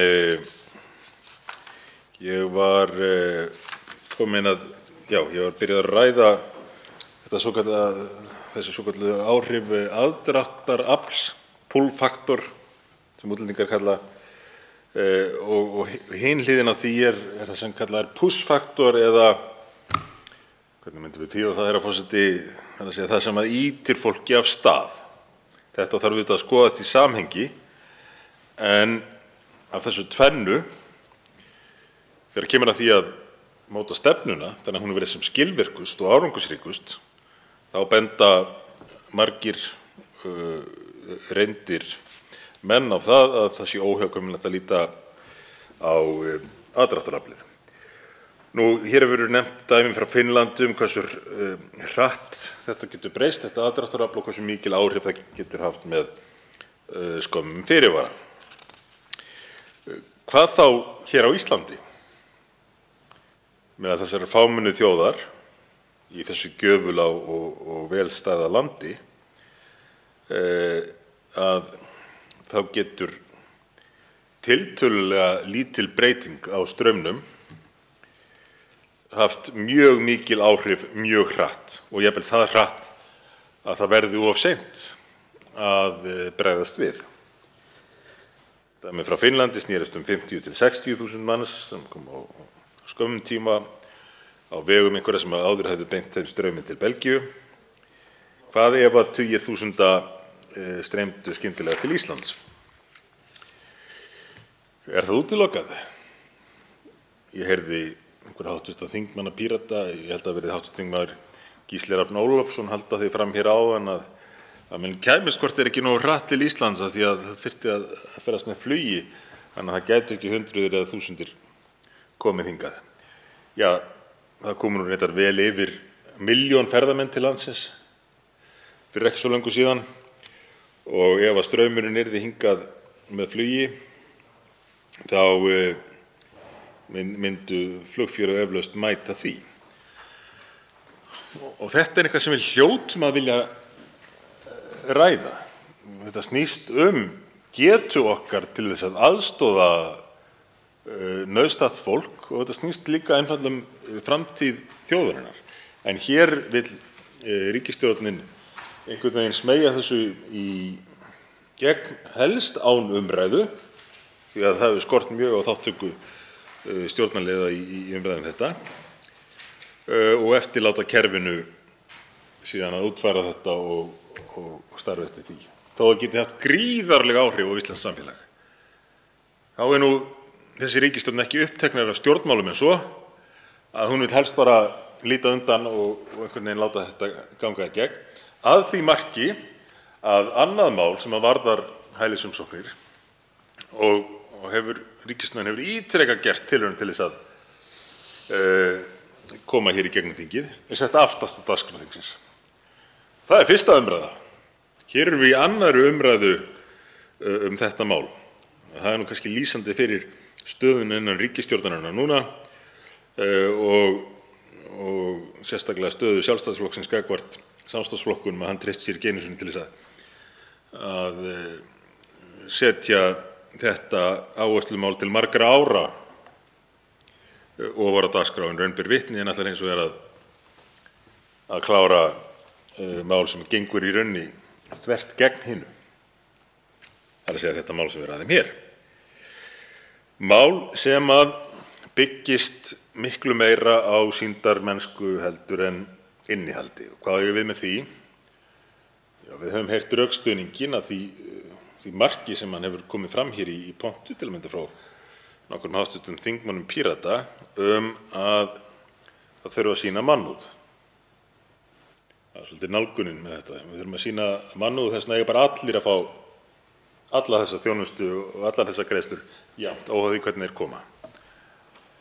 En það er ekki mannúð í því fólgin að fara fram með hætti sem að kann að líta ágætlega út ef menn fara ekki undir yfirborðið, kafa ekki undir yfirborðið, en gerir okkur leið erfiðara fyrir að aðstoða þá sem að þurfa mest á aðstoðinu að halda, og þetta mál gerir það. Eins og ég mun nú koma að í nokkrum atriðum sem að lýsa því hvers vegna þetta mál muni ekki skila tilætluðum árangri. Mér finnst þess að ræðutíminn styttist sífellt, herra forseti, en biður fyrir vikið að skrá mig aftur á mælendaskrá. Máls tekur hv. 8. þingmaður Norðvesturkjördæmis, Bergþór Ólason.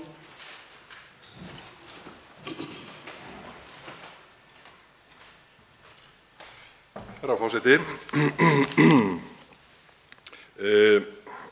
næst ætla ég hér að fjalla mat hæstv. ráðherra á áhrifum þessa frumvarps. Og það má nú segja að þegar ég tók hér svona stóru myndina saman í upphafsræðu minni, þá reyndi ég að leggja áherslu á hversu galin sú staða er að hér séum við að ræða frumvarp þar sem liggur fyrir svokallað mat á áhrifum sem að tekur ekki á þeim afleiddu áhrifum sem blasir við að verða af samþykkt þessa frumvarps.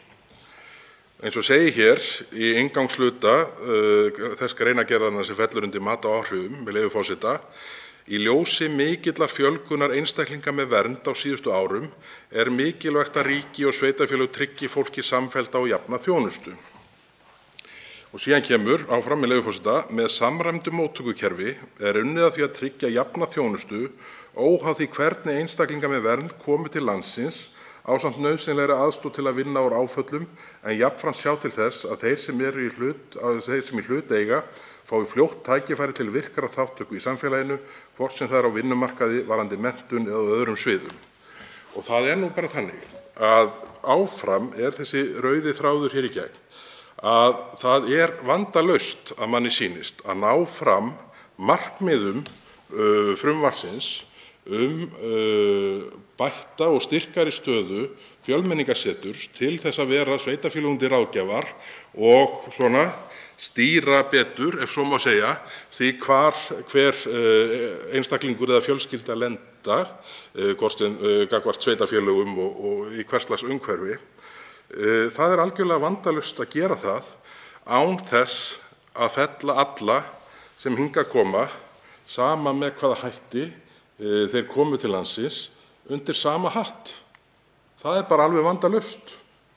En það er einhvern veginn með einhverjum feluleik að því virðist reynt að ná því markmiði fram án þess að vilja raunverulega segja það.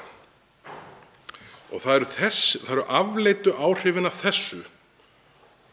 Við þekkjum öll, með leyfi forseta, hugtakið human trafficking. Mansal er oft notað í þeim samhengi, en ég verð að viðurkenna að ég veit ekki alveg hvort það hugtak er við hæfi í þessu samhengi eða hvort annað er notað af þeim sem betur þekkja til og eru sérfræðingar akkúrat í þessu efni. En þetta er iðnaður og það þekkja auðvitað allir sem í þessu hafa starfað og bara aftur minni ég á þá sögu sem hér var farið yfir áðan varðandi áhrifin sem komu fram í Finnlandi þar sem smávægileg breyting á innflytjendalöggjöfinni var þess valdandi að tugir þúsunda umfram umsókna bárust skyndilega án þess að nokkur maður áttaði sig á hvað væri að valda því. Og það auðvitað sýnir hversu hratt þetta getur gerst að straumurinn aukist mjög verulega. Og við sjáum þær tölur sem blasa við okkur í tölfræði Útlendingastofnunar hversu mikill fjöldi umsókna er hér á landi miðað við nágrannaþjóðir okkar hlutfallslega. Og leið og ég segi þetta verð ég alltaf að muna í ljósi þess hversu margar ræðurnar verða hér í kvöld vegna þess hversu stuttur ræðutíminn er hverju sinni, að við eigum að gera vel í þessum efnum og við eigum að gera vel við þá sem við tökum á móti en við eigum ekki að færast of mikið í fang. Það er það versta sem við getum gert fyrir alla. En hér í þessu mati og áhrifum í greinargerðinni segir með leyfi forseta: með frumvarpinu verður starfsemi Fjölmenningarseturs efld, stofnunin tekur við nýjum verkefnum og fjölbreyttum þjónustuverkefnum vegna móttöku einstaklinga með vernd. Engar athugasemdir við það. Gert er ráð fyrir að ný verkefni Fjölmenningarseturs kalli á 3 viðbótarstöðugildi auk starfstengds kostnaðar sem nemur árlega 40,8 milljónum ásamt einskiptiskostnaði vegna búnaðarkaupa af fjárhæð 1 milljón. Kostnaðarauki ríkissjóðs er að fullu fjármagnaður innan ramma málefnasviðs 29. Þetta er bara ekki stóra málið. Þessar rúmu 40 milljónir sem þarna eru tilgreindar, þær eru því miður algjör afgangsstærð ef að reynt er að leggja mat á það hver raunveruleg áhrif verða. Og ég bara ítreka það sem ég sagði hér fyrir í dag, það er nauðsynlegt á milli umræðna að óska eftir því að fjármálaráðuneytið leggi raunhæft mat á hver afleidd áhrif þessa frumvarps geta orðið. Og máli gangi þá til nefndar á milli 2. og 3. umræðu. Virðulegur forseti, ég vil biðja að setja aftur á mælendaskrá og ég er rétt að komast inn í þetta Þá tekur til máls hv. 7. þingmaður Norðausturkjördæmis, Sigmundur Davíð Gunnlaugsson.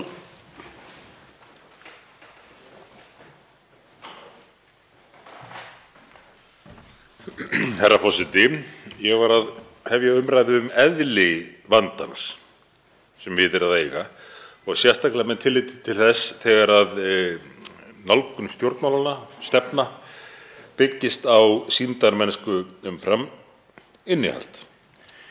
Árið 2015 jókst straumur flóttamanna til mikilla muna, meðal annars en ekki eingöngu vegna stríðsins í Sýrlandi.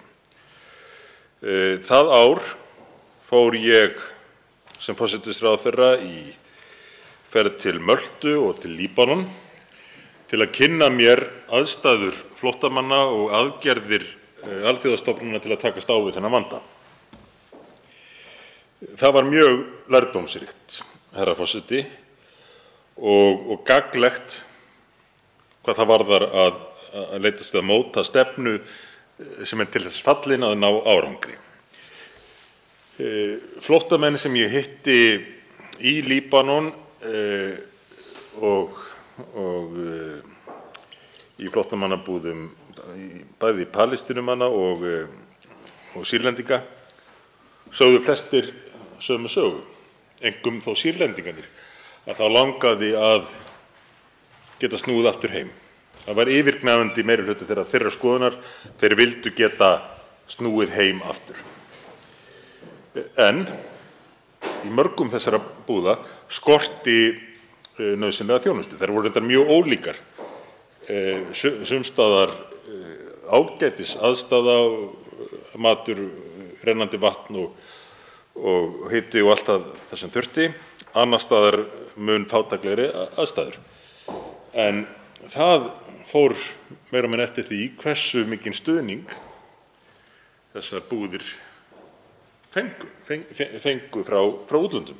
Líbanon var að taka á móti gríðarlegum fjölda fólks, vel yfir milljón manns, en stjórnvöld á Vesturlöndum sinntu þessu lítið, sinntu því lítið að aðstoða í nærumhverfinu, að minnsta kosti hlutfallslega mjög lítið með það sem tilefni var til. Og þá sá maður að stjórnmálamenn allt of víða virtust fyrst og fremst vera að hugsa það í ákvörðunum sínum hvernig kemur stefnan út fyrir mig? Hversu sýnilegt er það að ég sé að aðstoða, að ég sé góður? Og ef að stjórnmálamaðurinn gat mætt á brautarstöð og tekið á móti flóttamönnum sjálfur, þá komst það í blöðin og kannski vakti athygli, en fjármagn sem var sent til þess að aðstoða það sem það gerði þó jafnvel tífalt meira gagn heldur en í Vestur-Evrópulöndunum, það vakti minni athygli og þá einfaldlega tóku allt of margir stjórnmálamenn þann pól í hæðina að gera frekar það sem að leit betur út á yfirborðinu fremur en að gera það sem að skilaði mestum árangri og hjálpaði flestum. Hér reyndum við í viðbrögðum okkar að líta á heildarmyndina, blanda þessu öllu saman og veita bæði mjög aukinn stuðning á nærsvæðunum og taka á móti fleira fólki. En vandinn hvað varðar stefnumörkunina, hann er dýpri en svo að þetta snúist bara yfirborðsmennsku nútíma stjórnmálanna. Því að flóttamannakerfið sem að starfaðir eftir til að mynda samningur Sameinuðu þjóðanna móttöku flóttamanna frá 1951 er byggður á allt annars konar heimsmynd, allt annars konar heimi heldur en er raunin nú. Og fyrir vikið og þetta er ekki nýtilkomið, herra forseti, en fyrir vikið þá virkar þetta fyrirkomulag ekki lengur. Það virkar til að mynda ekki til þess að takast á við þá staðreynd að meirihluti þeirra flóttamanna eða hælisleitenda sem koma til Evrópu nú að mati Evrópusambandsins er fólk sem er hingað komið í leit að betri lífskjörum en ekki eiginlegir flóttamenn. Þetta fólk kemur þó í mörgum tilvikum á sömu fleitunum, á sömu lífshættulegu bátunum yfir Miðjarðarhafið og Ermarsundið og Eyjahaf. En meirihlutinn, ungir, hraustir karlmenn, að leita gæfunar, betri lífskjara, eru að nýta fyrirkomulag sem var hannað til að taka á allt öðru.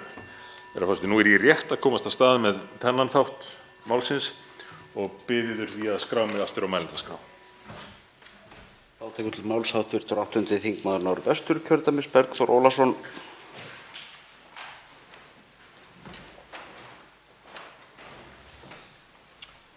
Herra forseti, ég hef nú lokið yfirferð minni greinargerð frumvarpsins sem að dregur fram það sem auðvitað hefði átt að blasa við allan tímann, að þau markmið sem ætlunin er að ná fram samkvæmt texta greinargerðarinnar og frumvarpsins raunar, þeim er öllum hægt að ná án þess að útvíkka þann hóp sem að nýtur þeirra réttinda sem kvótaflóttamenn njóta í dag.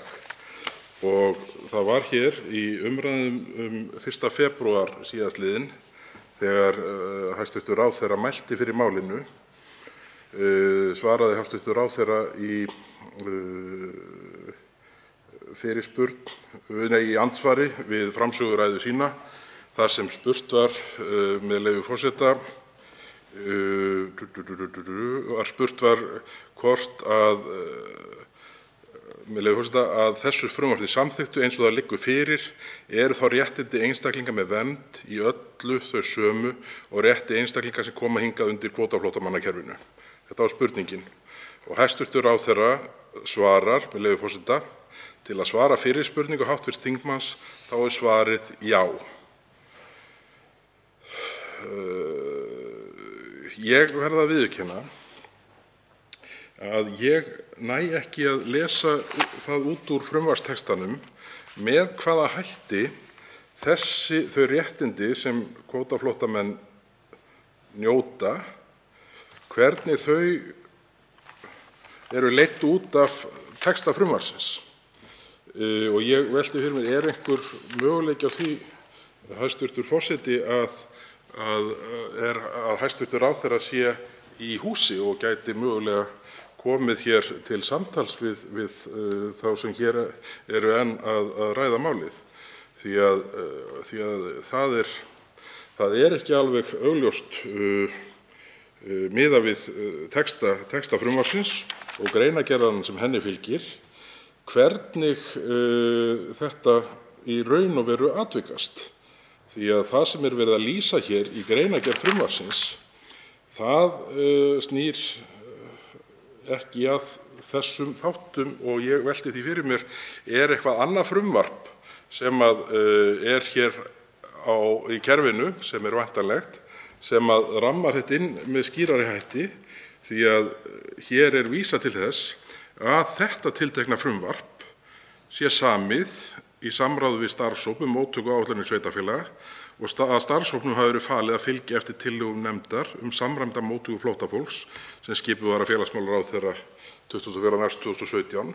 Af orðalagi þessara málsgreinar er ekki hægt að skilja að það sé búið að gera þær breytingar sem ráðherra staðfestir að sín skoðun sé að verða með þessu frumvarpi. Það er ekki hægt að skilja sem svo að þær hafi verið gerðar með öðru frumvarpi á fyrri stigum sem hafi verið samþykkt. Þannig að það hlýtur þá að vera í þessu máli sem að þessi grundvallarbreyting á að eiga sér stað og það getur ekki gerst með því einu að það sé verið að veita Fjölmenningarsetri víðtækari heimildir til vinnslu persónuupplýsinga. Þessi ákvörðun samræmda móttöku, það að fella alla undir sama hatt, hún hlýtur að þurfa að takast með einhverjum skýrari hætti heldur en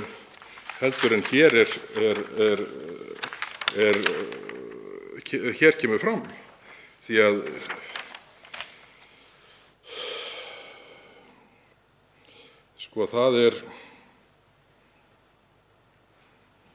það má svo sem segja í annarri greininni séu þessir hópar taldir upp. Ég þarf nú fyrir bara að lesa mig staf fyrir staf í gegnum þetta, en ef að breytingin sem ræðir að eiga sér stað með þessu tiltekna ákvæði, þá þykir mér allt annað sem fram kemur í greinargerð málsins skauta mjög léttilega fram hjá þeirri grundvallarbreytingu.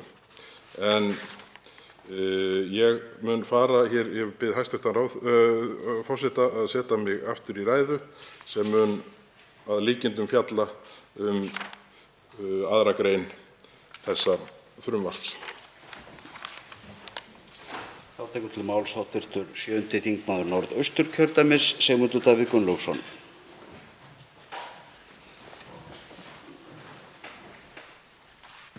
Herra forseti, hv. þingmaður Bergþór Ólason kom hér inn á hlut sem ég var ekki búinn að gera mér fullu grein fyrir og það væri freistandi að spyrja hv. þingmann nánar út í þetta eða biðja hann að fara nánar út í þetta, en ég verð að láta það bíða vegna þess að ég var kominn á skrið í að ræða eðli þess vanda sem við er að eiga og vil ekki missa þráðinn. En ég var búinn að geta það að jafnvel Evrópusambandið bendir á að meiri hluti þeirra sem koma sem hælisleitendur til Evrópu síðustu árin séu fólk, karlmenn fyrst og fremst, ungir karlmenn í leit að betri lífsgæðum. Og ég tek fram, herra forseti, að ég sýni því auðvitað mikinn skilning. og það má jafnvel telja þetta einfaldlega til marks dugnað að menn nýti þau tækifæri sem gefast til að leita betri lífskjara. En það engu að síður, það blanda því saman við hælisleitendakerfið til þess fallið að raun skemma það kerfi og gera okkur erfiðara fyrir að aðstoða þá sem í mestri neyð. Meirihluti þeirra sem koma til Evrópu, að mati Evrópusambandsins aftur, eru líka fólk sem kemur á vegum glæpagengja, sem starfa víða, mjög víða í Afríku og í Asíu, ekki hvað síst. Og þetta orðin starfsemi sem skilar, hugsa ég, í flestum löndum meiri tekjum en vopnasala og eiturlyfjasala. Ég hef allavega lesið í fréttum mörg dæmi það að þessi starfsemi, mansal eða smygla fólki, skili meiri tekjum heldur en sú glæpastarfsemi sem til þessa hefur verið talin svona einna tekjudrýgst. Og ég nefni mansal og það ekki ástæðulausu. Því að ýmist hefur fólk safnað lengi fyrir miðanum, ef svo má segja, fyrir því að fá að komast með þessar ferðir sem eru mjög dýrar. $10.000 eða evrur ekki óalgengt uppsett verð. Eða fjölskyldan hefur safnað peningum í sameiningu, eða það sem nú hættulegast í þessu öllu og því miður allt of algengt, að menn setji sig í skuld, eigi ekki 10.000 evrur til að leggja af stað í þessa hættuför, en greiði fyrir með því að skuldsetja sjálfa sig.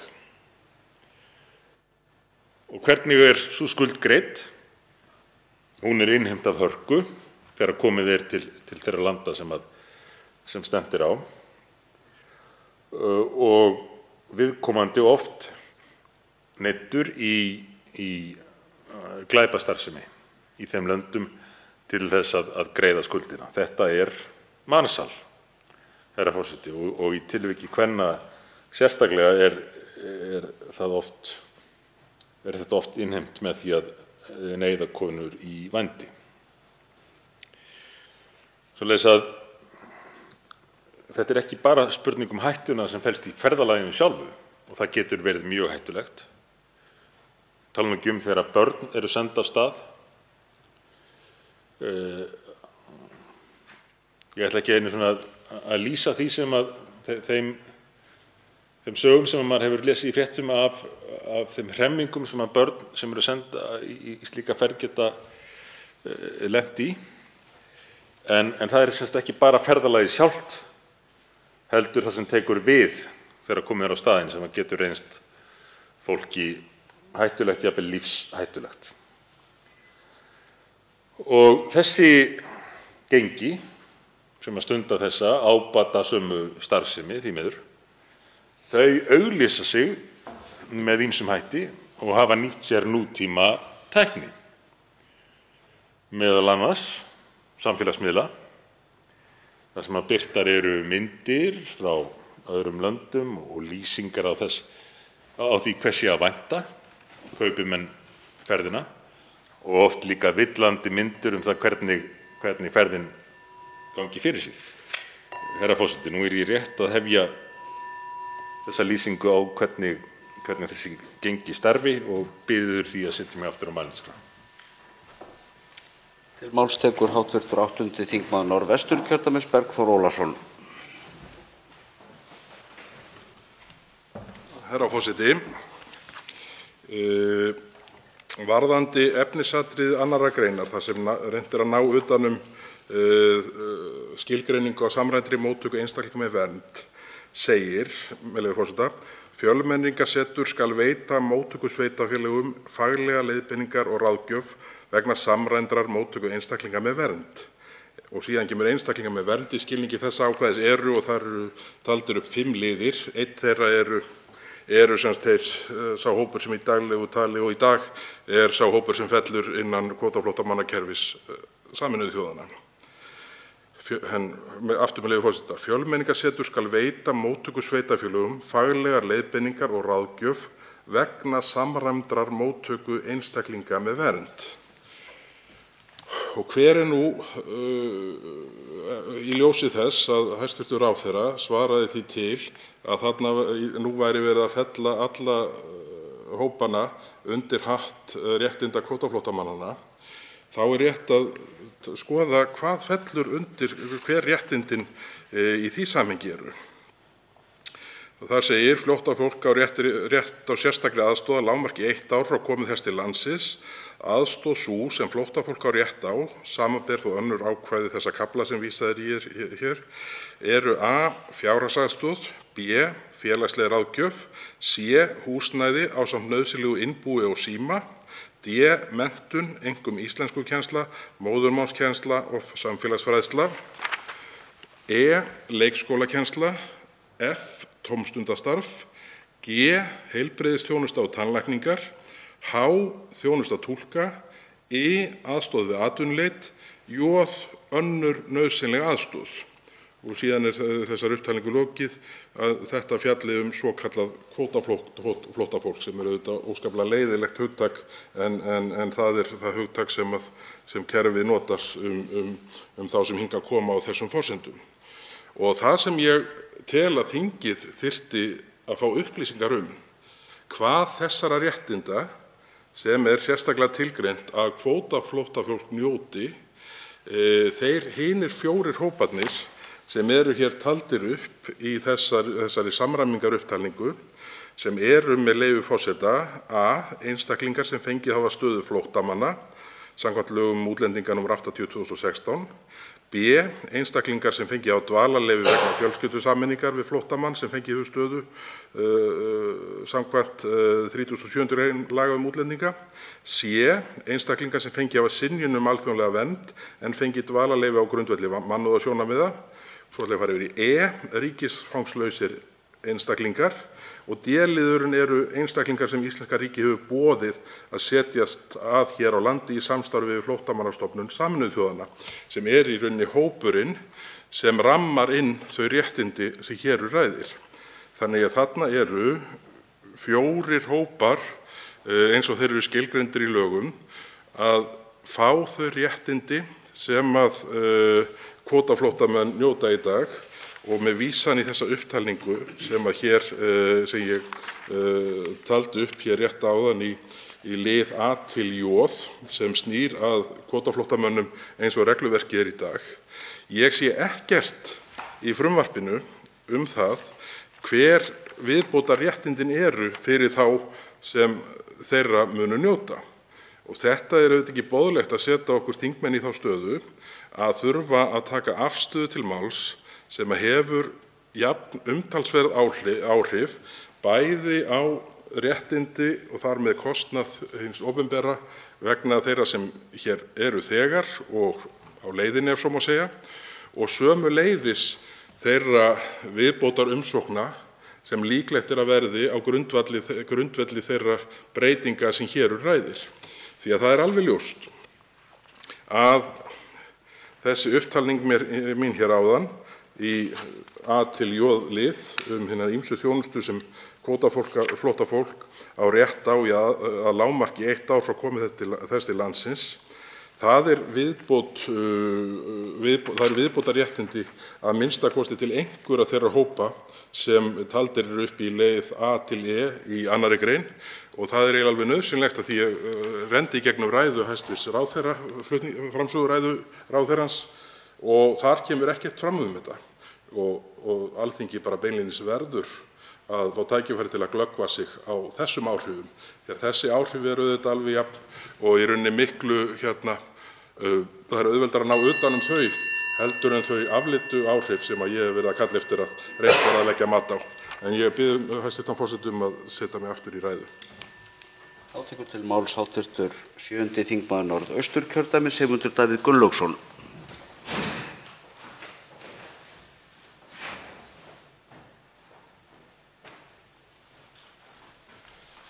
Herra forseti, þegar frá var horfið var ég að lýsa þeim aðferðum sem að þessi smyggengi nota til þess að auglýsa starfsemi sína. Og í fyrsta lagi snýst þetta auðvitað um blekkingar hvað varðar áfangastaðinn og það að búa til óraunhæfar væntingar til fólks. Enda hvers vegna skyldu menn annars greiða 10.000 evrur fyrir hættuför upp á von og óvon. En það meira að segja logið til hvaða hætti fólk ferðist. Það er til dæmis áhugavert að skoða margar þessara síðna á Facebook og það getur hver sem gert það. Það sem birtast oft myndir af skemmtiferðaskipum eða snekkjum til að gefa til kynna að ferðalagið fari fram með einhverjum slíkum farartækjum. Og ef hæstv. Forseti hefur áhuga að kynna sér þetta þá bendi ég honum á heimasíðu mína sigmundardavid.is þar sem ég birti myndir af þessu reynda fyrir nokkru síðan. Þess að hæstv. Forseti þarf að fletta einhverjar síður aftur í tímann. En í fyrrnefndri ferð minni til þess að kynna mér það sem við að eiga, ferð til Möltu og Líbanon, hitti ég meðal annars fólk í stjórnstöð evrópskrar stofnunar sem er nú stolið úr mér í svipinn hvað heitir en sér að hafa eftirlit á Miðjarðarhafinu og veita björgun. Og íslenska landhelgisgæslan á þessum tíma var að sinna þarna hlutverki, hafði verið ráðin í það að lána skip og áhöfn til þess að vakta Miðjarðarhafið. En þeir mega eiga það, þeir sem ég hitti þarna í þessari stofnun, þeir voru hreinskilnir. Þeir sögðu hlutina hreint út og voru afdráttarlausari en ég hefði trúað. Bentu mig til að mynda á það, bara svona til þess að lýsa því hvað við var að eiga. Að það væri ekki óalgengt til að mynda í Afganistan. Ef að hjón ættu 4 syni, að það væri einfaldlega skipt með þeim verkum. Einn væri sendur í herinn, einn væri sendur í Talibanana, einn væri sendur til að vinna til að mynda við framkvæmdir í Persaflóaríkjunum, byggja háhýsi eða eitthvað slíkt. Og einn væri sendur til Svíþjóðar. Þannig var þetta orðað. Þetta ekki í öllum tilvikum Svíþjóð og ekki í öllum tilvikum nákvæmlega með þessum hætti, en þetta var nefnt svona sem dæmigerð staða í Afganistan. Og svo myndi menn einfaldlega sjá til hverjum þessara svona vegnaði best og hann ætti að sjá fyrir fjölskyldunni. Og það er staðreynd að börn eru í auknum mæli, virðist vera, send ein af stað eða falin einhverjum sem að tekur að sér fyrir greiðslu að fara með þau til Vesturlanda til þess að sækja hæli fyrir hönd fjölskyldunar. Og þetta fólk sem að vann við þetta alla daga, að taka þessu ástandi og hjálpa fólki, bjarga því úr Miðjarðarhafinu, það varaði sérstaklega við því að sett yrðu lög sem að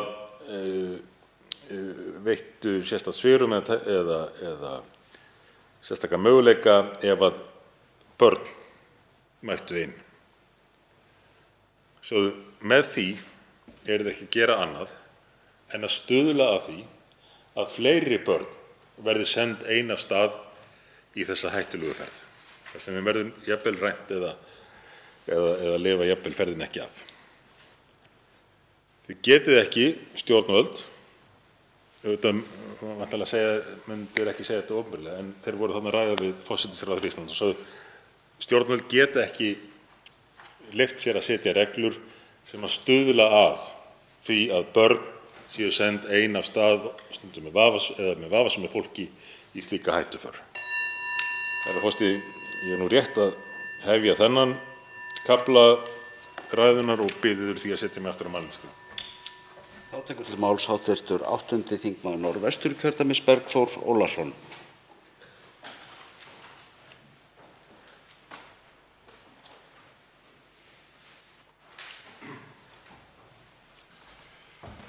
Herra forseti, í greinargerð frumvarpsins, þar sem fjallað er um 2. grein, þar sé ég í fljótu bragði, þetta tekur yfir rúma blaðsíðu þessi útskýring á 2. greininni, en fyrir okkur þingmenn er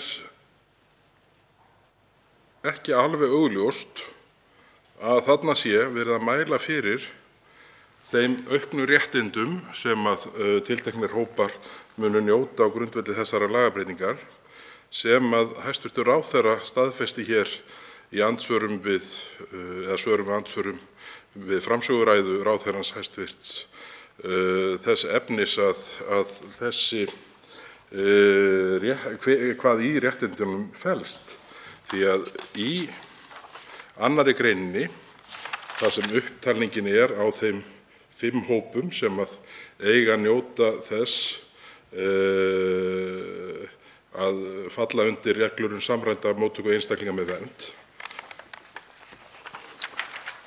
þá sýnist mér í fljótu bragði eingöngu vera fjallað þá þætti sem ég fór hér yfir í kafla meginefni frumvarpsins fyrir stuttu síðan. Og hér virðist engin tilraun gerð til þess að útskýra fyrir okkur þingmönnum eða þeim sem að frumvarpið skoða hver réttindamunurinn er á milli flokka að frumvarpinu innleiddu. Hér er fjallað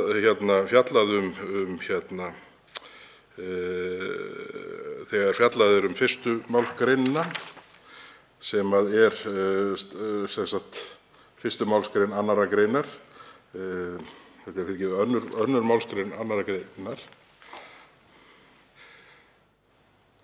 Það segir með leyfi forseta: í 2. málsgrein er kveðið á að fjölmenningarsetur að höfðu samráði við viðkomandi sveitarfélagi bjóða einstaklingum með vernd að setjast að í tilteknu móttökusveitarfélagi.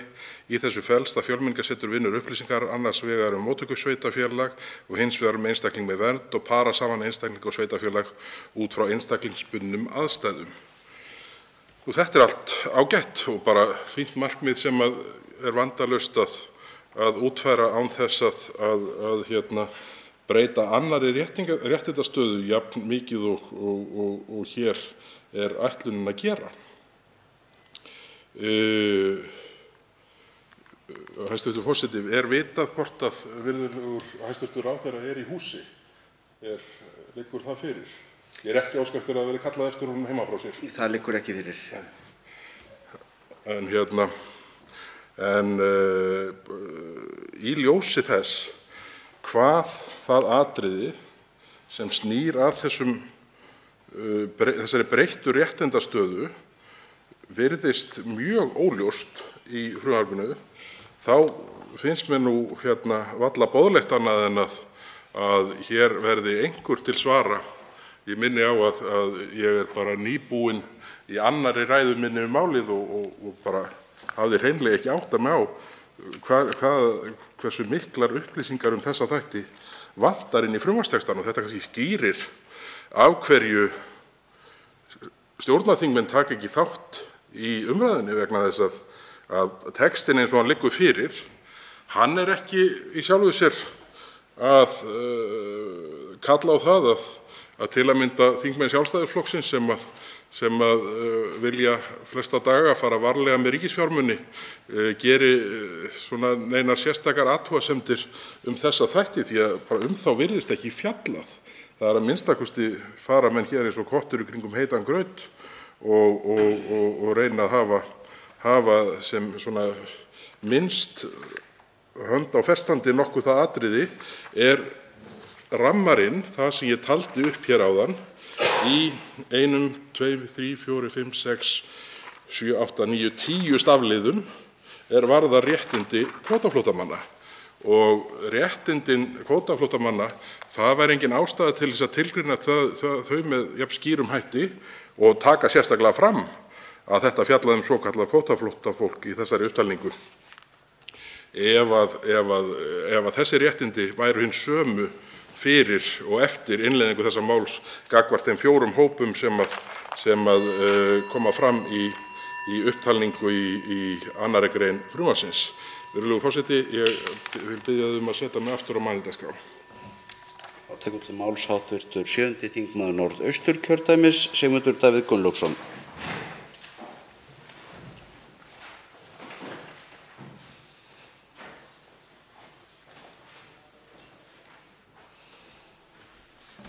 Herra forseti, þegar frá var horfið var ég að ræða aðvaranir fólks sem starfar að því alla daga að bjarga flóttafólki á Miðjarðarhafi og bregðast við þessum mikla vanda. Og það sem var gegnumgangandi í mati þessa fólks sem þekkir þetta af eigin raun var mikilvægi þess að þau skilaboð sem að Vesturlönd senda frá sér feli ekki í sér hættulega hvata, heldur þá hvata sem að geta verið til þess fallnir að færa hlutina í betra horf og leið þá gert stjórnvöldum kleift að hjálpa fleirum með áhrifaríkari hætti. Ég nefndi sérstaklega það sem að nefnt var hættuna sem fælist í því að hafa sérstakar reglur móttöku barna sem kæmu forsjárlaus. Og eins og þau bentu okkur á þarna, þá gengur ekkert barn eitt frá Afganistan eða Bangladesh til Grikklands. Svoleiðis að í flestum tilvikum annaðhvort einhver ættingi fenginn til að fara fylgja barninu af stað eða jafnvel einhver ráðinn í það sem að þá því miður oft á tíðum eru vafasamir menn. Og stefna stjórnvalda má ekki vera til þess fallin að ýta undir slíkt. En hún má heldur ekki vera til þess fallin að ýta undir óraunhæfar væntingar flóttamanna almennt.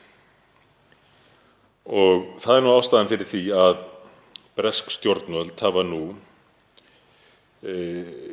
gert verulega stefnubreytingu varðandi móttöku þeirra sem að leggja leið sína yfir Ermarsund frá Frakklandi í vonum hæli í Bretlandi. Og vel að merkja, herra forseti, í mörgum tilvikum, líklega í flestum tilvikum að ræða fólk sem að hefur þegar fengið hæli í Frakklandi eða öðru Evrópuríki á meginlandinu. Í öllum tilvikum að ræða fólk sem að hafið átt rétt á hæli, gat fengið það í Frakklandi eða því Evrópulandi sem það kom fyrst til. Engu að síður hefur þetta fólk margt hvert búið í tjaldbúðum í Norður-Frakklandi og leitað leiða, oft hættulegra leiða, til þess að komast yfir Ermarsundið, í rauninni flýja Frakkland, flýja Evrópusambandið og komast á strendur Bretlands. Þetta þróun sem að hefur staðið í mörg ár en hefur farið mjög vaxandi. Fjöldinn hefur aukist ár frá ári og raunar nú mánuð frá mánuði og viku frá viku. Og viðbrögð breskra stjórnvalda voru þau að semja við ríkisstjórn Afríkuríkisins Rúanda að koma þar á fót móttökustöð fyrir hælisleitendur, þannig að þeir fari fyrst þangað og sæki þá þar hæli í Bretlandi eftir atvikum, en málin verði afgreidd þar. Þetta reyndar ekki í fyrsta skipti sem að slíkum aðferðum beitt, en Ástralir brugðust við töluverðum straumi báta sem oft voru varla haffærir eða alls ekki haffærir til landsins, með því að byrja á því að vísa fólki á eyju utan landsins, en það reyndar leiddi til þess að straumurinn hætti. Fólk hætti að ráðast í þessa hættuför. Og sá tilgangurinn hjá breskum stjórnvöldum með þessum samningi við Rúanda, ekki sá að senda sem flesta til Rúanda, heldur að draga úr hvatanum til þess að leggja í hættuför, oft á óraunhæfum forsendum. Herra forseti, það var örlítið útúrdúr hjá mér í þessum kafla og byrju yfir því að sitja mig aftur á mælendaskrá. Til máls tekur hv. 8. þingmaður Norðvesturkjördæmis Bergþór Ólason.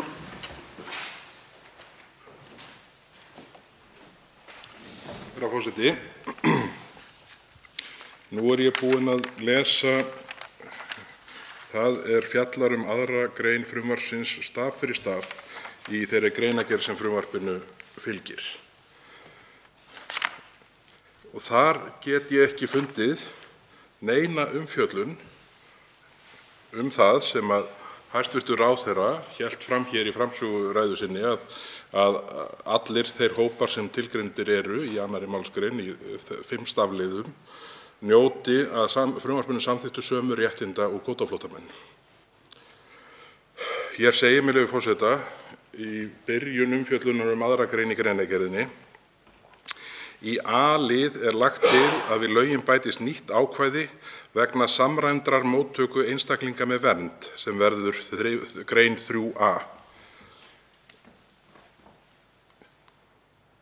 Það ekki fleira sem að rammar inn þennan skilning ráðherra á þeim megináhrifum sem frumvarpið nær fram. Síðan virðist allur þessi textaflaumur ganga út á það að útskýra með hvaða hætti Fjölmenningarsetri eru tryggð fyllirí réttindi til þess að safna upplýsingum og styðja við flóttafólk á grundvelli þeirra. Og við það bara engin ástæða til að gera athugasemd.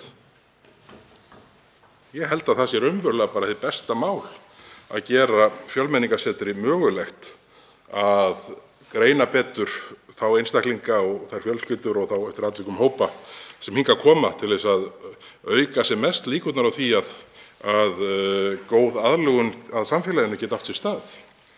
En ég verði eiginlega, hæstv. forseti, framsögumaður nefndarálits vita hvort hv. þingmaður Jódís Skúladóttir í húsi. Það gæti mögulega orðið gagn að því að fá útskýringar hv. þingmanns á þessu. Hv. þingmaður Jódís Skúladóttir skráð í hús. Ég þakka hæstv. forseta fyrir upplýsingarnar. Ef hv. þingmaður heyrir til mín þá væri mikið gagn af því að fá þingmanninn til umræðunnar til að reyna að útskýra fyrir þeim sem hér stendur hvar þessi áform aukin réttindi tiltekinna hópa, hvar þeim fyrir komið í þessu frumvarpi. Það segir hér, eins og ég sagði áðan í 2. greininni, undir liðnum samræmd móttaka einstaklinga með vernd. Leyfi forseta: Fjölmenningarsetur skal veita móttökusveitarfélögum faglega leiðbeiningar og ráðgjöf vegna samræmdrar móttöku einstaklinga með vernd. Og síðan eru taldir upp einstaklinga með vernd í skilningi þessa ákvæðis og þessi 5 hópar sem ég taldi upp hér áður. Og ég fæ ekki séð með hvaða hætti þessi texti eða greinargerðin sem fjallar 2. greinina eða nokkur annar hluti greinargerðarinnar rammar inn þann skilning hæstv. Ráðherra sem kom fram hér við framsögu málsins að þetta jafnaði réttindastöðu allra þessara hópa. Þetta einhvern veginn lítur dálítið þannig út að það sé verið að reyna svona að lauma þessu hér í gegn, og ég verð nú að viðurkenna að ég hef nokkra samúð með þeim þingmönnum sem hafa setið í nefndinni sem málið fjallaði, að hafa ekki gert neina tilraun til að leggja mat á bæði bein áhrif og síðan afleidd áhrif að þessari breytingu, því ef skilningur hæstv. Ráðherra, sem sá sami og fyrri ráðherra hafði, hæstv. Ráðherra Ásmundur Einar Daðason, varðandi það að þetta samræmdi réttindi þeirra hópa sem hér eru taldir upp í lið 1a til e. Ef sá skilningur hafður til hinstjónar, þá bara óska ég eftir, því nú sé ég að það komin hv. þingmaður, þingflokksformaður Vinstri grænna, hv. þingmaður Orri Páll Jóhannsson mættur hér í salinn, og ef að hv. þingmaður, þingflokksformaður í þeim flokki sem fer fyrir ráðuneytinu, þekkir þetta og gæti útskýrt fyrir þeim sem hér stendur, þá myndi það mögulega fækka þeim vangaveltum sem uppi eru hjá mér vegna þessa. En ég sé að tíminn að renna að hlaupa frá mér, og svona upp á samhengi hlutanna þá bið ég forseta að setja mig aftur á mælendaskrá í stað þess að byrja á nýjum punkti hér á síðustu sekúndunum. Þá tekur til máls hv. 7. þingmaður Norðausturkjördæmis, Sigmundur Davíð Gunnlaugsson.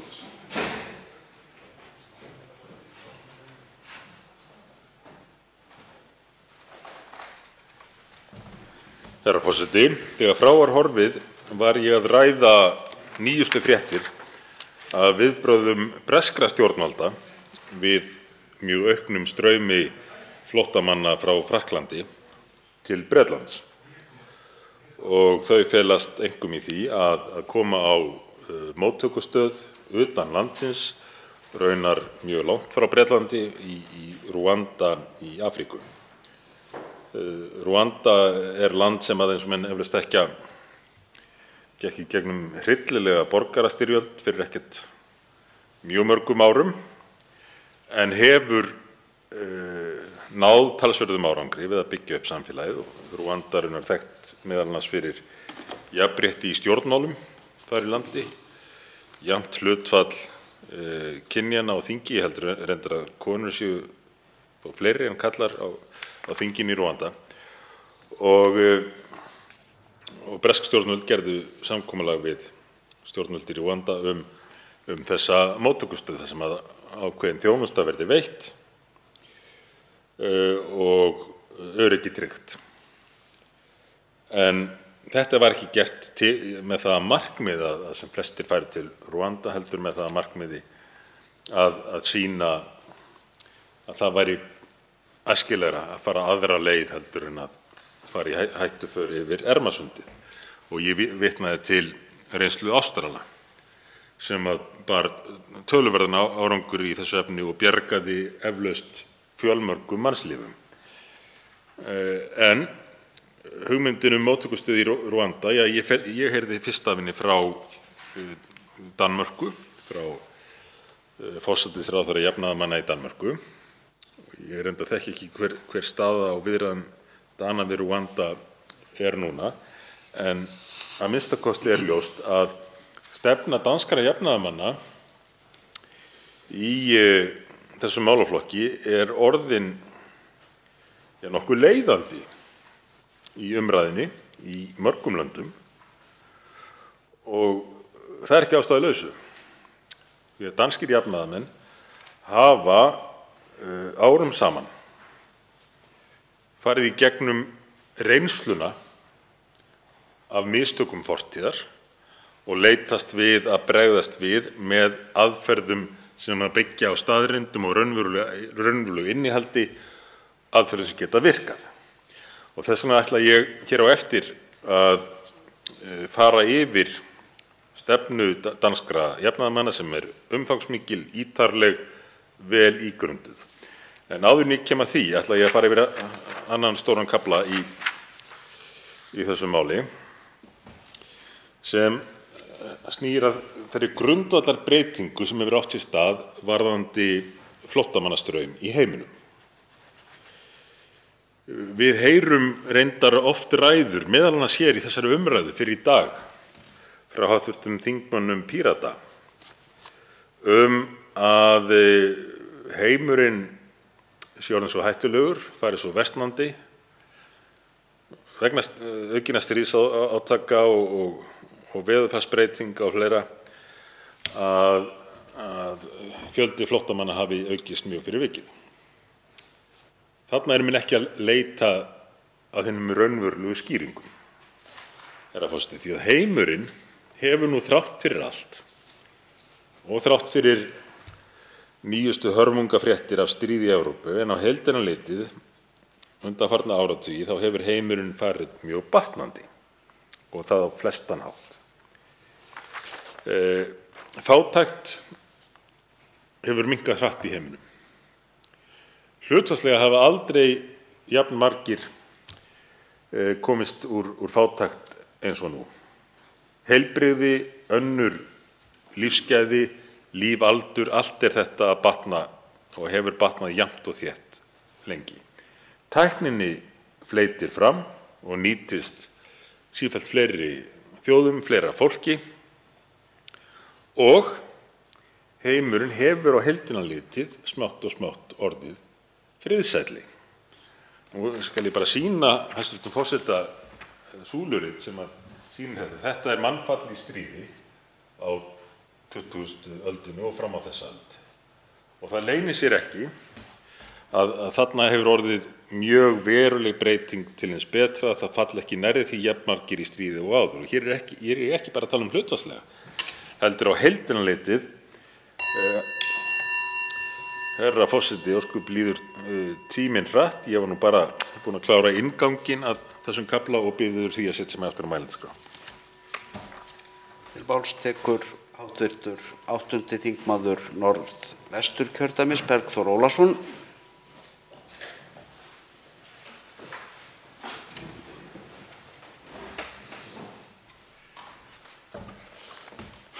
Herra forseti, ég veitti því ekki athygli hvort að komið fram upplýsingar hvort ráðherrann væri í húsi eða ekki. Ég var ekki að kalla eftir því að hann yrði kallaður í hús ef ráðherrann er farin heim. Forseti telur að ráðherra sé ekki í húsi miðað við skráningu sem forseta er kunnugt um. Þakka fyrir upplýsingarnar. En sé ráðherra í húsi þá er hann velkominn hingað til okkar í þessa umræðu. Það væri til mikilla bóta. Það þarf að leiða það fram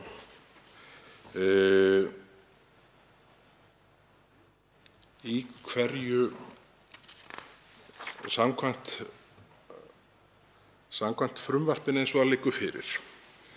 Þá er ekki annað að sjá en að málið snúi fyrst og fremst af tæknilegum atriðum og auknum réttindum Fjölmenningarseturs.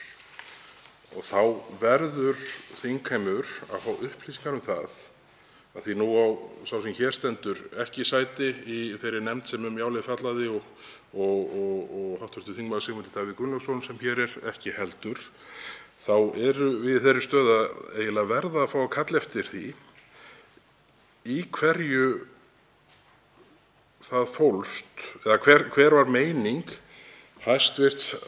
Félags- og vinnumarkaðsráðherra Guðmundar Inga Guðbrandssonar þegar hann svaraði spurningu þess sem hér stendur í andsvörum við framsöguræðu sína þann 1. febrúar síðastliðinn, þegar ég spurði hæstv. ráðherra, með leyfi forseta, spurningarinnar að þessu frumvarpi samþykktu eins og það liggur fyrir, eru þá réttindi einstaklinga með vernd í öllu þau sömu og réttindi einstaklinga sem koma hingað undir kvótaflóttamannakerfinu.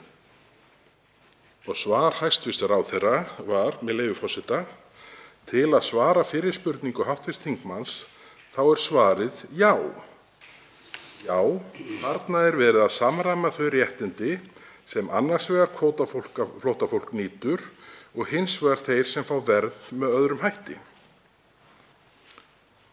Skýrara getur þetta ekkert orðið. Og ég taldi nú hér áðan upp þau réttindi sem kvótaflóttamenn njóta og sum þeirra eru rýmri en þau sem aðrir hópar sem þarna falla undir njóta. Og það verður þá í öllu falli einhver fulltrúi stjórnarflokkana og helst framsögumaður nefndarálits meirihluta eða hæstv. Ráðherra og koma hér og útskýra fyrir okkur sem að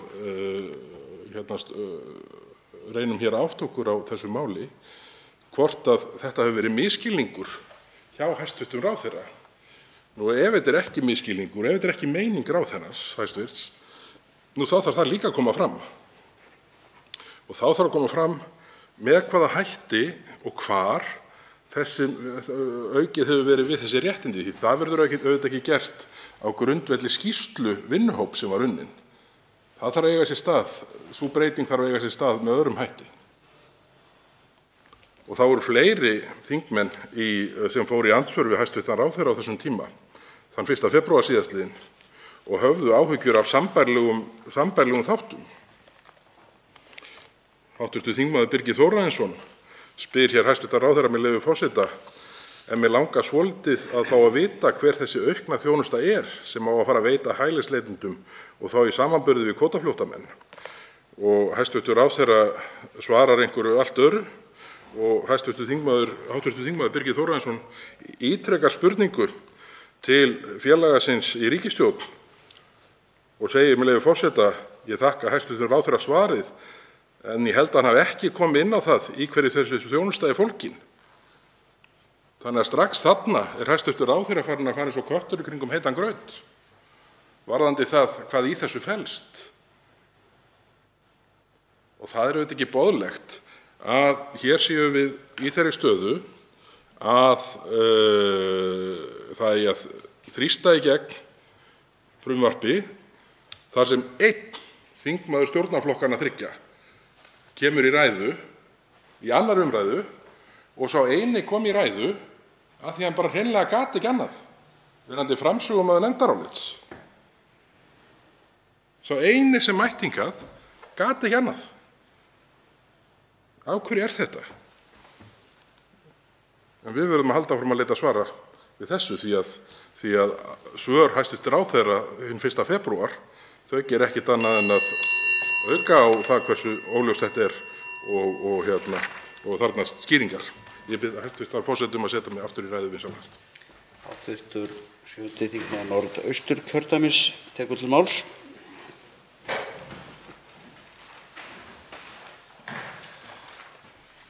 Herra forseti, nú er ég í nokkurn vanda settur því að hv. þingmaður Bergþór Ólason heldur áfram hér að þylja upp mjög áhugaverðar staðreyndir sem hann langar til þess að bregðast við. En ég ætla að reyna að halda þræði með þann kafla ræðu minnar sem ég var byrjaður á, en kannski gefst tækifæri til þess síðar í nótt að bregðast við því sem að hv. þingmaður Bergþór Ólason var að fara yfir hér á. En ég var byrjaður að ræða það að heimurinn fari batnandi, sem að er staðreynd á langflestan hátt. Og það er sama hvort litið er til mannfalls í stríði eða aukinnar velmegunar, aukins heilbrigðis, á langflestan hátt hefur heimurinn jafnt og þétt farið batnandi undanfarna áratugi.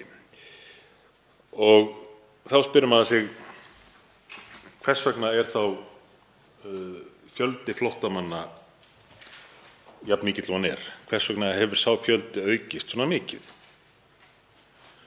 Og það er vegna þess að þessar grundvallarbreytingar á heiminum, meðal annars aukin velmegun, hefur orðið til þess að fleira fólk hefur tækifæri til að leita betri lífsgæða, til að ferðast, fá upplýsingar lífið og stöðuna í öðrum löndum. Og það er óhjákvæmilegt að taka tillit til þessarar grundvallarbreytingar ef menn ætla að hanna stefnu í málefnum hælisleitenda sem að raunverulega virkar og er til þess fallin að hjálpa því fólki sem að þarf mest á hjálpinni að halda. Oft heyrir maður nefnt, og ég hef sagt þetta sjálfur örugglega oft á fyrri tíð, herra forseti, að það sé mikilvægt fyrst og fremst að aðstoða fólk við að byggja upp efnahag sinna landa, auka velmegun í öðrum löndum svo þess að fólk þurfi ekki að gerast flóttamenn. En raunin sú að eftir því sem velmegun eykst í löndum sem hafa verið mjög fátæk, þá eykst brottflutningur fólks frá þeim löndum. Fjöldi flóttamanna frá þeim löndum eykst, hann minnkar ekki með aukinni velmegun. Upp að vissu marki auðvitað, og stór rannsókn sem gerð var á þessu sýndi að á þeim tíma að minnsta kosti, þetta var fyrir fáeinum árum, lægju þessu mörk einhvers staðar það bil við lífskjör eða lífsgæði í Albaníu. En reyndar sjáum við, og höfum séð á undanfarnum árum, að þó enn áfram mjög verulegur straumur frá Albaníu.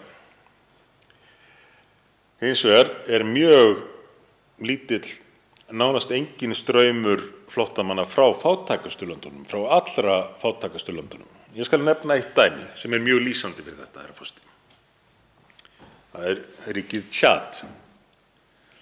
Tjad merkilegt í þessu samhengi öllu, varðandi þennan mikla flóttamannastraum, vegna þess að þar líklega stærsta miðstöð flóttamannastraumsins í allri Afríku. Það sem að þessir hópar sem að skipuleggja þessar ferðir fólksins mætast þarna í þessu ríki, í ákveðinni borg sem ég man nú ekki svipinn hvað heitir. Þar miðstöðin, áður en að menn svo fara í norður í átt að ströndinni, í Líbíu eða öðrum löndum. En þrátt fyrir að miðstöð þessara fólksflutninga í Afríku sé í Tjad, þá fara sárafáir, nánast engir flóttamenn frá Tjad. Þeir hafi gefn á því. Þeir komast ekki með þessum hópum til að freista gæfunnar. Þannig að með auknum lífsgæðum í þessum þróunarlöndum öllum, þó að við að sjálfsögðu eigum að stefna því með öllum tiltækum ráðum að aðstoða þessi lönd við að bæta kjörin heima fyrir hjá fólki og gera heiminn áfram jafnt og þétt betri, þá mun það ekki draga úr fjölda flóttamanna, það mun auka hann.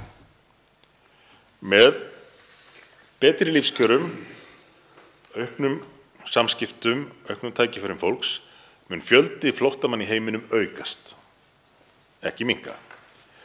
Og þetta eitthvað sem við þurfum að taka tillit til þegar við hönnum kerfi sem virkar til þess að takast á við vandann og hjálpa þeim sem þurfa mest á hjálpina að halda. Þá tekur til máls hv. 8. þingmaður Norðvesturkjördæmis, Bergþór Ólason.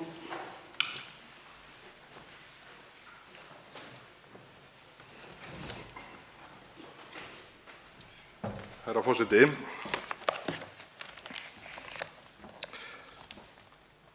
mig langar hér að koma inn á það sem hæstv. Félags- og vinnumarkaðsráðherra sagði í ræðu þegar hann mælti fyrir málinu hinn 1. febrúar síðastliðinn.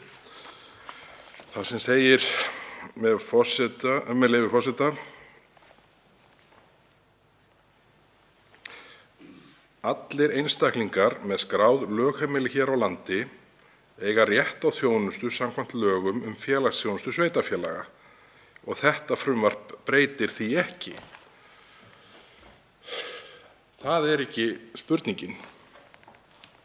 Hæstv. ráðherra virðist reyna að fara eins og köttur í kringum heitan graut í málinu þegar hann spurður þarna hinn 1. febrúar síðastliðinn. Því að skömmu áður hafði hæstv. ráðherra sagt í andsvari við eigin framsöguræðu að svari við þeirri spurningu hvort að með þessu frumvarpi samþykktu eins og það liggur fyrir væru réttindi einstaklinga með vernd í öllu þau sömu og réttindi einstaklinga sem koma hingað undir kvótaflóttamannakerfinu, þá svarar hæstv. Ráðherra, með leyfi forseta: já, þarna er verið að samræma þau réttindi sem annars vegar kvótaflóttafólk nýtur og hins vegar þeir sem fá vernd með öðrum hætti. Og sú spurning snýr ekki að réttindum þeirra samkvæmt lögum um félagsþjónustu sveitarfélaga, heldur snýr spurningin að þeim réttindum sem kvótaflóttamenn njóta, eins og ég taldi upp hér í 10 stafliðum áðan, með leyfi forseta, þar sem segir flóttafólk, og þar er verið að fjalla um kvótaflóttafólk sem skilgreint með þeim hætti og kemur undir því regluverki. Kvótaflóttafólk á rétt á sérstakri aðstoð að lágmarki í 1 ár frá komu þess til landsins. Aðstoð sú sem flóttafólkið á rétt á, samanber þó önnur ákvæði þessa kafla, er a. fjárhagsaðstoð, b. félagsleg ráðgjöf, c. húsnæði ásamt nauðsynlegu innbúi og síma, d. menntun, einkum íslenskukennsla, móðurmálskennsla og samfélagsfræðsla, e. leikskólakennsla, f. tómstundastarf, g. heilbrigðisþjónustu og tannlækningar, h. þjónusta túlka, i. aðstoð við atvinnuleit, j. önnur nauðsynleg aðstoð. Og þarna liggur þessi spurning sem er algjörlega nauðsynlegt að verði leitt fram svar við. Verður þessum 5 hópum sem eru taldir upp í 2. grein frumvarpsins, verður þeim veitt þessi réttindi til samræmis við kvótaflóttamennina eins og þeir hafa núna, eða ekki? Eins og hv. þingmaður Björn Leví Gunnarsson á opnum fundi fjárlaganefndar í morgun vildi spyrja já- og nei-spurninga, þá erum við nefnilega hérna með eina mjög einfalda já- eða nei-spurningu. Og eins og svar hæstv. Ráðherra lá í andsvari við framsöguræðu hans þegar mælt var fyrir frumvarpinu í byrjun febrúar síðastliðnum, þá er svarið það að allir hópar njóti sömu réttinda og kvótaflóttamenn. Og ég var að telja þau réttindi upp hér rétt í þessu. Þetta hefur ekkert með beinum hætti að gera með þau réttindi sem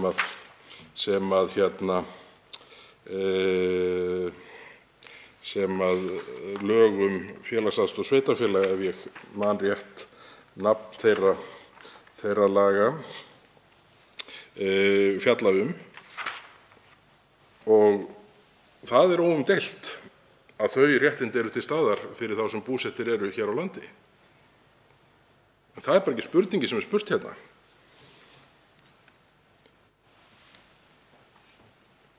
Og hvorki núverandi hæstv. Ráðherra málaflokksins né sá sem á undan honum sinnti þessum málaflokki voru í neinum vafa, eins og ég skildi það og fleiri, sem skýrir nú spurningar, andsvör til að mynda hv. þingmanns Birgis Þórarinssonar við framsögu hæstv. Ráðherra í febrúar. Þá var hvorugur ráðherranna, voru engar vöflur á hvorugum þeirra það varðar að þessi viðbótarréttindi væru til staðar fyrir þessa 4 hópa til viðbótar við kvótaflóttamennina sem eru taldir upp í 2. grein frumvarpsins. Og ég hreinlega átta mig ekki á með hvaða hætti á að reyna að fikra þessu máli áfram á meðan svar ráðherrans harmonerar ekki við það sem kemur fram í 2. grein frumvarpsins, en við höldum áfram að reyna. Ég óska eftir því, hæstv. forseti, að fá að fara aftur á mælendaskrá. Hv. 7. þingmaður Norðausturkjördæmis tekur til máls.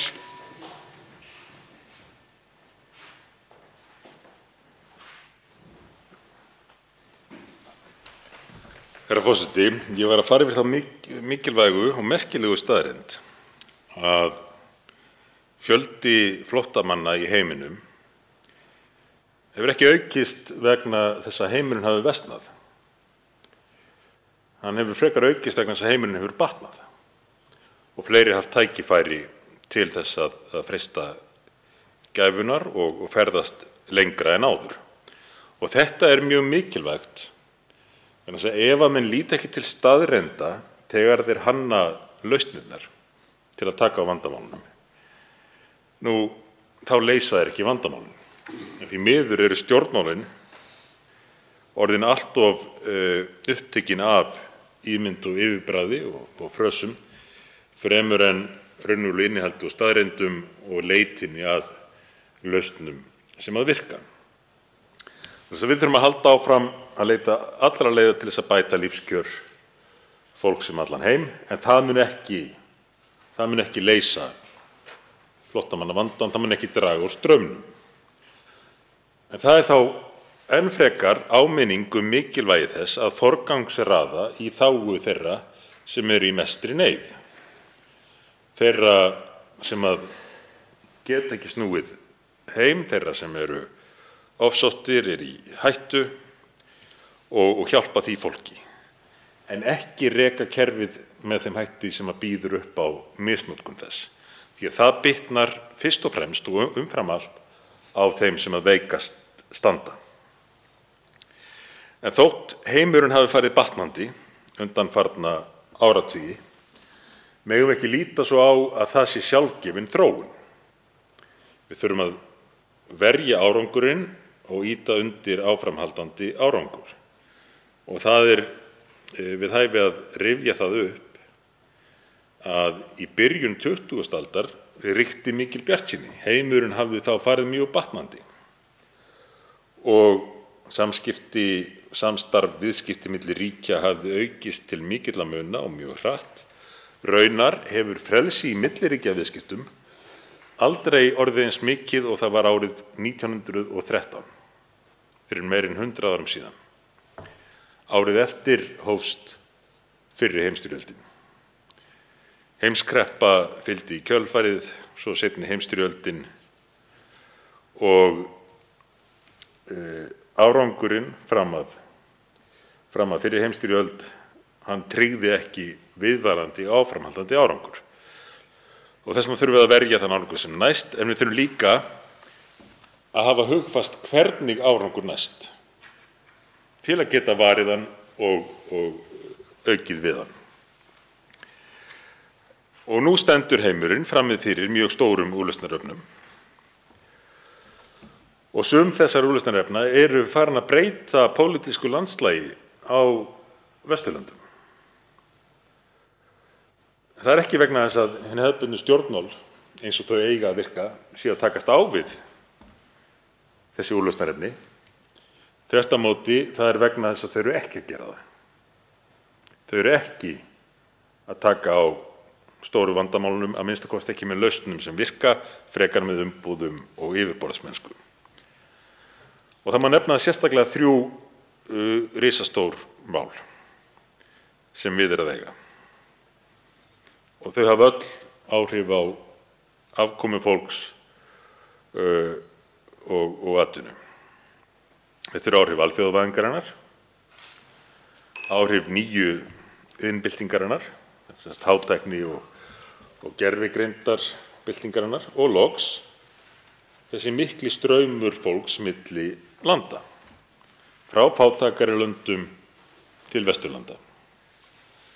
Á þessum stóru málum þurfum við að taka og leita raunverulegra lausna til að forðast það að lenda í því sama og við lentum í upphafi 20. aldarinnar, því að áframhaldandi árangur er ekki tryggður, eins og við höfum því miður mjög stóra áminningu nú í Úkraínu. Og hvernig náum við árangri á sviði flóttamannamála? Hvernig hjálpum við hælisleitendum best? Það verður, sýnist mér, herra forseti, þegar ég lít á klukkuna, að verða efni næstu ræðu minnar, og fyrir vikið bið ég hæstv. Forseta að skrá mig aftur á mælendaskrá. Til máls tekur hv. 8. þingmaður Norðvesturkjördæmis, Bergþór Ólason.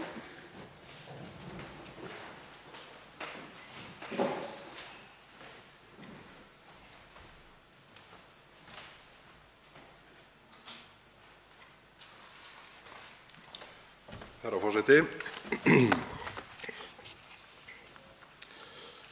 Mig langar hér svona meðan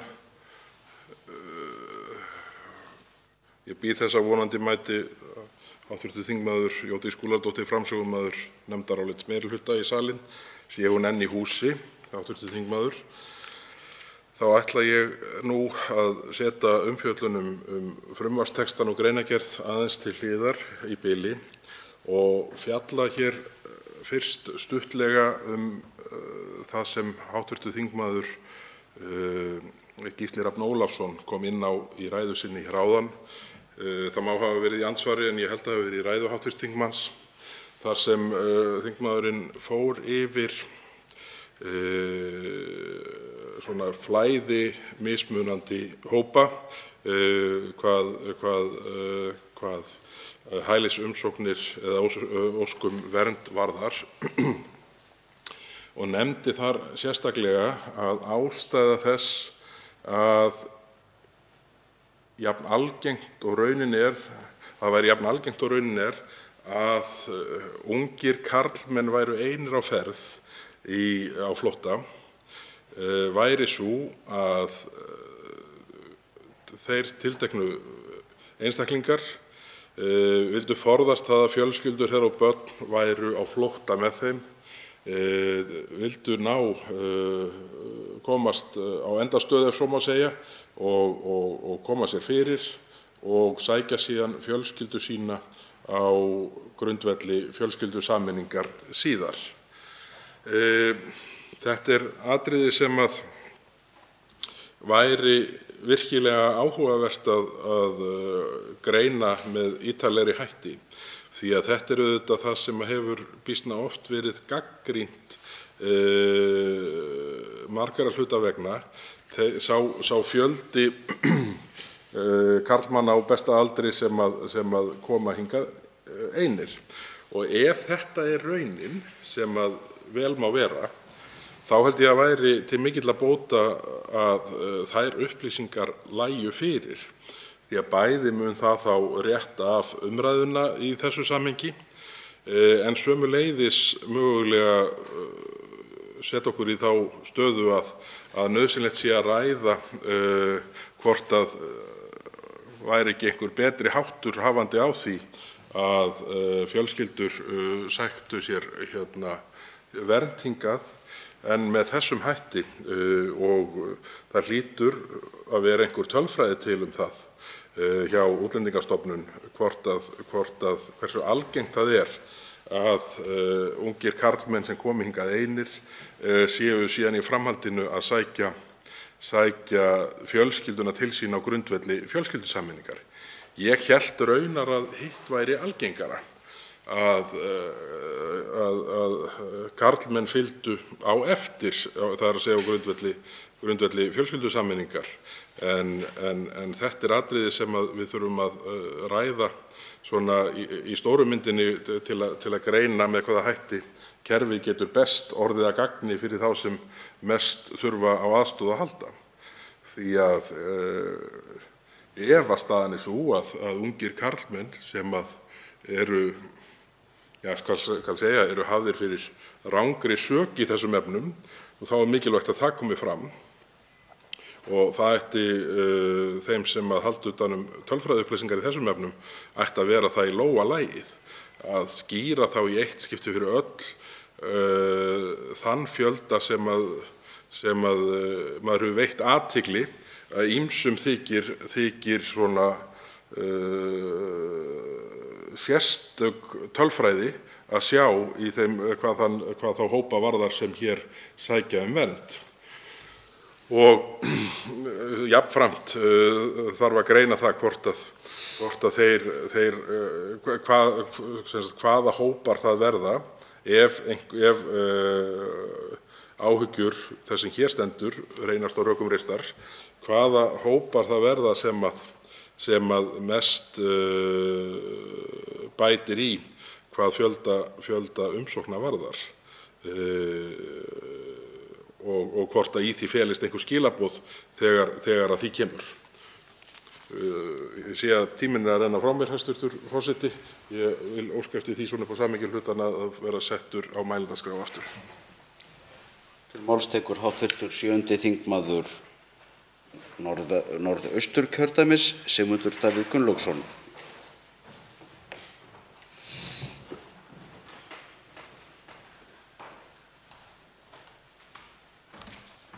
Herra forseti, ég vona að þér afsakið það. Ég var aðeins svo fljótur á mér hér áðan þegar ég boðið það í næstu ræðu myndi ég fara yfir lausnirnar því að ég var ekki nógu langt kominn í að fara yfir viðfangsefnið. Og það er mjög mikilvægt þegar menn ætla að finna lausnir sem virka að vera þá búin að komast til botns í því við hvað er að eiga. En þessi þróun sem ég hef verið að ræða hér í síðustu ræðum er farin að hafa veruleg áhrif á stjórnmál á Vesturlöndum og við sjáum það meðal annars með aukinni togstreitu innan Evrópu og meðal annars hefur Schengen-samstarfið verið í rauninni sett í ákveðið uppnám. Ríki eru aftur farin að beita landamæravörnum, jafnvel á milli Norðurlandanna, eins og nýleg og viðvarandi dæmi sína.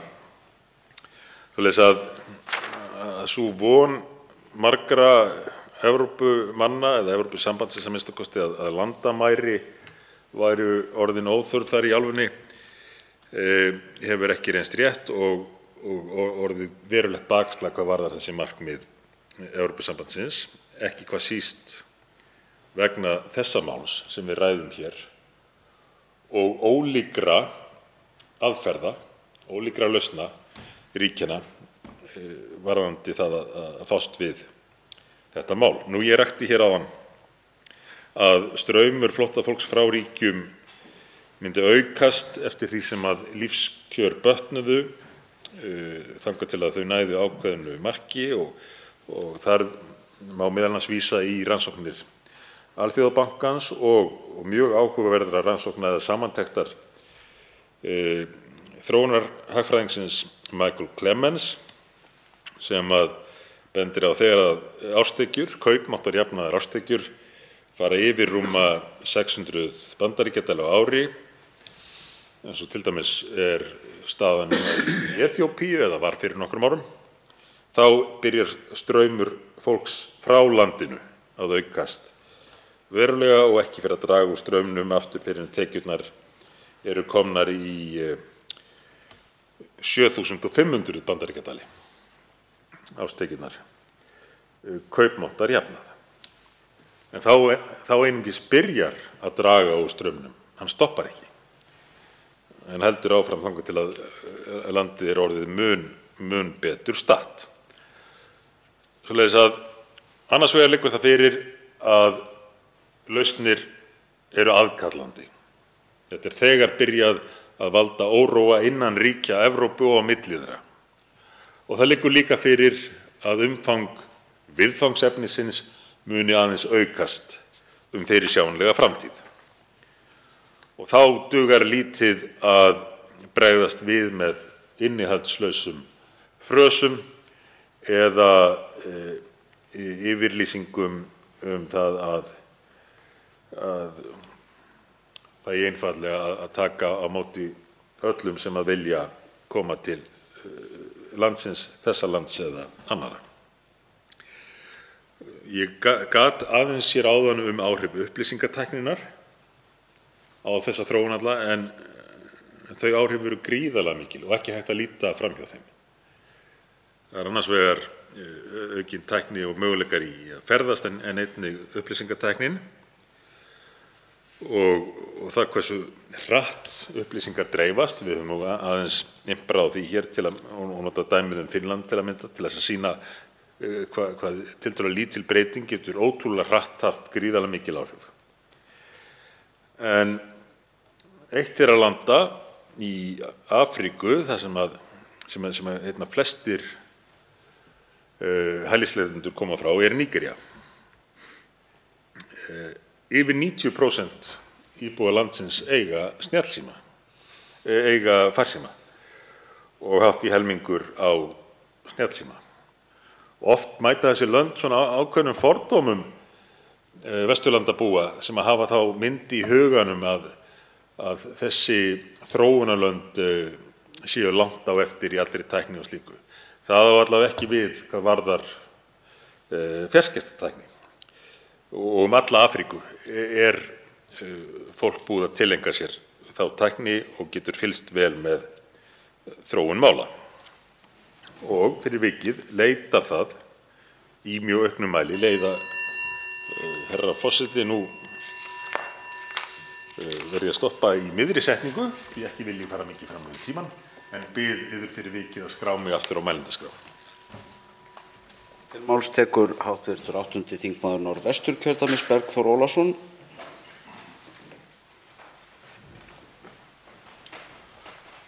Virðulegur forseti, mig langar hér í þessari ræðu minni að koma nokkuð inn á það sem að ég held tilefni þess að þetta mál sé tekið til 2. umræðu hér í þessari stöku viku milli hléa, fyrst páskahlés þingsins og síðan hlés á þingfundum vegna sveitarstjórnarkosninga. Og það aukinn fjöldi flóttamanna frá Úkraínu sem er að flýja þá alvarlegu stöðu sem þar uppi og þær stríðsógnir sem þar eru. Ég verð að segja að sem betur fer það nú þannig, heyrist manni, og Guð lofar þá teygist þetta ástand í Úkraínu ekki á langinn, en hvað vitum við eins og En mér heyrist flestir, ef ekki allir, sem þaðan flýja þessar vikurnar hafa vonir það að geta snúið aftur tilbaka sem fyrst. Þannig að við flóttinn frá Úkraínu, fjöldi umsókna frá Úkraínu, allt annars eðlis en það sem við erum að horfa á til lengri tíma í þessu samhengi. Og ég held að við verðum að líta á verkefnið sem felst í því að taka vel á móti þeim flóttamönnum sem koma frá Úkraínu sem sjálfstætt afmarkað verkefni. Og í því ljósi tel ég enga þörf, og í raun alveg fráleitt, að tengja lúkningu þessa máls við komu flóttamanna frá Úkraínu. Hv. þingmaður Gísli Rafn Ólafsson sagði hér í ræðu fyrir í kvöld að hann teldi að fjölgun flóttamanna í ár vegna straumsins frá Úkraínu, gef ég mér að hafi verið, fjölgun umsókna gæti orðið tíföld frá því sem var mest á undanliðnum árum. Og það kæmi mér ekkert á óvart að fjöldinn gæti endað í einhverjum slíkum tölum að umfangi. Þetta kallar ekki, að mínu mati, á þessar breytingar, vegna þess að þessar breytingar sem fjallað hér, og þá ég að tala réttindi Fjölmenningarseturs til þess að greina betur og stýra flæði umsækjenda til þeirra sveitarfélaga sem eru með samning við ráðuneytið. Það allt annars eðlis en það verkefni sem við stöndum frammi fyrir gagnvart komu flóttafólks frá Úkraínu. Og þetta svona svolítið lyktar af því að eins og í gegnum COVID-tímabilið sérstaklega framan af því, þá voru svona ýmis mál sett í kórónujakkaföt eins og það var einhvern tímann sagt hér í þingsal til að flýta för þess tiltekna frumvarps í gegnum þingsal án þess að efnisatriði þess kölluðust neitt á við stöðu heimsfaraldursins á þeim tíma. Og ég held að það blasi við að það sama á við þetta mál, að það svona hrað meðferð núna í gegnum þingið á þessari stöku viku. Ég held að hún sé verða í öllu falli ekki rökstudd með fjölda umsókna frá Úkraínu. Það væri alveg fráleitt og svona jaðrað við að ég leyfi mér að kalla það tækifærismennsku ef það er reynt, en það má auðvitað segja sömuleiðis að mál séu hér á þinginu svona með einum öðrum hætti á færibandi og nefndarálit vegna þessa máls var tilbúið og með þeim rökum mætti taka það á dagskrá.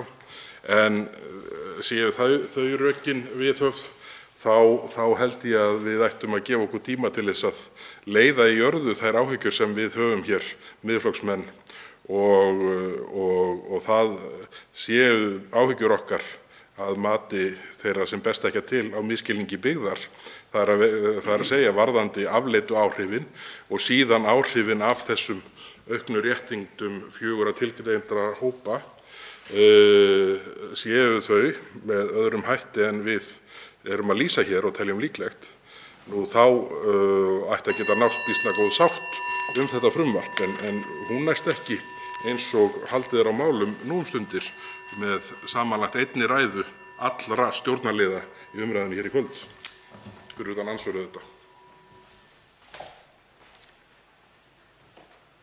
Til máls tekur hv. 7. þingmaður Norðausturkjördæmis, Sigmundur Davíð Gunnlaugsson.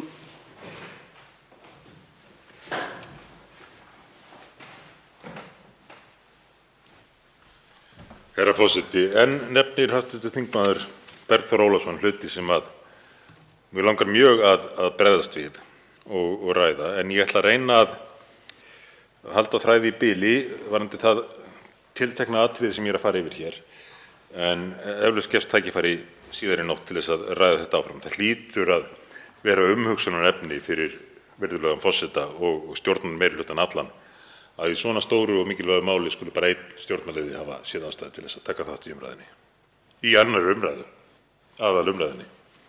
Það er furðulegt. En herra forseti, ég var að ræða þær breytingar sem hafa valdið mjög auknum straumi flóttamanna og förufólks og ástæðan fyrir því að ég rek þetta hér, undirliggjandi staðreyndir málsins, er að við þurfum að þekkja hvað liggur að baki til þess að geta brugðist við af skynsemi. Og ég nefndi dæmið Nígeríu, því að margir þeirra sem að leita nú betri lífskjara á Vesturlöndum koma frá því landi og mjög skiljanlegt. Ég ætla að taka það skýrt fram, herra forseti, að ef maður hefði fæðst í Nígeríu þá myndi maður eflaust nota hvaða tækifæri sem gæfist til þess að leita aukinna lífsgæða í öðrum löndum. En þó er það nú svo að lífsgæði í Nígeríu eru að aukast töluvert og þá minni ég hæstv. Forseta á það sem ég ræddi áðan um áhrif aukinna lífsgæða á ferðir fólks. Ég nefndi mikla eign landsmanna á farsímum og fjarskiptatækjum, en landsmenn í Nígeríu eru býsna margir. Þeir nálgast nú 200 milljónir. 200 milljónir í þessu ríki einu. Og hagkerfið vex hratt á sama tíma. En gert er ráð fyrir því að árið 2045, og það er nú ekki eins langt þangað til eins og það kann að hljóma, það er nú ekki nema rúm 20 ár í það, 23 ár, og sá tími er fljótur að líða. En það ár er gert ráð fyrir að Nígería verði orðin fjölmennara land en Bandaríkin. 2045 verði Nígería orðin fjölmennara ríki en Bandaríkin. En þá verði landsmenn orðnir 450 milljónir. 450 milljóna manna markinu verði náð reyndar 2050 í síðasta lagi en hugsanlega fyrr. Mannfjöldastofnun Sameinuðu þjóðanna, sem hefur reglulega bætt í spána fyrir Nígeríu og reyndar önnur lönd undanfarin ár, gerði árið 2008 ráð fyrir að íbúar landsins yrðu 290 milljónir árið 2050. Það er sem sagt búið að uppfæra þetta á nokkrum árum, þessa spá, úr 290 milljónum upp í 450 milljónir. Á nokkrum árum var spáin uppfærð um 160 milljónir manna í einu landi. Svo má nefna Úganda. Þar helmingur íbúanna núna yngri en 15 ára og landsmenn þar orðnir um 40 milljónir. Þeir verða komnir yfir 100 milljónir eftir 30 ár í Úganda. Og við lok aldarinnar verða 14 af 25 fjölmennustu ríkjum heims í Afríku. En þá mun ekkert land í Evrópu komast á þann lista. Af 25 fjölmennustu ríkjum heims verða 14 í Afríku, ekkert Evrópuland við lok aldarinnar. En norður á Nígeríu landið Níger og það fátækasta land heims á ýmsa mælikvarða. Situr á botni lífsgæðalista Sameinuðu þjóðanna, þar með talið. En hvergi í heiminum fjölgar fólki eins hratt og í Níger. Og því spáð að við lok þessarar aldar verði Níger orðið tvöfalt fjölmennara en Rússland, herra forseti. Níger, land sem kannski fáir þekkja, fátækasta land heims, verði við lok aldarinnar orðið tvöfalt fjölmennara en Rússland. Og nágrannarnir í suðri, Nígeríumenn, verða þá orðnir nærri jafn margir og Kínverjar. Ég veist ekki hæstv. Forseti gerir sér grein fyrir því að hér ég með aðdraganda að einhverju sem hlýtur að fylgja á eftir og bið hæstv. Forseta fyrir vikið að setja mig á mælendaskrá. Þá tekur til máls hv. 8. þingmaður Norðvesturkjördæmis Bergþór Ólason.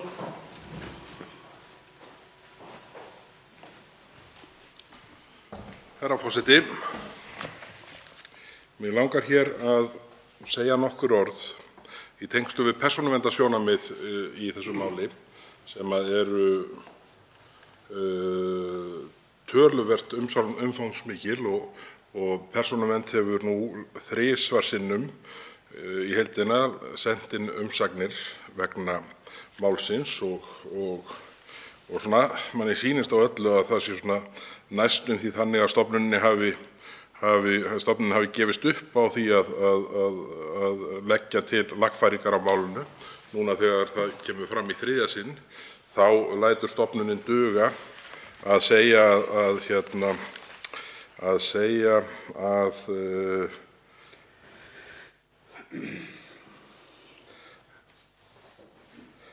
með leyfi forseta, í umsögn sem barst hér athygli er þó vakin að því að ef mat á áhrifum ekki framkvæmt við undirbúning löggjafar, sem hefur enn ekki verið gert, þá ber Fjölmenningarsetri að framkvæma slíkt mat áður en vinnsla persónuupplýsinga hefst. Þetta segir stofnunin Persónuvernd eftir að hafa í fyrri umsögn feitletrað með leyfi forseta: ekki verður séð að orðið hafi verið við athugasemdum Persónuverndar og eru þær því ítrekaðar í umsögn stofnunarinnar nú. Og því alveg ósvarað í málinu öllu hvers vegna þetta mat hefur ekki átt sér stað. Það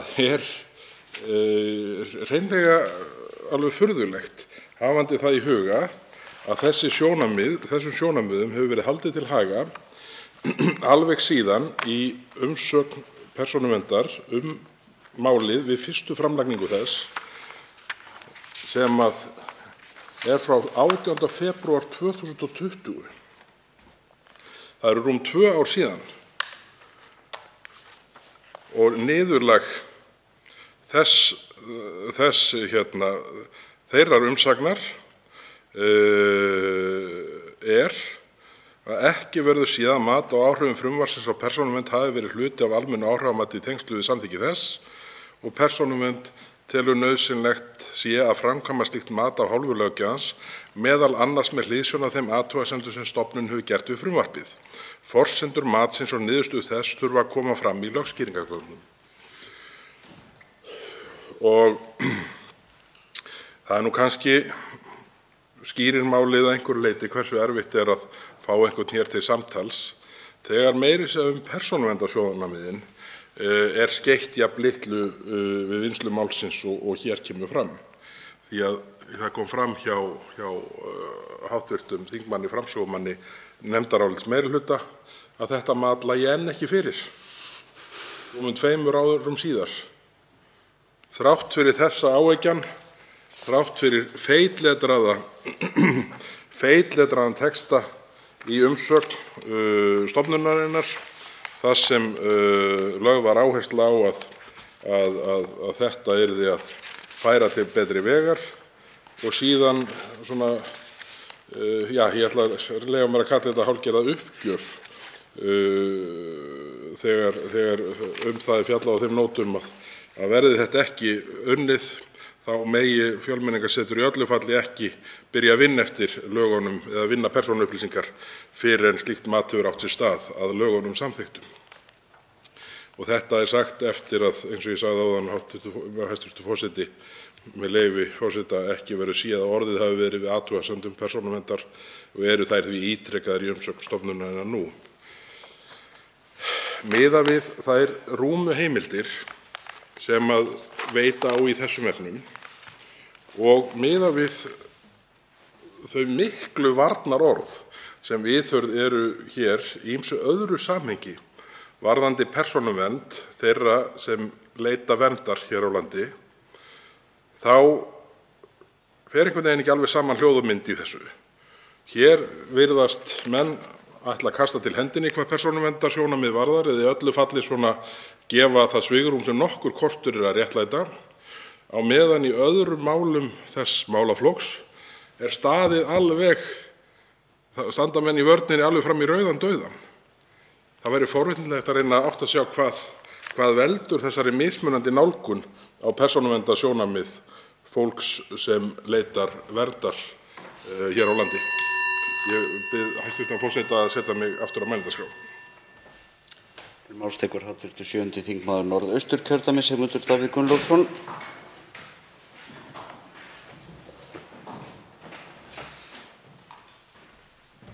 Herra forseti, ég var að rekja mannfjöldaþróun í nokkrum ríkjum og setja það í samhengi við atriði sem ég nefndi áður, annars vegar mjög aukna útbreiðslu samskiptatækni og svo þá staðreynd að eftir því sem að lífsgæði aukast, þeim mun meiri eru líkurnar á því að fólk yfirgefi landið og leiti annað. Ástæðan fyrir ég rek þessa hluti ég held að sé nauðsynlegt að setja viðfangsefnið í samhengi til að sýna fram á við hvað er að eiga. Og ég nefndi það að í Nígeríu eru 450 milljónir manna árið 2050, landið þá þegar fyrir nokkrum árum orðið stærra en Bandaríkin. Í Úganda eru 100 milljónir manna eftir 30 ár og að meira að segja Níger, fátækasta ríki heims, yrði við lok aldarinnar orðið fjölmennara en Rússland. Ég þarf núna að leiðrétta mig frá því áðan þegar ég nefndi það að í Tchad væri stærsta miðstöð fólksflutninga og þessara gengja sem að smygla fólki. Það er í Níger, í þessu fátækasta ríki heims, en straumurinn fer einnig Tchad sem er nú nánast eins fátækt í miður. En þessi miðstöð er í eyðimerkurborginni Agadez, helstu miðstöð smyglara í Afríku. En það gildir það sama Níger og Tchad, að íbúar landsins, þeir eru ekki að yfirgefa það, þeir eru ekki að flýja, þeir eru einfaldlega fátækir. Evrópusambandið reyndi að bregðast við þessu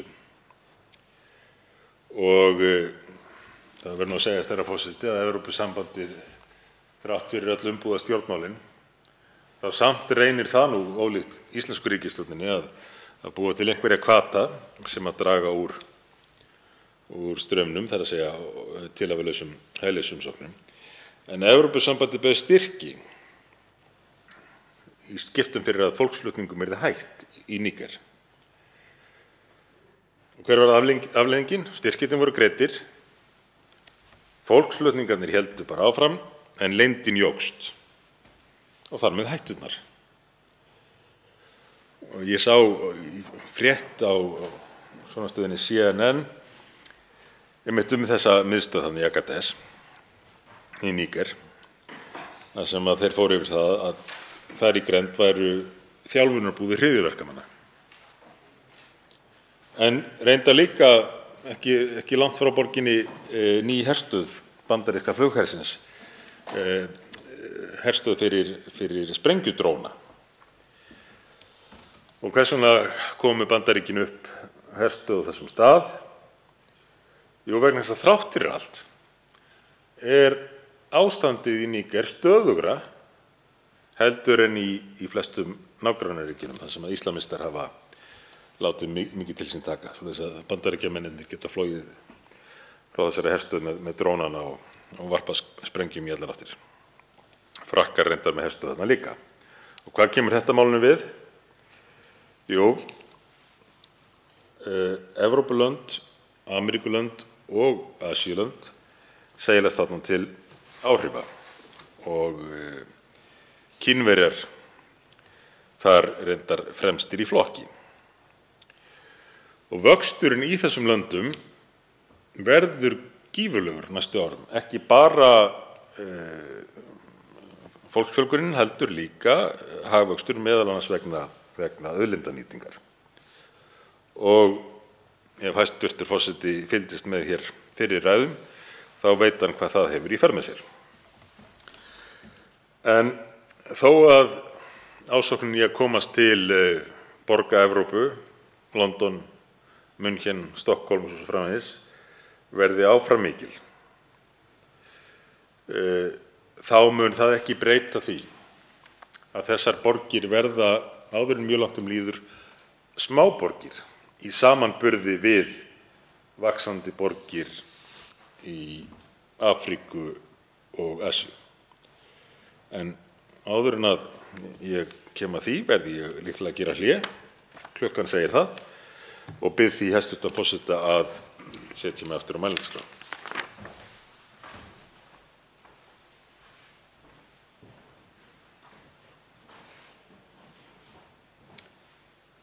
Þessari umræðu nú frestað og þriðja dagskrármálið tekið að dagskrá þessa fundar. Sama á við dagskrármál 4 til og með 16. Þau eru tekin af dagskrá þessa fundar. Forseti vill geta þess að snemma á þessum fundi barst forseta dagskrártillaga sem hljóðar svo: Undirritaður gerir það tillögu minni í samræmi við 1. málsgrein 77. gr. laga þingsköp Alþingis að á dagskrá næsta þingfundar verði þó dagskrármál sem forseti Alþingis leggur til, að því undanskildu að út af dagskrá fundarins verði tekið 595. mál, frumvarp til laga breytingu á lögum útlendinga, alþjóðlega vernd.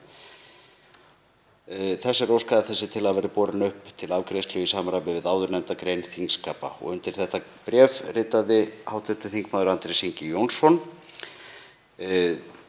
Það verður í samræmi við ákvæði 77. gr. þingskapa tekin afstaða til þessa erindis við upphaf næsta þingfundar. Fleira liggur ekki fyrir þessum fundi. Til næsta fundar verður boðað með dagskrá. Fundi er slitið.